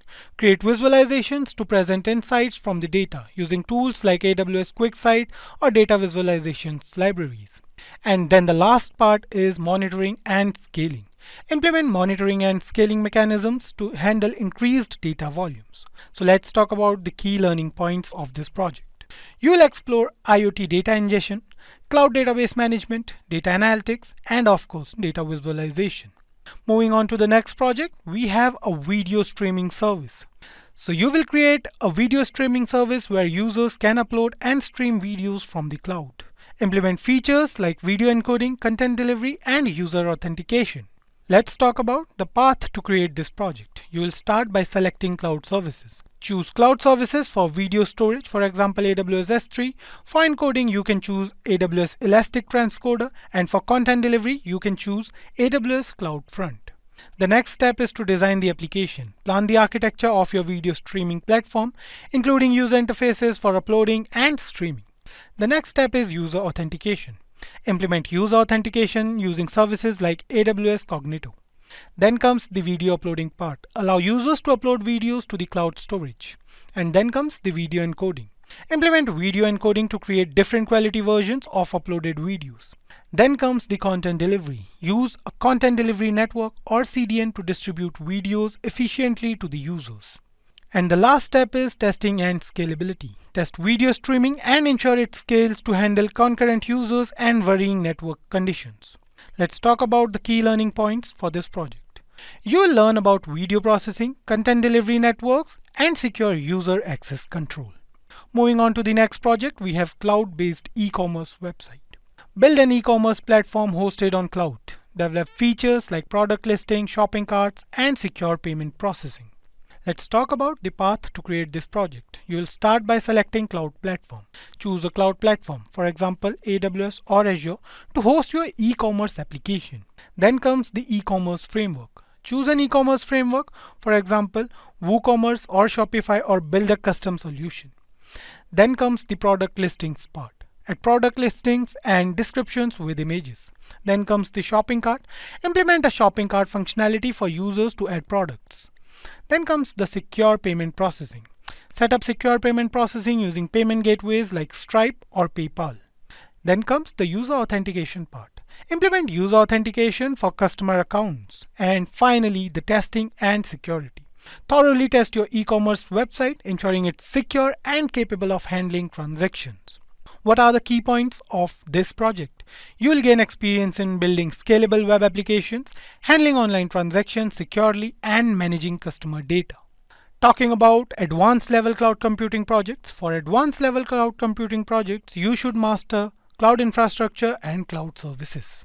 The first advanced level project we have for today is machine learning with cloud. Develop a machine learning model and deploy it on a cloud server for scalable processing. This project involves working with large data sets and real-time data analysis.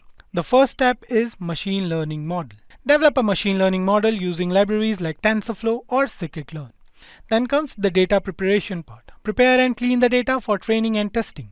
Then choose a cloud machine learning service. Select a cloud machine learning service, for example AWS SageMaker, Google AI Platform, and etc. Then comes the model deployment part. Deploy your machine learning model on the cloud platform. And finally, the scalability. Ensure the model can handle real-time predictions and scale as needed. let's talk about the key learning points of this project. You will delve into machine learning, cloud-based data processing, and model deployment. The next project we have in this list is the cloud-based virtual desktop. Create a system that allows users to access virtualized desktop environments hosted on the cloud. This project focuses on remote desktop solutions. Talking about the path to create this project, you should start by selecting cloud service. Choose a cloud service for virtual desktop. For example, Amazon Workspace, Windows Virtual Desktop, or Azure. Then comes the configuration part. Configure virtual desktop instances with desired specifications. User management. Create and manage user accounts for accessing virtual desktops. Security. Implement security measures for data protection during remote desktop access. Then comes the access control part. Set up access control policies to restrict user permissions. And lastly, testing. Test the remote desktop access from different devices and locations. Talking about the key learning points of this project, you'll learn about virtualization, remote desktop technologies, and user management in a cloud-based context. Moving on to the third advanced level cloud project, we have a cloud gaming service. Build a cloud-based gaming service similar to Google Stadia. This project involves GPU virtualization, low latency streaming, and multiplayer game server management. Talking about the path to create this project, you should start by selecting cloud infrastructure. Choose a cloud infrastructure. You can either choose AWS or Azure for hosting game servers. Then comes the game server setup. Set up game servers for hosting games. Then comes the low latency streaming. Implement low latency streaming technologies for gameplay. Then comes the multiplayer support. Add multiplayer support for users to play together. Then comes the user management. Create user accounts and manage players' profiles. And finally comes load balancing. Implement load balancing to handle increased player loads. Talking about the key learning points of this project, you will explore cloud-based gaming infrastructure, server management, and real-time multiplayer networking. Moving on to the last cloud computing project, we have a healthcare data management system. Develop a cloud-based system for storing and managing healthcare-related data such as patient records. Ensure compliance with healthcare industry standards, for example HIPAA. Talking about the path to create this project, you should start by ensuring compliance with healthcare industry standards. HIPAA compliance. Understand and adhere to HIPAA compliance regulations. Cloud platform selection. Choose a HIPAA compliant cloud platform, for example AWS Healthcare APIs and Azure for healthcare. Then comes the data storage part. Create a secure cloud-based data storage system for healthcare records. Then comes the access control. Implement strict access controls and encryption for data security.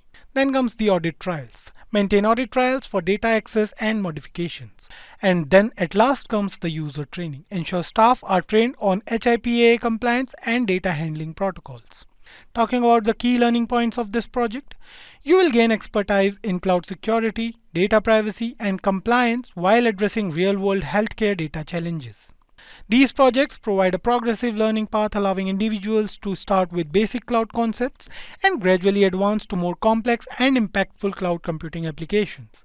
Each project offers valuable experience and skills that can be applied to real-life scenarios and career development in the cloud computing field. I'm here to walk you through some of the AWS interview questions which we find are important. And our hope is that you would use this material in your interview preparation and be able to crack that cloud interview and step into your dream cloud job. By the way, I'm a cloud technical architect, trainer, and an interview panelist for cloud, network, and DevOps. So as you progress in watching, you're going to see that these questions are practical scenario-based questions that tests the depth of the knowledge of a person in a particular AWS product or in a particular AWS architecture. So why wait? Let's move on.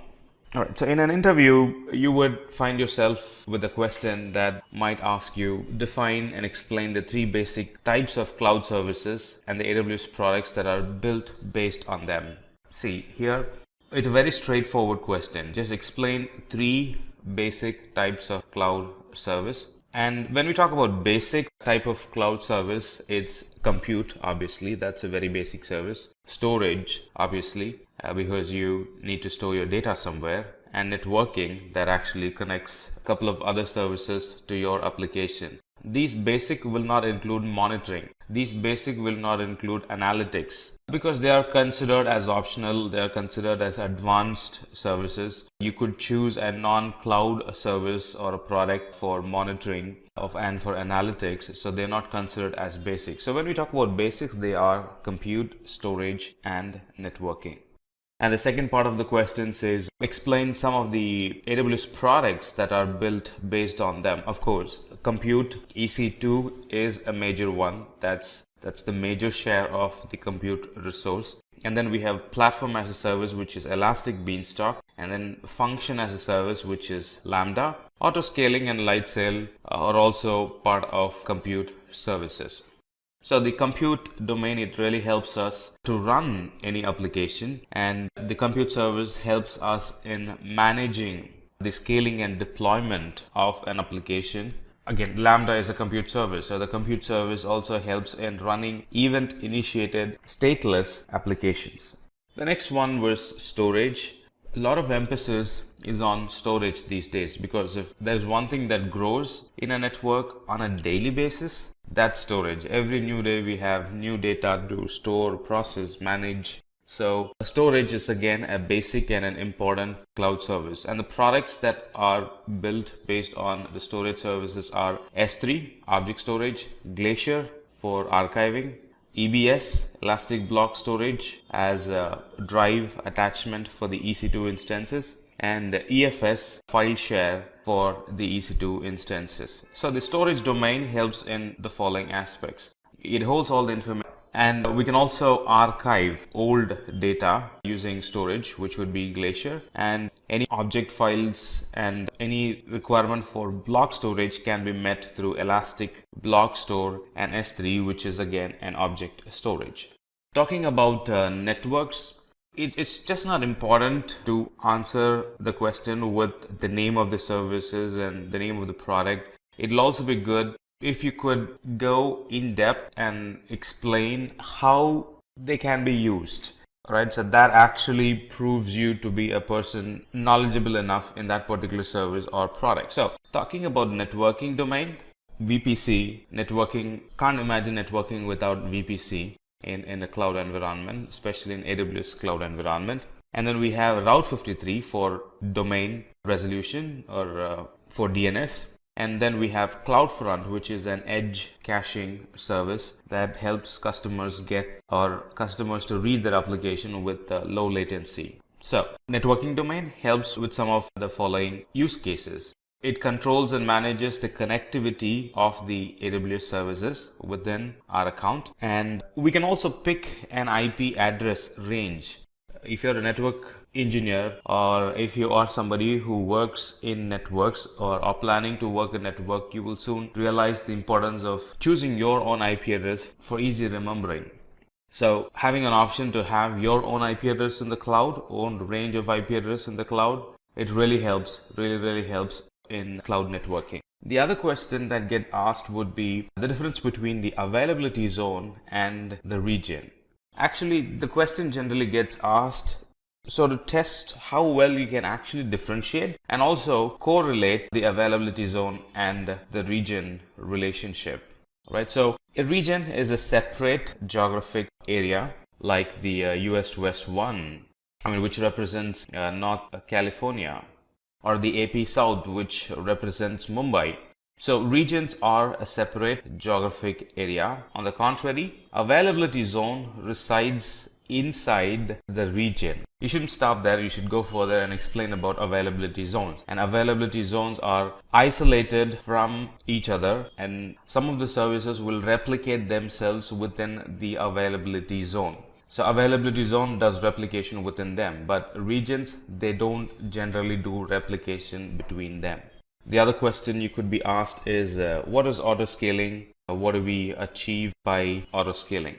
So in short, autoscaling, it helps us to automatically provision and launch new instances whenever there is an demand. It not only helps us meeting the increasing demand, it also helps in reducing the resource usage when there is low demand. So autoscaling also allows us to decrease the resources or resource capacity as per the need of that particular hour. Now, this helps business in not worrying about putting more effort in managing or continuously monitoring the server to see if they have the needed resource or not, because auto scaling is going to handle it for us. So business does not need to worry about it. And auto scaling is one big reason why people would want to go and pick a cloud service, especially an AWS service. The ability to increase and shrink based on the need of that art. That's how powerful is auto scaling. The other question you could get asked is what's geo-targeting in CloudFront?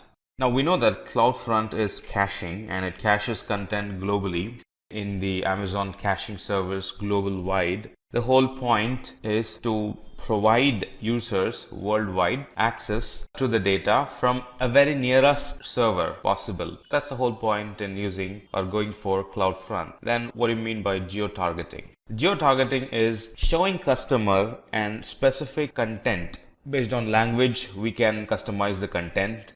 Based on what's popular in that place, we can actually customize the content. The URL is the same, but we could actually change the content a little bit.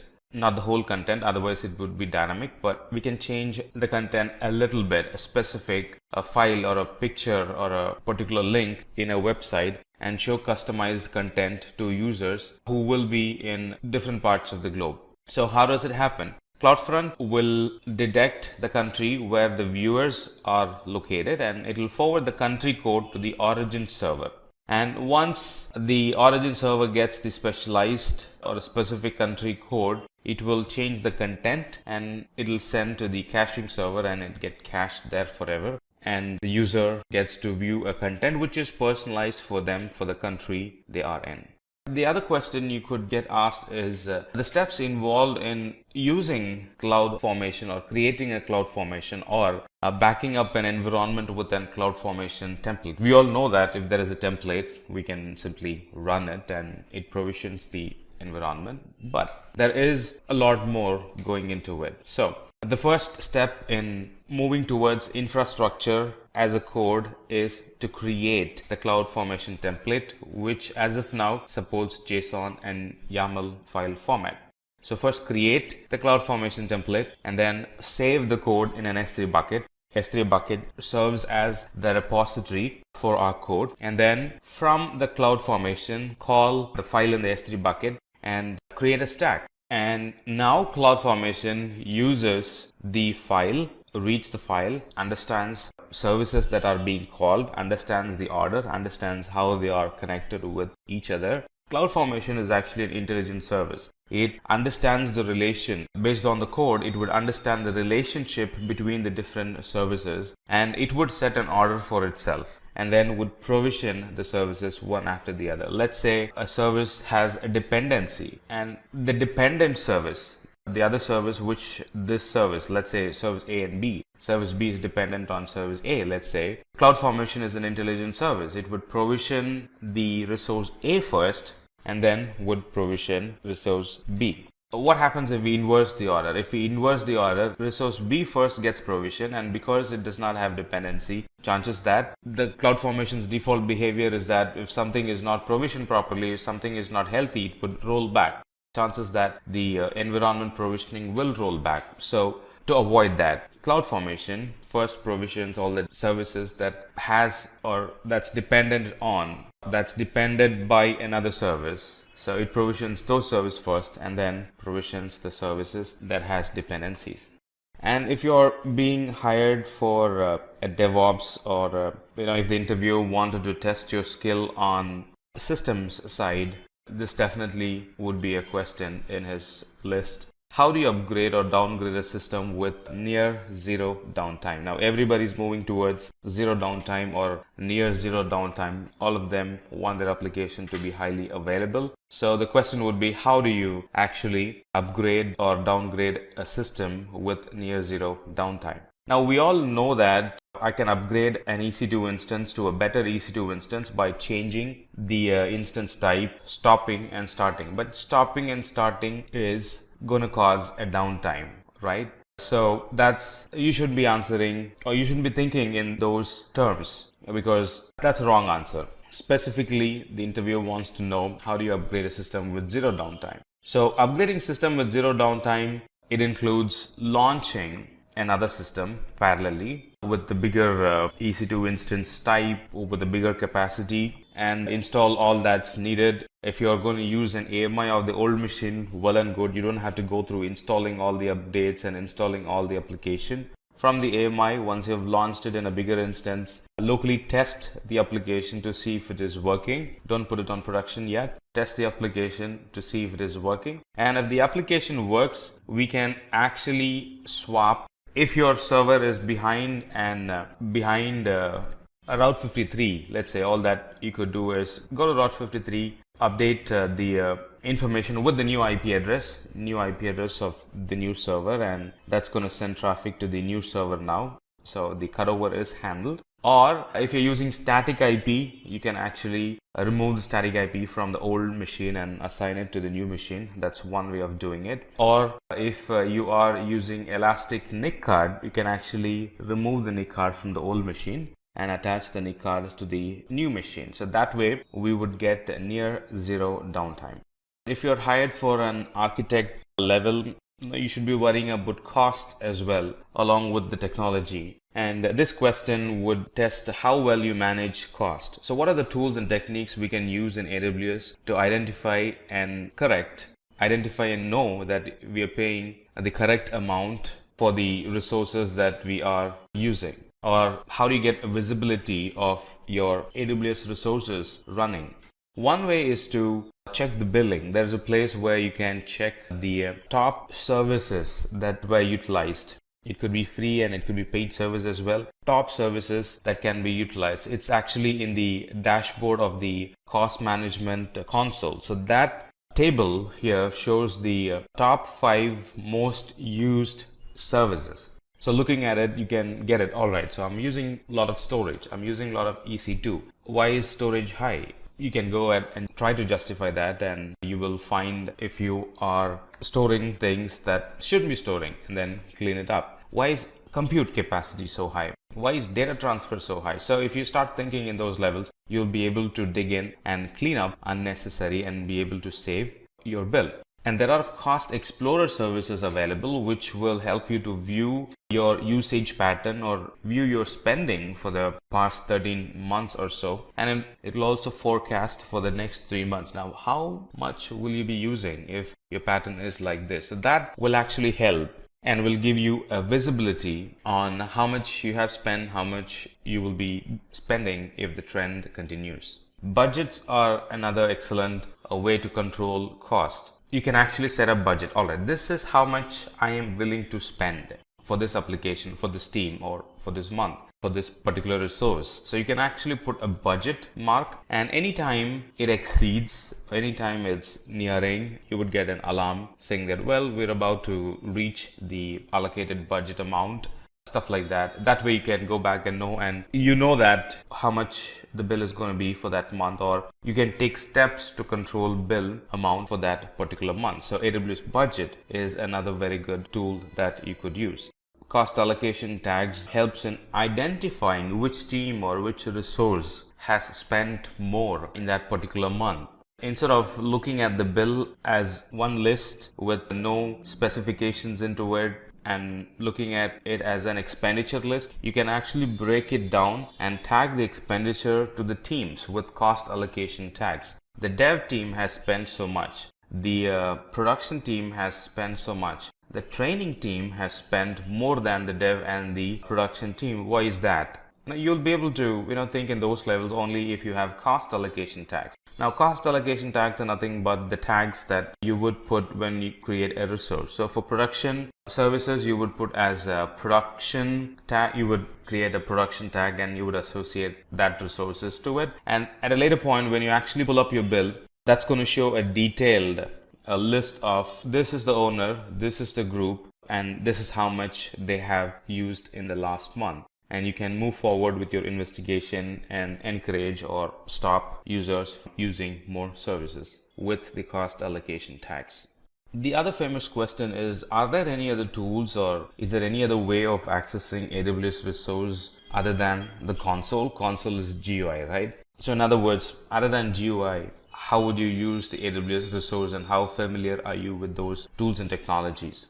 The other tools that are available that we can leverage and access the AWS resource are, of course, PuTTY. You can configure PuTTY to access the AWS resources, like log into an EC2 instance. An EC2 instance does not always have to be logged in through the console. You could use PuTTY to log into an EC2 instance, and like the jump box, like the proxy machine, and like the gateway machine. And from there, you can actually access the rest of the resources. So this is an alternative to the console. And of course, we have the AWS CLI in any of the Linux machines or Windows machines. We can install, so that's point 2, 3, and 4. We can install AWS CLI for Linux, Windows, also for Mac. So we can install them, and from there, from your local machine, we can access, run AWS commands and access, provision, monitor the AWS resources. The other ones are, we can access the AWS resource programmatically using AWS SDK and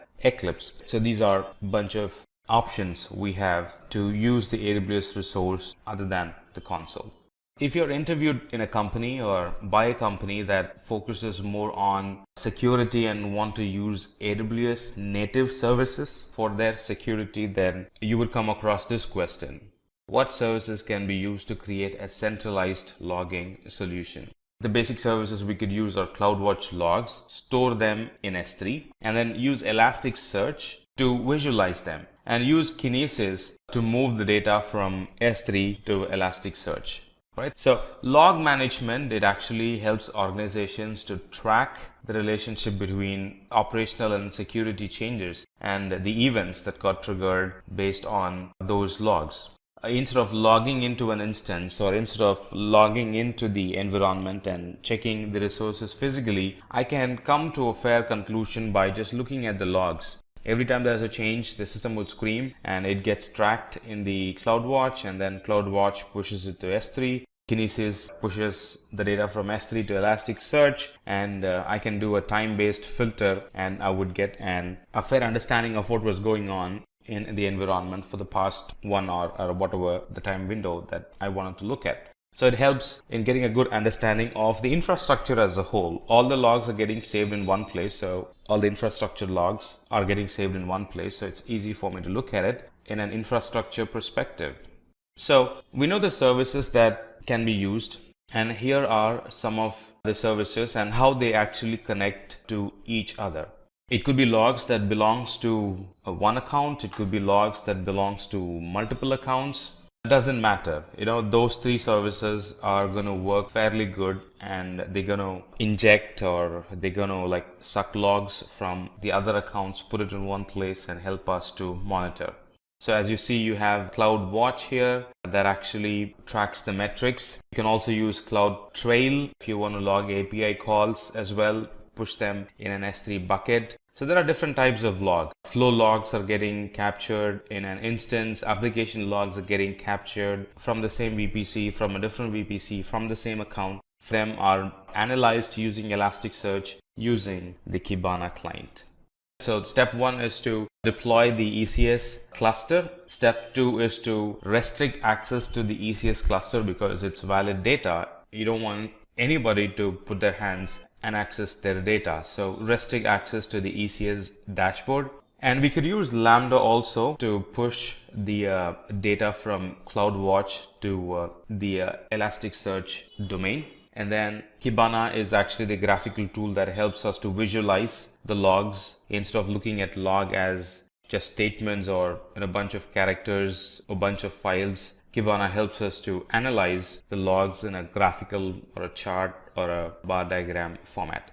Again, in an interview, the interviewer is more concerned about testing your knowledge on AWS security products, especially on the logging, monitoring, event management, or incident management. Then you could have a question like this: what are the native AWS security logging capabilities? Now, most of the services have their own logging in them. Like have their own logging, like S3. S3 has its own login, and CloudFront has its own logging. DS has its own logging. VPC has its own logging. In addition, there are account level logins like CloudTrail and AWS config services. So there are a variety of logging options available in the AWS like CloudTrail, config, CloudFront, Redshift logging, RDS logging, VPC flow logs, S3 object logging, S3 access logging, stuff like that. So we're going to look at two servers in specific. CloudTrail. Now this CloudTrail, the very first product in that picture we just saw, the CloudTrail provides an very high level history of the API calls for all the accounts. And with that, we can actually perform a very good security analysis of our account. And these logs are actually delivered to, you can configure it, they can be delivered to S3 for long time archivals. And based on a particular event, it can also send an email notification to us saying, hey, just got this error, thought I'll let you know, stuff like that. The other one is config service. Now config service helps us to understand the configuration changes that happened in our environment, and we can also set up notifications based on the configuration changes. So it records the cumulative changes that are made in a short period of time. So if you want to go through the lifetime of a particular resource, what are the things that happened? What are the things it went through? They can be looked at using AWS config. All right. The other question you could get asked is if your role includes taking care of cloud security as well. Then the other question you could get asked is the native services that Amazon provides to mitigate DDoS, which is denial of service. Now, not all companies would go with Amazon native services, but there are some companies which want to stick with Amazon native services just to save them from the headache of managing the other softwares or bringing in another tool, a third-party tool, into managing DDoS. They simply want to stick with Amazon proprietary Amazon native services, and a lot of companies are using Amazon service to prevent DDoS, denial of service. Now, denial of service is, if you already know what denial of service is, well and good. If you do not know, then let's know it now. Denial of service is a user trying to or maliciously making attempt to access a website or an application. The user would actually create multiple sessions and he would occupy all the sessions, and he would not let legitimate users access the service. So he's in turn denying the service for the user. A quick picture review of what denial of service is. Now look at it.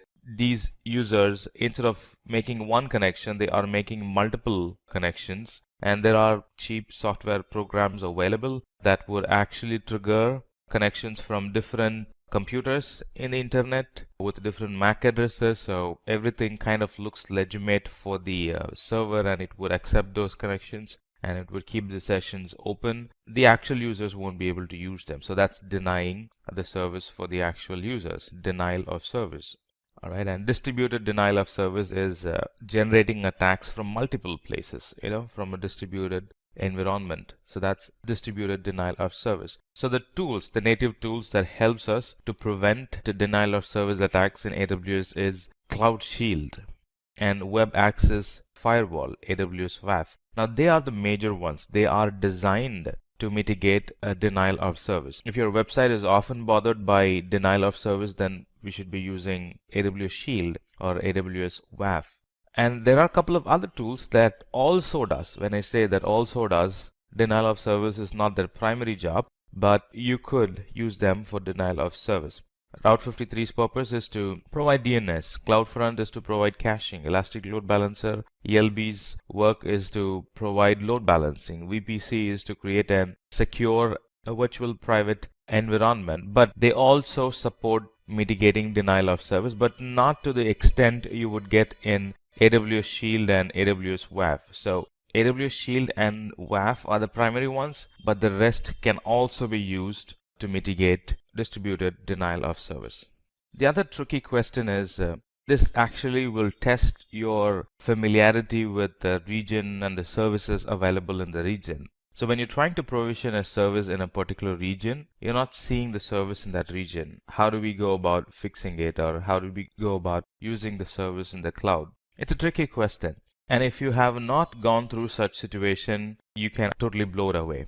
You really need to have a good understanding on regions, the services available in those regions, and what if a particular service is not available, how to go about doing it. The answer is not all services are available in all regions. Anytime Amazon announces a new service, they don't immediately publish them on all regions. They start small, and as in when the traffic increases, as in when it becomes more likable to the customers, they actually move the service to different regions. So as you see in this picture, within America, North Virginia has more services compared to Ohio or compared to North California. So within North America itself, North Virginia is the preferred one. So similarly, there are preferred regions within Europe, Middle East, and Africa, and preferred regions within Asia Pacific. So anytime we don't see a service in a particular region, chances that the service is not available in that region yet, we got to check the documentation and find the nearest region that offers that service and start using the service from that region. Now you might think, well, if I'm looking for a service in Asia, let's say in Mumbai, and if it is not available, why not simply switch to North Virginia and start using it? You could, but that's going to add more latency to your application. So that's why we need to check for application, which is check for region, which is very near to the place where you want to serve your customers, and find nearest region instead of always going back to North Virginia and deploying your application in North Virginia. Again, there's a place, there's a link in AWS.com that you can go and look for services available in different region, and that's exactly what you're seeing here. And if your service is not available in a particular region, switch to the other region that provides your service, the nearest other region that provides that service, and start using service from there. With the coming up of cloud, a lot of companies have turned down their monitoring team. Instead, they want to go with the monitorings that cloud provides.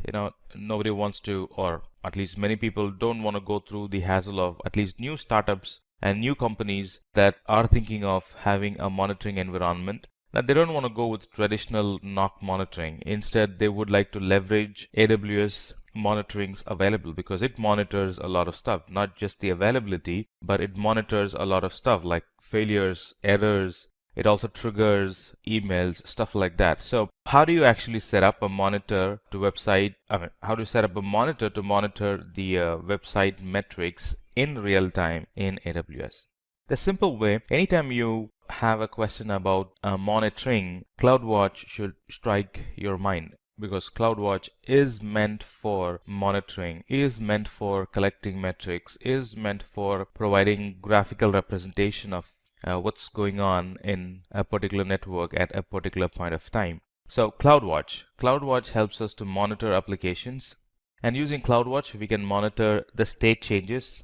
Not only the state changes, the auto-scaling life cycle events. Anytime there are more services added, there is a reduction in the number of servers because of less usage. Very informative messages can be received through CloudWatch. CloudWatch can now support scheduled events. If you want to schedule anything, CloudWatch has an event that would schedule an action, right? Schedule a trigger, time-based, not incident-based. Anything happening and then you get an action happening that's incident-based. On the other hand, you can simply schedule few things on time-based. So that's possible with CloudWatch.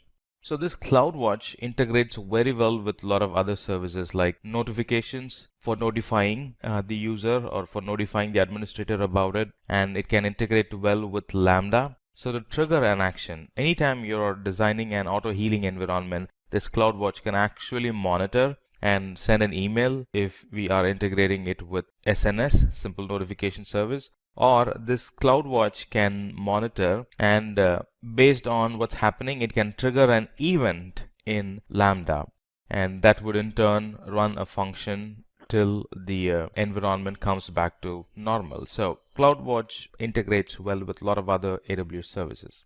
Alright, so CloudWatch has 3 statuses: green when everything is going good, yellow when the service is degraded, and red when the service is not available. Green is good, so we don't have to do anything about it. But anytime there's an yellow, the picture that we're looking at, it's actually calling a Lambda function to debug the application. and to fix it. And anytime there's a red alert, it immediately notifies the owner of the application about, well, the service is down, and here is the report that I have. Here is the metrics that I've collected about the service, stuff like that. If the job role requires you to manage the servers as well, there are certain job roles which are on the system side. There are certain job roles which is development plus system side. Now you're responsible for the application and the server as well. So if that's the case, you might be tested with some basic questions like the different types of virtualization in AWS and what are the difference between them. Alright, the three major types of virtualization are HVM, which is hardware virtual machine. The other one is PV, para virtualization. And the third one is PV on HVM, para virtualization on hardware virtual module. Alright, the difference between them, or actually describing them, is actually the difference between them. HVM, it's actually a fully virtualized hardware. The whole hardware is virtualized and all virtual machines act separate from each other. And these VMs are booted by executing master boot record in the root block. And when we talk about para virtualization, paragrub is actually the special boot loader which boots the PV AMIs. And when we talk about PV on HVM, it's actually the marriage between HVM and PV. And this para virtualization on HVM, in other words, PV on HVM, it actually helps operating system take advantage in storage and the network input output available through the host. Another good question is, name some of the services that are not region specific. Now, you've been taught that all services are within a region and some services are within an availability zone. For example, EC2 is within an availability zone, EBS is within an availability zone, S3 is region specific, DynamoDB is region specific, stuff like that. VPC is both availability and region specific, meaning subnets are availability zone specific and VPC is region specific, stuff like that. So you might have thought, you might have learned in that combination. But there could be some tricky questions that tests you how well you have understood the region, non-region, and availability, non-availability services. I should say there are services that are not region specific. That would be IAM. So we can't have IAM for every availability zone and for every region, which means users will have to use one username and password for one region, and anytime they switch to another region, they will have to use another username and password. That's more work, and that's not a good design as well. Authentication has to be global. So IAM is a global service, and which means it's not region specific. On the other hand, Route 53 is again a regional specific. So we can't have Route 53 for every region. Route 53 is not a region specific service. It's a global service. And it's one application. Users access from everywhere or from every part of the world. So we can't have one URL or one DNS name for each region if your application is a global application. And then Web Application Firewall works well with CloudFront. Then CloudFront is a region-based service. So the Web Application Firewall, it's not a region-specific service. It's a global service. And CloudFront is again a global service. Though you can cache content on a continent and country basis, it's still considered a global service. Right? It's not bound to any region. So when you activate CloudFront, you're activating it away from region or availability zone. So when you're activating a Web Application Firewall, because it's not a region specific service, you're activating it away from availability zone and regions. So a quick recap: IAM users, groups, roles, and accounts, they are global services. They can be used globally. Route 53 services are offered at edge locations and they are global as well. Web Application Firewall, a service that protects our web application from common web exploits. They are global service as well. CloudFront is Global Content Delivery Network, CDN, and they are offered at edge locations, which are a global service. In other words, non-region specific service or beyond region service. All right, this is another good question as well. In the project that you are being interviewed, if they really want to secure their environment using NAT, or if they are already securing their environment using NAT by any of these two methods like NAT gateway or NAT instances, you can expect this question. what are the difference between a NAT gateway and NAT instances? Now, they both serve the same thing, right? So they're not two different services trying to achieve two different things. They both serve the same thing, but still they do have differences in them, right? On a high level, they both achieve providing NATing for the service behind it, but the difference comes when we talk about the availability of it. NAT gateway is a managed service by Amazon, whereas NAT instance is managed by us. Now I'm talking about the third point, maintenance here. NAT gateway is managed by Amazon, NAT instance is managed by us, and availability of NAT gateway is very high and availability of NAT instance is less compared to the NAT gateway because it's managed by us. It's on an EC2 instance which could actually fail, and if it fails we'll have to relaunch it. But if it is NAT gateway, if something happens to that service, Amazon would take care of reprovisioning it. And talking about bandwidth, it can burst up to 75 gigabits. Traffic through the NAT gateway can burst up to 75 gigabits. But for NAT instance, it actually depends on the server that we launch. And if we are launching a T2 micro, it barely gets any bandwidth. So there's a difference there. And the performance, because it's highly available because of the bigger pipe, 75 gigabits, the performance of the NAT gateway is very high, but the performance of the NAT instance is going to be average. Again, it depends on the size of the NAT instance that we pick. And billing. Billing for NAT gateway is the number of gateways that we provision and the duration for which we use the NAT gateway. But billing for NAT instance is number of instance and the type of instance that we use. Of course, number of instance, duration, and the type of instance that we use. Security in NAT gateway cannot be assigned, meaning it already comes with full packed security. But in NAT instance, security is a bit customizable. I can go and change the security because it's a server managed by me or managed by us. I can always change the security. Well, allow this, don't allow this, stuff like that. Size and load of the NAT gateway is uniform, but the size and the load of the NAT instance changes as per a NAT gateway is a fixed product, but NAT instance can be small instance, can be a big instance, so the size and the load through it varies. Right. The other question you could get asked is, what are the difference between stopping and terminating an EC2 instance? Now you will be able to answer only if you have worked on environments where you have your instance stopped and where you have your instance terminated. If you have only used lab and are attending the interview, chances are that you're always lost when answering this question. It might look like both are the same. Well, stopping and terminating, both are the same. But there is a difference in it.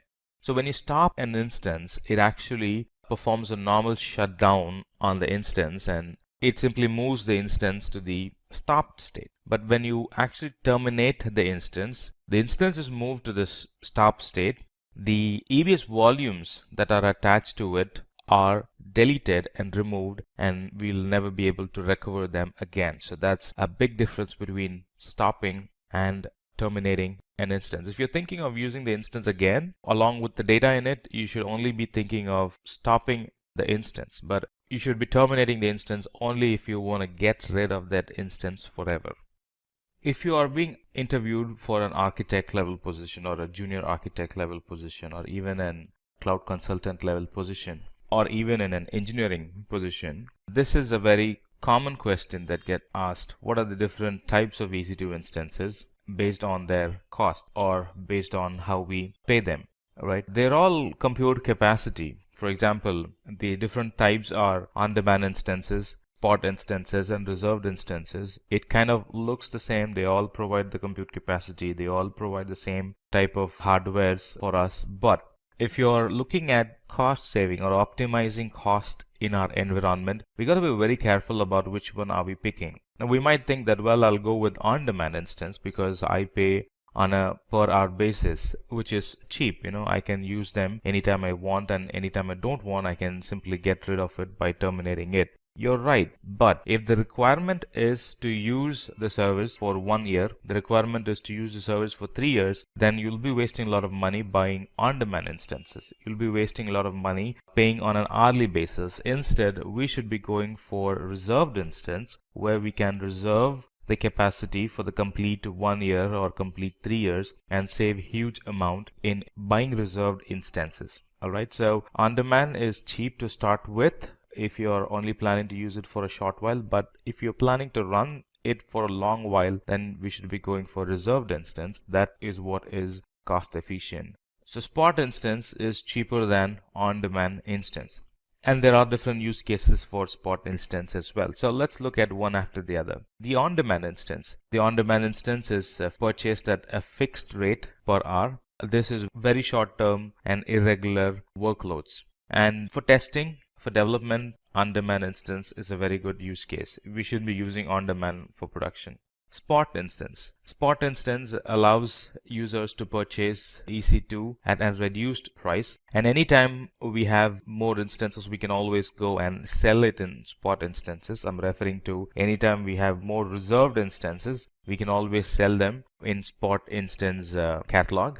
And the way we buy spot instance is we actually put a budget. This is how much I'm willing to pay. All right, would you be able to give service within this cost? So anytime the price comes down and meets the cost that we have put in, we'll be assigned an instance, and anytime the price shoots up, the instance will be taken away from us. But in case of on-demand instances, we have bought that instance for that particular hour and it stays with us. But with spot instances, it varies based on the price. If you meet the price, you get the instance. If you don't meet the price, it goes away to somebody else.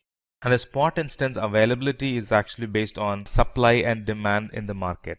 There's no guarantee that you will get spot instance at all time. All right, so that's a caveat there you should be familiar with. That's a caveat there you should be aware when you are proposing somebody that we can go for spot instance and save money. It's not always going to be available. If you want your spot instance to be available to you, then we need to carefully watch the history of the price of the spot instance. Now, how much was it last month and how much is it this month? So how can I quote, or how much can I quote, stuff like that.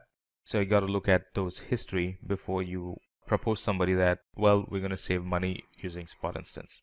On the other hand, reserved instance provide cost savings for the company. We can opt for reserved instances for 1 year or 3 years. There are actually 3 types of reserved instances: light, medium, and heavy reserved instances. They are based on the amount that we would be paying. And cost benefit also depends with reserved instance. The cost benefit also depends based on, are we doing all upfront or no upfront or partial payment, then split the rest as monthly payments. So there are many purchase options available. But overall, if you're looking at using an application for the next 1 year and 3 years, you should not be going for on-demand instance. You should be going for reserved instance, and that's what gives you the cost benefit.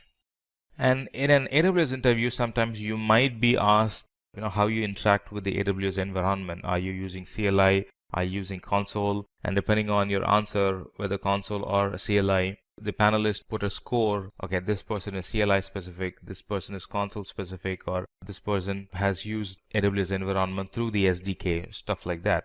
So this question tests whether you are a CLI person or a console person. And the question goes like this: how do you set up SSH agent forwarding so that you do not have to copy the key every time you log in?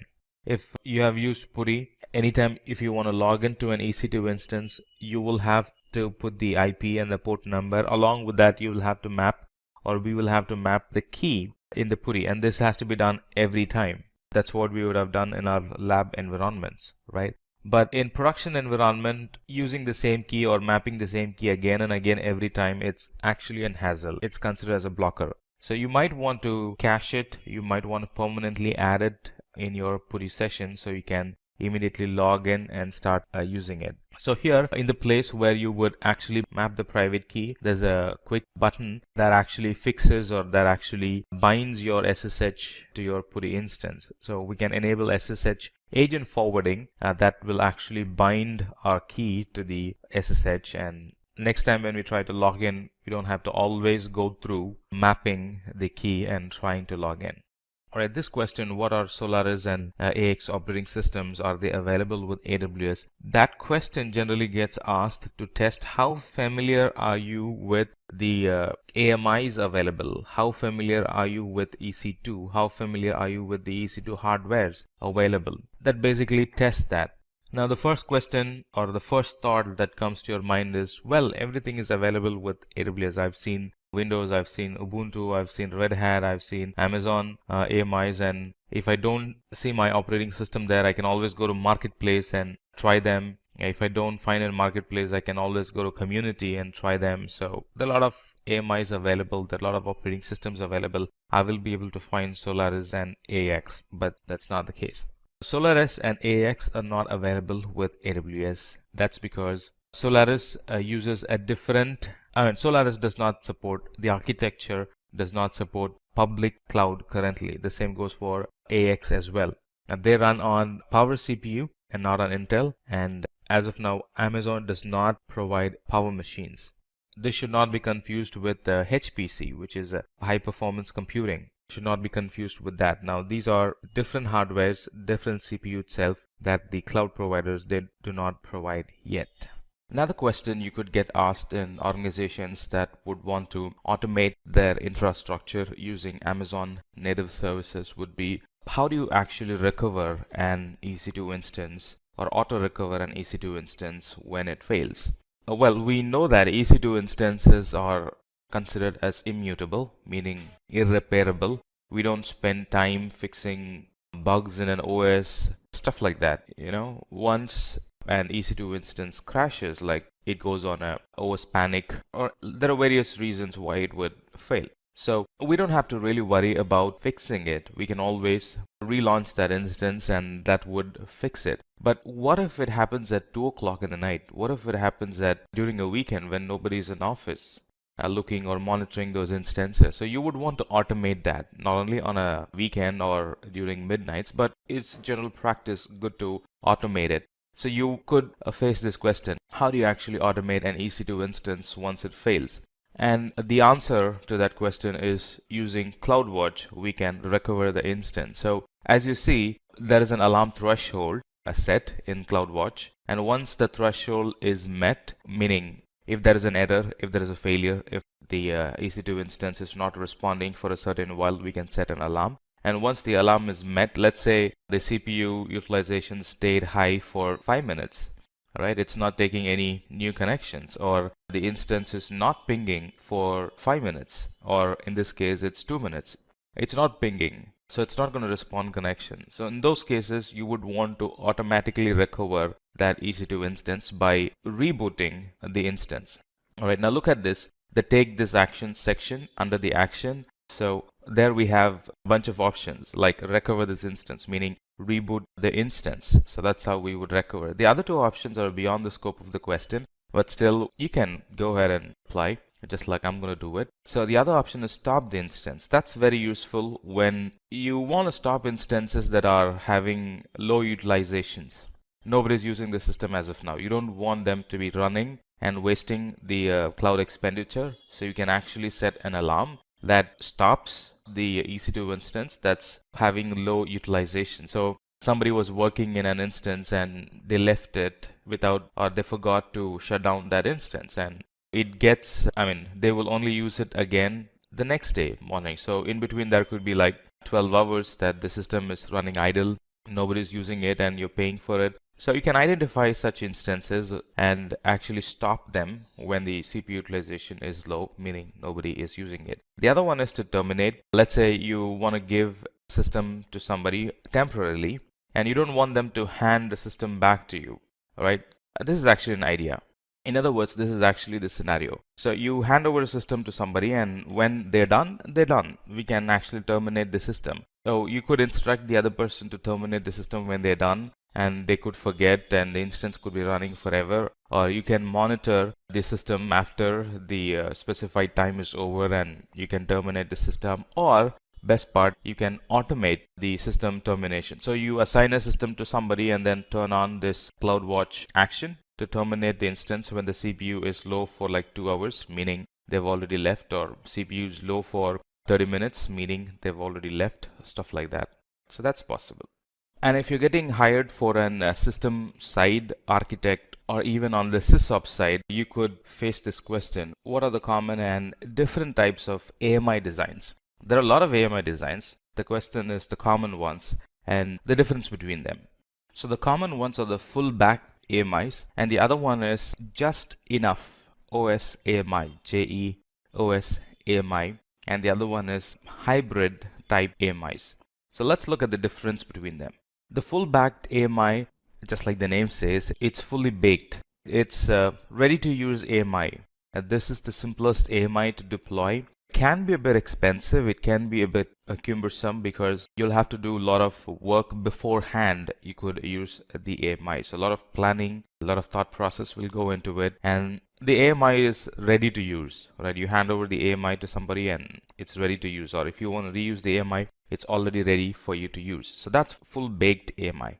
The other one is just enough operating system AMI. Just like the name says, it has as you can also see in the diagram or in the picture, it covers a part of the OS. All bootstraps are already packed properly, and the security monitoring, logging, and the other stuff are configured at the time of deployment or at the time you would be using it. So not much thought process will go in here. The only focus is on choosing the operating system and what goes, the operating system specific agents or bootstraps that goes into the operating system. That's all we worry about.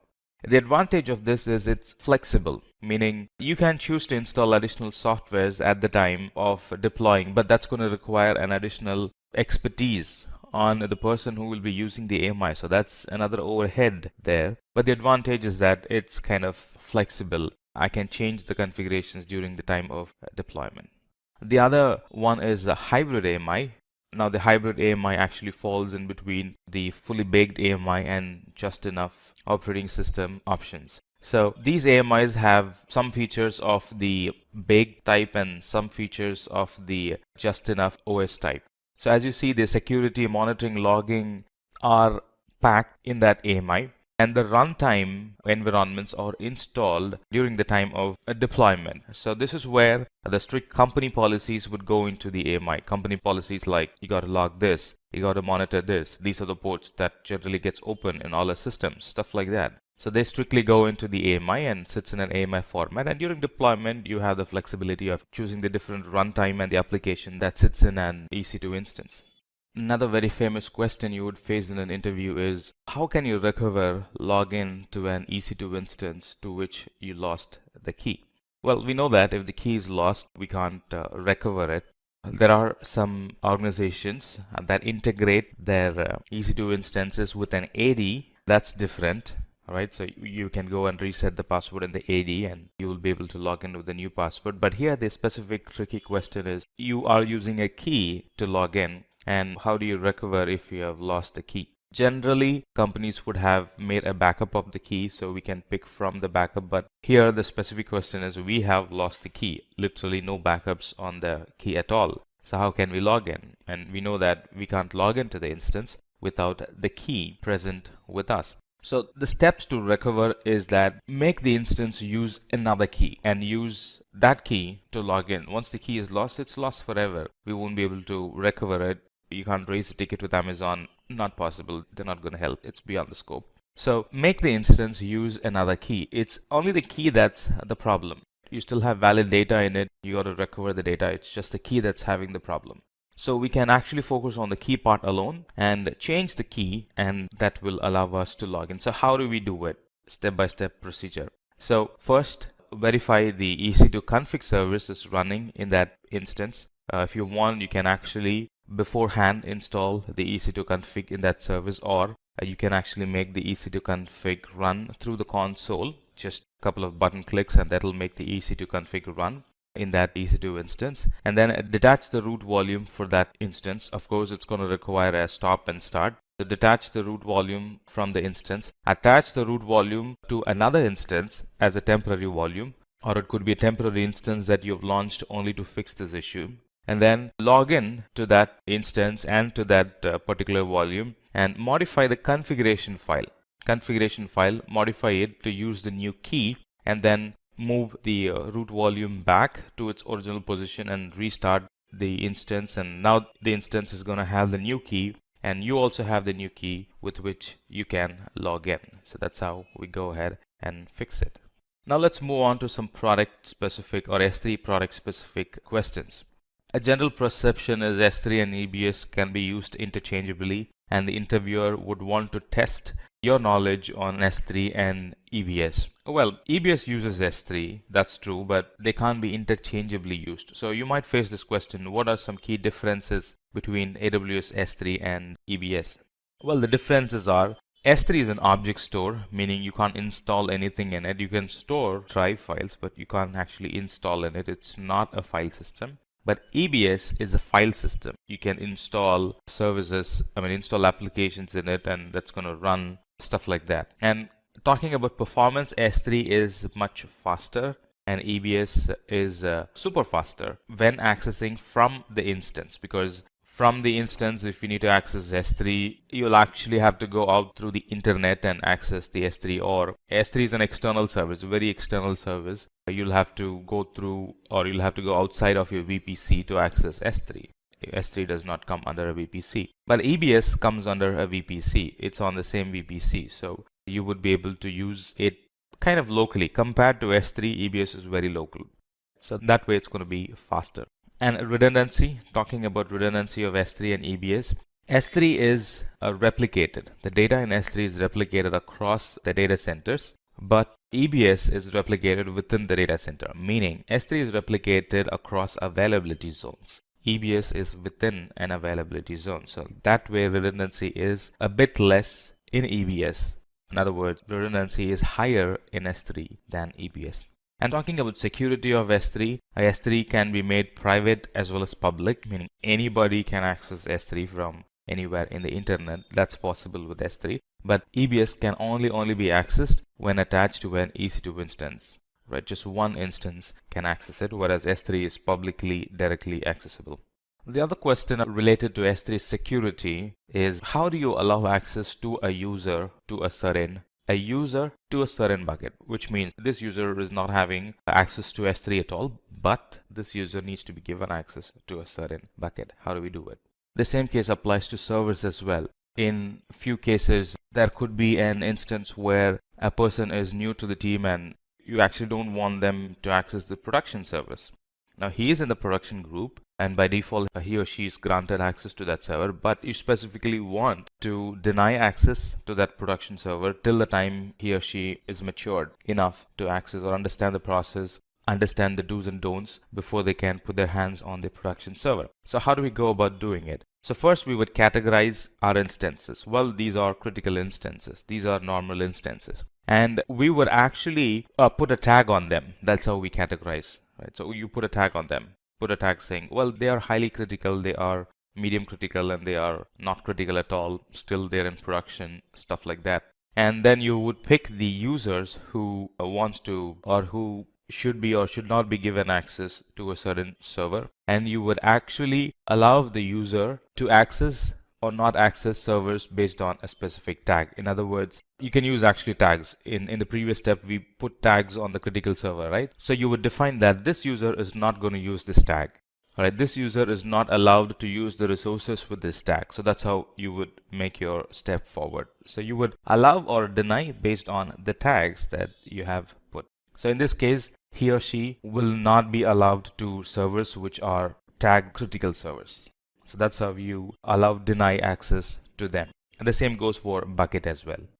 But if an organization is excessively using S3 for their data storage because of the benefit that it provides, the cost and the durability, you might get asked this question, which is organizations would replicate the data from one region to another region for additional data durability and for having data redundancy. Not only for that, they would also do that for DR purposes, for disaster recovery. If the whole region is down, you still have the data available somewhere else and you can pick and use it. Some organizations would store data in different regions for compliance reasons, to provide low latency access to their users who are local to that region, stuff like that. So when companies do replication, how do you make sure that there is consistency in the replication? How do you make sure that the replication is not failing and the data gets transferred for sure and there are logs for that replication? This is something that the companies would use where they're excessively using S3 and they're fully relying on the replication in running their business. And the way we could do it is we can set up a replication monitor. It's actually a set of tools that we could use together to make sure that the cloud replication, region level replication is happening properly. So this is how it happens. Now on this side, on the left hand side, we have the region 1 and on the right hand side, we have region 2. And region 1 is the source bucket and region 2 is the destination bucket. Right, so object is put in the source bucket and it has to go directly to the region 2 bucket or made a copy in the region 2 bucket. And the problem is sometimes it fails and there is no consistency between them. So the way you would do it is connect these services together and create an cross-replication or cross-region replication monitor that actually monitors your environment. So there are CloudWatch that make sure that the data is moved, no data is failing. Again, there's CloudWatch on the other end, make sure that the data is moving. And then we have the logs generated through CloudTrail, and that's actually written in DynamoDB. And if there is an error, if something is failing, you get notified through an SMS or you get notified through an email using the SNS service. So that's how we could leverage these tools and set up an cross-region replication monitor that actually monitors your data replication. Some common issues that companies face in VPC is that we all know that I can use Route 53 to resolve an IP address externally from the internet, but by default the servers won't connect to the other servers using our custom DNS name. That it does not do that by default. So it's actually a problem. There are some additional things that as an administrator or as an architect or as a person who uses it, you will have to do. And that's what we're going to discuss. So the question could be, VPC is not resolving the server through the DNS. You can access it through the IP, but not through the DNS name. And what could be the issue and how do you go about fixing it? And you will be able to answer this question only if you have done it already. It's a quick and simple step. By default, VPC does not allow, that's the default feature. And we will have to enable the DNS hostname resolution before.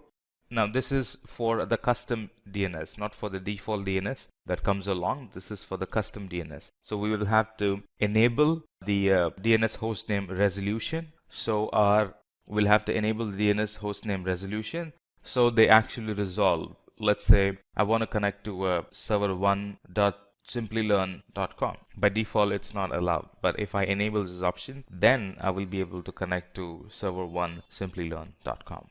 If a company has VPCs in different regions and they have a head office in a central place and the rest of them are branch offices and they are connecting to the head office for access or for saving data or for accessing certain files or certain data or storing data, all right, so they would actually mimic the hub and spoke topology where you have the VPC which is centrally in an accessible region, a centrally accessible region, and then you would have a local VPCs or branch offices in different other regions, and they get connected to the VPC in the central location.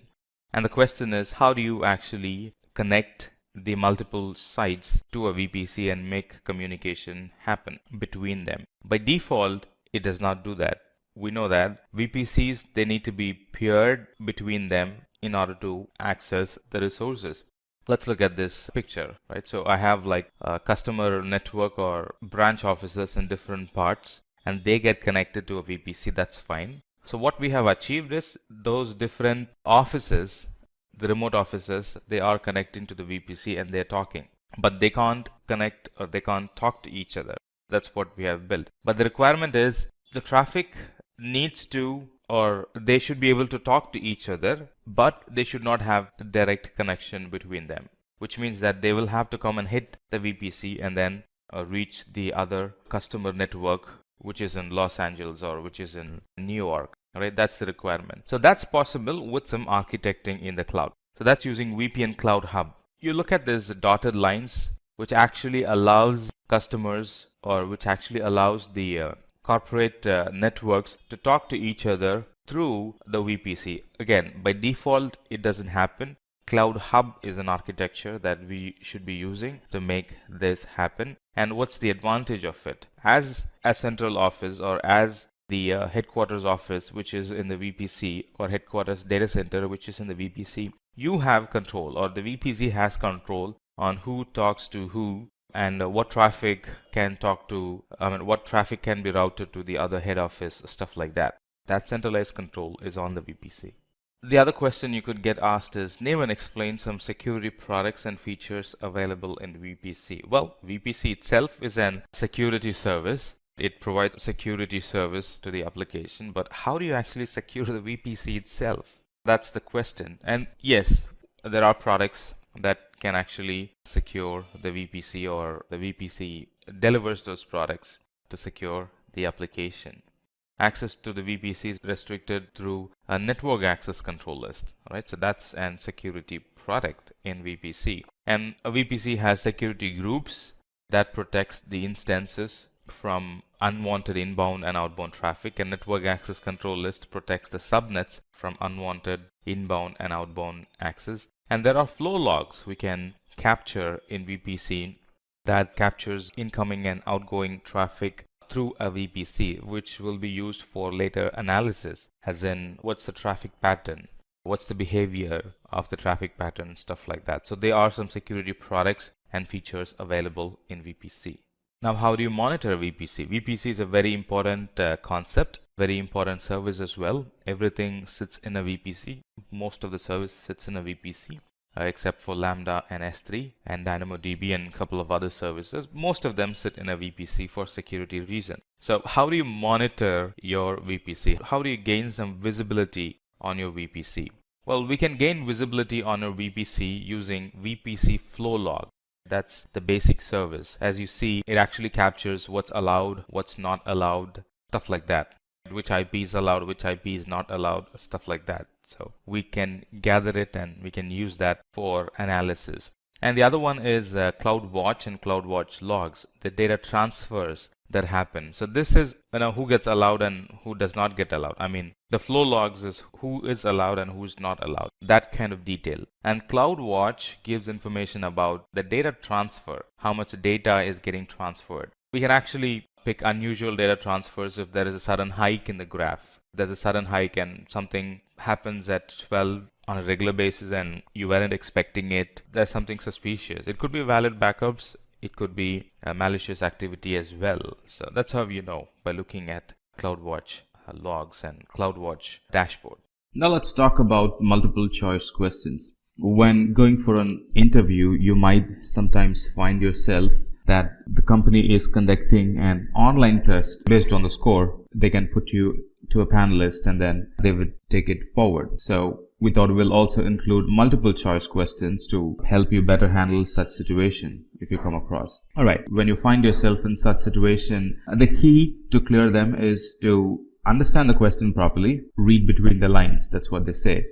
There can be like a big paragraph with 3 lines or 10 lines. You really got to understand what the question is about and then try to find answer for that question. So that's thumb rule number 1. And then the second rule is try to compare and contrast the services mentioned, or try to compare and contrast the answers. You can easily weed out 1 or 2 answers and then you will be left with only 2 answers to decide from.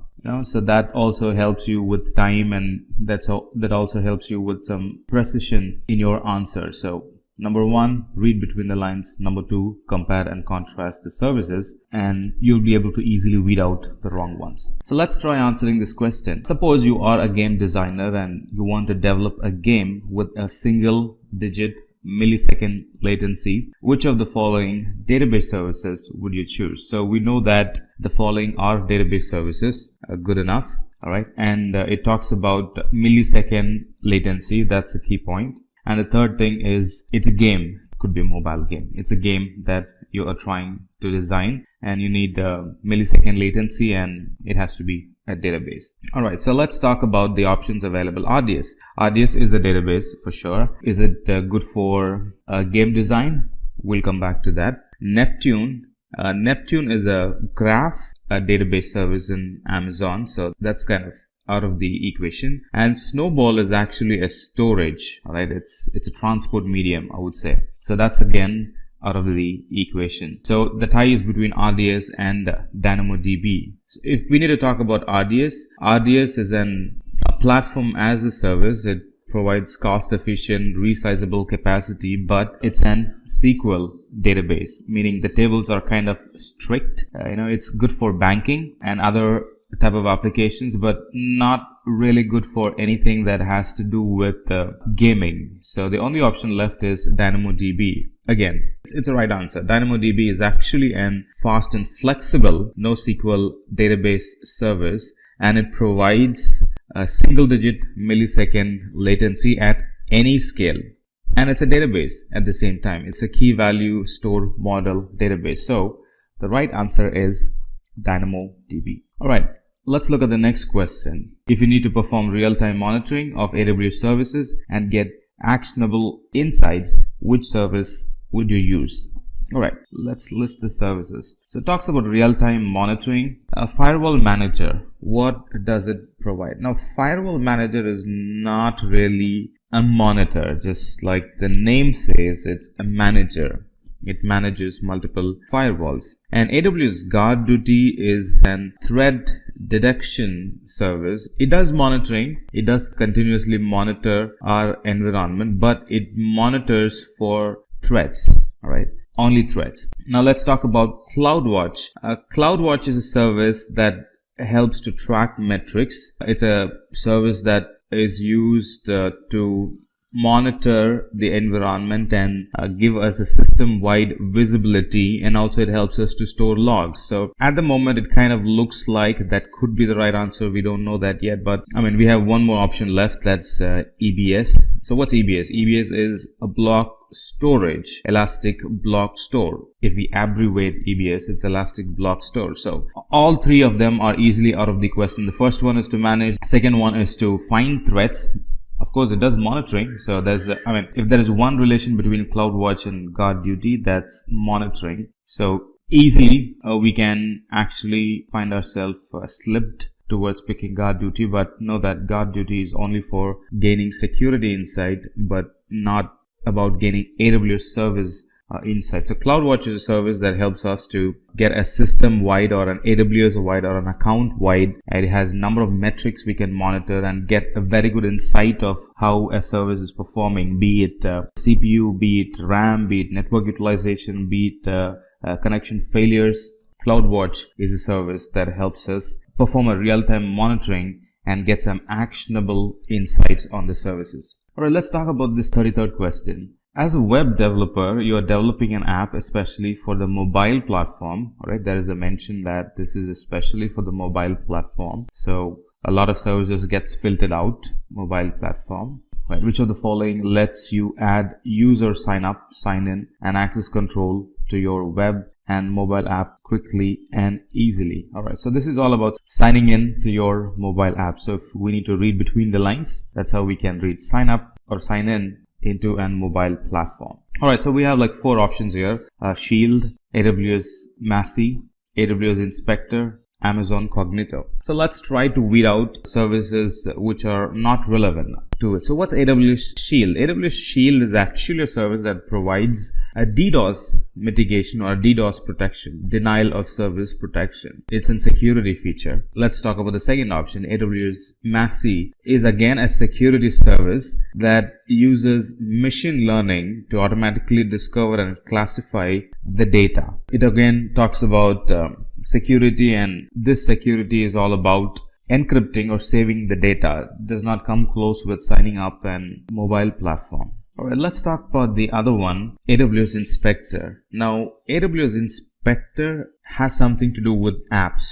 It definitely has something to do with apps. So kind of looks like that's relevant as of now. So it actually helps with improving the security and compliance of the apps that we deploy in the cloud. So kind of looks like it could be because it has to do with apps. The last one, Cognito. Now, Cognito is a service that actually lets the administrator to have control access over web and mobile apps. And it's a service that helps us to sign up and sign in to an mobile and web app. So that very much looks like we found the answer. So Cognito is a service that helps web app and mobile app for sign up and signing in, and also gives the administrator to have control over access control over the web and the mobile app. Pretty much, we found it. So it's Cognito. Cognito is a service that helps us to set up, sign in, and have access control over the users who would be using our mobile and web app. Alright, how about this question? You are an ML engineer or a machine learning engineer who is on the lookout for a solution that will discover sensitive information that your enterprise stores in AWS and then uses NLP to classify that data and provide business related insights. Which among the following services would you choose? So we have a bunch of services that's going to help us achieve, or one of it is going to help us achieve the above requirement. So it's a service that deals with machine learning. You're a machine learning engineer who's looking for a service that will help you to discover information at your enterprise store. So we're talking about storage. Discover information in store and then classify the data depending on severity, the sensitivity, classify the data. So which service is that? So firewall manager, just like the name says, it's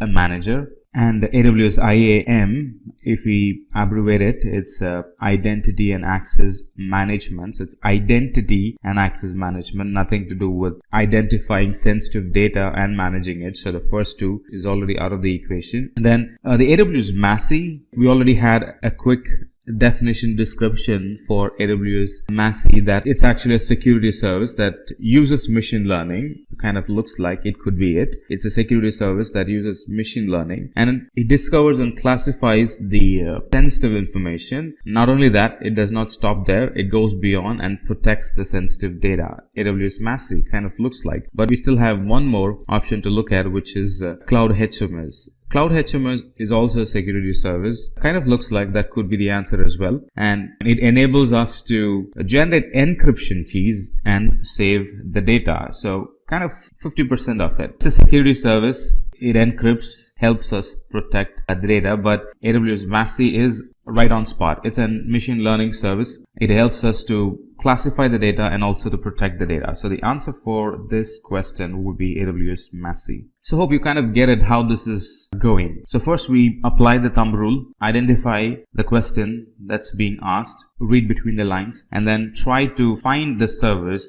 that meets your requirement. And finding the service is by first weeding out the wrong ones, recollect everything that you've learned about the service and see how well that matches with those hints that you have picked up. And if that doesn't match, weed that out, then you'll end up with just two to decide from at some point, and then it becomes easy for you to decide. Click on the question, submit it, and then move on to the other question in your interview. Alright, so how about this one? You are a system administrator in a company which is running most of its infrastructure on AWS. You are required to track your users and keep a look on how your users are being authenticated. Alright, so this is where the problem statement starts. Alright, you need to keep track of how your users are being authenticated, and you wish to create and manage AWS users and use permissions to allow and deny their access to the AWS resources. Alright, so you are to give them permission, number one, and then if we put them in the right order, first giving them permissions and then tracking their usage. Let's see which of the service will help us achieve it. IAM is a service that helps us to looking at the permissions. We can actually predict whether the user or the group will have servers or not. So that helps us to get a track of who's able to use, who's not able to use certain servers and all that stuff. So it kind of looks like, but we have other three options left. Let's look at AWS Firewall Manager. Just like the name says, it's actually a firewall manager. It helps us to manage multiple firewalls. Simple as that. And Shield is a service. It's a service that's used to protect denial of service or distributed denial of service. An API gateway is a service that makes it easy for developers to create, publish, maintain, and monitor and secure APIs. So it's completely on the API side, very less on user and how you authenticate your user. We can get that by looking at the name itself, right? If we abbreviate it, or if you try to find a definition for the name API Gateway, you would get it. It has to do with API. But if we abbreviate AWS IAM, it's Identity and Access Management, pretty much meets the requirement for the problem statement above. It's AWS Identity and Access Management. That's the right answer. Alright, let's look at this one. If you want to allocate various private and public IP address in order to make them communicate with the internet and other instances, you will use this service. Which of the following is this service? So it talks about using public and private IP address. So this service uses IP address, and then this service helps us to allow and deny connections to the internet and to the other instances. So you get the question, is it? Let's pick the service that helps us achieve it. Route 53. Route 53 is actually a DNS service, right? So it's not a service that's used to allow or deny. No, it does not do that. VPC uses public and private IP address.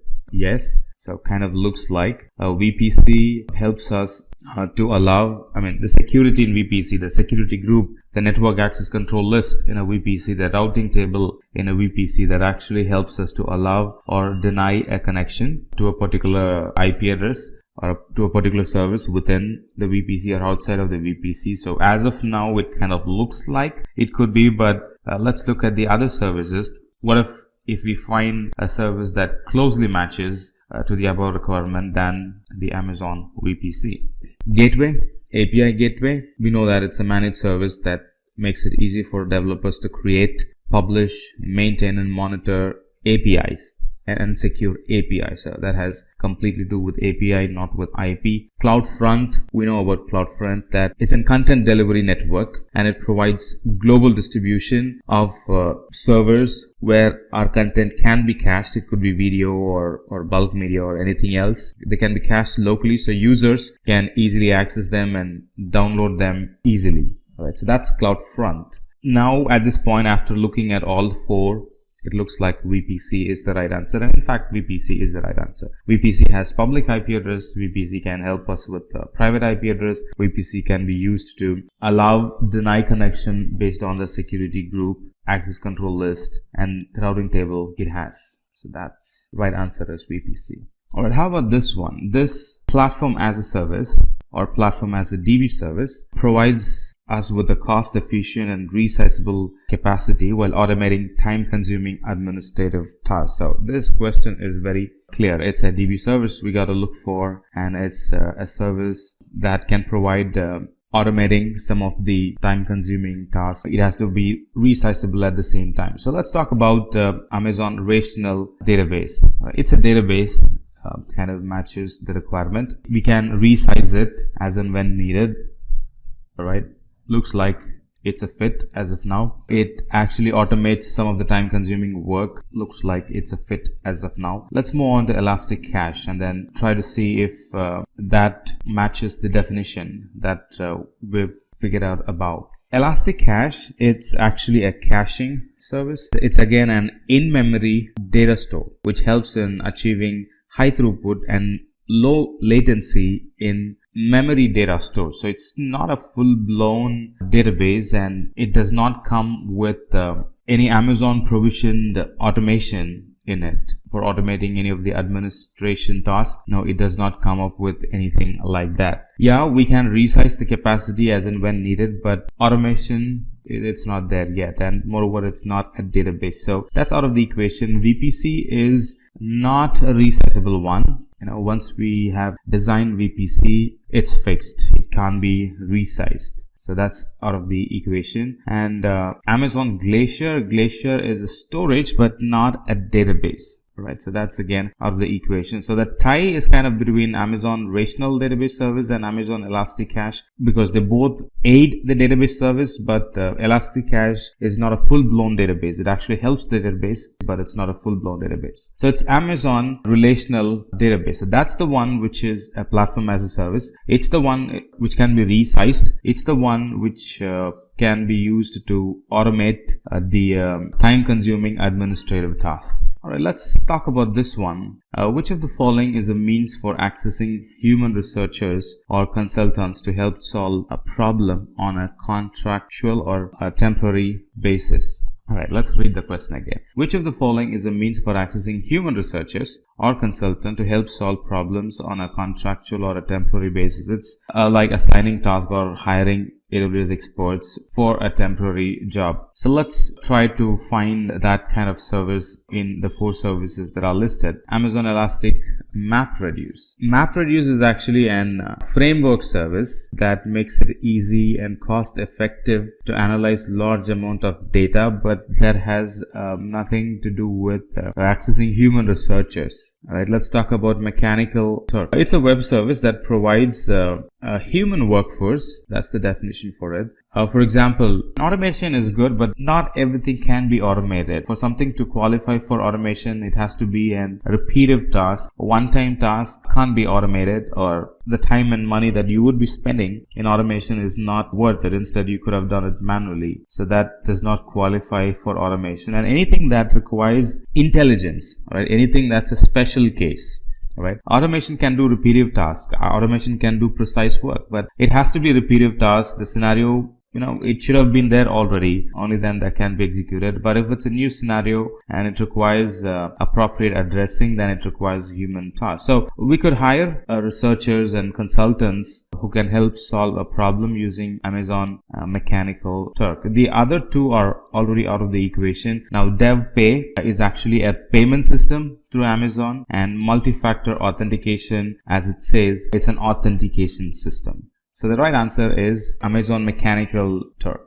Alright, this sounds interesting. Let's look at this one. This service is used to make it easy to deploy, manage, and scale containerized applications using Kubernetes on AWS. Which of the following is this AWS service? So it's a service to deploy, manage, and scale containerized applications. So it deals with containers. It also should have the ability to use Kubernetes, which is a container orchestration service. Alright, the first one, Amazon Elastic Container Service. It kind of looks like it's the one. The name itself has the word and the relation we're looking for, Elastic Container Service. So this container service is an highly scalable, high performance container orchestration service. Let's look at the other one, AWS Batch. It's a service that enables IT professionals to schedule and execute batch processing. I mean, the name itself says that that's meant for batch processing. Elastic Beanstalk, that's another service that helps us to deploy, manage, and scale, but it helps us with EC2 instances, not with containerized instances. So that's again out of the equation. Would Lightsail be a good tie for Elastic Container Service? What's Lightsail? Now, Lightsail is a service. It's called as a virtual private server without a VPC. It's called as a virtual private server. It comes with predefined compute, storage, networking capacity. It's actually a server, not a container. Right, so at this point that also becomes out of the equation. So it's Amazon Elastic Container Service. That's the one that helps us to easily deploy, manage, scale container services, and it helps us orchestrate the containers using Kubernetes. Alright, how about this one? Alright, this service lets us to run code without provisioning or managing servers. So no servers, run code. Select the correct service from the below option. Alright, so no servers, but we should be able to run code. Amazon EC2 Auto Scaling. EC2 Auto Scaling. EC2 is Elastic Compute Cloud, which is a server, and auto scaling is a service that helps us to achieve scaling the server. So that's the definition for it. Could be that's out of the equation. AWS Lambda. Now Lambda is a service. It's actually an event-driven serverless computing platform, and Lambda runs code in response to the event that it receives, and it automatically manages the compute resource that's required for that code. As long as we have uploaded a code that's correct and set up events correctly to map to that code, it's going to run seamlessly. So that's about Lambda. It kind of looks like it could be the answer because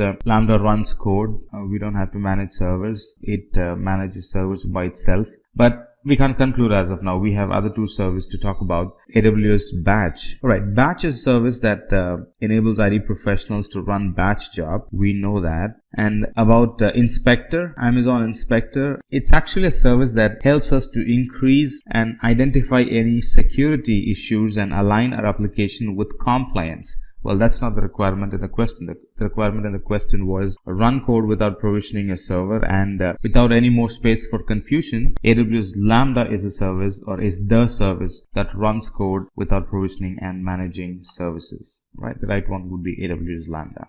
I'm very excited that you're watching this video, and I'm equally glad that we were able to provide you a second part in AWS interview questions. Alright, let's get started. So in an environment where there is a lot of automation, infrastructure automation, you'll be posted with this question: how can you add an existing instance to a new autoscaling group? Now this is when you are taking an instance away from the autoscaling group to troubleshoot, to fix a problem, to look at logs, or if you have suspended the autoscaling, you might need to re-add that instance to the autoscaling group. Only then it's going to take part in it, right? Only then the autoscaling is going to count it as part of it. It's not a straight procedure. When you remove them, it doesn't get automatically re-added. And I've had worked with some clients when their developers were managing their own environment, they had problems adding the instance back to the autoscaling group. Irrespective of what they tried, the instance was not getting added to the autoscaling group, and whatever they fix that they were provided, or whatever fix that they have provided, were not getting counted in the autoscaling group. So like I said, it's not a straight a click button procedure. There are ways we'll have to do it. So how can you add an existing instance to the autoscaling group? There are a few steps that we need to follow. So the first one would be to, under the EC2 instance console, right, under the instance, under actions in specific, there's an option called attach to autoscaling group, right? If you have multiple autoscaling groups in your account or in the region that you're working in, then you're going to be posted with the different autoscaling groups that you have in your account. Let's say you have 5 autoscaling groups for 5 different applications. You're going to be posted with 5 different autoscaling groups, and then you would select the appropriate autoscaling group and attach the instance to that particular autoscaling group. While adding to the autoscaling group, if you want to change the instance type, that's possible as well. Sometimes when you want to add the instance back to the autoscaling group, there would be requirement that you change the instance type to a better one, to a better family, to the better instance type. You could do that at that time. And after that, you have completely added the instance back to the autoscaling group. So it's actually a 7-step process, adding an instance back to the autoscaling group. In an environment where they're dealing with migrating the instance, or migrating an application, or migrating an instance, migrating an VM into the cloud, if the project that you're going to work with deals with a lot of migrations, you could be posted this question: what are the factors you will consider while migrating to Amazon Web Services? The first one is cost. Is it worth moving the instance to the cloud? Given the additional bells and whistles features available in the cloud, is this application going to use all of them? Is moving into the cloud beneficial to the application in the first place? Beneficial to the users who will be using the application in the first place? So that's a factor to think of. So this actually includes cost of the infrastructure and the ability to match the demand and supply transparency. Is this application in high demand?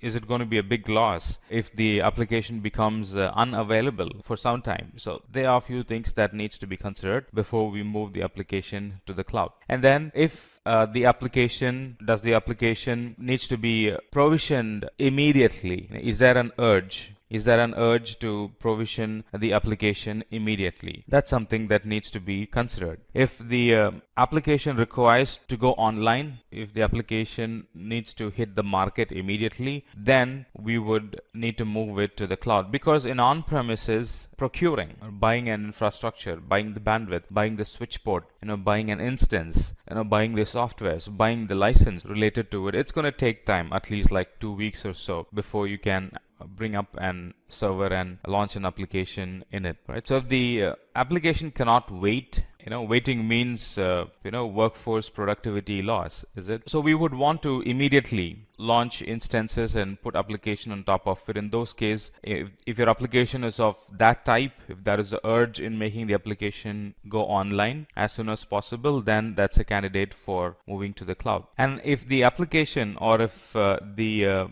software, or if the product that you're launching, it requires hardware, it requires an updated hardware all the time, that's not going to be possible in on-premises. We try to deal with legacy infrastructure all the time in on-premises, but in the cloud they're constantly upgrading their hardwares. Only then they can keep themselves up going in the market. So the cloud providers are constantly updating their hardwares, and if you want to be benefited, or if your application wants to be benefited by the constant upgrading of the hardwares, making sure the hardware is as latest as possible, the software version, the licensing is as latest as possible, then that's a candidate to be moved to the cloud. And if the application does not want to go through any risk, if the application is very sensitive to failures, if the application is very much tagged to the revenue of the company, and you don't want to take a chance in seeing the application fail and seeing the revenue drop, then that's a candidate for moving to the cloud. And business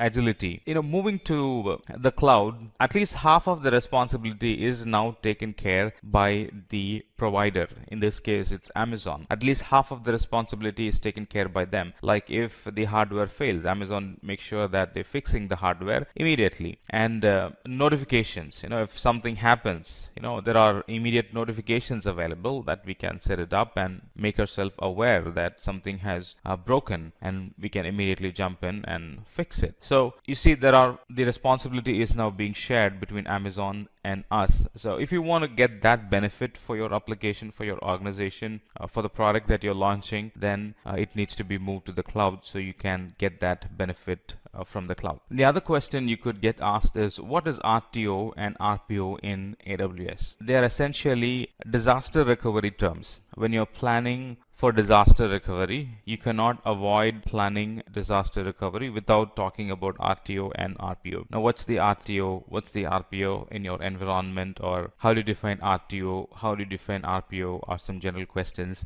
that get asked. RTO is recovery time objective. RTO stands for the maximum time the company is willing to wait for the recovery to happen, or for the recovery to finish when a disaster strikes. So RTO is in the future, right? How much time is it going to take to fix and bring everything to normal? So that's RTO. On the other hand, RPO is recovery point objective, which is the maximum amount of data loss your company is willing to accept as measured in time. RPO always refers to the backups, the number of backups, the frequency of the backups, right? Because when an outage happens, you can always go back to the latest backup, right? And if the latest backup was data storage, right? So RPO is the acceptable amount. If the company wants less RPO is 1 hour, then you should be planning on taking backups every 1 hour. If RPO is 12 hours, then you should be planning on taking backups every 12 hours. So that's how RPO and RTO helps disaster recovery. The fourth question you could get asked is, if you'd like to transfer huge amount of data, which is the best option among Snowball, Edge, and Snowmobile? Again, this is a question that gets asked if the company is dealing with a lot of data transfer into the cloud, or if the company is dealing with migrating data into the cloud. I'm talking about a huge amount of data in petabytes. Snowball and all of the Snowball series deals with petabyte-sized data migrations. So there are three options available as of now. AWS Snowball is an data transport solution for moving high volume of data into and out of a specified AWS region. On the other hand, AWS Snowball Edge adds additional computing functions. Snowball is simple storage and movement of data, and Snowball Edge has a compute function attached to it. Snowmobile, on the other hand, is an exabyte scale migration service that allows us to transfer data up to 100 petabytes. That's like 100,000 terabytes. So depending on the size of data that we want to transfer from our data center to the cloud, we can rent any of these three services. Let's talk about some cloud formation questions. This is a classic question. How is AWS Cloud Formation different from AWS Elastic Beanstalk? From the surface, they both look like the same. You don't go through the console provisioning resources. You don't go through CLI and provision resources. Both of them provision resources through click button. Right? But underneath, they are actually different services. They aid different services. So knowing that is going to help you understand this question a lot better. Let's talk about the difference between them, and this is what you will be explaining to the interviewer or the panelist. So the cloud formation service helps you describe and provision all the infrastructure resources in the cloud environment. On the other hand, Elastic Beanstalk provides an simple environment to which we can deploy and run application. CloudFormation gives us an infrastructure, and Elastic Beanstalk gives us a small contained environment in which we can run our application. And CloudFormation supports the infrastructure needs of many different types of application, like the enterprise application, the legacy applications, and any new modern application that you want to have in the cloud. On the other hand, the Elastic Beanstalk, it's a combination of developer tools. They are tools that helps manage the life cycle of a single application. So CloudFormation, in short, is managing the infrastructure as a whole, and Elastic Beanstalk, in short, is managing and running an application in the cloud. And if the company that you're getting hired is using CloudFormation to manage their infrastructure, or if they're using infrastructure or any of the infrastructure as a code services, then you would definitely face this question: what are the elements of an AWS CloudFormation template? So it has 4 or 5 basic elements, right? And the template is in the form of JSON or in YAML format. Right, so it has parameters, it has outputs, it has data, it has resources, and then the format or the format version or the file format version for the CloudFormation template. So parameter is nothing but it actually lets you to specify the type of EC2 instance that you want, the type of RDS that you want, right? So EC2 is an umbrella, RDS is an umbrella, and parameters within that EC2 and parameters within that RDS are the specific details of the EC2 or the specific details of the RDS service. So that's what parameters in a CloudFormation template. And then the element of the CloudFormation template is outputs. For example, if you want to output the name of an S3 bucket that was created, if you want to output the name of the EC2 instance, if you want to output the name of some resources that have been created, instead of looking into the template, instead of navigating through in the console and finding the name of the resource, we can actually have them outputted in the result section. So you can simply go and look at all the resources created through the template in the output section, and that's what output values or output does in the CloudFormation template. And then we have resources. Resources are nothing but what defines what are the cloud components or cloud resources that will be created through this CloudFormation template. Now, EC2 is a resource, RDS is a resource, and S3 bucket is a resource, Elastic Load Balancer is a resource, and NAT Gateway is a resource, VPC is a resource. So you see, all these components are the resources, and the resource section in the CloudFormation defines what are the AWS cloud resources that will be created through this CloudFormation template. And then we have version. Version actually identifies the capabilities of the template. We just need to make sure that it is of the latest version type, and the latest version is 0909 2010. That's the latest version number.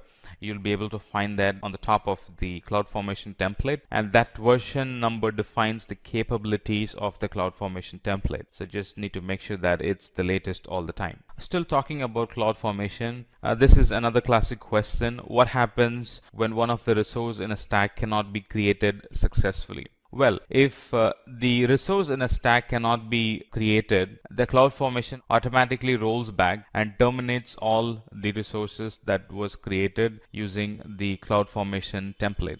So whatever resources that were created through the CloudFormation template from the beginning, let's say we have created like 10 resources and the 11th resource is now failing, CloudFormation will roll back and delete all the 10 resources that were created previously. And this is very useful when the CloudFormation cannot, go forward. CloudFormation cannot create additional resources because we have reached the elastic IP limits. Elastic IP limit per region is 5, right? And if you have already used 5 IPs and your CloudFormation is trying to buy 3 more IPs, we've hit the soft limit. Till we fix that with Amazon, CloudFormation will not be able to, launch additional, resources and additional IPs. So it's going to cancel and roll back everything. That's true with a missing EC2 AMI as well. If an AMI is included in the template but the AMI is not actually present, then CloudFormation is going to search for the AMI, and because it's not present, it's going to roll back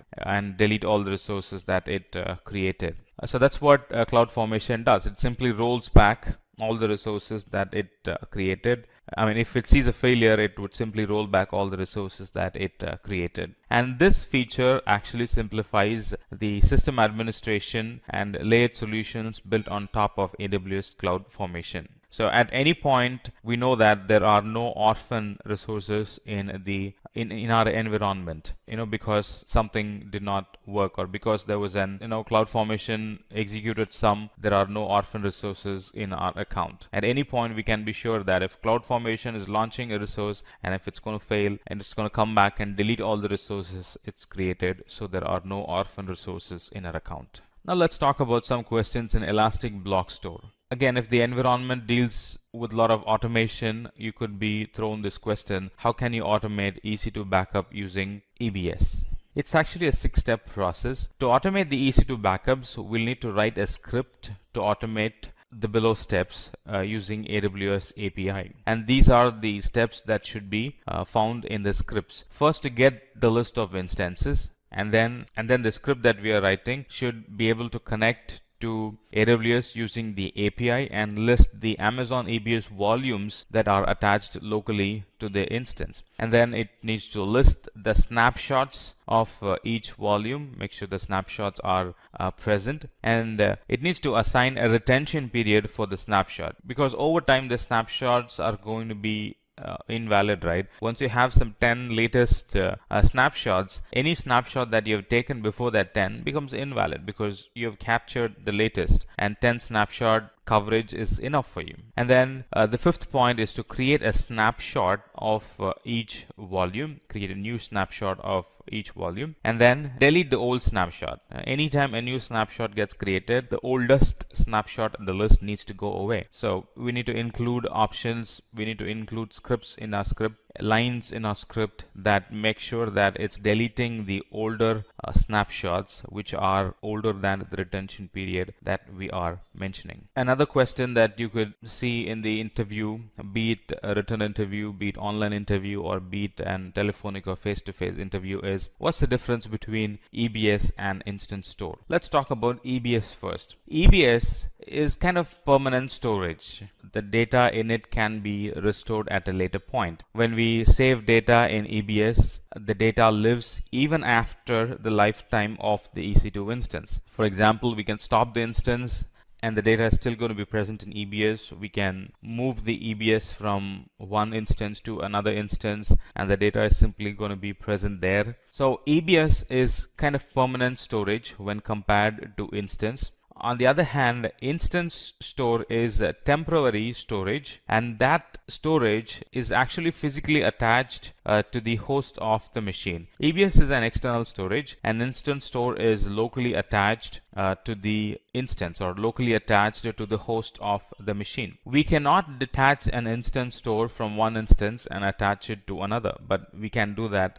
with EBS. So that's a big difference. One is permanent data and another one is EBS is permanent, Instance Store is volatile data, and Instance Store, with Instance Store we won't be able to detach the storage and attach it to another instance. And another feature of instance store is data in an instance store is lost if the disk fails or the instance is stopped or terminated. So instance store is only good for storing cache data. If you want to store permanent data, then we should think of using EBS and not instance store. While talking about storage on the same lines, this is another classic question. How can you take backups of EFS like EBS? And if you can take backup, how do you take that backup? The answer is yes, we can take EFS to EFS backup solution. EFS does not support snapshot. Like EBS, EFS does not support snapshot. Snapshot is not an option for EFS, Elastic File System, right? We can only take backup from one EFS to another EFS, and this backup solution is to recover from unintended changes or deletions of the EFS, and this can be automated. Right? Any data that we store in EFS can be automatically replicated to another EFS, and once this EFS goes down or gets deleted or data gets deleted, or the whole EFS is for some reason interrupted or deleted, we can recover the data from, we can use the other EFS and bring the application to consistency. And to achieve this, it's not an one-step configuration, it's a cycle. There are a series of steps that's involved before we can achieve EFS to EFS backup. The first thing is to sign in to the AWS Management Console, and under EFS, or click on EFS to EFS restore button from the services list, and from there we can use the region selector in the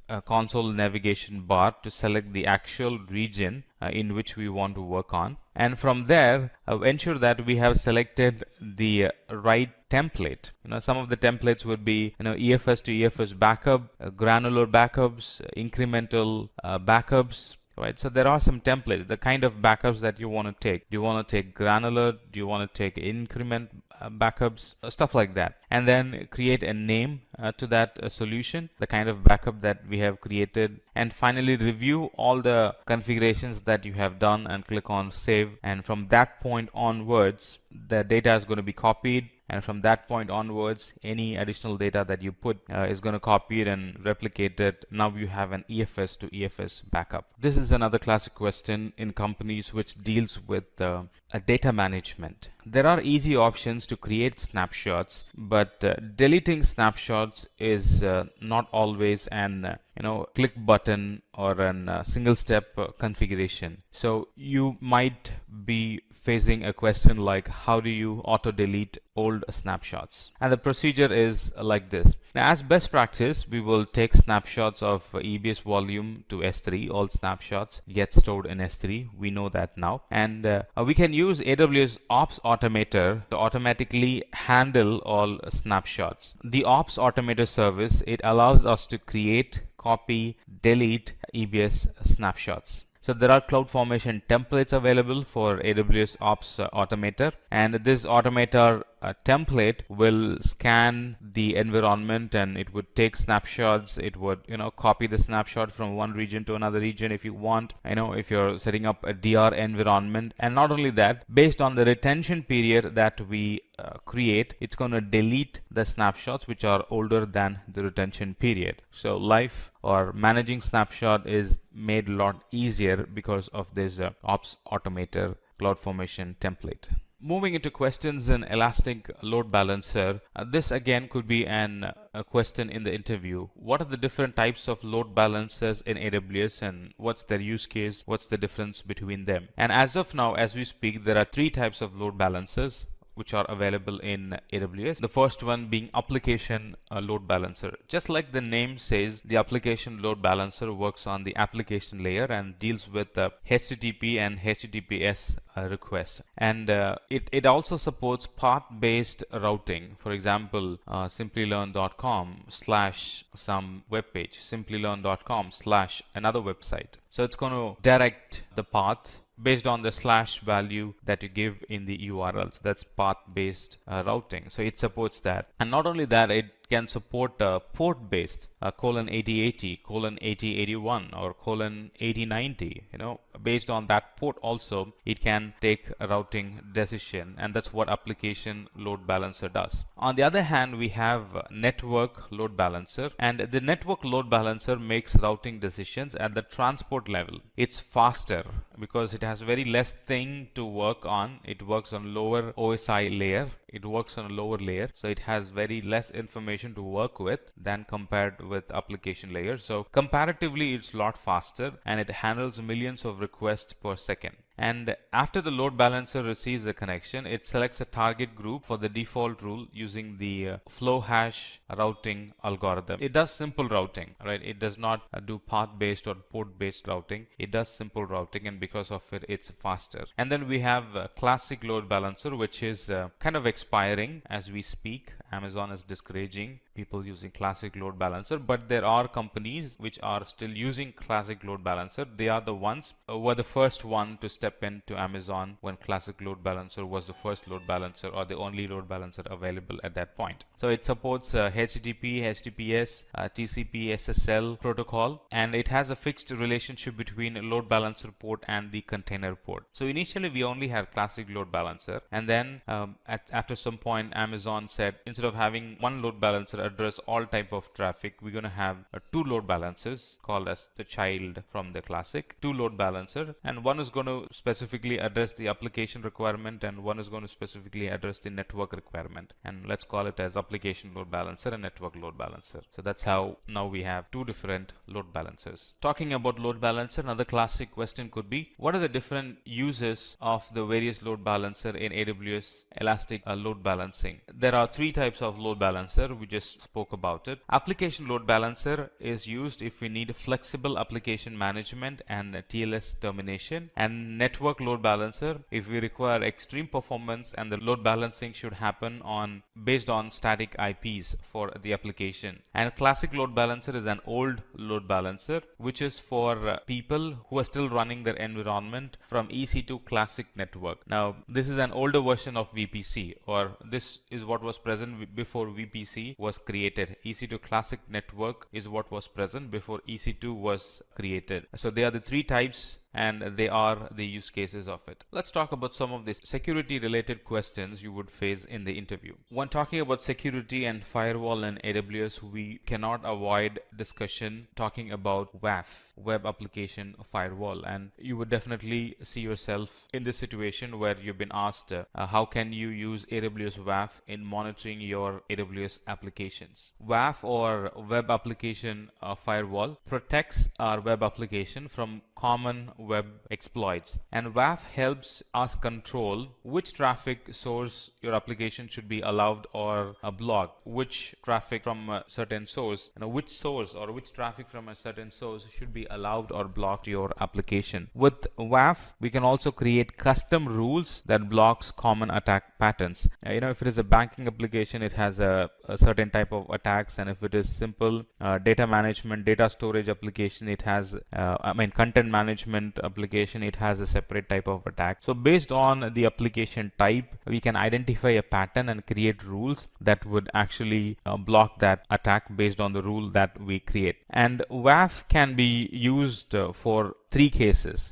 The first one is allow all requests, and then block all requests, and count all requests for a new policy. So it's also an monitoring and management service which actually counts all the policies, or counts all the requests that matches a particular policy that we create. And some of the characteristics we can mention in AWS WAF are the origin IPs and the strings that appear in the request. We can allow block based on origin IP, allow block based on strings that appear in the request. We can allow block or count based on the origin country, length of the request. We can block and count the presence of malicious scripts in an connection. We can count the request headers, or we can allow block a certain request header, and we can count the presence of a malicious SQL code in a connection that we get and that want to reach our application. still talking about security, what are the different AWS IAM categories we can control? Using AWS IAM, we can do the following. One is create and manage IAM users. And once the user database gets bigger and bigger, we can create and manage them in groups. And in IAM,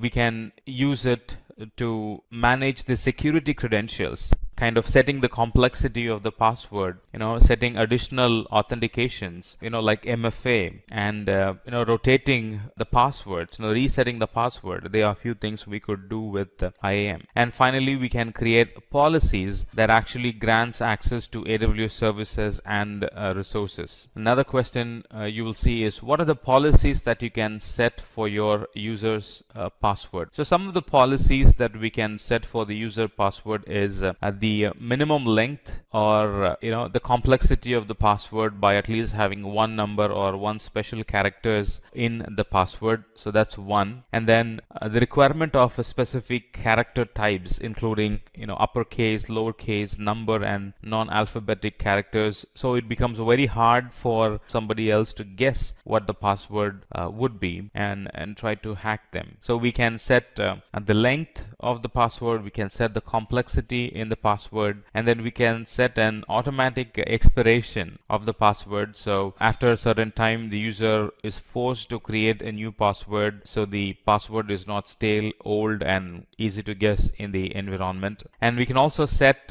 settings like the user should contact the admin when the password is about to expire. So you can get a hold of how the user is setting their password. Is it having good complexity in it? Is it meeting company standards? Or there are a few things that we can control and set for the users when the users are setting or recreating the password. Another question that could be posted in an interview, so to understand your understanding of IAM, is what's the difference between an IAM role and an IAM user? Let's talk about IAM user. Let's start small and then go big, or let's start simple and then talk about the complex one. The IAM user has a permanent long-term credential, and it's used to interact directly with AWS services. And on the other hand, IAM role is an IAM entity that defines a set of permissions for making AWS service request. So IAM user is an permanent credential and role are temporary credentials. And IAM user has full access to all AWS IAM functionalities. And with role, trusted entities such as IAM users, application, or AWS services assume the role. So when an IAM user is given a permission, it sticks within the IAM user. But with roles, we can give permissions to applications, we can give permissions to users in the same account, in a different account, the corporate ID. We can give permissions to EC2, S3, RDS, VPC, and lot more. Role is wide, and IAM user is not so wide. It's very constrained only for that IAM user. Let's talk about managed policies in AWS. Managed policies, there are two types, customer managed and Amazon managed. So managed policies are IAM resources that express permissions using the IAM policy language. We can create policies, edit them, manage them separately from the IAM user group and roles which they are attached to. So they are something that we can do to managed policies if it is customer managed. And we can now update policy in one place, and the permissions automatically extend to all the attached entries. So I can have like 3 services, 4 services point to a particular policy, and if I edit that particular policy, it's going to reflect on those 3 or 4 services. So anything that I allow is going to be allowed for those 4 services. Anything that I denied is going to be denied for the 4 services. Imagine what would be without the IAM managed policy. We'll have to go and specifically allow deny on those different instances 4 or 5 times depending on the number of instances that we have. So like I said, there are 2 types of managed policies. One is managed by us, which is customer managed policies, and then the other is managed by AWS, which is AWS managed policy. This question, can you give an example of an IAM policy and a policy summary? This is actually to test how well versed are you with the AWS console. The answer to that question is, look at the following policy. This policy is used to grant access to add, update, and delete objects from a specific folder. In this case, name of the folder is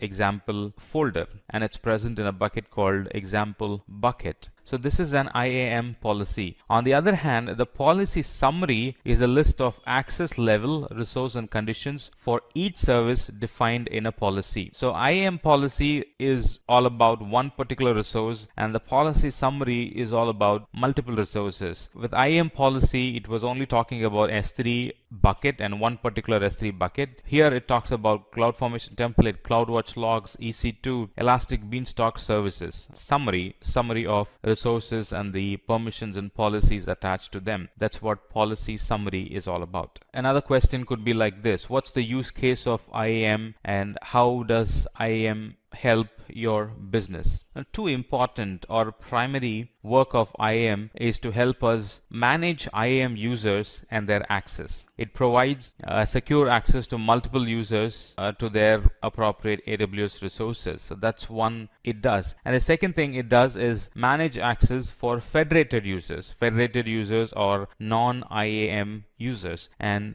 through IAM we can actually allow and provide secure access to resources in our AWS account to our employees without the IAM user. Now, they could be authenticated using the Active Directory, they could be authenticated using the Facebook credential, Google credential, Amazon credential, and a couple of other credentials, third-party identity management, right? So we could actually trust them and we could give them access to our account based on the trust relationship that we have built with the other identity systems. All right, so two things. One is manage users and their access manage IAM user and their access in our AWS environment, and second is manage access for federated users who are non-IAM users. And more importantly, IAM is a free service, and with that will only be charged for the use of the resources, not for the IAM username and password that we create. All right, let's now talk about some of the questions in Route 53. One classic question that could be asked in an interview is, what is the difference between latency-based routing and geo-DNS or geo-based DNS routing? Now, the geo-based DNS routing takes routing decisions on the basis of the geographic location of the request. And on the other hand, the latency-based routing utilizes latency measurements between networks and data centers. Now, latency-based routing is used where you want to give your customers the lowest latency as possible. So that's when we would use latency-based routing. And on the other hand, geo-based routing is when we want to direct customers to different websites based on the country they are browsing from. You could have two different or three different websites for the same URL. Take Amazon, the shopping website, for example. When we go to Amazon.com from in the US, it directs us to the US web page where the products are different, the currency is different, right, and the flag and a couple of other advertisements that shows up are different. And when we go to Amazon.com from India, it gets directed to the Amazon.com Indian site, where again the currency, the product, and the advertisements, they're all different, right? So depending on the country they're trying to browse, if you want to direct customers to 2 or 3 different websites, we would use geo-based routing. Another use case of geo-based routing is if you have a compliance that you should handle all the DNS requests, or if you should handle all the requests from a country within the country, then you would do geo-based routing. You wouldn't direct the customer to a server which is in another country, right? You would direct the customer to a server which is very local to them. That's another use case of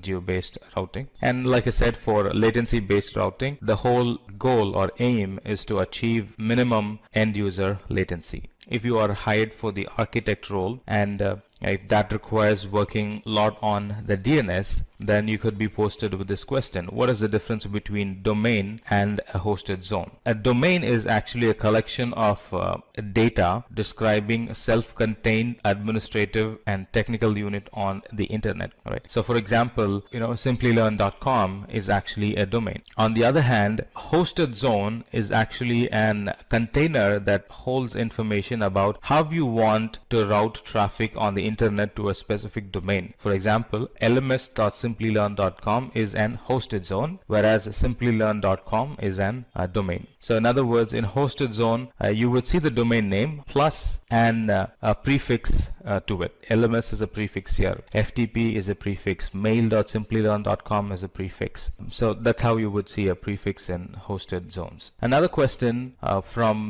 classic question from Route 53 would be: how does Amazon Route 53 provide high availability and low latency? The way Amazon Route 53 provides high availability and low latency is by globally distributed DNS servers. Amazon is a global service and they have DNS services globally. Any customer doing a query from different parts of the world, they get to reach an DNS server which is very local to them, and that's how it provides low latency. Now, this is not true with all the DNS providers. There are DNS providers who are very local to a country, who are very local to a continent. So they generally don't provide low latency service, right? It's always high latency. It's low latency for local users, but anybody browsing from a different country or a different continent, it's going to be high latency for them. But that's not again true with Amazon. Amazon is a globally distributed DNS provider. It has DNS servers global wide, and like I said, it has optimal locations. It has got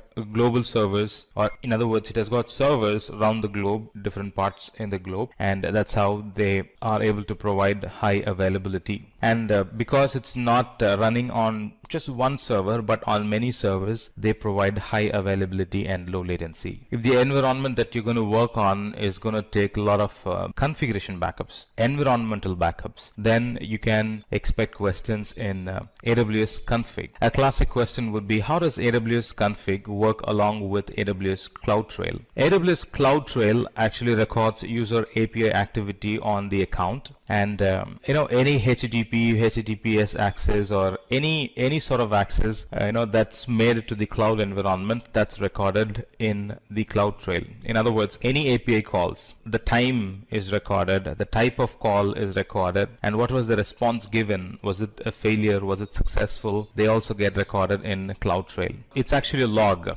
It actually records the activity in your cloud environment. On the other hand, config is a point-in-time configuration details of your resources. For example, at a given point, what are all the resources that were present in my environment? What are all the resources, or what are the configuration in those resources at a given point? They get captured in AWS config, right? So with that information, you can always answer the question: what did my AWS resource look like at a given point in time? That question gets answered when we use AWS config. On the other hand, with CloudTrail, you can answer the question, by looking at the CloudTrail or with the help of CloudTrail, you can easily answer the question: who made an API call to modify this resource? That's answered by CloudTrail. And with CloudTrail, we can detect if a security group was incorrectly configured and who did that configuration. Let's say there happened to be a downtime and you want to identify.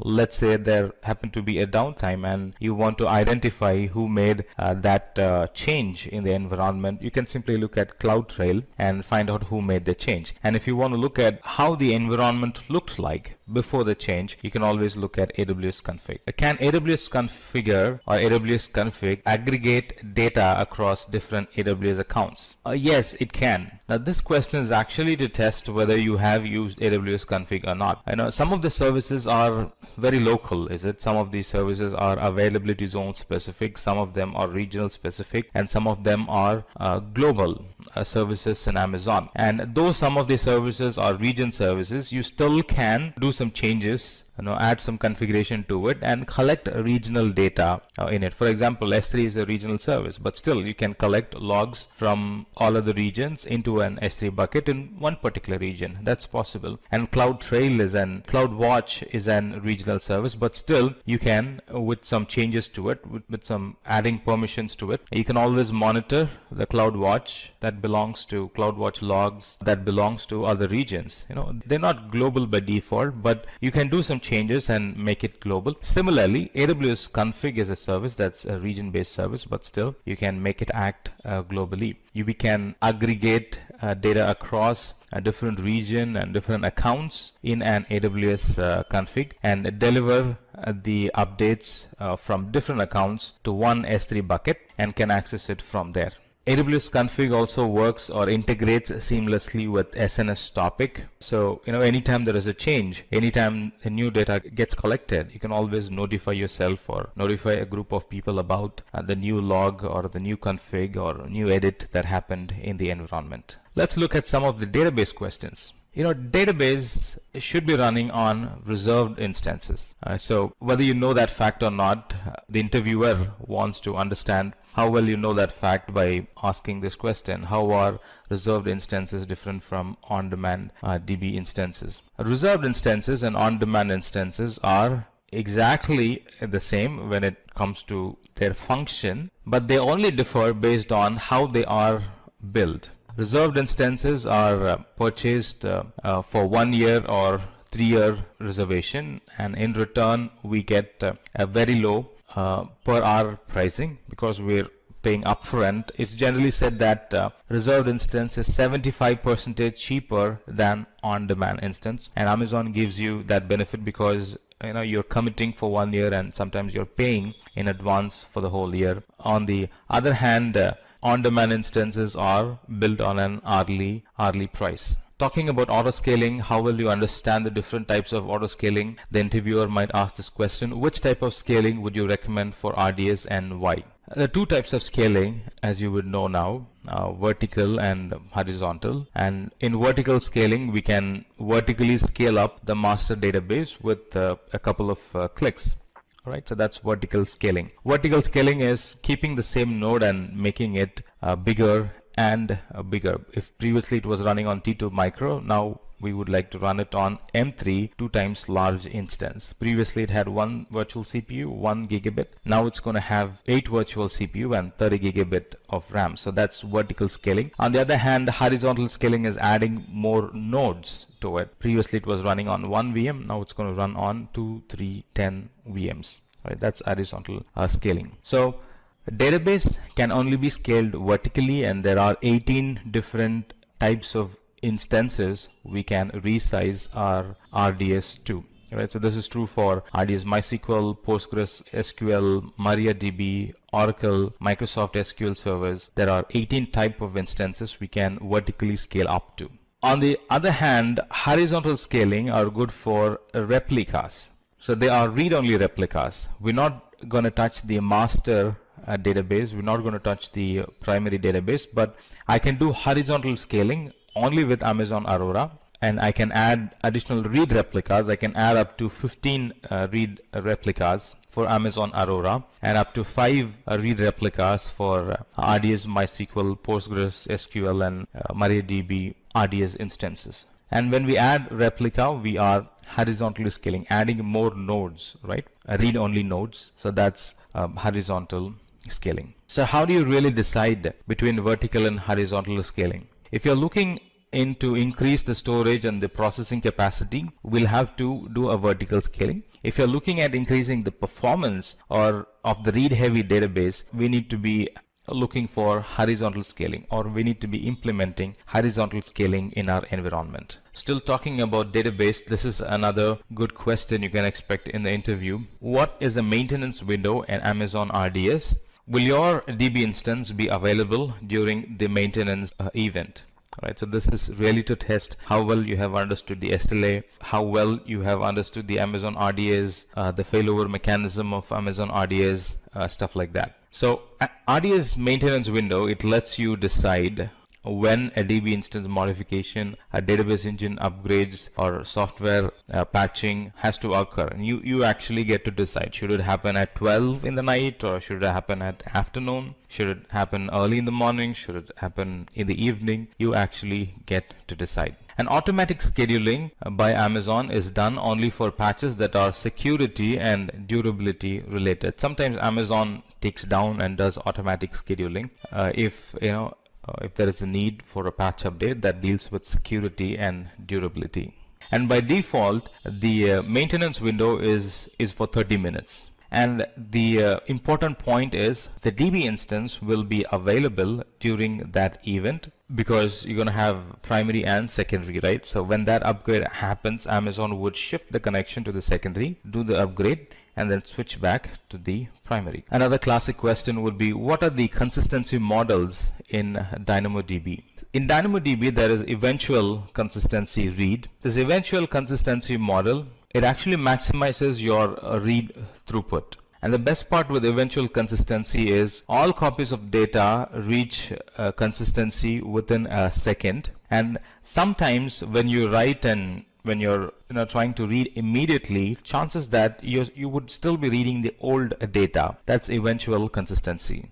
On the other hand, there is another consistency model called the strong consistency or strongly consistent read, where there is going to be a delay in writing the data, making sure the data is written in all places, but it guarantees one thing, that is, once you have done a write and then you're trying to do a read, it's going to make sure that it's going to show you the updated data, not the old data. You can be guaranteed of it that it is going to show the updated data and not the old data. That's strongly consistent. Still talking about database, talking about NoSQL, DynamoDB or NoSQL database, which is DynamoDB in Amazon. You could be asked this question: what kind of query functionality does DynamoDB support? DynamoDB supports get and put operation. DynamoDB supports, or DynamoDB provides flexible querying by letting you query on non-primary key attributes using global secondary index and local secondary indexes. A primary key can be either a single attribute partition key or a composite partition sort key. In other words, a DynamoDB indexes a composite partition sort key as a partition key element and a sort key element. And by holding the partition key, when doing a search or when doing a query, by holding the partition key element constant, we can search across the sort key element to retrieve the other items in that table. And the composite partition sort key should be a combination of a user ID partition and a timestamp. So that's what the composite partition sort key is made of. Let's look at some of the multiple choice questions. Sometimes some companies would have a written test or an MCQ type online test before they call you for the first level or before they call you for the second level. So these are some classical questions that companies ask in their multiple choice online questions. Let's look at this question. As a developer, using this pay-per-use service, you can send, store, and receive messages between software components. Which of the following is being referred here? Let's look at it. Right, we have AWS Step Functions, Amazon MQ, Amazon Simple Queue Service, Amazon Simple Notification Service. Let's read the question again. As a developer, using this pay-per-use service, so the service that we are looking for is a pay-per-use service, you can send, store, and retrieve messages between two software components, kind of like a queue there. So what would be the right answer? It would be Amazon Simple Queue Service. Now, Amazon Simple Queue Service is the one that's used to decouple the environment. It breaks the tight coupling and then it introduces decoupling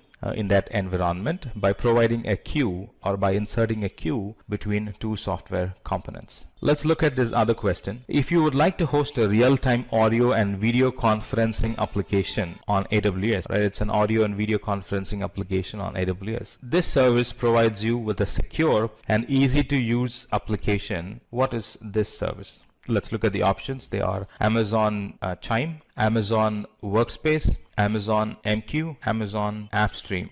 You might tend to look at Amazon AppStream because it's real-time and a video conference, but it's actually for a different purpose. It's actually Amazon Chime that lets you create chat and create a chat board and then collaborate with the security of the AWS services. So it lets you do the audio, it lets you do the video conference, all supported by AWS security features. It's actually Amazon Chime. Let's look at this question. As your company's AWS solution architect, you are in charge of designing thousands of individual jobs which are similar. Which of the following service best serves your requirement? AWS EC2 autoscaling, AWS Snowball, AWS Fargate, AWS Batch. Let's read the question again. As your company's AWS solution architect, you are in charge of designing thousands of individual jobs which are similar. It looks like it's batch service. Let's look at the other options as well. AWS Snowball is actually an storage transport service. EC2 autoscaling is introducing scalability and elasticity in the environment, and AWS Fargate is container services. AWS Batch is the one is being referred here that actually runs thousands of individual jobs which are similar. AWS Batch is the right answer. Right, let's look at the other one. You are a machine learning engineer and you're looking for a service that helps you build and train machine learning models in AWS. Which among the following are we referring to? So we have Amazon SageMaker, AWS Deep Lens, Amazon Comprehend, AWS Device Farm. Let's read the question again. You are a machine learning engineer and you're looking for a service that helps you build and train machine learning models in AWS. Which among the following are referred here? The answer is SageMaker. It provides every developer and data scientist with the ability to build, train, and deploy machine learning models quickly. That's what SageMaker does. Now, for you to be familiar with the products, I would recommend you to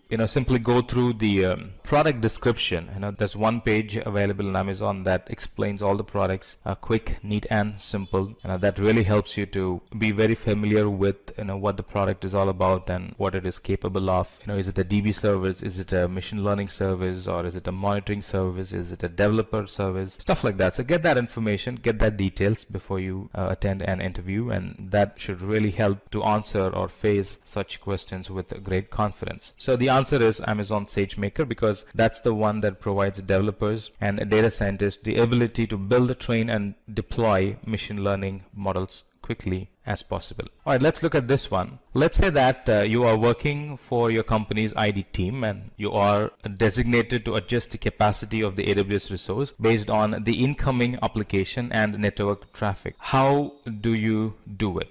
So what's the service that actually helps us to adjust the capacity of the AWS resource based on the incoming application? Let's look at it. Amazon VPC, Amazon IAM, Amazon Inspector, Amazon Elastic Load Balancing. Amazon VPC is a networking service. Amazon IAM is an username password authentication. Amazon Inspector is a service that actually does a security audit in our environment. And Amazon Elastic Load Balancer is a service that helps in scalability. That's in one way, indirectly that helps in increasing the availability of the application, right? And monitoring how much requests are coming in through the Elastic Load Balancer, we can actually adjust the environment that's running behind it. So the answer is going to be Amazon Elastic Load Balancer. All right, let's look at this question. This cross-platform video game development engine that supports PC, Xbox, PlayStation, iOS, and Android platforms allows developers to build and host their games on Amazon's servers. So we have Amazon GameLift, Amazon Greengrass, Amazon Lumberyard, Amazon Sumerian. Let's read the question again. This cross-platform video game development engine that supports PC, Xbox, PlayStation, iOS, and Android platforms allows developers to build and host their games on Amazon servers. The answer is Amazon Lumberyard. This Lumberyard is an free AAA gaming engine deeply integrated with AWS and Twitch with full source. This Lumberyard provides a growing set of tools that helps you create an highest game quality applications. and they connect to a lot of games and vast compute and storage in the cloud. So it's that service they are referring to. Let's look at this question. You are the project manager of your company's cloud architect team. You are required to visualize, understand, and manage your AWS cost and usage over time. Which of the following service will be the best fit for this? We have AWS Budgets, we have AWS Cost Explorer, we have Amazon Workmail, we have Amazon Connect. And the answer is going to be Cost Explorer. Now, Cost Explorer is an option in the Amazon console that helps you to visualize and understand and even manage the AWS cost over time. Who's spending more? Who's spending less? And what is the trend? What is the projected cost for the coming month? All these can be visualized in AWS Cost Explorer. Let's look at this question. You are a chief cloud architect at your company, and how can you automatically monitor and adjust computer resources to ensure maximum performance and efficiency of all scalable resources? So we have a Cloud Formation as a service, we have AWS Aurora as a solution, we have AWS Auto Scaling, and Amazon API Gateway. Let's read the question again. You're the chief cloud architect at your company. How can you automatically monitor and adjust computer resources? How can you automatically monitor and adjust computer resources to ensure maximum performance and efficiency of all scalable resources? This is an easy question to answer. The answer is autoscaling. Right? That's a basic service and solution architect course, is it? Autoscaling is the service that helps us to easily adjust, monitor, and ensure the maximum performance and efficiency of all scalable resources. It does that by automatically scaling the environment to handle the inputs. Let's look at this question. As a database administrator, you will use a service that is used to set up and manage databases such as MySQL, MariaDB, and Postgres SQL. Which service are we referring to? Amazon Aurora, Amazon Elasticache, AWS RDS, AWS Database Migration Service. Amazon Aurora is Amazon's flavor of the RDS service, and Elasticache is the caching service provided by Amazon. They are not full-fledged database. And database migration service, just like the name says, it helps to migrate the database from on-premises to the cloud and from one database flavor to another database flavor. Amazon RDS is the service, is the console, is the service, is the umbrella service that helps us to set up, manage databases like MySQL, MariaDB, and Postgres SQL. It's Amazon RDS. Let's look at this last question. A part of your marketing work requires you to push messages onto Google, Facebook, Windows, and Apple through APIs or AWS Management Console. You will use the following service. So the options are AWS CloudTrail, AWS Config, Amazon Chime, AWS Simple Notification Service. All right, it says a part of your marketing work requires you to push messages. It's dealing with pushing messages to Google, Facebook, Windows, and Apple through APIs or AWS Management Console. You will use the following service. It's Simple Notification Service. Simple Notification Service is a message pushing service. Right? SQS is pulling. Similarly, SNS is pushing. Right? Here it talks about a pushing system that pushes messages to Google, Facebook, Windows, and Apple through API, and it's going to be a simple notification system or a simple notification service. With this, we have come to the end of this video. If you have any question or doubt, please feel free to ask in the comment section below. Our team of experts will help you as soon as possible. Thank you and keep learning with Simplilearn. Staying ahead in your career requires continuous learning and upskilling. Whether you're a student aiming to learn today's top skills or a working professional looking to advance your career, we've got you covered. Explore our impressive catalog of certification programs in cutting-edge domains, including data science, cloud computing, cybersecurity, AI, machine learning, or digital marketing. Designed in collaboration with leading universities and top corporations, and delivered by industry experts, choose any of our programs and set yourself on the path to career success. Click the link in the description to know more.